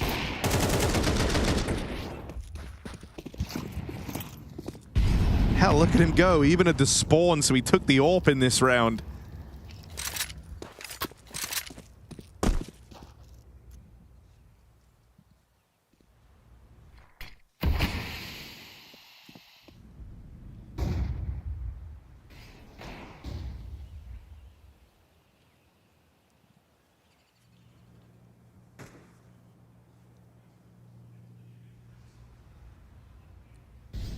Fatman with a nice push, but could lead to his early demise. Heavy God is still ratting it back in spawn right now. BlameF with a flash play off Grix, finding Nertz in middle. Huge first kill. Fatman hears this departure. He doesn't want the fight. Instead, he wants the flank. Playing it for later, rotating players off of this bomb site. This is a really nice call for Big. As long as they don't change their mind, G2, and go through connector, this is going to be a stacked B bomb site for Big, and Faven backstabbing. Will he go middle? Yes. Opportunity for a lot here for Faven. But these are the hardest moments in Counter-Strike sometimes. And we've just seen so many of these backstabs with today, and there's another example of it. Not the end of the world, because it's really all about the stack that this info has allowed. G2 realize that. They're going to bail up connector. Faven would be better to have disconnected. Now he has sold his team down the river. Oh, they can save them! But unable to transfer. Hunter with a key pickup, and Heavy God still just causing chaos. We do lose Mattis over at A. Hold on a second, because that's what the bomb is. Oh. Heavy God might be getting his right now, but Grix is closing in. Weapon of choice! Had to hit that. If he did, the round is big. Oh dear, everything about that. I mean, Grix has been disappointing in this series, but that is back-to-back AWPs for Grix, where he has absolutely wasted it. That was the round in the palm of his hand. One shot, one simple shot, he can't do it. I mean, we were impressed with Grix come the end of stage 1. Numerous times in AWP head-to-heads, he came out looking like the better guy. But even in that crazy comeback to get them here to stage 2, he said as much in interviews. He was feeling a lot of pressure. He was making a lot of mistakes. He was feeling very, very shaky. He knows that the step up is going to be harder for stage 2, so he can't afford to do that again. But as the pressure's gone up, as the teams have got better, I think you're seeing a couple more cracks out of this young AWP inside of the big squad. Yeah, not to say he had no value in that game, but man, that CT side of Mirage against NRG was not about Grix. It was about the riflers. It was about JDC. It was about Faven, and it was about BlameF. But Grix didn't really play into it too much, and he's definitely had a couple of awkward moments, which you can expect from a young player at his first major, talking in a second or third language even. And yeah, right now, having some trouble to adjust to the level of G2. Awkward for Faven though, man. Wish he held that shot just a couple of seconds. Could have squeezed a kill out of it and then departed. Instead, jumps the gun, gives G2 the way back into the round. But yeah, shooting players in the back of the head in this game never feels easy. Former G2 players know.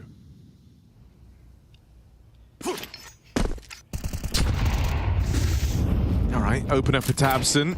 Heavy got dealt with on his Palace push. Things will heat up for Tabson here, though. Had to get that smoke in, extinguishes, but can't survive. It's another entry from Nertz. Slight control, but no spawn smoke, and so they have to take these fights. Nertz is willing to do so. Oh man, up here. Close, Faven holds his own. One kill to take, denying that CT cross, maintaining the space, keeping the pressure on. Now G2, they can't get this bomb down. Those smokes fade and all these angles open up. More blame. Risky move. Pays off. This wasn't much of a requirement back on Inferno. Not coming into this second map with hot hands like the rest of his team. Largely just in the sidecar. Oh, Griggs, another miss, makes up for it. Goes unpunished, and so thankfully, Big and their attempt to course correct comes through. Oh, if Griggs missed that and then gets taken down, leading to a clutch, that would have really been the kicker of the confidence at this point in the game. But he does connect that second shot. An integral kill to keep Big in this map. Bleeding, but still here against G2, breaking that 4-round streak finally. Someone who's got a lot of interest for me in this tournament is Faven. Been very, very fun to watch him play and starting to maybe even build a bit of a case for himself, being a big game player in high pressure moments. This guy like really doesn't falter. He's had some stinkers of starts that he'll go on to recover. Just seems very, very hard to get in this guy's head at bare minimum. Hell, even back on Inferno, like the one guy occasionally offering up multi-kills was Faven. And so that level of kind of dependability is much appreciated by Big as they attempt this comeback. Yeah, he's currently top in the charts. I like you calling him a big game player. I think that's the X factor the Big need. Oh, bit of a miscom. Couple of window smokes for G2. Big ready with this block on ramp. Bomb coming in. B players swapping, putting the AWP in position, but so dependent on this hold in the bomb site. If these B players with low health and with an AWP are attempt a retake here. All right, Tabson getting groovy on the ramp smoke. Oh, he saw the pin. He saw the nade go over the top, so he knows what to expect. How many can he find? This is just such a weird clear for Hunter and Sunpius. Don't know if you're going to be ready for Tabson here. Sunpius certainly wasn't. Trade back for Hunter, but the rest of his team are just dead in an instant. Sure. And so no winning this one. JDC puts his best foot forward in this round. A massive 3K to tie this game up. That was out of nowhere. Just saw everyone get shut down on Palace side. So G2's money vanquished.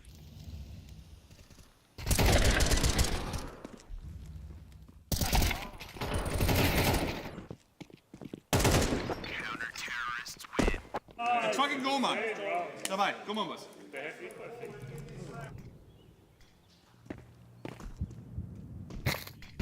Good block for Blame. And after G2, I don't know if they missed their smoke last round or if it was blocked. I guess it was blocked. The same thing happened. G2 maybe feeling like they're missing their smokes now. Don't know the cause of this. So out mid, JDC caught off guard and Blame has to spray, but that gives room for Nurse to get his gun. You want to be boosting window, don't you? Yeah, you do. Get that gun. Maybe try and take the space that you've just opened up. You certainly thought about it. Hunter was rushing to link up with Nerds. They decide against it. Surprise. Expecting a bit of a clamp down on mid from Big by the looks. And here's that nade, make contact with Nerds. Knows he's still around the lower tunnels. So Big don't scramble here, right? It's no mad dash to go fight a losing battle for this mid control. They say to G2, you know what? You guys can have it. Surprised this window boost gap has been open the whole round and no one has once looked over their shoulder. Now they're starting to consider. We just had Grix go back and check spawn, Faven check market, but G2 haven't gone for it. Still that paranoia persists. Faven's on his own. He's still got to consider this flank timing. Mattis comes up connector. That draws Faven out of position. And G2 with a little lurk up con has gone a long way. Faven can still win this round. I really don't know if you're going to expect him still being here. It's a 4v2. You got kills on the other end of the map. He's repositioned to dodge this, but a must-needed clear out of Hunter. Gets that. What could have been a thorn in their side, just dealt with straight away before it becomes a problem. Oh, he played that well, Faven, by walking round the bomb site. They weren't about to swing bench. But Hunter looks over his shoulder in an unlikely check on the Tech 9. Saves him from a bomb drop. What a gut punch of a round loss for Big. Yeah. Right? Finally starting to stabilize you in 2 rounds back to back. Starting to make something of this CT side after all, and you just get slammed right back down to reality. Got to give it to Heavy God for finding that opening Deagle kill. Out middle, it was JDC on Cats. Blame through the undersmoke. Thank you. Can we do normal default? I want to go close to B, Illus. Carrigan, yeah?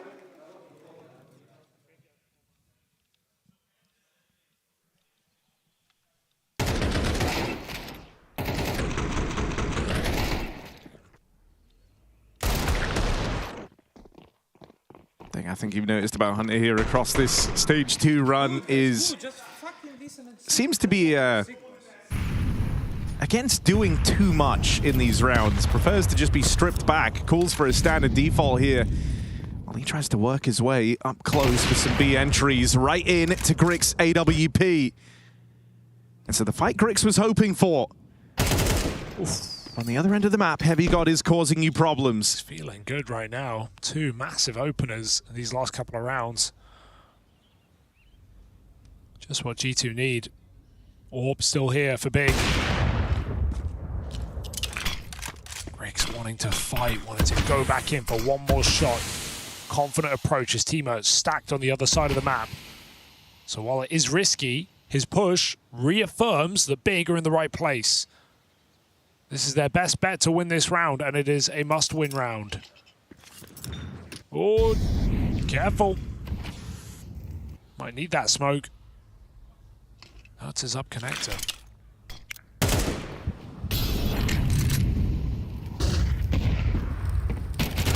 Oh, Heavy God just backing up into this double palace setup. No, it's only good for the 1 entry. It's the walkout of Faven that leaves a little to be desired there, caught by the second player. And now a smoke to block Grix's vision. Blame F struggles to get involved out from the spawn.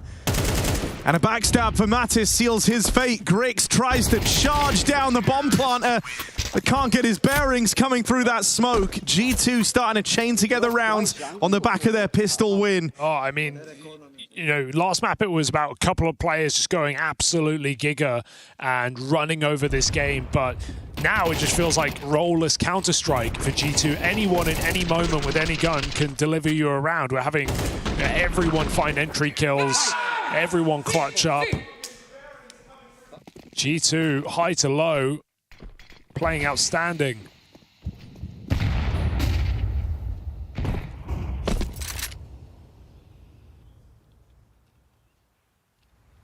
Money broken for Big.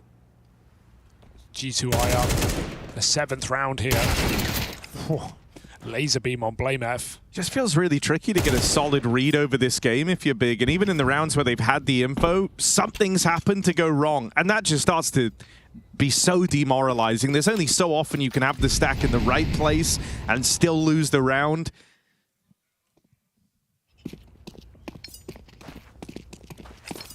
How about having the stack in the wrong place? Wow, that looks like what's happening here. Faven might change that with this aggression, as is often the case. They're pushing through the apartments, well-timed. And so the rotate going to come through ahead of this. Yeah, Blame F also armed with an AK. Kind of meant to be the guy for the job here is Blame F. If they go up and over, yeah, he has to change position. This is nice, but they can drop on him. The power here is he's going to hear pin pulls. So he knows this one's coming. Triple smoke. Hunter not even considering it, needs the trade. Mattis provides. Stack is here. Gets in place just in time. And time is a problem for G2. They're trying to move quickly. Will that lead to any clumsiness around these players? No, it does not. JDC's heroic shutdown by Nerds, who continues to just have a game of life back-to-back. 12-7, and whenever they need him, he's proven to be very, very dependable all across the series. Yeah, do you think JDC can do something heroic? Well, Nerds just comes flying out on that A site and finds himself a triple kill. What a crazy clear, and goes on to trade 2 more players on smoke pushes. It all just lines up here for Nerds as G2 eye up a dominant T side in this map. Big converted their pistol and then went quiet. But they lose Nerds, and he's been the guy digging them out of a lot of bad situations. The Grix Orb, go on, finding its form, finding his voice. Tabson's even managed one more. So a 5v2, lower tunnels control that Grix just commits to. G2, the only gap they've been able to seize is Hunter all the way through short. But a lot of angles to clear as he makes his way into B, cognizant that they're in lower. There's a spot, and it doesn't go both ways. Favin repositioning. Hunter lets him go for as long as he can, but as some bias comes in through the apartments, has these two players from lower to deal with. Grix couldn't afford to miss that, but a great round for the guy. But he needed that third more than anything. Should be unwinnable for Hunter. They've got the bomb. Time quickly turning against him, and that B site's been recaptured. Grix doesn't need the assistance. Monstrous round from an AWP that's been struggling. Gives Big something to hold on to at halftime.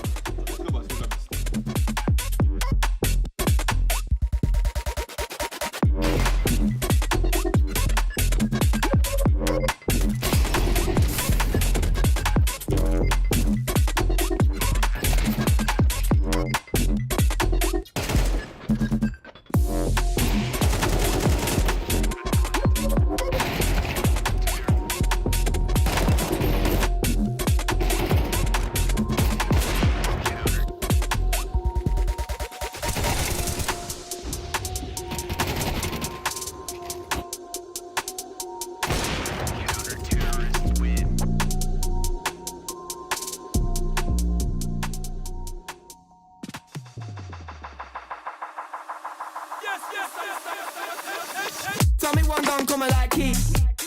Ball like that. Tell me one gun coming like key. All right back. I let this man know about your mango. Ball like that. Tell me one gun coming like key. No, I'm high like that. Tell me one gun coming like key. No, I'm high like high, but no, I lay low. Key to key, got the flow, bro, know it. Key block poet, watch your man show it. I let this man know about your mango. Tell me one gun coming like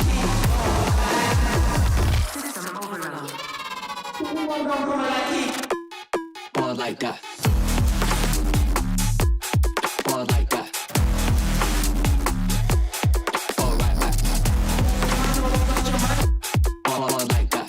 Tell me one gun coming like key. No, I'm high like. All right back. I'm a G like Ali. I'm in the alley with Ami and Kali. Shit. And I'm in my valley. I got sick quicker than whipping a rally. I leave a man bed like carry. Where am I Batman carry, you know? Ain't nobody that you know it's flow. No, key to key G, I'm a blow. There's a lick toe and I'm taking your whip and I'm going. If I say I'm money, you know that I'm showing.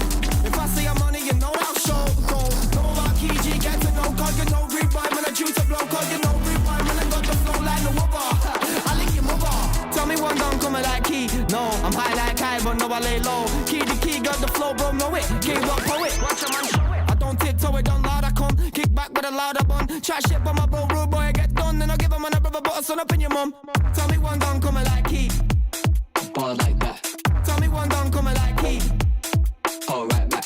I let this man know about your mango. Ball like that. Tell me one gun coming like key. No, I'm high like. All right back. Tell me one gun coming like key. No, I'm high like high, but no, I lay low. Key to key, got the flow, bro, know it. Key block poet, watch your man show it. I let this man know about your mango. Tell me one gun coming like key.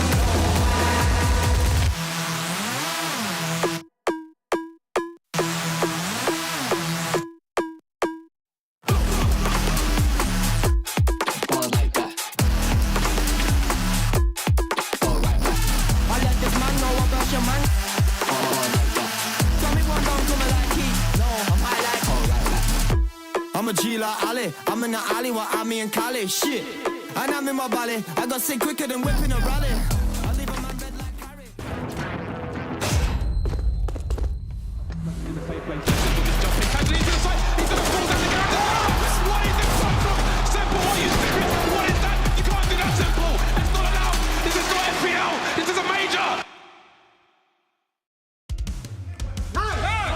G2, they believe they've got a right to that third stage, and they are just rounds away from getting themselves there after falling down a foot yesterday.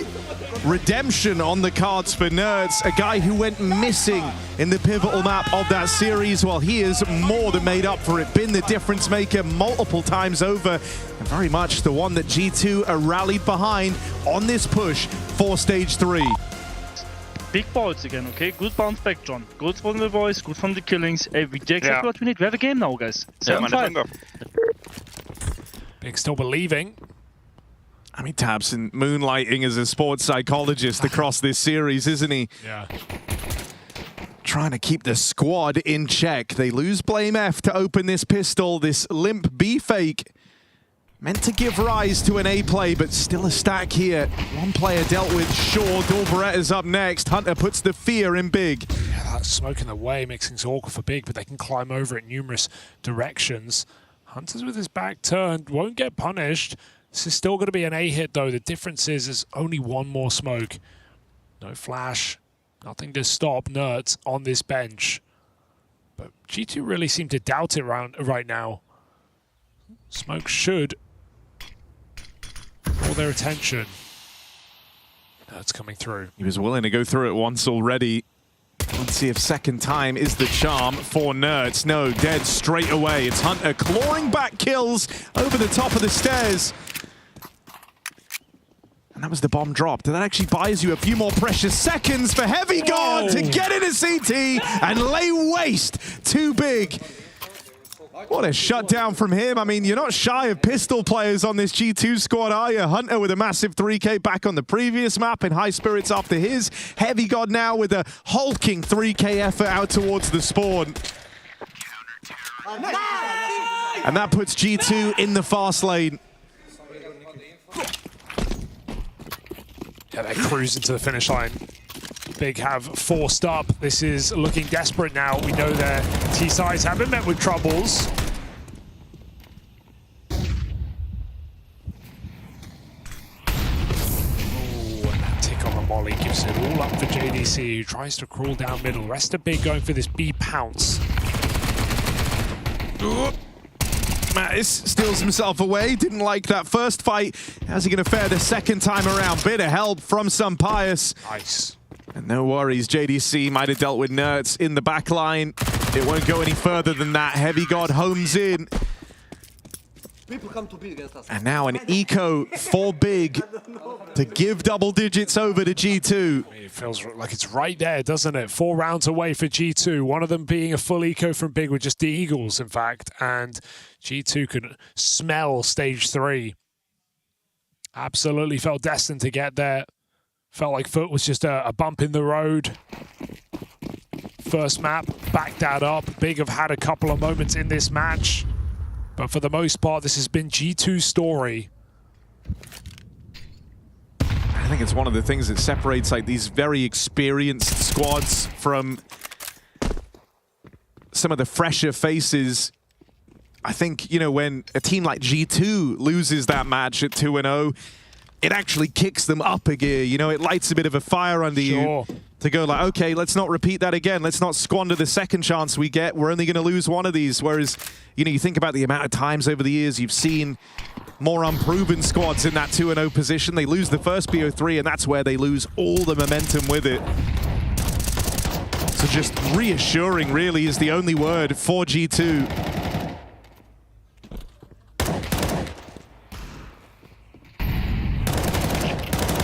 Easy does it here for Nerds. It's been a game on rails for him today, hasn't it? Keeping up appearances on the second map. And this is Big's best opportunity to make this series a fair fight. Round 16, full buy. G2 moments away from closing out the day.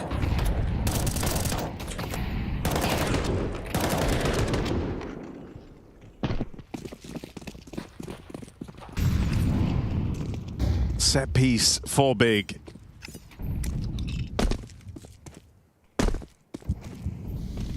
think if you're G2, you're imagining some type of a set call is what you're going to get here, right? You don't want to squander the one rifle round. You might get to play on some drawn-out default. Just looking to play it. 5 guys coming in together, full util to try and set them up.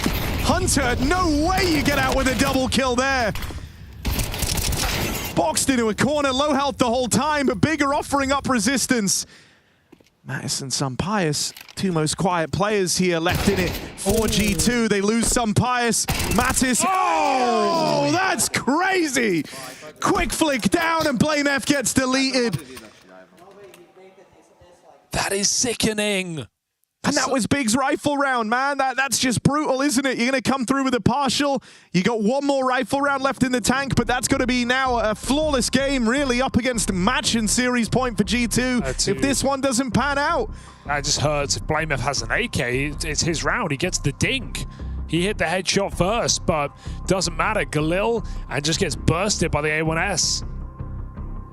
Mattis squeezes the final shot out, and that might be Big's final breath gone from their lungs. 11-5. And the final timeout deployed as well by Big as they force up again, just trying to cling on as they spiral in this series. Inferno was a beating, and Mirage, while for a moment felt like there was potential, some close rounds in the first half, now it is starting to get one-sided.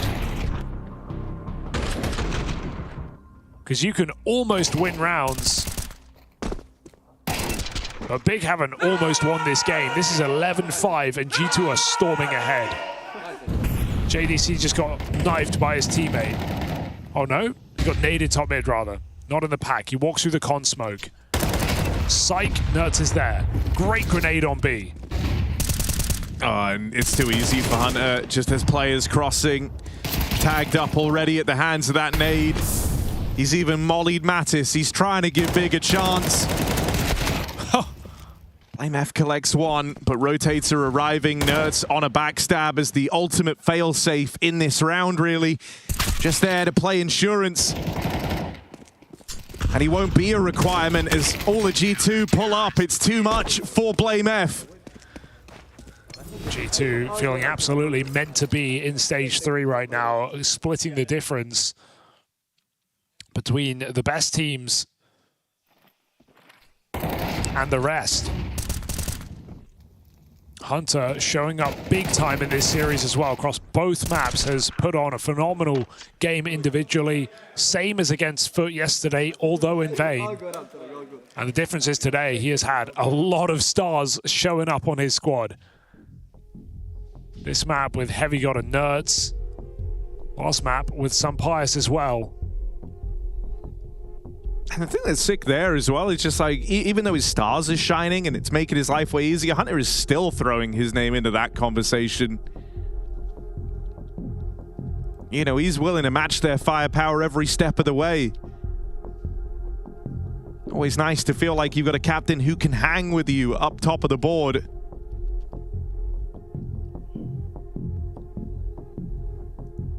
I wouldn't find it too shocking if, you know, G2 take this win and you don't even see some like big outpouring of a celebration. This is a team who, as we were kind of alluding to coming into this series, they feel like stage 3 is almost kind of the bare minimum. And so there's still a lot more to do. But this is a very welcome return to form after getting beaten up across a 3-map series yesterday by Foot.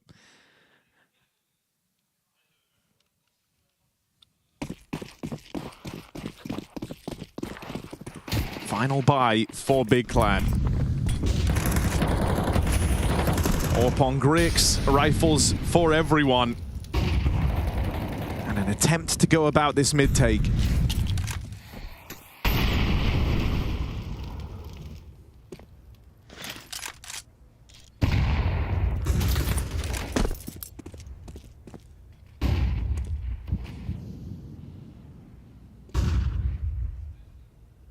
I like for G2 that, you know, Sampius here, right, came into this map on the off the back of just a phenomenal Inferno. Felt like he couldn't do anything wrong, hit nearly every shot required, but just very aware of his limits and how the game's changed. Doesn't risk throwing away the advantage there, right? Was looking for the top mid pick.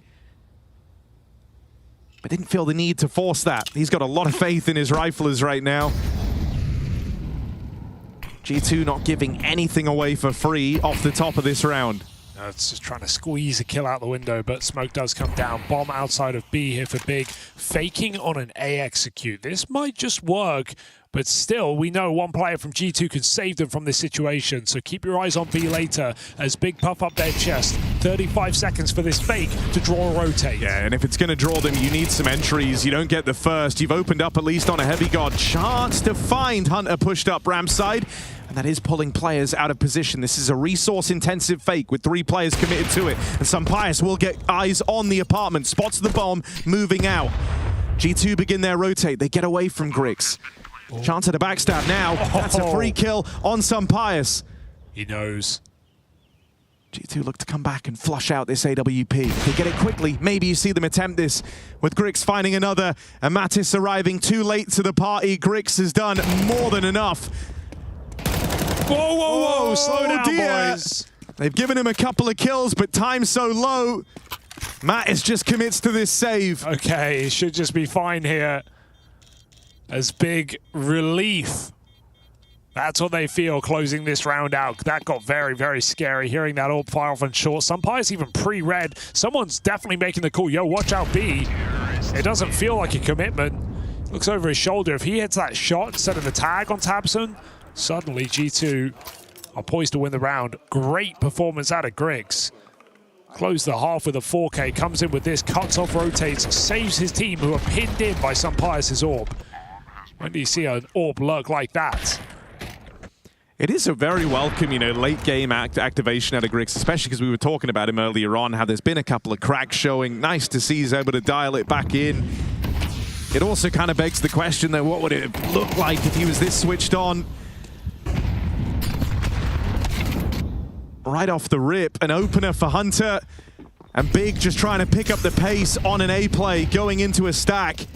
Heavy God out here alone as the smokes cut off his 2 teammates.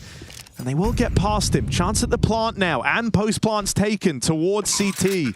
Uncertainty here for Hunter on which side they want to retake from. Felt like that was Heavy God's kill, so Big have managed to put themselves in a great position. That's a crazy swing that you are not accounting for, but there is more from it for Big. Vavin trades out, Sampaius gets given more, and everybody relax. There's a flank on the cards right now. Big have thrown away their advantage. Will it cost them the round? Is this an attempt at the last second stick here for Mattis? It might be possible. He needs his kill right now. Luckily, Grix is out in the middle of nowhere, and it's enough to keep Big in it. Push out towards the spawn was a weird thing in that round, but honestly, I think in a way it actually did Big a lot of favors. It looked like G2 were going to take that really low and slow, lend time to Mattis on his backstab, and so just kind of delaying it, forcing a bunch of players in awkward fights out of the spawn, I think did a good thing for Big in the long run. Yeah, it's just how wide Tabson goes alone, but luckily he gets that kill, so Favin's there to trade out eventually. Nice, man. Come on, good call. Gotta commend Big's resilience again, just staying in this up against 12. 12-5 down, not a round on this T side. They put back-to-back on the board in tricky positions. It's just a saved AWP for Sampaius and an uphill battle here for G2. I get like, I shouldn't be getting at all nervous, but there's just something about like G2 smiling, looking at each other like, we just need that one round, it's fine. Like, that's silly, we didn't get that one, it's all good. We have many more chances. There was another team sitting in these seats that felt exactly the same. Sure. Now, look, I still think we're a ways from that happening, but there's no question at this scoreline that Big are believing again. Got nowhere else to be. The difference is, I think G2 can win rounds like this. Proven to do so many a time. Look at this stack on the balcony. Opposite position. Careful, boys. You cleared 2. You don't know about the 3rd man. Mattis holds the shots. Just kind of this survivor bias around Mattis. There he is with 1. Good check for Blame F, who got eyes on from the bench. And that whole round was centered around Mattis getting a multi-kill. Without it, Baker in control. There is a fast flank for Hunter, but likewise, JDC is hot on the heels of some Pius. Is he going to go for the knife? Ow, he can't knife that, and so he'll take the kills instead. Grix is there by his side. And Big deal with a scary stack on Eco. I mean, honestly, the rounds are getting cleaner and cleaner for Big. Sure.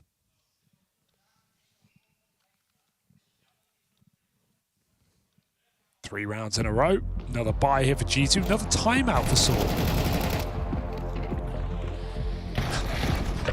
The double take from Faven.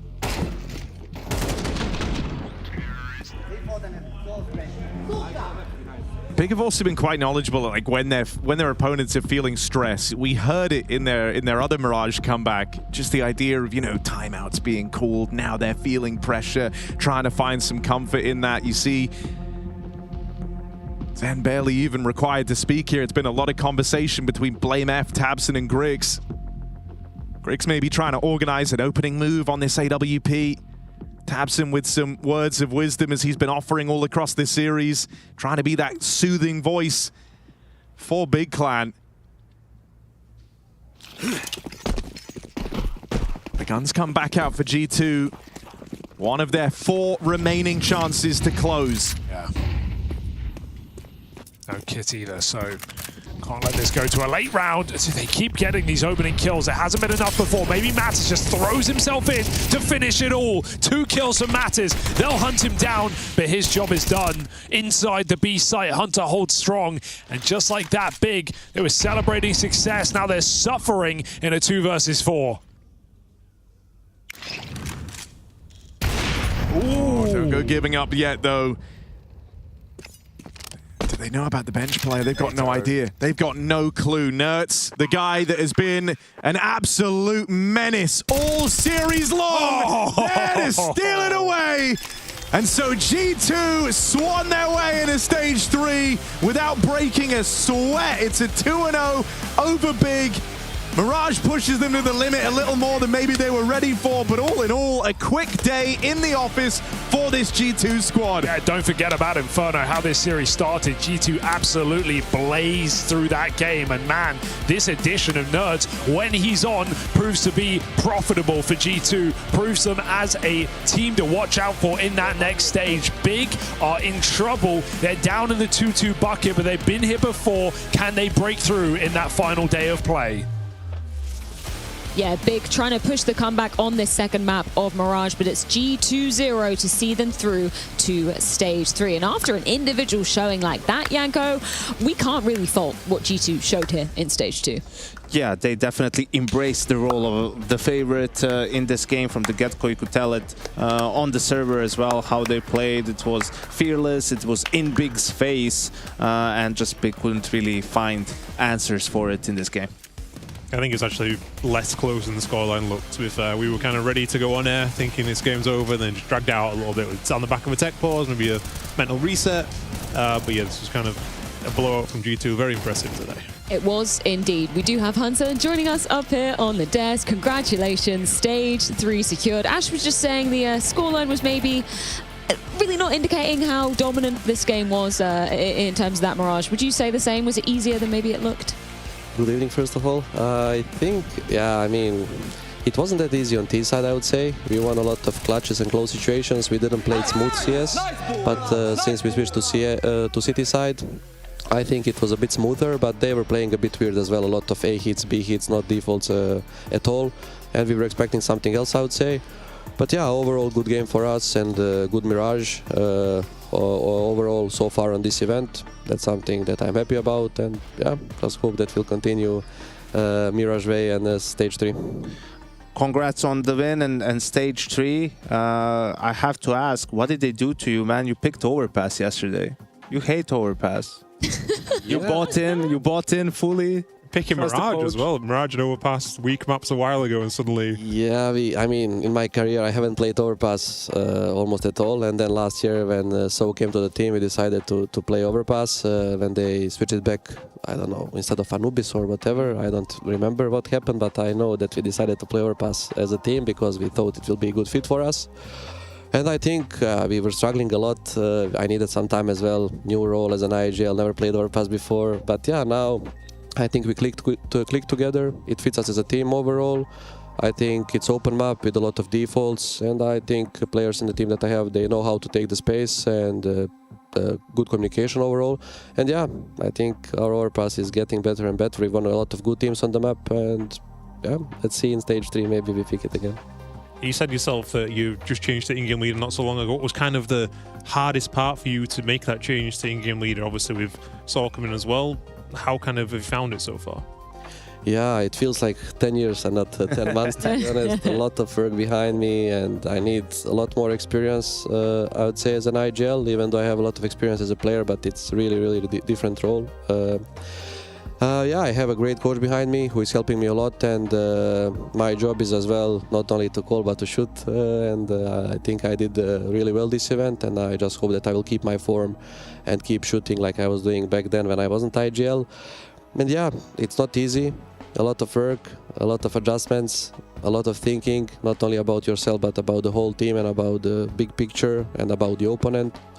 But yeah, it's getting better. I think it fits me. I feel sorry that I didn't take it earlier in my career when I had as well Nico and Monte in the team, but no regrets. Me too, this man. is how it is. I wanted to ask you, you missed Rio, unfortunately, right? But you were talking about in an interview how, while you were watching the team play, you saw some good things that you wanted to use when you were back on the team and you had a full lineup playing a bit more freely. Like, how has that adjustment been going for you guys? Are you satisfied?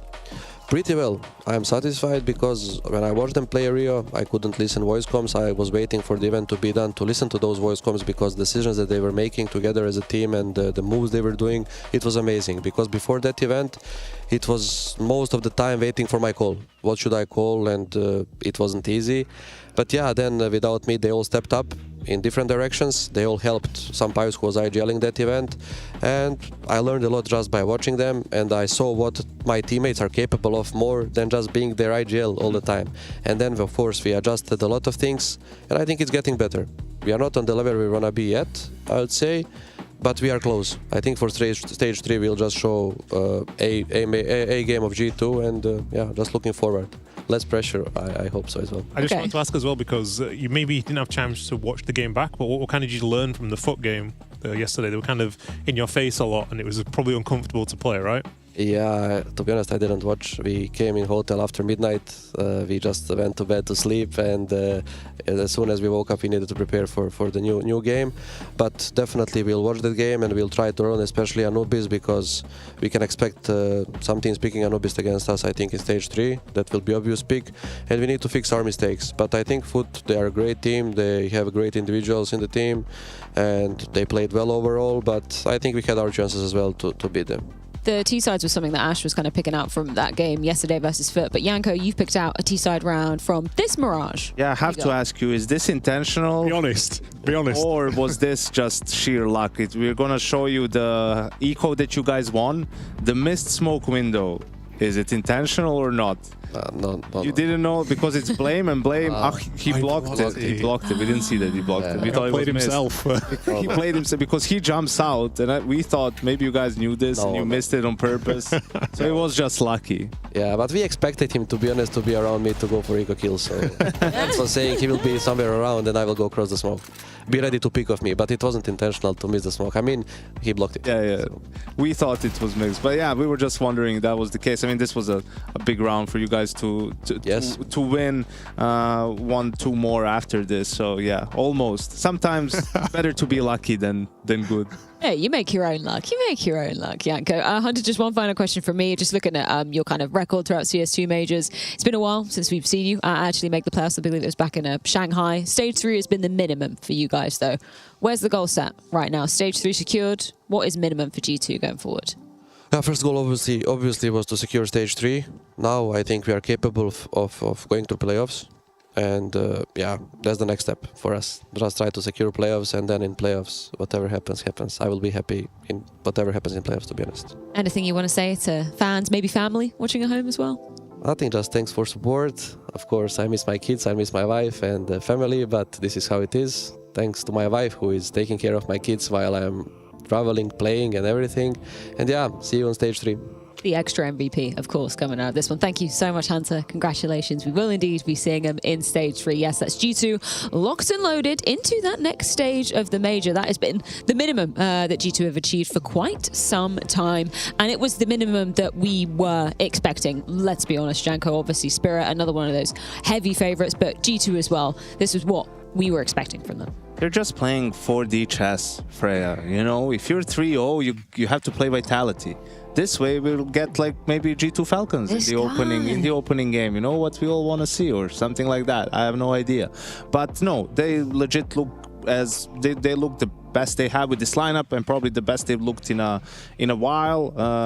I think they are the 3rd best team of this stage, behind Spirit and Foot, and we'll see them now in stage 3 again, being full best of 3 from the get-go. That's where your map will also get tested. Hunter was very aware of Anubis and how some teams might pick it against them, so that's where we'll really see, you know, these teams get tested on different maps, and that's where you have to have a deep map pool if you are going to be in those playoffs. That is certainly going to be the question moving on forward. I'm just taking a glance on the laptop to see the score of the other game going on simultaneously. That's an elimination series between MAT and Legacy. Who was it that won the first map? It was Legacy that won the first map, 13-8, and it looks like they're only 3 rounds away on Inferno of eliminating MAT. So if you want to catch up on the action over there, head on over to the B stream, but we're going to take a look at exactly what the Swiss bracket is saying, as stage 2 is slowly but surely coming to a close. I mean, maybe 90. I didn't get your take on that one earlier, Janko. They're probably the biggest surprise. You didn't put it in the pick'ems there. You did, I put him in my pick'ems, yes. Not in 0-3. that category. You're in there somewhere. I had Game Allegiance 3-0, you know, thinking, now they're not the favorite anymore. They'll remember how to play good CS. No, they were actually terrible this whole tournament, and just fortunate that in stage 1 they were playing worse teams that couldn't necessarily capitalize on that. But yeah, they're the biggest disappointment for sure of stage 2 for me. I know Astralis still as a name, but they've been in poor form leading up to this tournament.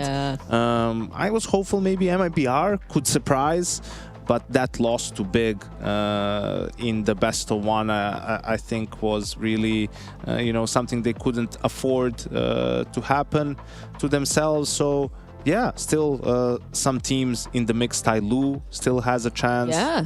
Pain Gaming against all odds, seemingly, and you know, teams like Monte, Bait, and Big also being in that 2-2 bracket. Yeah, we don't know what the matchups for tomorrow are going to be just yet. We have to wait until the B stream action concludes for that. But I feel like, Ash, it's probably going to be quite brawly tomorrow. You see that kind of mix of team names. Obviously, everybody's going to be putting blood, sweat, and tears into making it to stage 3, right?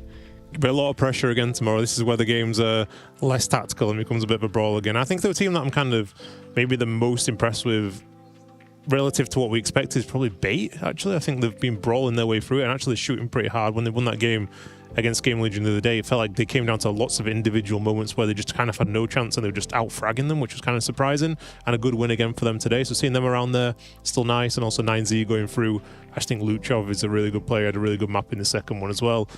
They could do some damage, I feel like, 9Z. They could beat someone maybe they're not expected to in the next stage. Final question, and the most important question. Are our pick'ems dead? I've just not even bothered to look at mine, if I'm being honest. I'm doing okay. Am I doing okay? I mean, it depends on the draw tomorrow. You have a chance. Have a chance. And that's all that matters. Mine are looking actually surprisingly good for once. That's nice.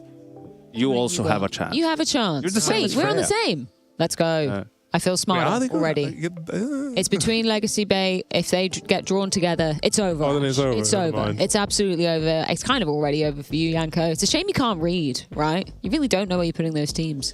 Yeah, it's just, you know, flip of a coin sometimes, Freya. Who we're going to put between two teams. You end up putting the wrong ones. It's all just warm up to stage 3. That's where I really get started. You know, that's what really sort of gets me going. You know, I'm not super motivated for stages 1 and 2. The prospect of that silver coin, that's what really gets you going. Silver's a new Sticker will be begging for a silver coin with those predictions. I think, going for zero correct. It's a good effort. It's actually a non-right. It's actually, I think it's quite hard to do. So that's kind of impressive in a really horrible way, I guess. Gentlemen, thank you so much. If you want more Counter-Strike, obviously, as we said, B-Stream action. It looks like it's all tied up 10-10 between M80 and Legacy. So head on over there, or we'll see you tomorrow for the final day of Stage 2 here at the Intel Extreme Masters Cologne.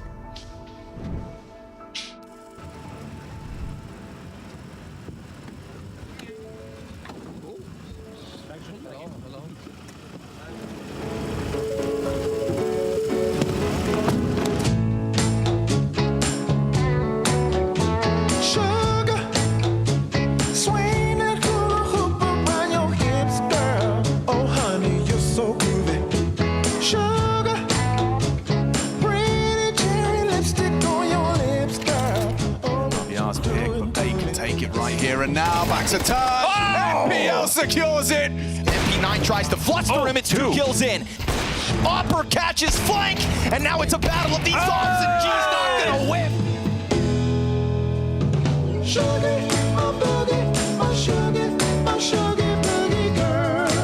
Blast that door open. Pyria going to be under pressure. Yabby jumping out. Good clean headshot. Pyria's got 3. Brilliant hold from Squeaky, and that's won the round. Fuzi has to fight, and it's this for the map, most likely. Fuzi towards heaven, misses the shot. He's right on top of him, and Fuzi can't get it. VSM steps up with a crucial clutch. And they're sticking the defuse. Diffuser's in the cover. Oh, it's close. Oh, he got it. Comes up 90. Oh, DGT, he was playing with fire.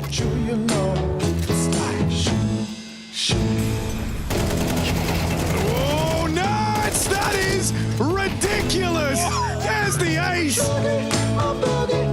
And off gets these folks. Absolutely, off gets. Off gets Duncan.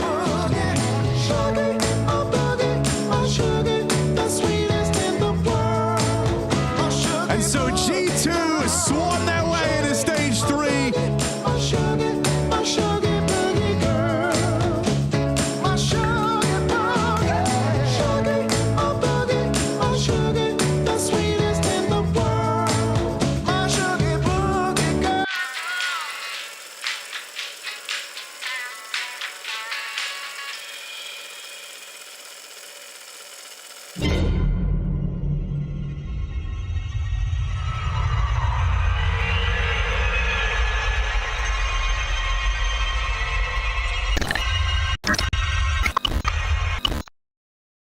The Intel Extreme Masters Cologne Major 2026 is brought to you by ESL in partnership with Intel,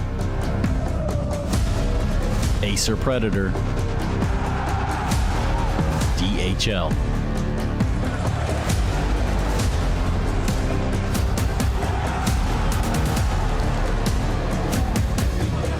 and Zoe.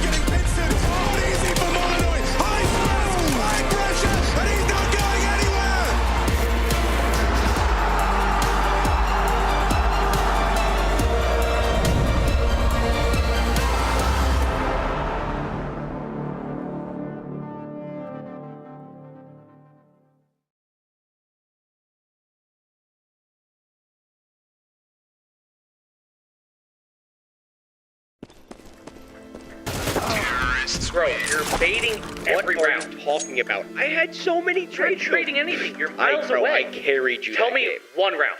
Hold on. Let me pull up CS stats.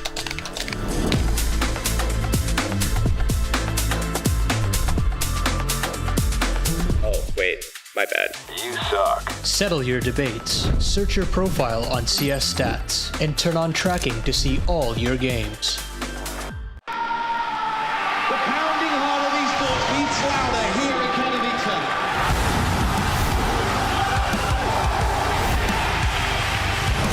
They have to double peek. He's getting his shot. Unbelievable! Something special to throw this decoy, and that's exactly what happens. Katowice! We are back!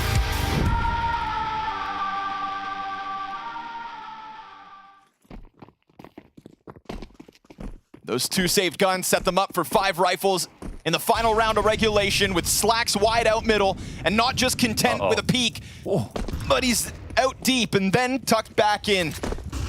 But what do they see with that? Is mid-presence a reason enough for Legacy to keep the pressure up on the B site? Slacks is sprinting over here to be that third defender. They're already putting so much pressure here. Minute 25, they haven't taken any damage. CT utility is coming out frantically.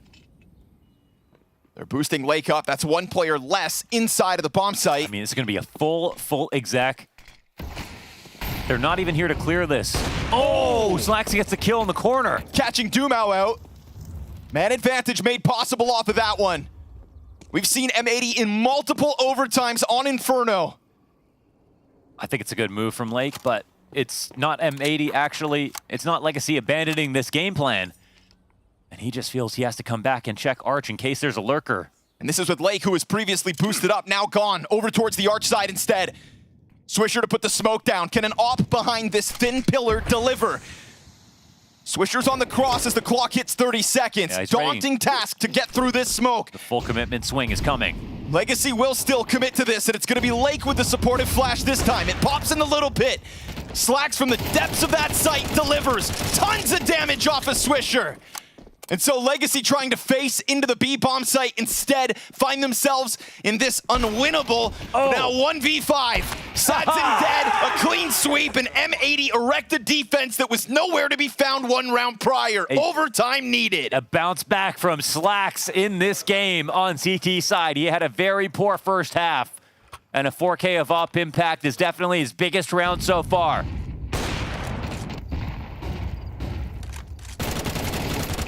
They get what they've gotten like 4 out of 5 times, and that's Legacy